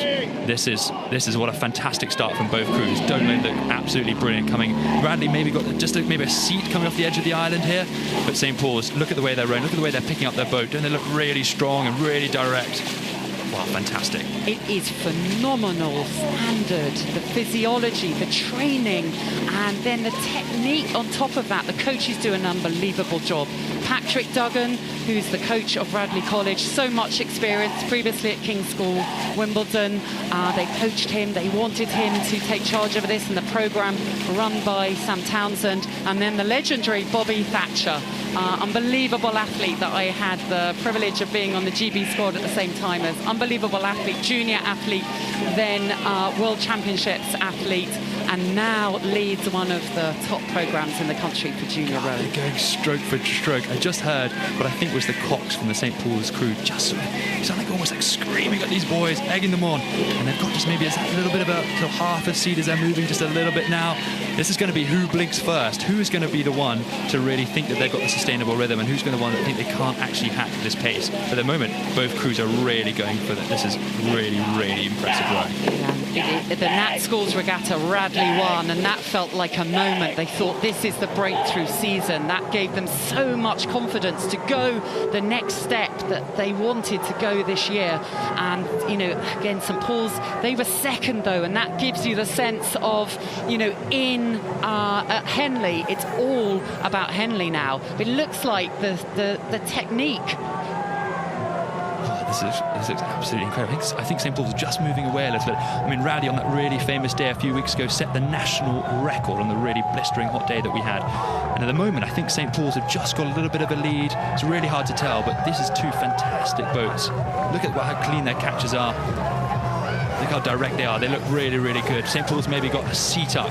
Otherwise, it's neck and neck. Oh, my goodness. There's maybe a sense sometimes in Bobby's cruise there's that wonderful smoothness, the length, the application of the power. But my goodness, they're well drilled, that Radley crew. There was a reason why they set a record. It is phenomenal. It's hard to fault the technique.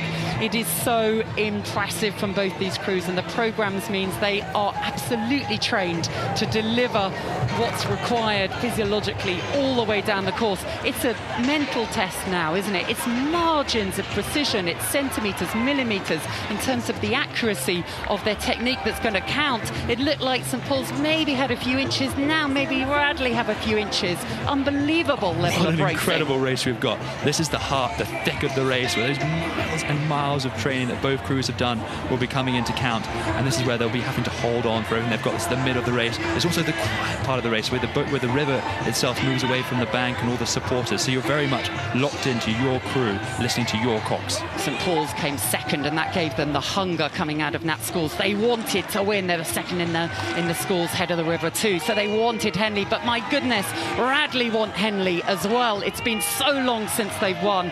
They have to dig in now because St. Paul's are creeping ahead. This is a game of inches, this race.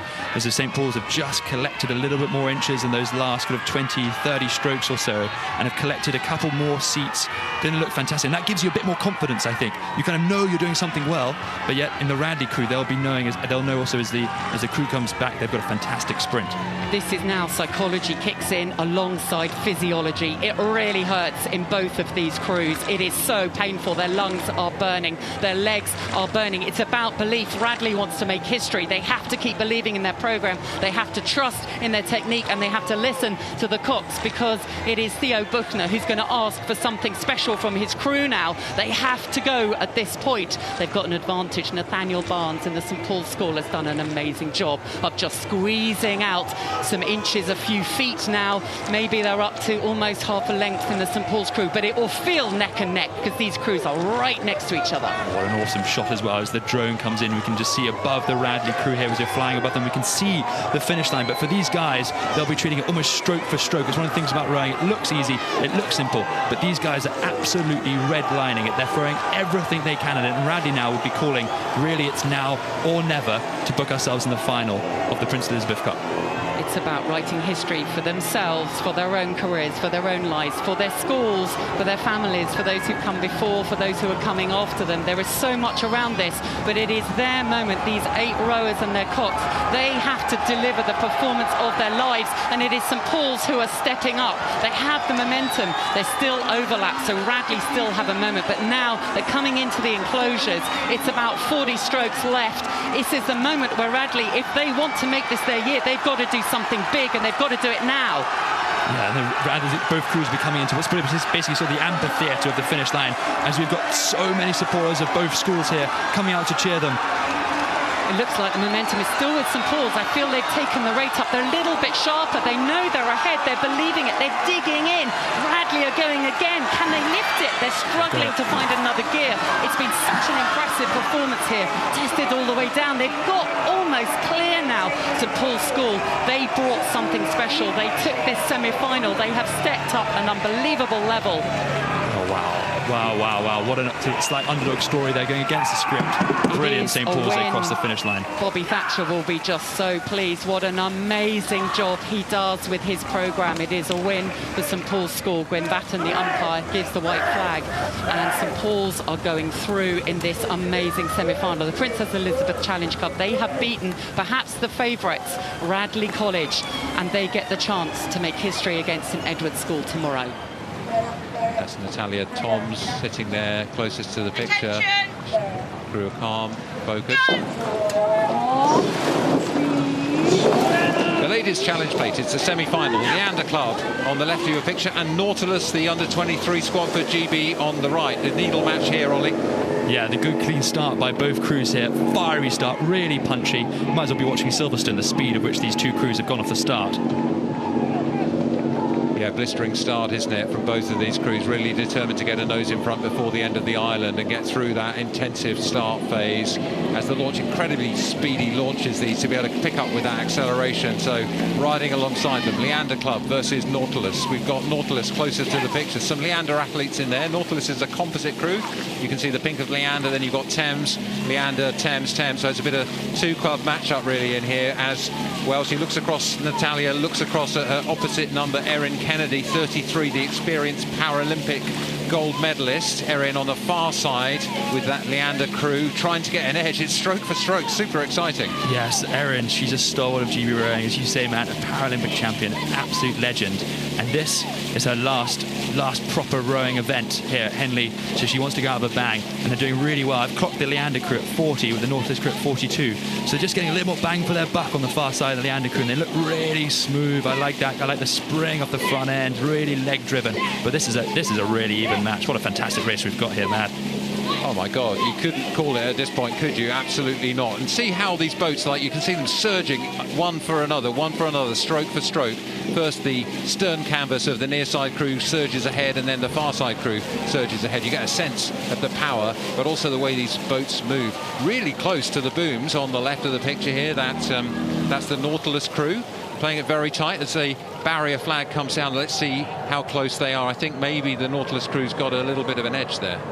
Yeah, I think in this Nautilus crew, we're looking at kind of prototype, potential under-23 GB boats. These guys probably haven't had that much time to row together, but they're looking really punchy, just really strong on top of that boat, driving it forward. I think they've got a couple of seats now on the Leander crew, but the Leander crew also looking really slick. I love the way their catches are going in. You can see the V shape of the splash. Just tells us what we're watching here, that that's really clinical rowing. Clinical it is, and I love this shot as they come past our camera. You get a sense of the speed of these two. It's Leander now attacking. Can they capitalise on the edge? They've got 2 or 3 seats there, which is really good for them. And it's a critical moment in the race now for the Nautilus crew. Oh yeah, we just heard, I think as the camera went over, from someone from that Leander crew shouted, "We've got this." And yes, they're just getting a little bit momentum. I think rowing is a big part of momentum, and it's just swinging a little bit in Leander's favour as they come into the second quarter of this race, and they're going to want to really put the hammer down, get this race done as soon as they can, really. Yeah, and it certainly feels sometimes, doesn't it, in the middle of a course like this, that the man with the hammer is coming for you, because the pain starts to really bite. And it's really hard as an athlete to keep the mental focus and to keep the relaxation when you're under this much pressure. And that's why we do all those thousands of kilometres on the water and on the ergo. That is exactly right. This is for this heart bit of the race. A little bit of steering there, and that Nautilus crew, bit of correction. You can see it in the kind of corntails of the boat where it runs off the back there. A little bit of steering. They're getting to about 3/4 down. So they're going to be feeling really under the pressure, because in an H race, that kind of margin, that's quite a big margin. See the gusts across, the kind of sprinkling of the wind across the river there. But this Leander crew, they are rowing really well. They're just getting up. They're going to get a little bit more confident. They're going to sit up a little bit taller as they know they're getting a bit more in control of this race. Erin doing a fantastic job driving her crew on. Yeah, through the 3/4 mile, a really decisive move in the last 700 or 800 metres from that Leander crew. Now we get a chance to see the attack of the Nautilus men on the far side. The Nautilus crew will have been together less, probably, have less chance to train together, although we do know that in the stern there, Isaac Thurnham, who's the brother of Isis, who we saw race in the previous race with Shiplake with a victory. Isaac and Alex in the stern pair of that Nautilus crew, well, they've rowed together as stern pair of the Brown first varsity crew, so they've got some cohesion together, and it looks like they're being able to mount a counter-attack here, Ollie. Yeah, I definitely wouldn't rule them out. It's just as you've pointed out, Matt, these guys are racers, and they can see it, just the more drive. I think they've made a call there.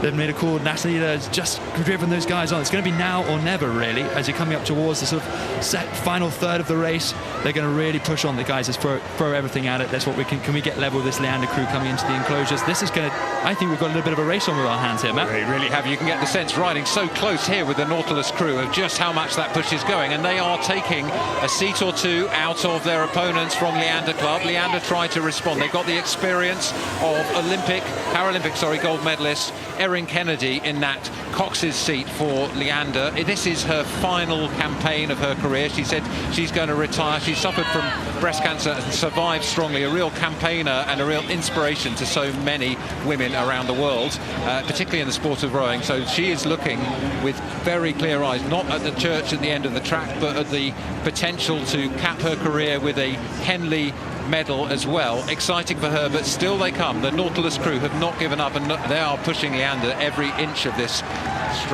long straight Henley course. Yeah, these Nautilus crew, they are racers, and they are racing. They're taking the rate up now. They're going for, you can see those catches splashing up a little bit more. They're really driving it, and it's just that point Erin's going to be telling her, stay calm, stay long, we've got this under control. And those are the white blades, that's the GB rowing colours here in that Nautilus crew. I love this shot, the big strong back as it fires back, and you can really throwing everything at it. This Leander crew looking tall, calm and strong, rowing really well now. Erin's got it under control. They've given absolutely everything. You can see that in the Nautilus crew there, in those bows. Matthew Johnson, Shane James and bow pair of that crew looking around, desperate for the finish line to come, desperate to close that lead on Leander. But Leander take it, book their seat in the final.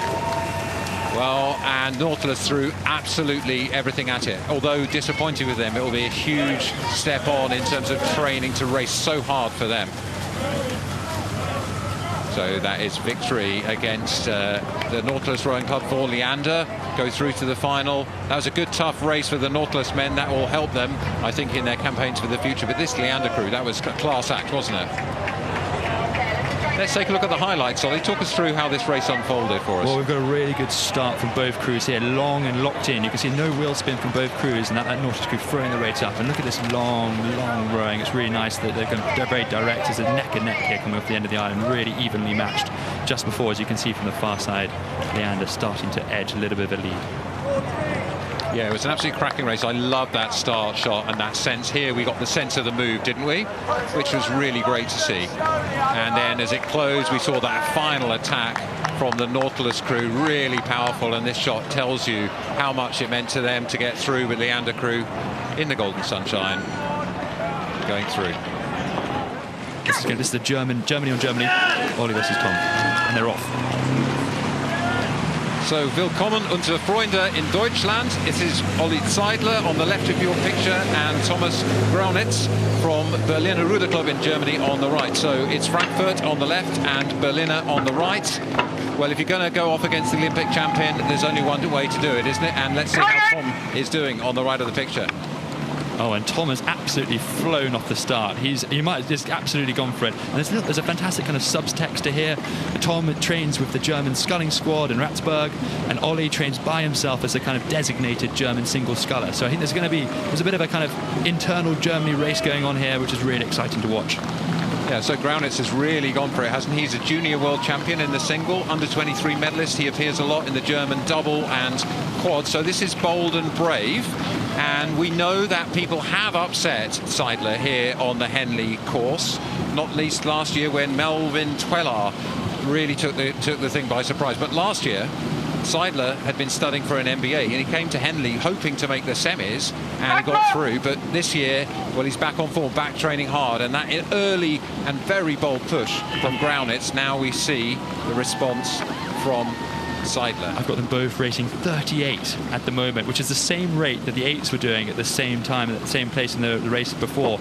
These guys are absolutely, they're going redlining it, going as hard as they can. Kind of who blinks first, who's going to take the rate down because they can't quite hack the pace, is going to be what's happening between these two men. There's Zeidler, and look, these single sculls, you can see how small they are versus the size of the athletes here, and they're bouncing around in the wash. There's lots of launches out there making a little bit of a wash. It makes it tricky to stay relaxed, and you can see that Zeidler, a little bit of movement in those shoulders as the boat rolls around, but he's super focused, isn't he? Oh, I think he always looks like the Terminator, the way he's got no expression when the camera zooms in on his face. But this is a fantastic shot. You can see it's quite bouncy on the water. It's really hard sculling. I mean, they make it look easy, but these boats are so thin and so hard to scull. They're doing an incredibly job, both of them. So here's Tom Graunitz, looks across. I guess that Zeidler's stern is just starting to slip away from his peripheral vision. So Graunitz, the 24-year-old from Berliner Ruder Club, Germany. This is the moment he has to respond. He's looking across, not looking quite so comfortable in that poppy water either. So Zeidler has passed through the barrier first, and I think he's looking to break contact now with Graunitz. Graunitz just steering a bit towards the centre. The umpire, Miriam Batten, will keep her eye on this because she doesn't want those athletes to come together. She wants a good clean race, but at the moment Seidler has clear water over Groundlitz. And it's such a psychological race as well. This one, Tom, the grads is on the far side, the sculler on the far side. He's going to be thinking, right, what can I do to try and just hold this? I know Ollie's fast, I know he's quick. Can I just hold on to his pace so that I can catch him later down the line, which crews have done, individuals have done in the past. Seidler, likewise, we're thinking, can I finish this race now? Can I kind of break that kind of metaphorical cord that attaches the two crews? I was just watching how Seidler actually was going through that rougher water there, and there was a little bit of tension in his shoulders. He's really, I think, invested time in getting better at the rough water since a challenging experience in Tokyo. You remember the conditions there yourself, Ollie. He struggled a bit in the rough water there, didn't he? Yeah, the conditions were challenging, and yes, Seidler did, and there's this sort of understanding that he's amazing when it's really flat and calm, but it's a little bit of a bobble, then maybe you've got your chance. But he's one of the all-time great single scullers, so we're watching kind of a once-a-generation kind of level sculler here. He's absolutely fantastic, another kind of legend of Henley Regatta. And he looks like he's kind of getting the job done over his compatriot. So if you're watching this from Germany, just a little bit of history here. We founded the regatta in 1839, and this race, the Diamond Challenge Sculls, was founded in 1844. The records have held here. Mahi Drysdale, also Olympic champion, has won here 6 times. Prior to him, Stuart Mackenzie from Australia won 6 times. Ollie Seidler, he's appeared multiple times at Henley. He's won 4 times at Henley. He would love to equal or better that record from Drysdale and Mackenzie. That's 6 times. So he's up for his 5th victory here at Henley Regatta in the Diamond Sculls. He won in 2019, he won in 2022, he won in 2023 and 2024. His clubmates were telling me this morning, if only we hadn't had those 2 years with the pandemic, he'd be there already. So there's a bit of impatience here.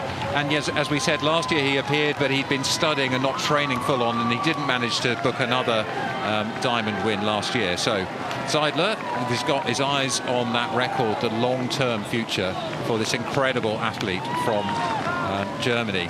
The way he's sculling, I mean, this is textbook sculling. Really crisp catches. I've got him at 35 here.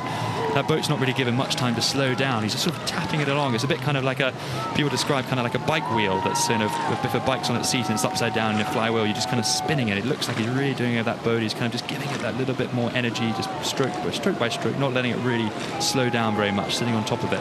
Really crisp catches. I'm admiring just the way it flows through the water so smoothly. With such a big athlete, it's quite hard to make the boat run so beautiful and so smoothly. But here we've got a big effort being made by Tom Groundlitz, 24 years old. He's got lots of class in the single, so to see him challenged so much by a superior Olympic champion, well, he would ordinarily be well ahead of his opposition, and he's working harder. He's got, we saw the water in this part of the course. It hasn't been as flat as you might expect with all these boats enjoying this golden Henley sunshine. So the athlete here from Berlin has his work to do. Well ahead of him is Seidler. So let's watch him. You can see the tension in those shoulders now. I think he's given it a lot, hasn't he? Oh, it's really hard work. It's you imagine doing a kind of a power clean, a full body power clean, kind of almost a second and a half for about 6 minutes. It's really hard work. These guys are making it look really easy, but they are so strong. These are some of the best scullers in the world, and Tom is in the men's quad. He's doing incredibly well. And here we go. Ollie's looking kind of imperious now as he rows into regatta enclosure. We caught up earlier in the week, and he's also kind of part-time working for Deloitte and business development, so I can imagine sort of how intimidating he would be when he says, you've got to buy this from me. Yes. But he's looking incredibly good. Well, what a sight we've got here. This is Henley. This is why Oliver Seidler is so keen to come here. This is why he wants to be the record-equaling, record-breaking winner of the Diamond Sculls. That's what he wants to do. Nowhere else in the world do you get rowing like this. And normally places you get an Elvis impersonator on a boat coming past as well. I mean, this is a beautiful shot. This is Saturday weekend, glorious time in Henley, and we can see the regatta and see everybody in enclosures and these boats going past, and we're watching the Olympic champion in this boat class with the Olympic rings on his back. One of the all-time greats sculling here, giving us a demonstration about how to do this. Yeah, a little less conversation, a little more action is what Ollie Seidler, man of few words, but man of many medals. So from Frankfurter Rudergesellschaft Germania 1869, the incredible athlete that is Oliver Seidler, in a familiar position at Henley for the 5th time in a sixth time in a semi-final. He is passing the crowds well in the lead, looking for that 5th Diamonds win tomorrow. Little glance over his shoulder. Even Zeidler wants to know where that finish line is coming. Powering his way through, a little final push. It won't have been easy as he crosses the finish line. And Zeidler, great athlete, very popular athlete, waits to give respect to his opponent, Tom Greinitz. Credit to him. White flag, confirmation of that result. Zeidler is through to another Henley final.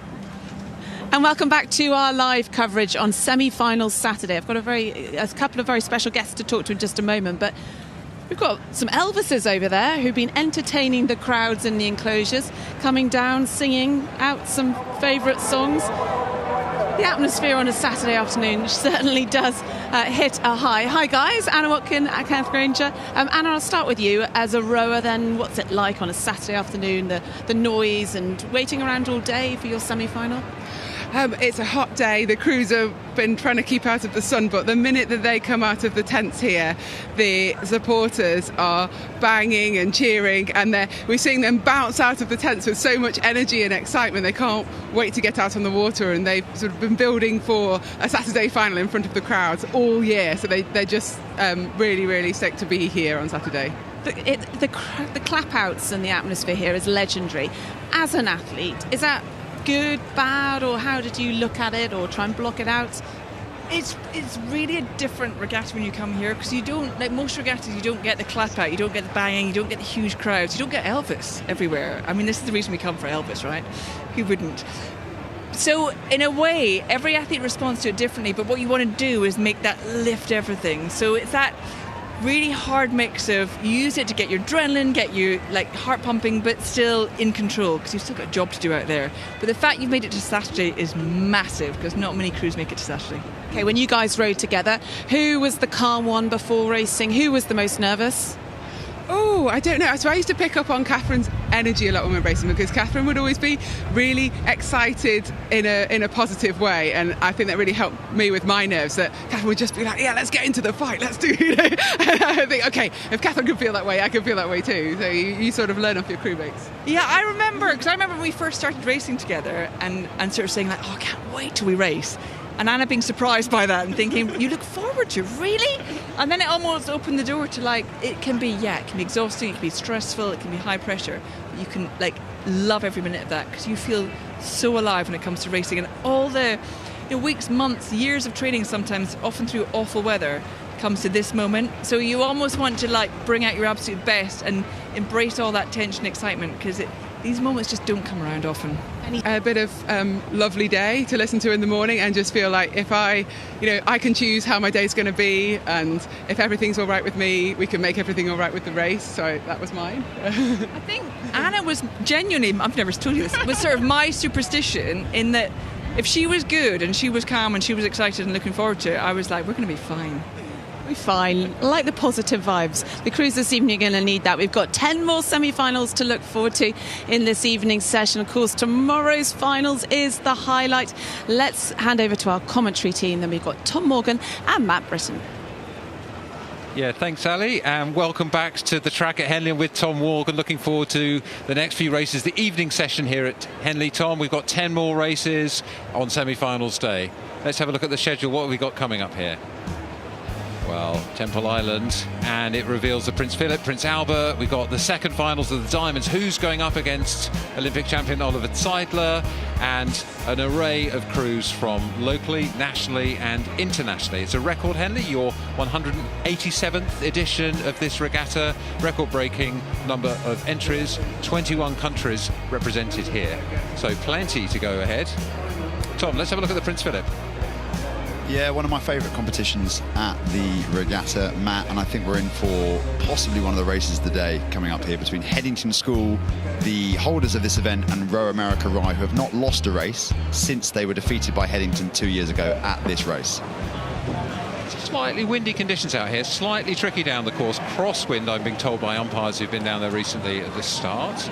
Moving to a sort of headwind as they come out of the island, and then a bit of swirl in the middle of the track. So it's slightly tricky here as we look at the two crews here. We've got Row America Rye under the camera right now, and the Headington crew on the far side. Headington School, incredible in this event. They have won 3 out of the 5 editions of the event since we started in 2021. So they'll be looking to add to that tally. Row America Rye, what a great crew, won the US Rowing Championships. Let's see what they make of this course. Here we go. The Prince Philip Challenge Trophy. It's the semi-final. Headington School and Row America Rye.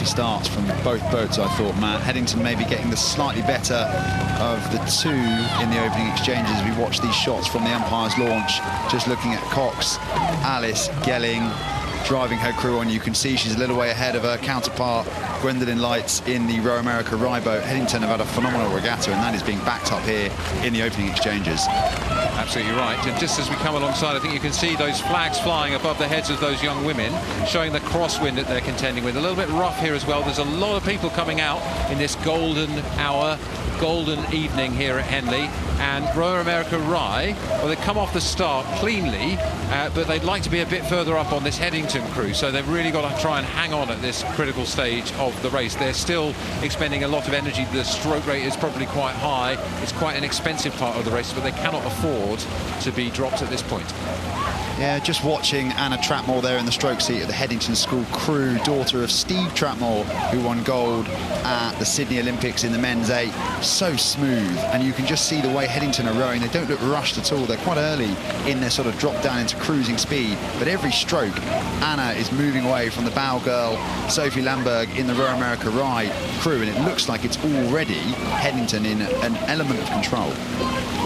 Yep, I think you're absolutely right. You can see the difference, the control on the left, the attack on the right. If we look at that Row America Rye crew, Remy Hess in the stroke seat, only 17 years of age. None of these women have competed at Henley before. On the Headington side, with that pedigree we mentioned, well, we've had 10 Henley appearances amongst these 9 athletes. Looking across, as you say, Alice Gelling in that Cox's Street, a critical seat in the boat. With 8 athletes, you've got to provide information, inspiration, and ensure you get the most perspiration out of those athletes. 100%, and Alice knows this course better than most. She actually won this event, the Prince Philip Challenge Trophy, with Headington School last year, so is the current holder and will be desperate to retain her title. I was chatting to Ryan Domain yesterday after their quarter-final, and he told me that this is the best Headington School crew he's ever coached, and he's been in that program for many years now. High praise, and he said to me essentially that they've got a lot faster since the national schools, where they were 3rd, and that he feels that with 7 of the 9 girls in this boat who are homegrown, have come through the Headington system, have been coached for years and years now under that sort of dynasty that he created, he feels very good about the prospects for this crew.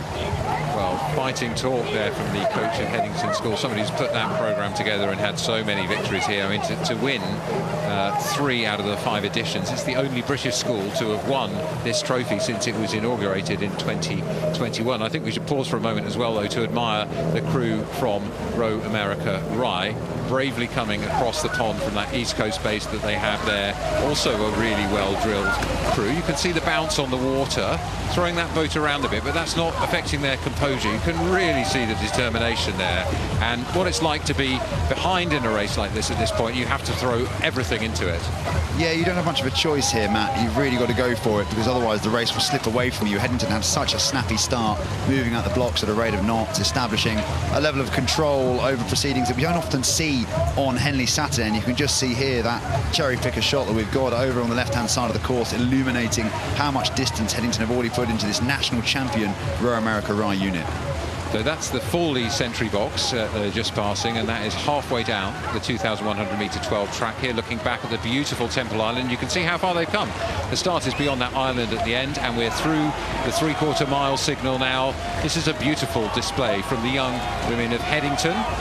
3 times victors in this event, wanting to make it 4th.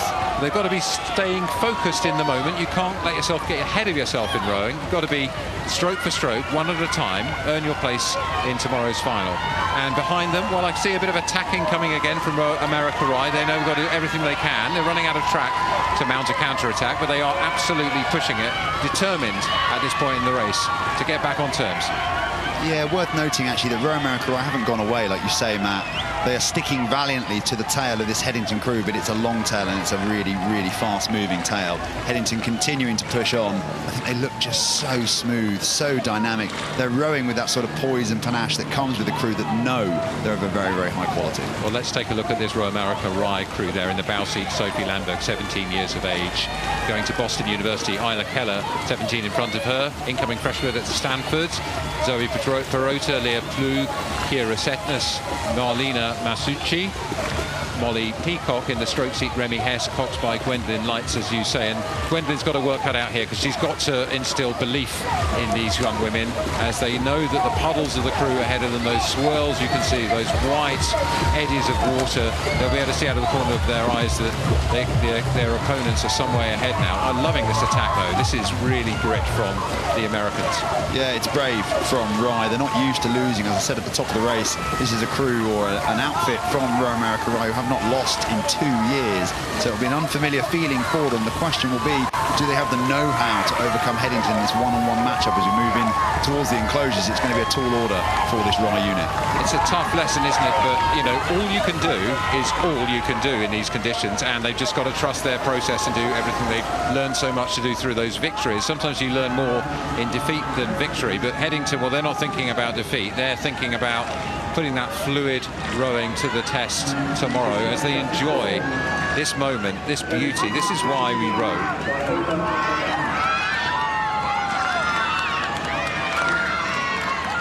Meaning no disrespect to Shiplake and Chicago, who competed in the earlier semi-final. Shiplake, of course, progressing through that. These, for me, were the two standout crews in the draw.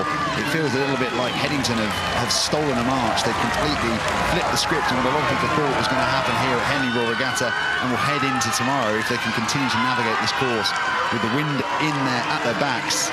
Shiplake, of course, desperate for redemption after losing out on the Sunday of last year's competition. Sets us up beautifully, Matt, if Headington can continue to push on here in the closing stages. Well, we've had coverage of Henley Regatta every race since 2015, and that means you can always look at your opponents, and Shiplake will be watching, potentially re-watching this to see what they are up against in the final tomorrow.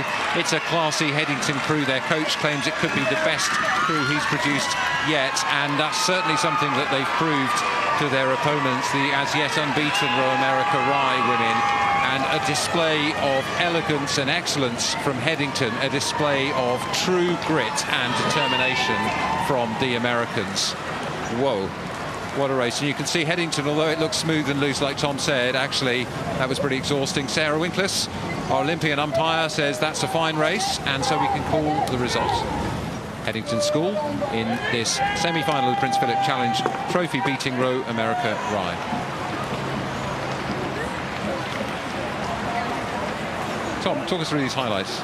Yeah, I think the race was actually won for me, Matt, in the opening sort of few strokes. Headington went out like a steam train, trying to stamp their authority on proceedings, and that's exactly what they did, up by a length at the barrier, which of course is about 25% through the course, and you can see they're just clicking on, rode really maturely, continue to just stay that sort of length and a half distance away from the shell of the Royal America Rye unit, and they never allowed the Americans back in, and it will be a disappointing outcome for Marco and his crew at Royal America Rye, but Headington just the better crew on the day. Well, they put everything into that, didn't they? Despite the elegance, they were really pushing it all the way down the course. That's great to see. You see, it takes its toll on everybody, however far ahead you are. Fantastic.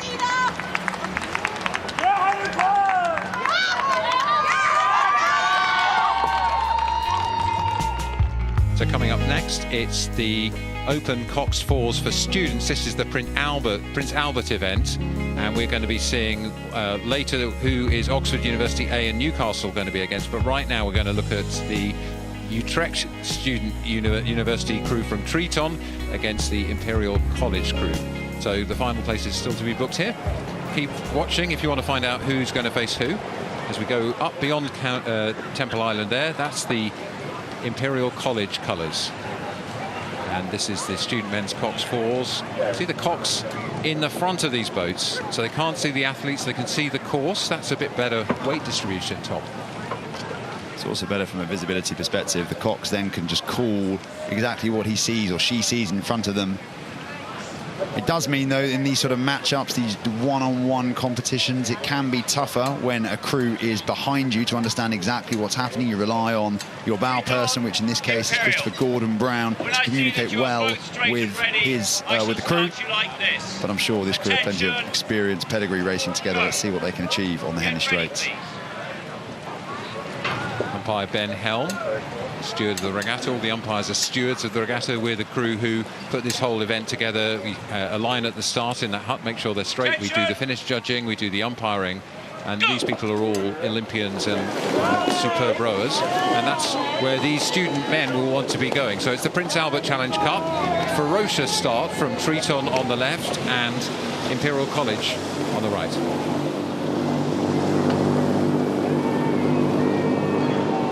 No problem steering off this start, Tom, because the Coxes both in front have got absolute control over where those boats are going, which means the athletes, well, they can just focus on power. Yeah, less jeopardy in the Coxes falls, but more precision in these Cox falls. Straight line, straight out the blocks. Excited to see this Triton unit in action. I haven't actually had a chance to watch them this week. They came in with some serious horsepower on board. All 4 of those athletes are under 6 minutes on the RP3, which is pretty much the universal marker in rowing for a fast crew. But Imperial, a new unit that's only come together in the last couple of weeks under the stewardship of Dave Loveday, new coach at Imperial College. And Imperial have a rich history in the Prince Albert Challenge Cup. Will be desperate to try and face one of their domestic rivals in tomorrow's final. So we are a minute into this semi-final, stroke for stroke, man for man, and these two Coxed 4s. Takes a bit more horsepower per person. You've got to carry not just the weight of the boat, but also the weight of the Cox, which means the boat will slow a bit more between strokes, and it can sometimes feel a bit chunkier, a bit clunkier in the Coxed 4. Looking well, you know, this Imperial crew, Tom, as you say, has come together quite recently. Triton are, we told, the fastest Dutch Cox 4 and their sole entry in Henley this year. But at the moment, I'm liking the way that Imperial are pushing ahead. Yeah, they're taking the fight to the Dutch here, Imperial. I think they know they'll have more experience on this Henley course. There was only 1 debut for Imperial compared to the 2 in the Triton boats, and 9 combined crew appearances for Imperial, and they'll know the importance, the criticality of this start sequence at Henley Royal Regatta, getting out in front of your opposition. We saw Headington in the race that's just gone by stamp their authority in the early moments, and Imperial trying to do that here as we come up towards the barrier. Yeah, you can see on the right of your picture those orange poles. That's where the start was, and they've already poled their way down 670 odd metres of this track. And up goes the number 2 for the Imperial crew, and we'll see what the gap is as number 1 rises through that traditional tower. We've had this way of signalling since before we had live streaming, so that people could tell what's going on in the races, and we got half a length, so the battle is on, isn't it? Yeah, absolutely, and I think the Triton crew carrying more than just their club's interest in this regatta. This is, I think, don't quote me on this, but I think certainly in the student events, this is the last remaining Dutch crew in the event, I think, apart from Scholl maybe in the Queen Victoria. So Neerhouse crashing out in the Temple Challenge Cup earlier today. Triton will be desperate not to see the same fate happen to them, but Imperial here, Matt, really striding out. Yeah, excellent performance from Imperial. And now, well, these smaller boats, there's more chance perhaps of the lead changing. So welcome if you are watching from the Netherlands. We've got a couple more Dutch crews coming up, so stay with us. Scholl, as you mentioned, Triton right now, and so it's the moment for Triton. There are points in races, I think, when you realise now's the time. And I think this kind of middle section of the course, we're just coming through the halfway point now. It really is time for Triton to make the move to try to ensure that they can row a seat or 2 back on Imperial. Imperial will be wanting to just hold that off. So if you're in the Imperial boat, you're looking back, you can see the guys behind you in the opposition boat, and you're just wanting to hold them off, see if they make a move. And if they do, you've got a bit of extra in the bag to respond. Yeah, here in the commentary box, we find ourselves constantly questioning to what extent Imperial's fast start will cost them down the course. But as I watch those two crews, I think Imperial looks smoother, a little bit more finesse in their rowing. They haven't moved too far away from Triton. There's just a tiny amount of clear water between the stern of the Imperial boat and the bow of that Dutch crew. But I think, as you say, Matt, in this middle section, Triton need to throw everything at it. It'll be earlier than they hoped they'd have to do that. But if they want to remain in contact, now's the moment. But in fact, I think what's happening, Tom, is the Imperial crew are really starting to gun for it. Kelvin Wong in the Cox's Street there, just calling them through, keeping them calm and long. Danny Shaw behind him, Henry Barham, Tom Powell, and in the stroke seat, Christopher Gordon-Brown. That's a familiar name to the rowing community. His father, Andrew, raced for South Africa in 1992 Olympics and also Oxford for the boat race. So he comes from that rowing pedigree. So many athletes we've seen this afternoon come from rowing families, which is great to see. But this is a sight for fans of Imperial College. Steaming ahead now. You can see their wake behind them as they've made their mark on this Henley course. Yeah, I love the trim on their end packer there. Imperial colours emblazoned onto the hull. Triton here. There's a lot of horsepower, as we said, at the top of the race on board. Toon Clabbers in the 3-seat, 5:41 on the RP3, which is an astonishingly fast time for anybody in rowing, let alone a student. And he's going to have to call on all those reserves of horsepower to drive this boat on, because at the moment they're slipping further and further behind this Imperial crew, who feel like they were a slow starter. They burned sort of quite low in the race in the opening moments, but they've really opened up in the middle section and now starting to push away from Triton. So here we're looking at the Triton guys. The gap is really too wide for them now. And the bow seat, Edward Den Beer Portugal in 2, Mart Vertius in 3, Toon Club, as you mentioned, with that fantastic erg score. Bart Berbers in the stroke seat. He is studying financial management, and well, now he's discovering how much he needs to withdraw from the pain bank in order to close the door on this rate. And Imperial really looking confident now. Lovely rowing from them. Yeah, fabulous rowing, and it's credit to what Dave Loveday, Adam Berry have done with the Imperial programme. They've had a difficult few years, had their performance status taken away from them, but now back on top here on the Henley stretch, and this will be hopefully the starting gun for a new generation of really, really strong Imperial outfits. Yeah, we asked Adam, the coach there, what his ethos was of coaching, and he said technology, in a word. He's a real advocate of using telemetry, which is measurement data on the boat, so that you can understand the power, the length of each athlete's stroke. You can see, as our camera picks that up, the wires there. You can see little cables rolling along, and the cocks there, you can see in front of the cocks multiple different displays to give that data to the cocks there, Kelvin Wong, looking at all the data. It's a science. It's an art, it's about data, it's also about poetry in motion, and that's what these Imperial athletes are doing. They're trying to move the boat with grace, with style, but also with watts. Yeah, and paying dividends here, like you say, Matt, the onboard computer turning up for Imperial as they come up towards the line. They really motored in that second half, actually establishing a few lengths of clear water and setting up what will be a tantalising final on the Sunday, the Prince Albert Challenge Cup. The ducks scatter. The Imperial crew pauses their rowing and drops their oars, confident and calm after a really tremendous display. And the challengers from the Utrecht University, Triton in the Netherlands. You see the umpire raising the flag. No second chances at Henley. That's the end of it for the Dutch crew, and the Imperial crew going through to finals day tomorrow, Sunday, at Henley in this golden sunshine. Let's have a look at the highlights, Tom, of that race and see how Imperial were imperious. Yeah, Imperial were imperious is a great way of putting it, Matt. You saw their opening few moments, striding out, got into a really long, loose rhythm. Triton just a little bit shorter in their application of the power curve. As the crews move towards the Forley, Triton establishing clear water. We talk a lot at Henley about that elastic band that connects the two crews, intangible, but when it's snapped, it's really hard for the boat that's down to reclaim any ground. And Imperial around here, around that 3/4 mile mark, just managed to sever connection with Triton, and then the race was sort of cooled from that point on. They were able to row away into the sunshine, and as I say, set up what will be a mouth-watering Sunday Prince Albert showdown.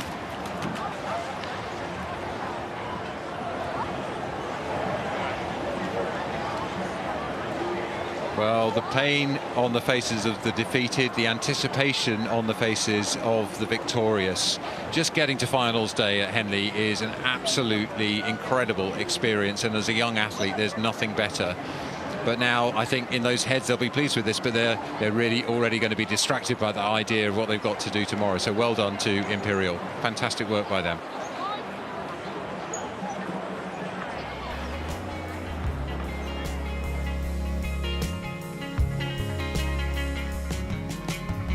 It's the diamonds, it's the open single sculls for men. Oliver Seidler, we saw before tea, the Olympic champion, looking for his 5th victory in this event, aiming for a 6th to equal the record and a 7th to rival it. And we're about to see Baxter and Goncalves, the South African against the Portuguese.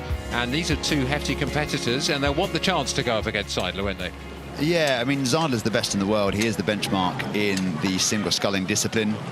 Proving that again on the Henley stretch this afternoon. And these two athletes, maybe not quite in that same echelon, that same pantheon of performance, but they'll be desperate to prove themselves in this gladiatorial one-on-one format. Like this. Attention, go. Get ready, please. It's a beautiful golden evening here at Henley. Quite strong sunshine, actually quite a bit of dehydration if you're out on the water for too long, but also we've got quite challenging windy conditions as well, so it's not as benign as these beautiful pictures suggest. So away they go. It's the other semi-final of the Diamond Challenge Sculls. Who's going to face Oliver Seidler? Is it going to be Chris Baxter from rowing South Africa, or is it going to be Diogo Gonçalves from Portugal? Well, they've gone offline rockets. A little bit of steering to correct there by Gonçalves on the right of your picture, silhouetted against that mirror-like part of the course. You can see the shelter from the island, and then the wind ahead as we move up into the umpire's boat, getting as close as we can as these two scullers. They look actually quite well matched at this point. Yeah, this is already developing into quite an interesting contest. I think Chris Baxter, I should say, with more experience, fourth at the World Championship, or 10th at the World Championships in the men's pair last summer. Diogo Gonçalves, an under-23 talent from Portugal, has performed really well at that age group world level. But he's got something to think about here, because Chris Baxter just looks a little longer, getting really good reach around the front end of the stroke. Yeah, the South African on the far side there does look like he's got a bit of an advantage, and also he's got a bit more spring in those springbok legs, hasn't he? A little bit more spring, a little bit more dynamic. Water here rolling and scrolling, but let's take a look at him. He's got those compression socks on his calves. Make sure those legs can push all that power. One of the things you notice about these big male scullers is the size of those legs. I mean, they are tree trunks. They are absolutely enormous pistons. And that, in rowing, if you think it's about pulling the oars, it's not. It's about locking them in and pushing with those enormous legs, connecting with the back and arms. And let's see, well, actually holding on, isn't he? He's absolutely holding on, Chris Baxter. Yeah, he hasn't moved at all, Chris Baxter, after a really strong start. Portuguese sculler keeping him honest here, and you can see, Matt, as you say, the bounce of the water, the shell up, down, up, down, up, down. It's illuminated more profoundly in these single sculls than any other boat class. But in the single scull, a length is not a lot of room. These shells move up and down in speed very, very quickly. We've seen scullers reclaim ground at a rate of knots in previous years. So I think the sculler from Portugal, Gonçalves, at the moment is in a really good spot. Yeah, hanging on there, as we said, and 2 minutes into this race, you've got quite a lot of lactic acid in those legs. The pain and the burn of getting from 0 to race speed so quickly could take its toll, and that's something that might count for something later in this race. A lot of psychology in the single scull. Obviously, the psychology and gamesmanship in every crew boat, but in these ones, one-on-one, we've seen very strange things happen in the past. We've seen giants killed unexpectedly. We've seen people stop because the pain was too much, something that you probably wouldn't find people doing in a crew boat race. So really enjoying what's turning into, you called it, Tom, a real contest.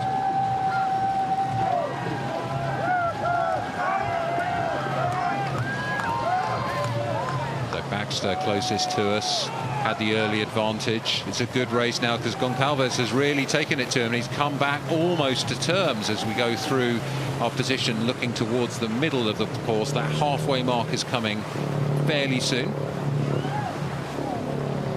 What do you make of this return performance? He's really taking it to him, isn't he? Yeah, super impressive. This is sort of the essence of Henley for me. Two single scullers on the track, locked in unison on the Saturday afternoon, all for the right to face the Olympic and world champion. And it doesn't get much better than this, and we can see there that launch shot giving us a real clear illustration of the fact that not only I think has Gonçalves come back, I think, Matt, he's just edging his bows ahead here. Welcome if you're joining us from Portugal, or if you're joining us from South Africa, you're joining an incredible open single sculling race. Two of the world's strongest scullers competing for the chance to take on the Olympic champion.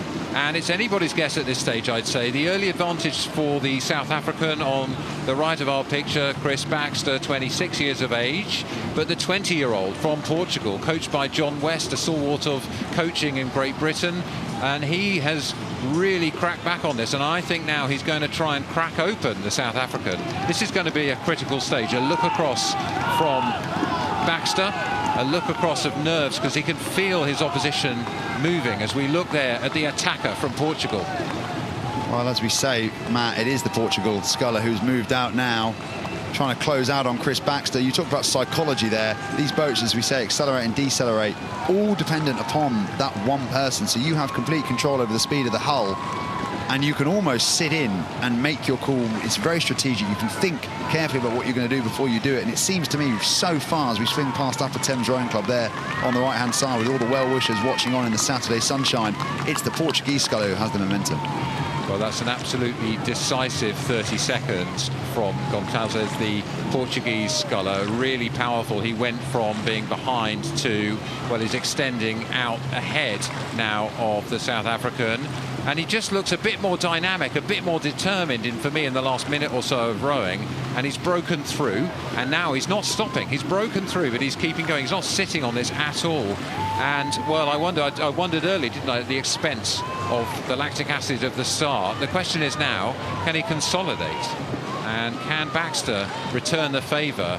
He needs to relax and remember to row long, because he can't apply that power. He's looking across. That means he can't see the stern post of his opponent. He's got a reference check on that, and he can tell he's still within distance in the single scull. You could recover from this. Oh, very recoverable, eminently so. And I think actually Chris Baxter just got a little more length. You can see the rate of striking there from Diogo Goncalves slightly higher than his opponent at this stage. So the question will be, and it so often is in these single sculls, what sort of a sprint have you got, Chris Baxter, as we come into the enclosures? You can see the water's not that flat, but these scullers are both coping well with the swirling water. Has the Portuguese done too much in the middle? But I think he's looking really confident, actually.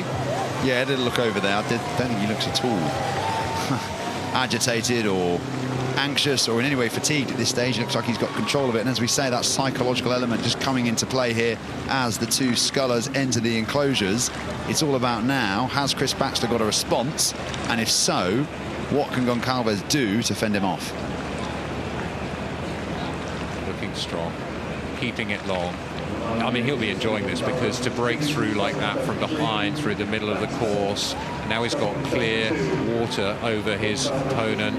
Now I can see it looks like some debris in the water. Look, actually just a couple of birds who will scatter, hopefully, to make sure that this is a clean race for both crews. They're enjoying the Henley sunshine too.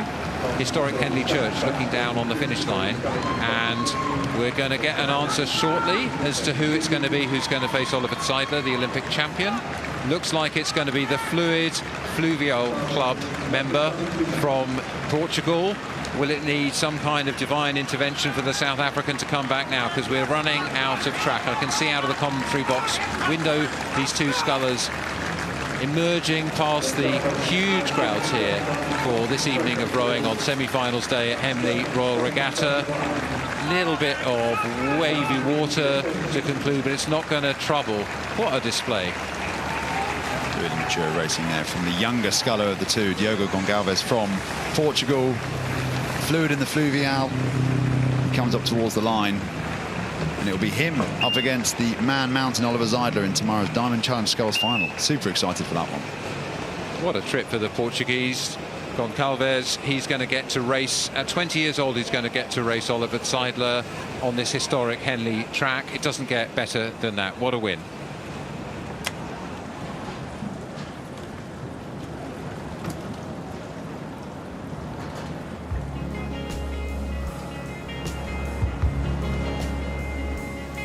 Now we're switching it up, and our next event is the Queen Victoria Challenge Cup. It's a new event for this year. It's the Student Women's Quadruple Sculls. Reading University stacked their way through this event. You can see on the left of the draw the B, the A and the C crews. Now we've got the B on one side of the draw and the A on the other, and we're now going to watch the race between Reading University's B crew and the Dutch crew from Skull. They're up against for a place in tomorrow's finals, and then later you'll see Reading A and Birmingham. So it's the Netherlands against the Brits, and here they are. Look at this moment of focus for these young student women, combining their studies with their sport, trying to just think through what are the first few strokes going to be like in this race, staying composed and calm as we swoop over to see the B crew from Reading University. I've been so impressed by Reading's strength and depth here.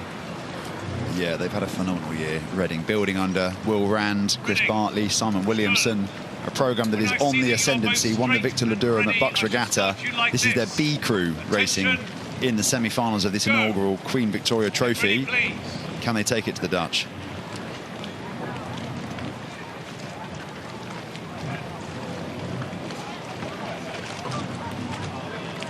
Attention. Go.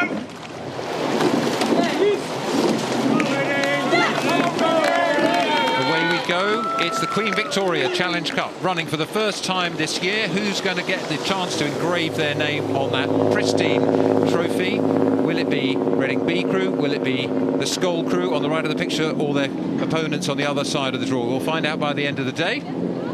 Great to see the explosive start from both crews. Look at that beautiful flat water, and then you can see a little bit of the wind that's still blowing across left to right there. Will they be troubled by that as they come out of the island? They look like they're rowing stroke for stroke at the moment, well alongside each other. Nice start and the makings of a good race. Yeah, absolutely, Matt. Exactly what we like to see in this Queen Victoria Challenge Cup semi-final. Skoll, a famous institution for sculling in the Netherlands. Whenever they are entered into the Henley-On-Thames Regatta draw, people sit up and take notice. And I think having the slightly better of the two start sequences here, but that's so often the case. The Dutch go out really, really fast. They finesse their way down the course. And it's up to Reading B now to hold, and find their way back into this. So the scullers from Skoll in front of the picture in that red and white oars, looking very dynamic, very clean. We often say the Dutch have this kind of upright but very smooth style. You can really see the basics of rowing here deployed so well often by Dutch crews, and I'm seeing exactly that in this Skoll crew. It's just connection and a push with the legs, very simple sort of back end to the stroke to get out cleanly and onto the next stroke, and that's serving them well. Well, we talked earlier about that Triton crew with impressive ergo scores, a similar stature in this Skoll crew. All of these athletes under 7 on the ergo, which is a pretty good benchmark for speed for women's 2K times. Yeah, if you're not a rower, you fancy you go on the ergo in your local gym, you can measure yourself against some of these young women. You might be surprised at just how tough it is to do that kind of a score, whoever you are. So we've got Skoll sculling away from Reading. There are the faces of the Skoll goes. I love to see these shots where you see how focused and calm they all are, looking at the face of the young Louise Buxom in the stroke seat, 23 years of age. She's also pursuing degrees in law and political science. If it weren't enough to be coming to compete in Henley, that's quite something.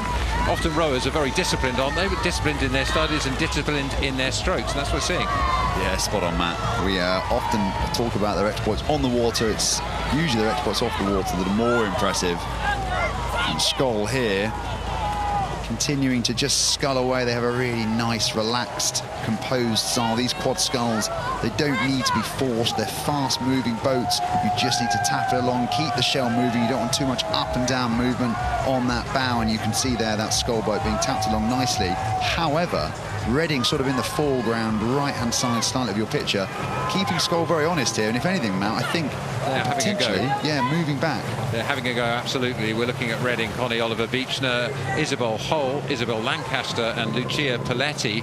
Those two Isabels in the middle of the crew. Izzy getting very busy at the moment as these Reading girls really attack. Let's see what they can do. Go the women from Reading Rowing Club B crew. Look over the shoulder from Connie in the bow seat. She can call it. We're going. Look at her shout. This is how it works in these coxless boats. It's the bow or the two that will shout, and away they go. Yeah, she can smell blood there, as you say. Connie Oliver-Beechner, she knows that there's an opportunity here to find some speed. As we've mentioned a few times already today, the one-on-one format just enables you to react to what your opposition are doing.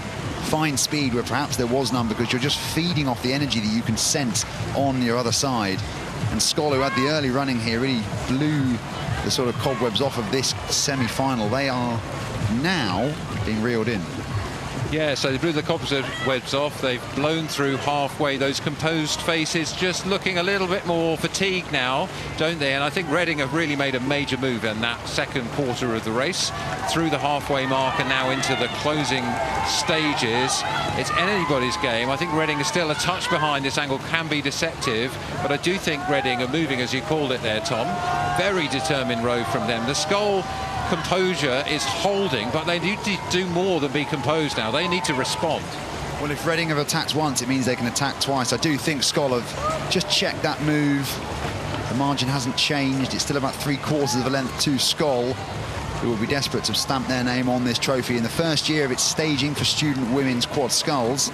and left to right. See a little bit of steering there from the Reading boat. You get that drone shot. That really gives us a sense of the margins here. And I actually think Skull just reacting in what I would describe as maybe the third, fifth of the race, sort of that middle portion. They've now got about a length.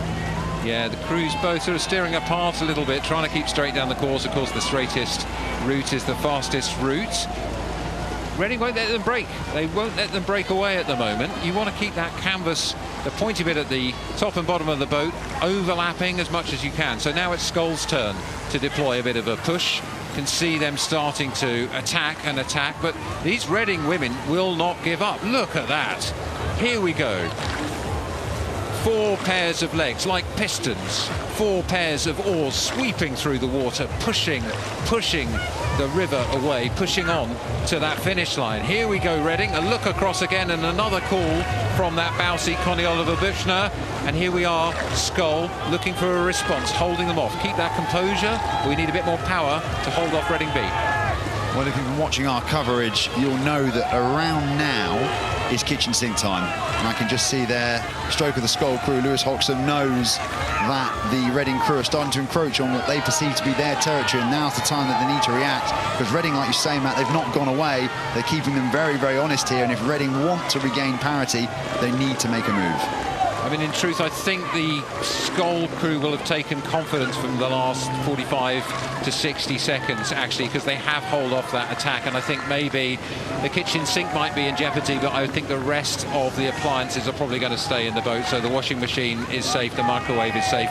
Reading B, though, continue to attack. I love the determination of this Reading crew. It's something to behold. And if you're a young rower watching how to race with respect and determination, this is a lesson in how to do exactly that. Yeah, rate coming up in that Reading crew. Look over there from stroke seat, Lucia Paletti, grimace on her face as she tries to bring her crew up the rating, up the ante. But Skull have just fended Reading off at every moment here. They have disarmed them, disengaged them, dissuaded them of the notion that they could actually win this contest, and I think it is going to be the Dutch who take it. Yeah, for me, the Dutch performance has all been about composure. In the bow seat, Wieke van Oostrum, 26 years old, Marta Prins, 27 at 2, Louisa Falch at 24 years old in the 3-seat, and we saw Lois Hoxham, 23 years old, in the stroke seat, and they've remained composed throughout the race, and Reading have thrown absolutely everything at them, time and time and time again. And if you want to race hard against somebody you can't catch, that's the way to do it. They've left everything out on the Henley track. 2,112 metres of pain for Reading B. That's really taken it out of them. It's a clean race, says umpire Jim Harlow. You can see they also took a fair bit out of Skull as well, rightly so. Wow, it's a moment of calm just to collect again, but let's watch just how that race unfolded, Tom. I'd love to just have you talk us through what you saw here. Yeah, it was a race of patience, I think, from Skull. They moved on in that opening phase, tried to establish themselves as race leaders, narrative definers, I should say, but Reading just wouldn't go away, and we can see there at the Forley marker, that was probably the closest Reading got to Skull, overlapping about half a length between the crews, but then Skull responded again, which meant they just had the gas, the patience, the ability to continue to push away from that Reading hull. And we should remember, we should acknowledge, this is the B boat in this competition for Reading University. Their A boat goes at 6:30 up against the University of Birmingham, but it'll be Skull who face either one of those crews in the final of this Queen Victoria Challenge Cup. Well, big thank you to Matt Britton, and I'm taking over now from this next race in the Queen Mother Challenge Cup until the end of the day. I'm Camilla Hadlin-Horrocks, and delighted to see such packed riverbanks on this, the penultimate evening of Henley Royal Regatta. It is heating up the competition, but also the spectators on the bank. It is toasty out there, and I suspect we're going to get some great racing from now until the end of the day. And this is the Queen Mother Challenge Cup for Premier Quadruple Sculls. And we've got the Italians over on the far side on the Berkshire station. We've got Oxford Brookes University and Queen's University Belfast on the near side. This is the Irish quadruple scull that we saw racing at the World Cup just last weekend. And Tom, I love this Italian quad. They are just sublime. Yeah, Camilla, I feel like it's usually my role to create colour around what we expect to see down the course, but you are the World Rowing Cup commentator extraordinaire. You see more of this Italian quad than maybe I have. I'm super excited to see what you make of them on the Henley stretch. Well, Sarah Winklis will get them underway in just a few minutes' time. Attention, go! Come back, please. Come back, please. Oh, the familiar instructions there to some, but maybe not to the Italians, who this is their first time rowing on the Henley stretch in some time, as this quartet, the very first time, in fact, and they just kind of overshot the gun there, Tom. It can be quite confusing to get that sort of preview of the instructions beforehand, right? The uniqueness of Henley. Well, you can see there the stroke seat. Giacomo Gentili just putting his hand in the air, acknowledging that that was a mistake on their part. Good to get that out of the way in the simulation than in the actual start sequence. So the uniqueness of Henley, those instructions previewed by Sarah Winklis. When your straight's ready, I will start you at this. Attention, go. And here we go in the Queen Mother Challenge Cup. Team Italia, the amazing reigning world champions from Shanghai, the Olympic silver medalists on the left-hand side of your picture, and the Irish, that's the Oxford Brookes University and Queen's University Belfast crew on the right-hand side of your picture. Look at this steering, Tom.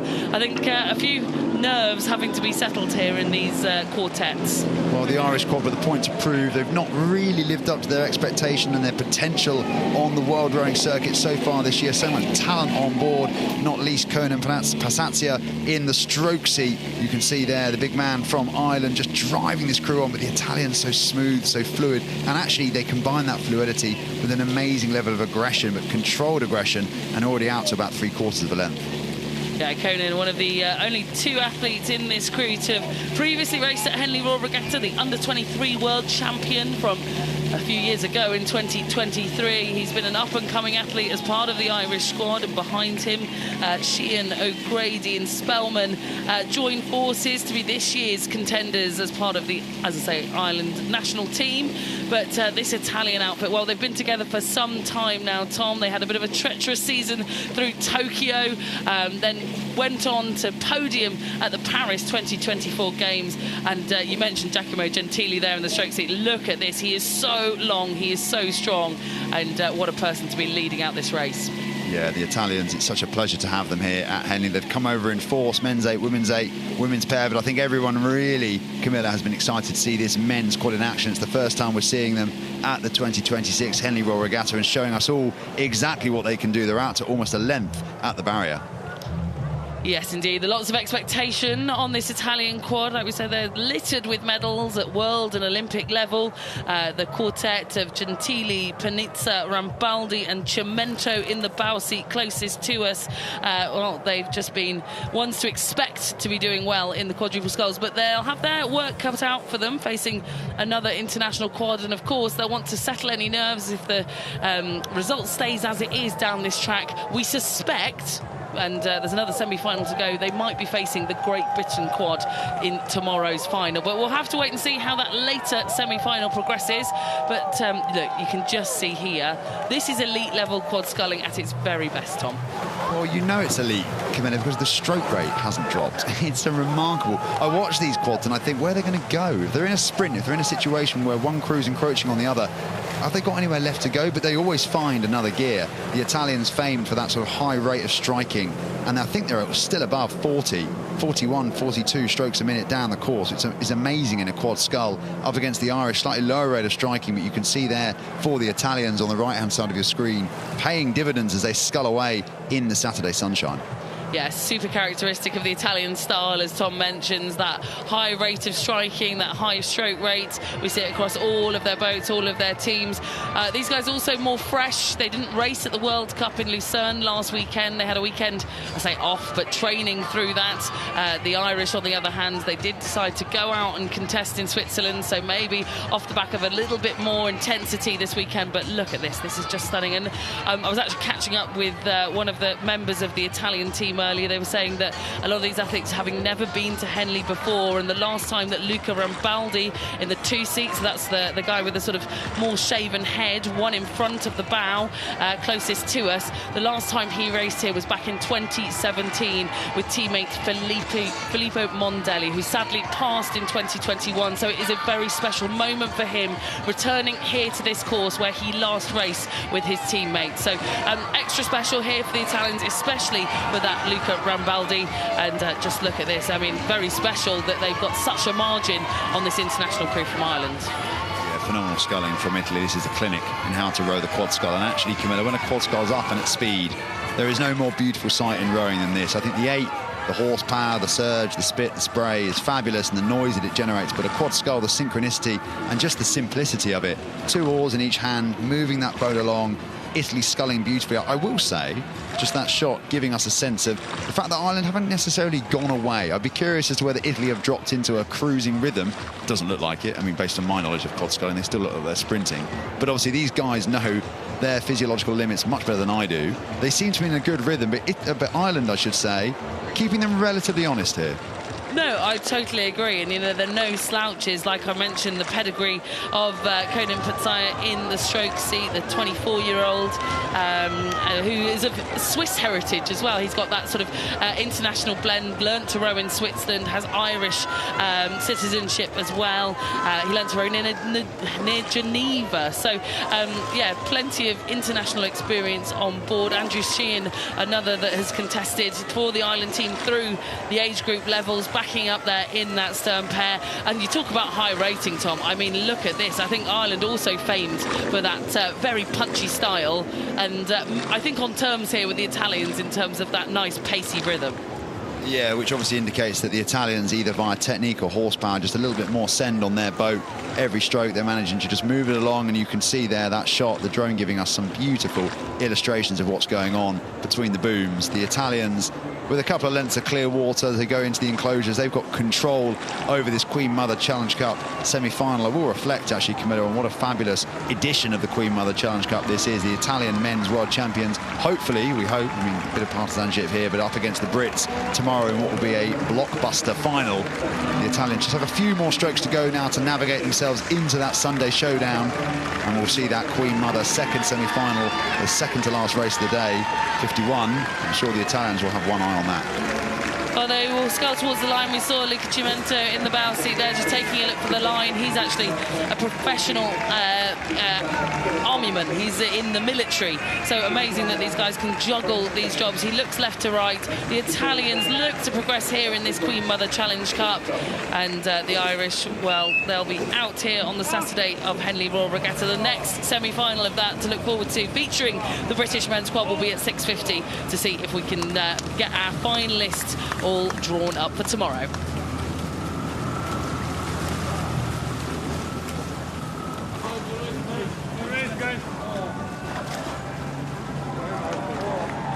Well, just to take another look back at that Queen Mother Challenge Cup opener for the Italians, and like Tom mentioned, I think we are blessed to have such a famed quad here on this Henley stretch. They have just been sensational through the last 4 years. Since that silver medal at the Olympic Games in Paris, they've just looked supreme. And yeah, wonderful to see them out here for the first time enjoying the Henley sunshine. Yeah, Team Italia haven't been over here in force since, as you say, Camilla, 2017. So nearly 10 years since the Italians graced us in force with their presence, but showing us how it's done. The quad scull, a beautiful boat to move, and the Italians doing it with style.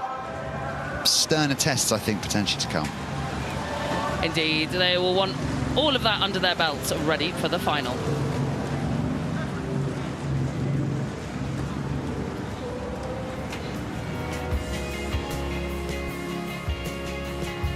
Well, we now move to the Princess of Wales Challenge Trophy, brand new event for this year. We've got 2 semis coming up for you in this next block of racing, the first of which Reading University going up against Edinburgh University and Leeds Rowing Club. That's the bottom half of the bracket. And then we've got the Leander, Hartbury and Schull head-to-head coming up in the last race of the day at 7 p.m. So hang around for that one. We'll find out who will be contending in this brand new event to get their name engraved on that trophy for the very first time. So here we are down at the start, and this is a brilliant matchup we've got here between the best of the under-23s going up against one another. Reading University, under-23 world champions on board in this boat. And similarly, the crew vying to be this year's under-23 quad from Edinburgh University and Leeds Rowing Club here on the right-hand side of the screen, where we're zooming in these quiet moments, ready to start. Hand goes up there in the composite. Grace Dawson, the Edinburgh University Baby Blue, just saying not quite ready yet. We're now settled and underway here to try and find our first ever finalists in the Princess of Wales Challenge Trophy. I heard the screams of go there from one of those crews. And Tom, who do you think's got the better start there? The million-dollar question at Henley-On Regatta. I like the aggressivity of that crew from Edinburgh and Leeds, and maybe that aggressivity translating into a little bit of steering. You can see that big correction from Grace Dawson, the 2-seat. I think she's got the foot, she's doing the calls, and you can see that they're starting to move back onto their station, but it's a bit of a zigzag, isn't it, Camilla? Yeah, a little bit zigzaggy here from the right-hand side of your picture, that Edinburgh Uni Leeds composite. Like I say, we're going to sort of refer to them as the potential under-23 quad down the course of this 2,112 metres. That's the World Championship at age group level that they'll be looking to contend in the late stages of July and August. But Reading University here with the advantage. This crew have been together for some time now, Tom, and they've won the championship quadruple sculls at Henley Women's Regatta 2 weeks ago. And, you know, we've given Reading University all the superlatives throughout this week for their programme, but look at this, leading out a potential international crew. Yeah, so many plaudits for Reading, but richly deserved. I was just watching their stroke seat, Meg Knight. I could see her shifting in perspective from the 2-seat Grace Dawson in the Edinburgh Leeds Rowing Club through Catherine Burton in the bow seat, which indicated to me that Reading hull, a little bit more speed. And this is ultimately, to me, Camilla, the test of crew cohesion. Reading, left-hand side, been together, as you say, for a while, up against the raw talent and potential of this under-23 composite. Well, you can see there, Reading University had 6 entries into this brand new event. They littered across the sculling events as we were expecting them to, but this quad was the cherry on top of the cake. This is their premier boat here, stroked by Meg Knight, as you mentioned, Tom. Behind her, Daisy Bellamy, the 25-year-old ex-Oxford Brookes athlete who'd had to take a little bit of time away after representing in the senior squad. And in the bow pair, well, it's Ellie Cook and Poppy Baker. You can see their faces there furthest away from us, and these 2 guys, well, they actually were part of the under-23 crew last summer with the stroke seat of the other crew with Liv Cheesemore. So they're racing teammates, so tricky to do that you've got to sort of turn your attention away from your previous wins with those, you know, close friends, teammates, and now turn your attention to try and claim that red box. Rowing at this elite level is a small world, and it's not a surprise that in the inaugural staging of the Princess of Wales Challenge Cup intermediate women's quads, we're seeing the best of British come up against each other. That crew cohesion, though, I mentioned it earlier, for Reading University, I think paying dividends here. They're starting to just scull away from that composite. As you say, Liv Cheesemore was in the Princeton 2V second varsity boat for Princeton University at the NCAAs this year, doing her first year in the States. She won the Wargrave Challenge Cup for Molesey last year. I think she's struggling here to keep pace with this relentless rhythm that Reading are laying down. Yeah, I think this is the sort of vision of what a crew that's been together for a long time versus a crew that's only just come together is the difference here, because this crew, like I say, no slouches. We've got a world champion in the stroke seat, the 20-year-old Liv Cheesemore, you were just referring to her. Noala McFarlane in the 3 seats, the Minnesota ex-Clare's Court School athlete, and behind her making the calls, Grace Dawson of Edinburgh University. Bolted on in the bows is Catherine Burton. She's also Tennessee University rowing, so a lot of this crew with that big, powerful university student rowing in the States experience, but yeah, that power just not quite matching the finesse of Reading University. Yeah, big look over there, left-hand side of your screen. Edinburgh and Leeds, Catherine Burton in the bow seat, just checking where Reading were. She's not going to be delighted with the outcome of that little observation, because Reading just continuing to move away. They're so well drilled, this Reading outfit. We've already sort of espoused the virtues of the Reading University programme. They are gunning for what will be certainly one of their first wins at Henley-On-Thames Regatta this year. I don't think they've ever won the Prince of Wales since they've become a sculling programme only in 2015. But 11 years since they made that decision to turn to 2 oars exclusively over 1, this crew, for me, feel like they're on the precipice. Well, Tom, I couldn't agree more. When it was first announced that 3 new women's scullings events would be introduced here at Henley-On-Thames Regatta, the first programme that came to my mind that would benefit was Reading University, and I could not think of a programme that would deserve it more to make the final of this brand new event. You know, kudos to this very talented under-23 crew that they're matching up against, but I think that just goes to show you how wonderful this crew is, how special this crew is out in front from just down the road in Reading. And you know, Meg Knight in the stroke seat, we're about to come riding up alongside her there. She's the one setting the pace, setting the rhythm in the stroke seat. She said that this crew has faced so many challenges and that they would not be here doing this project without the work of Chris Bartley. And I just want to give a shout out once again. I know we've mentioned him many times throughout the week, but look at the work that he's put in. And she specifically says that it has made her love rowing it again. So yeah, kudos and shout out to Chris Bartley. Look at the extension of the lead here over this crew with the British flag ablazed across their stern. I think that tells you all you need to know about the sort of anticipated quality of this crew, Tom.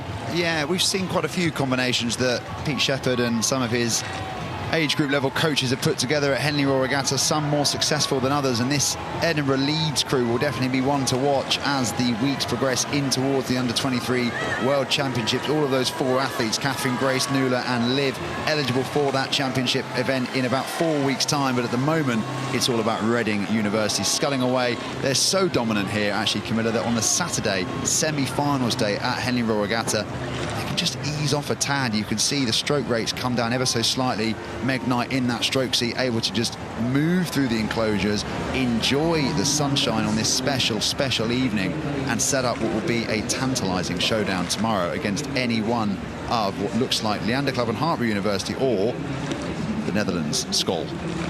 Indeed, and I know that you said there they've taken it down. I was about to say it's a privilege for them, but I think that's an understatement, because they've worked so hard throughout the last few years that it's not only a privilege, it's this amount of hard work, hard fighting through all of those different challenges that it was noted that this crew have faced, that they have the ability to show off their skill, to show off their prowess in front of a brimming bank of ongoing spectators that will welcome them home here. And the claps, the cheers, it's still very loud as we come into the Saturday evening of Henley-On-Thames Regatta, and a well-deserved win here for this Reading quartet, I believe.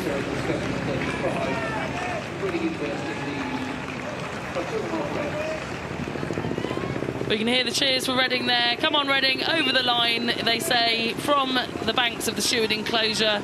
I'm sure there'll be some happy fans from just down the road, and a small note of appreciation there in the bows between Ellie Cook and Poppy Baker. Fantastic for them. But the composite crew, Edinburgh University and Leeds Rowing Club, raced that all the way to the line, but that result will stand in the Princess of Wales Challenge Cup. So here is that official result: Reading University beating out Edinburgh University and Leeds Rowing Club.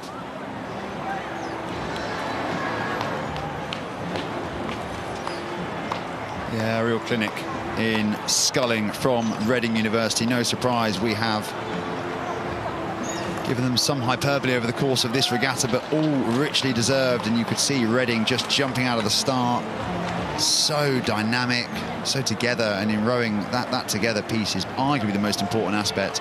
As long as you're all rowing a similar style and in a similar way in pursuit of a similar goal, you will probably find your way to positive outcomes, and Reading proving that here just opening up in the middle portion of the course, enabling themselves to enjoy their scull through the enclosures. Another gorgeous day here in the seat of the Oxfordshire countryside. Really is stunning, with the Henley Church dappling the background, in the foreground Reading coming through, managing to ease off over the line, and they will have a Sunday to look forward to. A big thank you, Tom Morgan, and delighted as always to be commentating alongside you. We always have such a good time. So goodbye to Tom Morgan, and hello to Cam Nicol, who reuniting after a 2-year hiatus as a commentary partnership.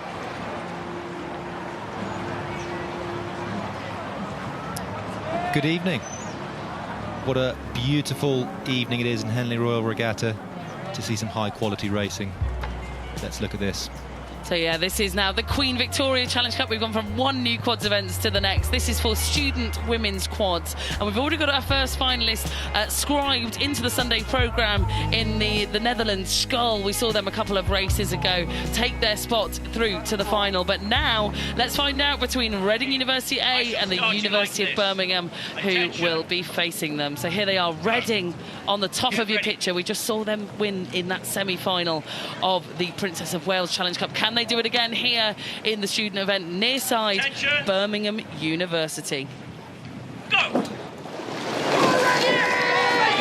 here we go, the first few strokes in the second semi-final of this Queen Victoria Challenge Cup for student women's quads, and Birmingham out of the blocks here, and I think they'll have all the motivation, Camp, because as far as I'm aware, the University of Birmingham have never made a final here at Henley Royal Regatta. Well, today could be the day, couldn't it? Today could be their day, and that's the beauty of match racing. You can just beat the other crew and you're into the next round. They are already getting a little bit across to the side into the middle of the river, just off their station, and that's cost them a bit, hasn't it? Yeah, it has cost them a bit. I think there was a little bit of a crosswind that's coming across the course off the end of that island, which can be really tricky to navigate on the Buck station, especially when you're closest to that bank, right? Yes, you're absolutely right, and what you can see on the water is, see how the water is a little bit darker in the middle of your picture. That just shows a bit of wind, a bit of swirl. But what I want to draw your attention to is just this yellow boat and the M.E.C on the far side. For those of you watching, look how clean, so look how quick those white spoons disappear in that Reading crew into the water. It's a theme that we've seen with these Reading quad sculls. Really tidy blade work. It looks as if it's one rower, one sculler doing that movement. Proper unison, beautiful sculling. Picture perfect quadruple sculling here. You just saw in the top left-hand graphic on our screen, it was Reading University that won the last race. Can they do the double header here? Two different events, one for intermediate quads, one for student quads. And as part of this crew here, we're looking into the face of Zara Povey, a very accomplished single sculler.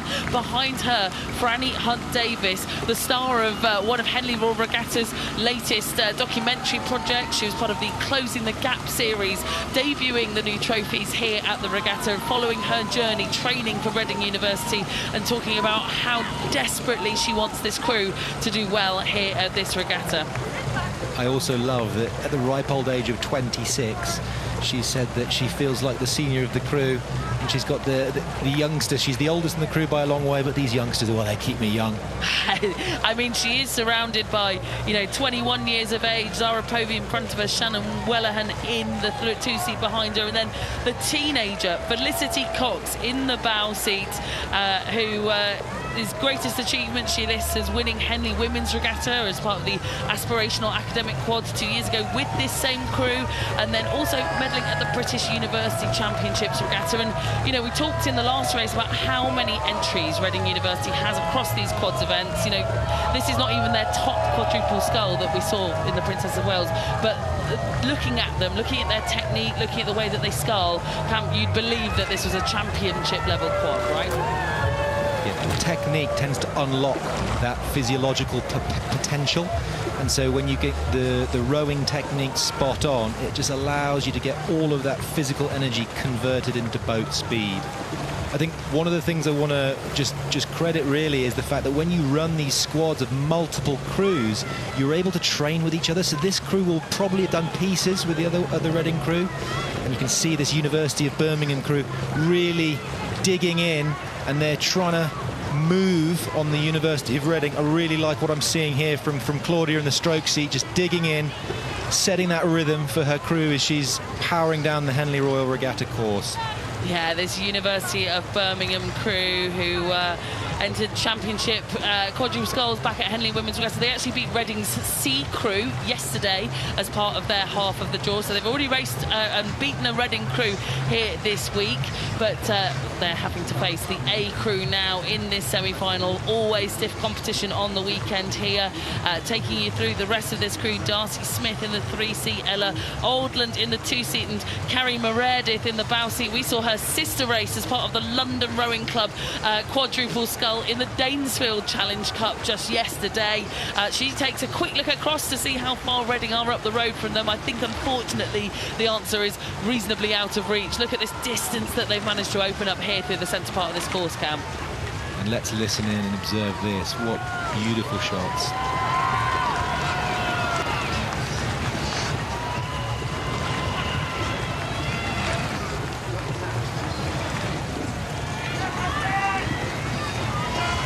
Wonderful sounds here coming from this quad. Just lovely to take a pause and hear the puddles, hear the blades moving in and out of the water in such unison. And yeah, a really lovely outfit here from Reading, who are asserting their dominance in back-to-back races. We'll zoom along to Birmingham here.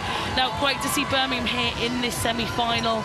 This crew's only been together since after Henley Women's Regatta due to an injury to the previous bow girl, Emily Ferguson. So a big shout out, Emily, if you're watching. Your crew are doing you proud. It's a shame that we can't see you here, but fantastic that the crew is still able to represent and be out here in the semi-final of Henley Royal Regatta. We're looking back into the stroke seat there. Claudia Rossington, she was part of the crew that won the Prince Philip Challenge Trophy for Headington School not so long ago. So great calibre on board, a Henley winner on board in this crew. And I think, Cam, this is again just a really good example of that stepping stone from junior events here at Henley Royal Regatta. Now this new event exists, you can go on to a student event. I think it's a brilliant addition to the regatta, is adding these 3 women's quad events. It gives it fantastic progression from junior athletes all the way to our international athletes. And that's the beauty of this regatta, is you have the youngsters and you have Olympic champions and everyone in between. And what I love as we see this picture is one of the first lessons I ever got taught is that rowing is rhythm, sculling is rhythm. And that's what you can see beautifully illustrated on your pictures now. Look at this inviting, rhythmical movement of the quad. It is a bit like, I don't want to make it sound like it's really aggressive, because it's not, because I was going to say it's a bit like a tug of war. You can have lots of strong people on one side of the rope that aren't working together, but if you work in unison, in rhythm, you have that ability to all move together. It creates that efficiency that you talk about. Look at that. The metaphor that I used to always get taught is the swan. We've got swan support with us today, but the swan, if you look at it paddling away, it's beautifully graceful on the top. Its legs are paddling away to get speed, and that's what we can see here from the University of Reading. Very calm in the shoulders, the arms are nice and long, but the legs and the core and the trunk are really driving the yellow hull forward. If you were to superimpose all 4 of these athletes over one another, you'd see one person. I couldn't agree with you more, Cam. Look at the bodies moving together, swaying together, rocking together. That ability to lever the boat, create that efficiency. It's just made this commanding row, much like they had yesterday against Proteus Eretes of the Netherlands. They've done it once again here in the semi-final. And what's even more brilliant to see is the smiles on the face. I just caught Zara Povey in the stroke seat having a big grin towards the stands as they come across the line. There's that big grin. She turns around to pat Franny Hunt-Davis on the shoulder. Cheers, I'm sure, for the University of Birmingham, who, like I said, never made a final here at Henley Royal. It's going to have to wait at least another year here, but given the season that they've had, I'm sure would have been very pleased to have made the Saturday of Henley Royal Regatta. There is the confirmed result that Reading University, with big smiles all around, will be in the final. And no wonder there are all those smiles. I think the dream's starting to maybe become reality. Yeah, so it was a nice tidy start from both crews. As you can see there, the University of Birmingham in the white hull, just veering off the start before the University of Reading on the far side had that superior pace, just that little bit cleaner technique, and the combination of those two big factors allowed them to really drive that margin of victory before they could comfortably reduce their rate of striking towards the end of the race, and confirming that result by building a really big lead over the University of Birmingham. Well, into Henley golden hour, and looking to take gold tomorrow on the final day of competition. They've got one more day to go, and hopefully it will be just as glorious. And great to see Franny Hunt-Davis there. Big smiles for her too. Do go and check out Closing the Gap on Henley Royal Regatta's YouTube channel.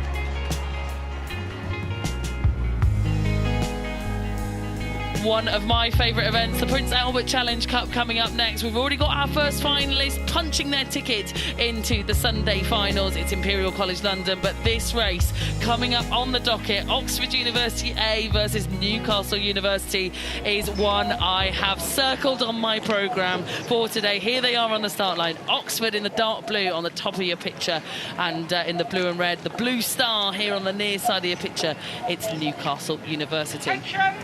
I'm so excited.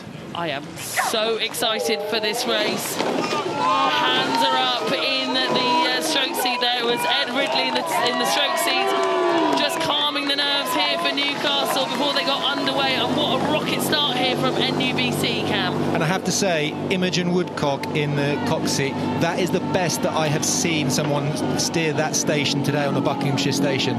That is straight as a die off the start. I could see the stroke. Edward Riley had his hand up for good reason. They've just pinged out the blocks. I really like that. I like that a lot. Yeah, she's such an experienced cock. She's coxed the Newcastle Men's Temple Student 8 in 2023, 2022, now here in the PA in 2026. It's a little bit rock and roll out there. The wash still bashing onto the course here as the traffic gets high, but it's Newcastle by a canvas into the early stages of this race. And I used to always say with the coxed fours, it's really easy for it to feel quite heavy and sluggish, but the fastest coxed fours are the ones that make it feel lively and almost like you haven't got that cox there, so you try to make it feel like a cox-less four. And I've got the University of Newcastle on this near side. Oh, it's still at 40 strokes a minute. They're still tapping that stroke rate along, still keeping their length. And on the far side, on Oxford, I also quite like the rhythm that they've settled into as well. So it'll be really interesting to see how this unfolds in the first third of the race.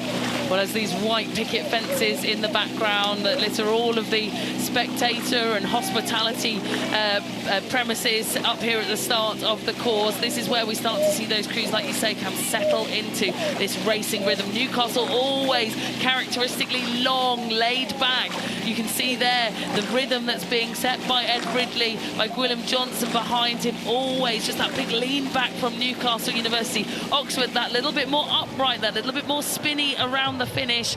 And yeah, this Oxford University boat club crew has never faced Newcastle throughout this season, so this really is a tight one to watch out for. And it looks to me as they're through the barrier roughly unofficially 2:03, so they've still got roughly 5 minutes left, so we've got a lot of racing to do. And this is going to be a real humdinger as we go down the course. Yeah, I'd say tentative favourites coming into the Prince Albert Challenge Cup. Newcastle University, they've had to sort of dance around some injuries this season. They managed to get a run out at the Ratzeburg Regatta in Germany, recorded a blisteringly fast time in the Cox 4 on that occasion. For Oxford, they've been winners at the Metropolitan Regatta, the sort of the big regatta that takes place in June, where most crews who have their eyes on Henley Royal Regatta want to go and win trophies. And this crew also won the championship Cox 4s at intermediate Cox 4s at the British University Championships as well, but they're trailing currently to Newcastle University. Both crews have had huge experience through this regatta. They've rowed through people. They've dispatched some very high quality opposition. And on the left-hand side of your picture, on the Oxford boat, you can see that Simran Gill in the coxer seat. She's actually been here before, 2021. She was here on the Saturday in the semi-final, so she will want to make sure that she converts this into a finals appearance tomorrow. And this is the bit of the race that it rewards your boat speed. So who has got the higher boat speed? Both of them look like they're striking around the same, kind of 35, 36, nice and lively. But it looks to me like Oxford is slightly moving on that Newcastle 4. Just looks a little bit more lively at the moment. I totally agree with you, Kev. It's funny that you mentioned Simran Gill's last campaign in the Prince Albert Challenge Cup when she was representing the University of Bristol. So they made the semi-final in 2021, but do you know who knocked them out on that occasion, Cam? It was Newcastle University, and I've heard on the bank that she said, I'm not going to let it happen again. I'm not going to let Newcastle knock me out here on the Saturday of Henley Royal Regatta. So I'd expect huge words of motivation coming from deep in that in the bows there in the dark blue boat, and here they come, Cam. And Newcastle have put themselves into a brilliant spot. It's where you want to be on the Saturday of Henley Royal Regatta. You want to be up, you want to be able to see your opposition, and they've put themselves in a position where they can now cover any move that Oxford throws their way. And if I'm the stroke seat of the Oxford boat, so if I'm sitting there as Theodore, I can't see the boat behind me. So I'm relying on my cocks, I'm relying on my crew. Look at this, 3/4 of a length. This is the moment now, if you're Oxford. You can't let that slip. You need to start pushing. It's now or it's never.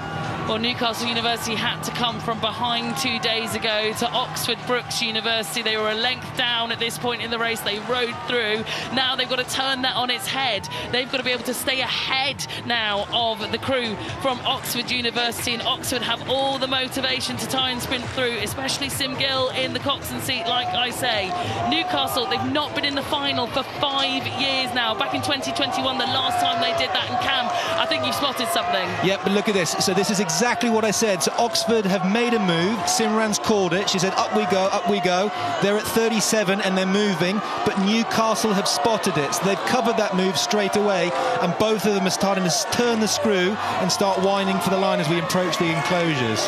Well, do you know what? I was just over in the cricket fields, and the Newcastle University students and alumni were gathering there in the sunshine, all looking to support this crew, the last remaining Newcastle University crew in the draw here at Henley. So every single person has is backing this crew up. This 5-man boat is moving now 3/4 of a length still in hand. It's then Emmy Woodcock in the coxswain seat that takes a little glance to her left. She just manages to catch, I'm sure, the few blades that are in the corner of her eye. The dark blue blades have overlapped still, but they have got a margin. They are in front, and they're going to have to do this now to stay in the race. They're bumping around here, Cam. What can they do to settle themselves? This is the business end of the race, and if you are sitting watching on the bank, I would urge you to stand. If you're in an Oxford or a Newcastle blazer, it's time to shout, because this is the business end of the closing stages of the race, and Newcastle have put themselves in a position to become finalists tomorrow. Angelo Savarino, coach at Newcastle University Boat Club, celebrating 20 years with the club, and won't his smile on his face be grinning from ear to ear if they can make the final of the Prince Albert Challenge Cup for the first time in 5 years. They've not won it since back in 2017, but they're going to put themselves in a position to go for the trophy once again. It's 2/3 of a length to Newcastle University, to the Blue Star ahead of the Dark Blues. Great race.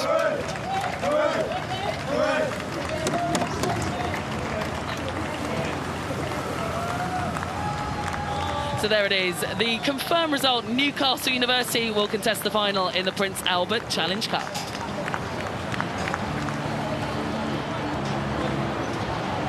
So, as we referenced at the beginnings, Imogen Woodcock on the near side of your station on Newcastle, just getting her crew straight like a die, straight and narrow off the start. That got them out to about of a canvas. Both crews kept their rate of striking nice and high. It's what you want to see in a Cox 4.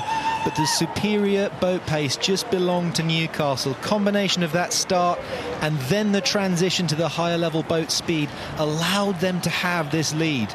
So they can just see what's happening.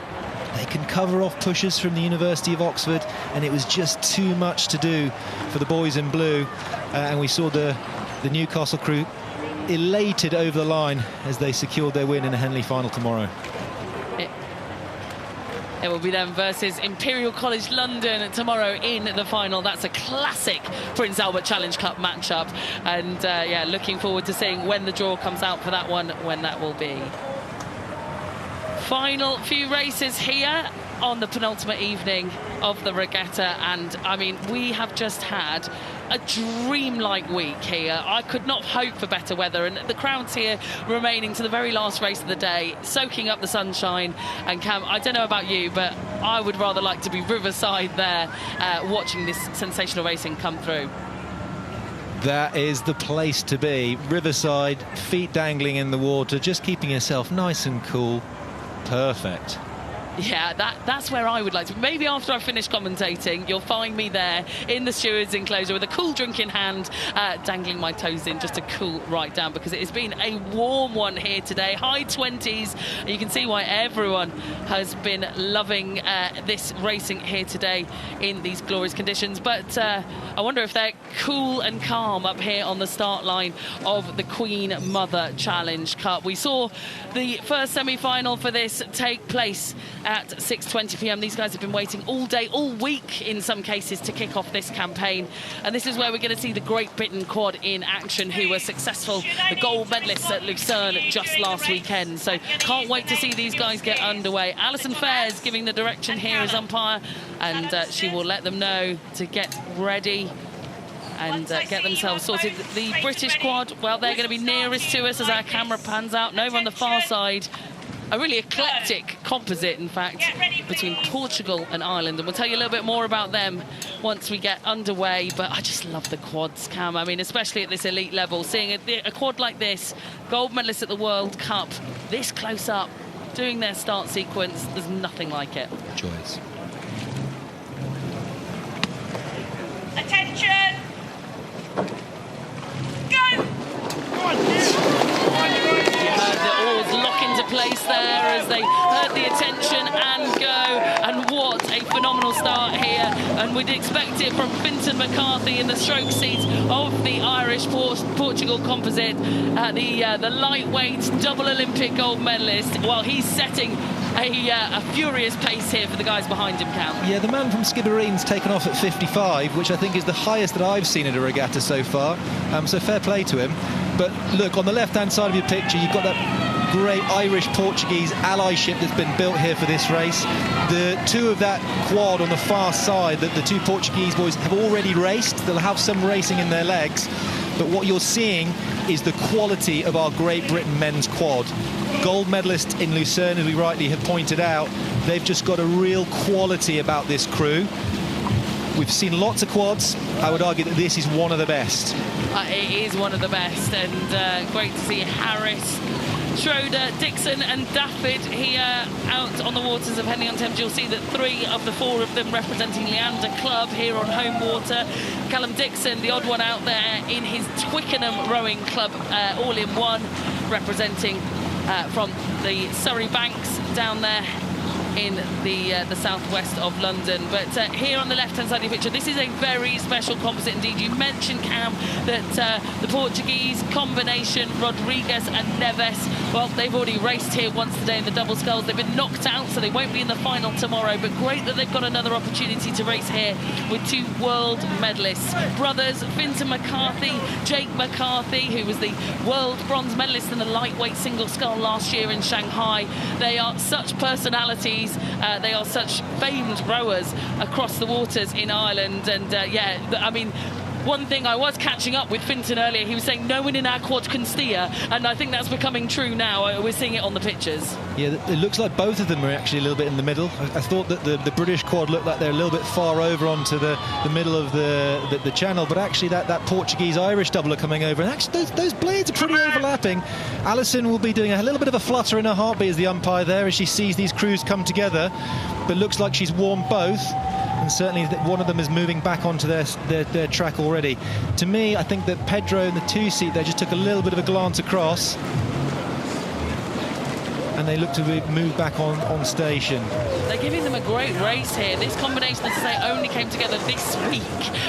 McCarthy and Neves and Rodrigues, and they are really motoring here through the centre part of this course. The Olympic champion, like I say, he's such a racer, Fintan there, and I'm sure he will been wanting to pull like a dog, as the famed saying may go, from Skibbereen, to keep the GB quad honest here down at this track. The flag keeps going here for Alison Pears, and this time it's for the Great Britain men's quad of Leander Club and Twickenham, Cam. Well, I think the Portuguese for that is Datudo. I looked up before the commentary, but so hopefully the boys from Skibbereen and the Portuguese can really do something here, and I'm really impressed with their scull, because this quad, the Great Britain quad on the left-hand side of your picture, was 2 seconds clear to the rest of the world in Lucerne, and the crew on your right have really only come together for this regatta, and they're still got overlap, so they're still, I think, 3/4 of a length at the moment. Oh, and there's some geese!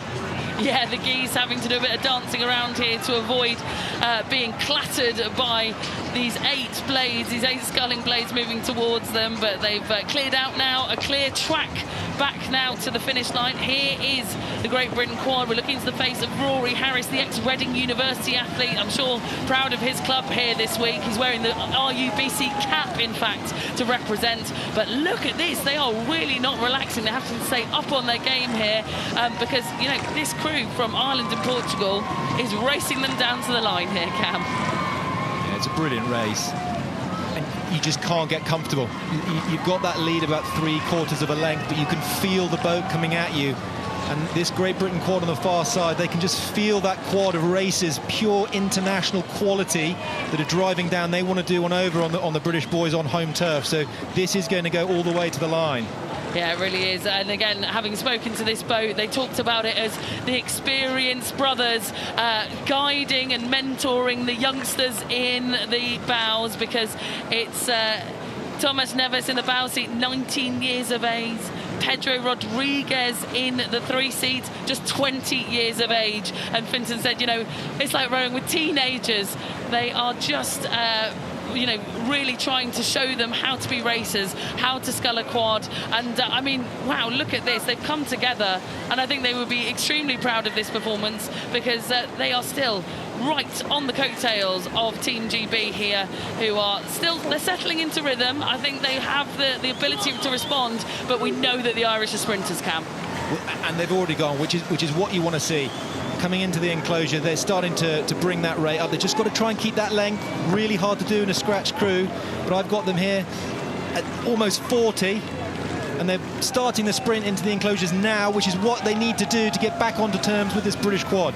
Jake McCarthy in the 2 seat takes another look around. He can see that they've got overlap, and like I say, I would never ever write off a sprint that is being conducted by the double Olympic gold medalist Finton McCarthy. He knows his stuff, he knows what he's doing. He's led out the Irish lightweight men's doubles to be on top of the world many times around, and look at this, they're still going northwards on the rating, Cam.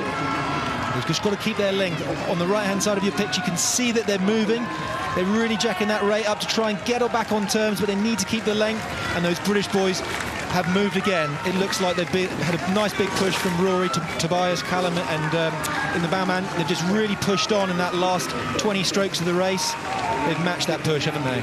They have, but they've not been given an easy race, and if tomorrow's final is against the reigning world champions, the Italians, they'll have burnt a few matchsticks here in this semi-final, and they've not had life made easy for them. We'll wait for the confirmed result, but what a fantastic race here from the scratch crew, the Portuguese youngsters, the experienced Irish brothers of McCarthy and McCarthy, and this British quartet that picked up gold at the World Cup last weekend. Perhaps some tired legs will go on to face the world champions. This is a great example of world-class sculling. The Skibbereen and Portuguese boys had an aggressive start to try and get out in front. They knew they needed to do something special to beat this very special crew. Middle of the race, we saw high quality from both quad sculls. Before the last third of the race, you can see those geese just thankfully giving a bit of equal exposure to both crews, so it's ensuring safety and fairness. But going into the enclosures, the British quad was just superior. A bit more time in the boat, a bit more quality to their rowing. They managed to do this 3/4 of a length. over the line. Yeah, not sure anyone would have predicted half a length there between those two crews, but they will go home, rest, recover, ready for a big matchup again tomorrow against the Olympic silver medalist Italy. Our final race of the day is about to line up here on the penultimate evening, the Princess of Wales Challenge Trophy. We saw Reading University claim their spot earlier in dominating fashion, but who will they face in the final? Will it be Leander Club and Hartbury University, or will it be the Dutch quartet from Schaal who are nearest to us? So nearest to us, this is the Algemene Amsterdamse Studentenrijvereniging Schaal of the Netherlands on the near side. I caught them in the Regatta Cafe earlier and they said, Camilla, you must pronounce our names fully and correctly, so hopefully I've ticked that box for them. And then over on the far side, Leander Club and Hartbury University. This new combination has come together here for this Princess of Wales Challenge Trophy, who looking to set their sights on the final to contest with Reading University. Great to see the start still littered with a few people, which is great because I think it's a long, hard day, especially walking up the course in the evening, and it can be quite quiet up there, especially into the evening sunlight. Fantastic to see. I think it's one of the most undervalued places to watch racing. As Matthew Pinson stands up and starts to get ready. When I see you're both straight and ready, I'll start you like Sir Matthew Pinson, I should say, who will be guiding the last race of the day down the 2,112 metre course. We've seen him round and round on that umpire's launch. A thankless task for these stewards of the regatta that do this all voluntarily, conducting, hosting, umpiring, making this whole event happen. And he will have the privilege of taking the final, semi-final down the course here on the evening of Saturday of Henley Royal Regatta. Leander Club and Hartbury on the left-hand side of your screen, and the Algemene Amsterdamse Studentenrijvereniging Schaal on the right-hand side of your screen. And the Dutch, well, we saw them progress earlier in the Queen Victoria Challenge Cup into the final. What can their intermediate quad do here in that level above the students? A nice, clean, tidy start from both of them. No dramas, no misdemeanors, just getting out off the start into that high pace, as you'd want to see in the quad sculls, tapping things along, keeping your length, putting yourself in a good position for the race pace. Well, it's the composite crew from the UK that gets the best start here. Catherine Mole in the Stroke C, Katie Mole, the Birmingham University colours flying high here. We were mentioning about the crew from Birmingham earlier, who have never made a final here at Henley Royal Regatta, but Katie Mole with a dynamic start here, joined by Rosa Thompson, new into this crew, into the Princess of Wales Challenge Trophy, and backed up by Eleanor Dash and Anna Grace. This crew came together out of a couple of double sculls that raced at Henley Women's Regatta. They've jumped in, they've qualified this quad here. So coming through the qualifiers and perhaps on track to make the final. I mean, talk to us about how impressive that is, Cam. Really impressive. Some of the crews are selected, so they're pre-selected, so they don't have to go through qualifying. But I would always say, whatever you get dealt, whether you're selected or not, that's the best hand that you get dealt. You've always got to turn that into an advantage. And so one of the advantages of doing qualifiers is you can come down the Henley course with a bit of pressure on, and you get a race under your belt before the regatta even starts. They have a little bit more experience coming down the track. Coached by Ross Hunter, left-hand side of your picture, you can see that Leander and Hartbury University quad. They wanted to say a big shout out to Rob Morgan, one of their coaches as well, who spent a lot of time and effort with a lot of these athletes. And it looks like that coaching is paying dividends, and some really beautiful quad sculling. Nice symmetry, clean entry, clean exit of those oars going in and out of the water. A little bit of steering. Try and think about making that a little bit nicer and straighter as they go down the course. They're doing a really nice job to extend their lead to just over a length as we come through the barrier. It's a great point that you made just there, Cam, about how, you know, especially in these composite crews that have come together in recent weeks, another run down the track at qualifiers, maybe not the worst idea in the world. Getting a few more metres, a few more race pace pieces underneath your belt can actually, you know, solidify the crew. It can step it on. And this crew here, it never raced as a full unit prior to Henley Royal Regatta, which you could never believe, given that they're marching on their way to a Sunday placing. quick glance, beautiful shot there, glancing into the boat, just caught the eye that Eleanor Dash in the 2-seat has got that extra stroke coach, so I would hazard a guess that she's probably also making the calls, and so far it looks like those calls and that race plan is going exactly as they anticipated. They've got some beautiful clear water over the school quad. Yeah, the school quad, I had a quick chat to some of their teammates, actually, as I say, just before coming onto this commentary shift, and I must point out they've already got a crew into tomorrow's finals in the Princess of Wales Challenge, sorry, in the Queen Victoria Challenge Trophy for student events. But once we take a look at them again in a second, you might be able to catch that they're all wearing little black ribbons, which is something that they wanted us to point out on the commentary. And again, we'll wait till we see the school quad, and here we are over and above from our lovely drone shot. That's actually because one of the rowing community within Amsterdam actually very sadly passed away just last week. And if you've been watching Dutch crews here throughout the week, from Neurash, from Skol, every single one of the athletes is racing here, representing with that black ribbon in honour of their teammate that passed away just last week. And here they are. This is that crew from the Netherlands, from Amsterdam. And yeah, you'll be able to, if you just quick zoom in, you can see those ribbons there adorned across their chest. And how difficult must that be on the preparation up to race week to be grieving a former teammate?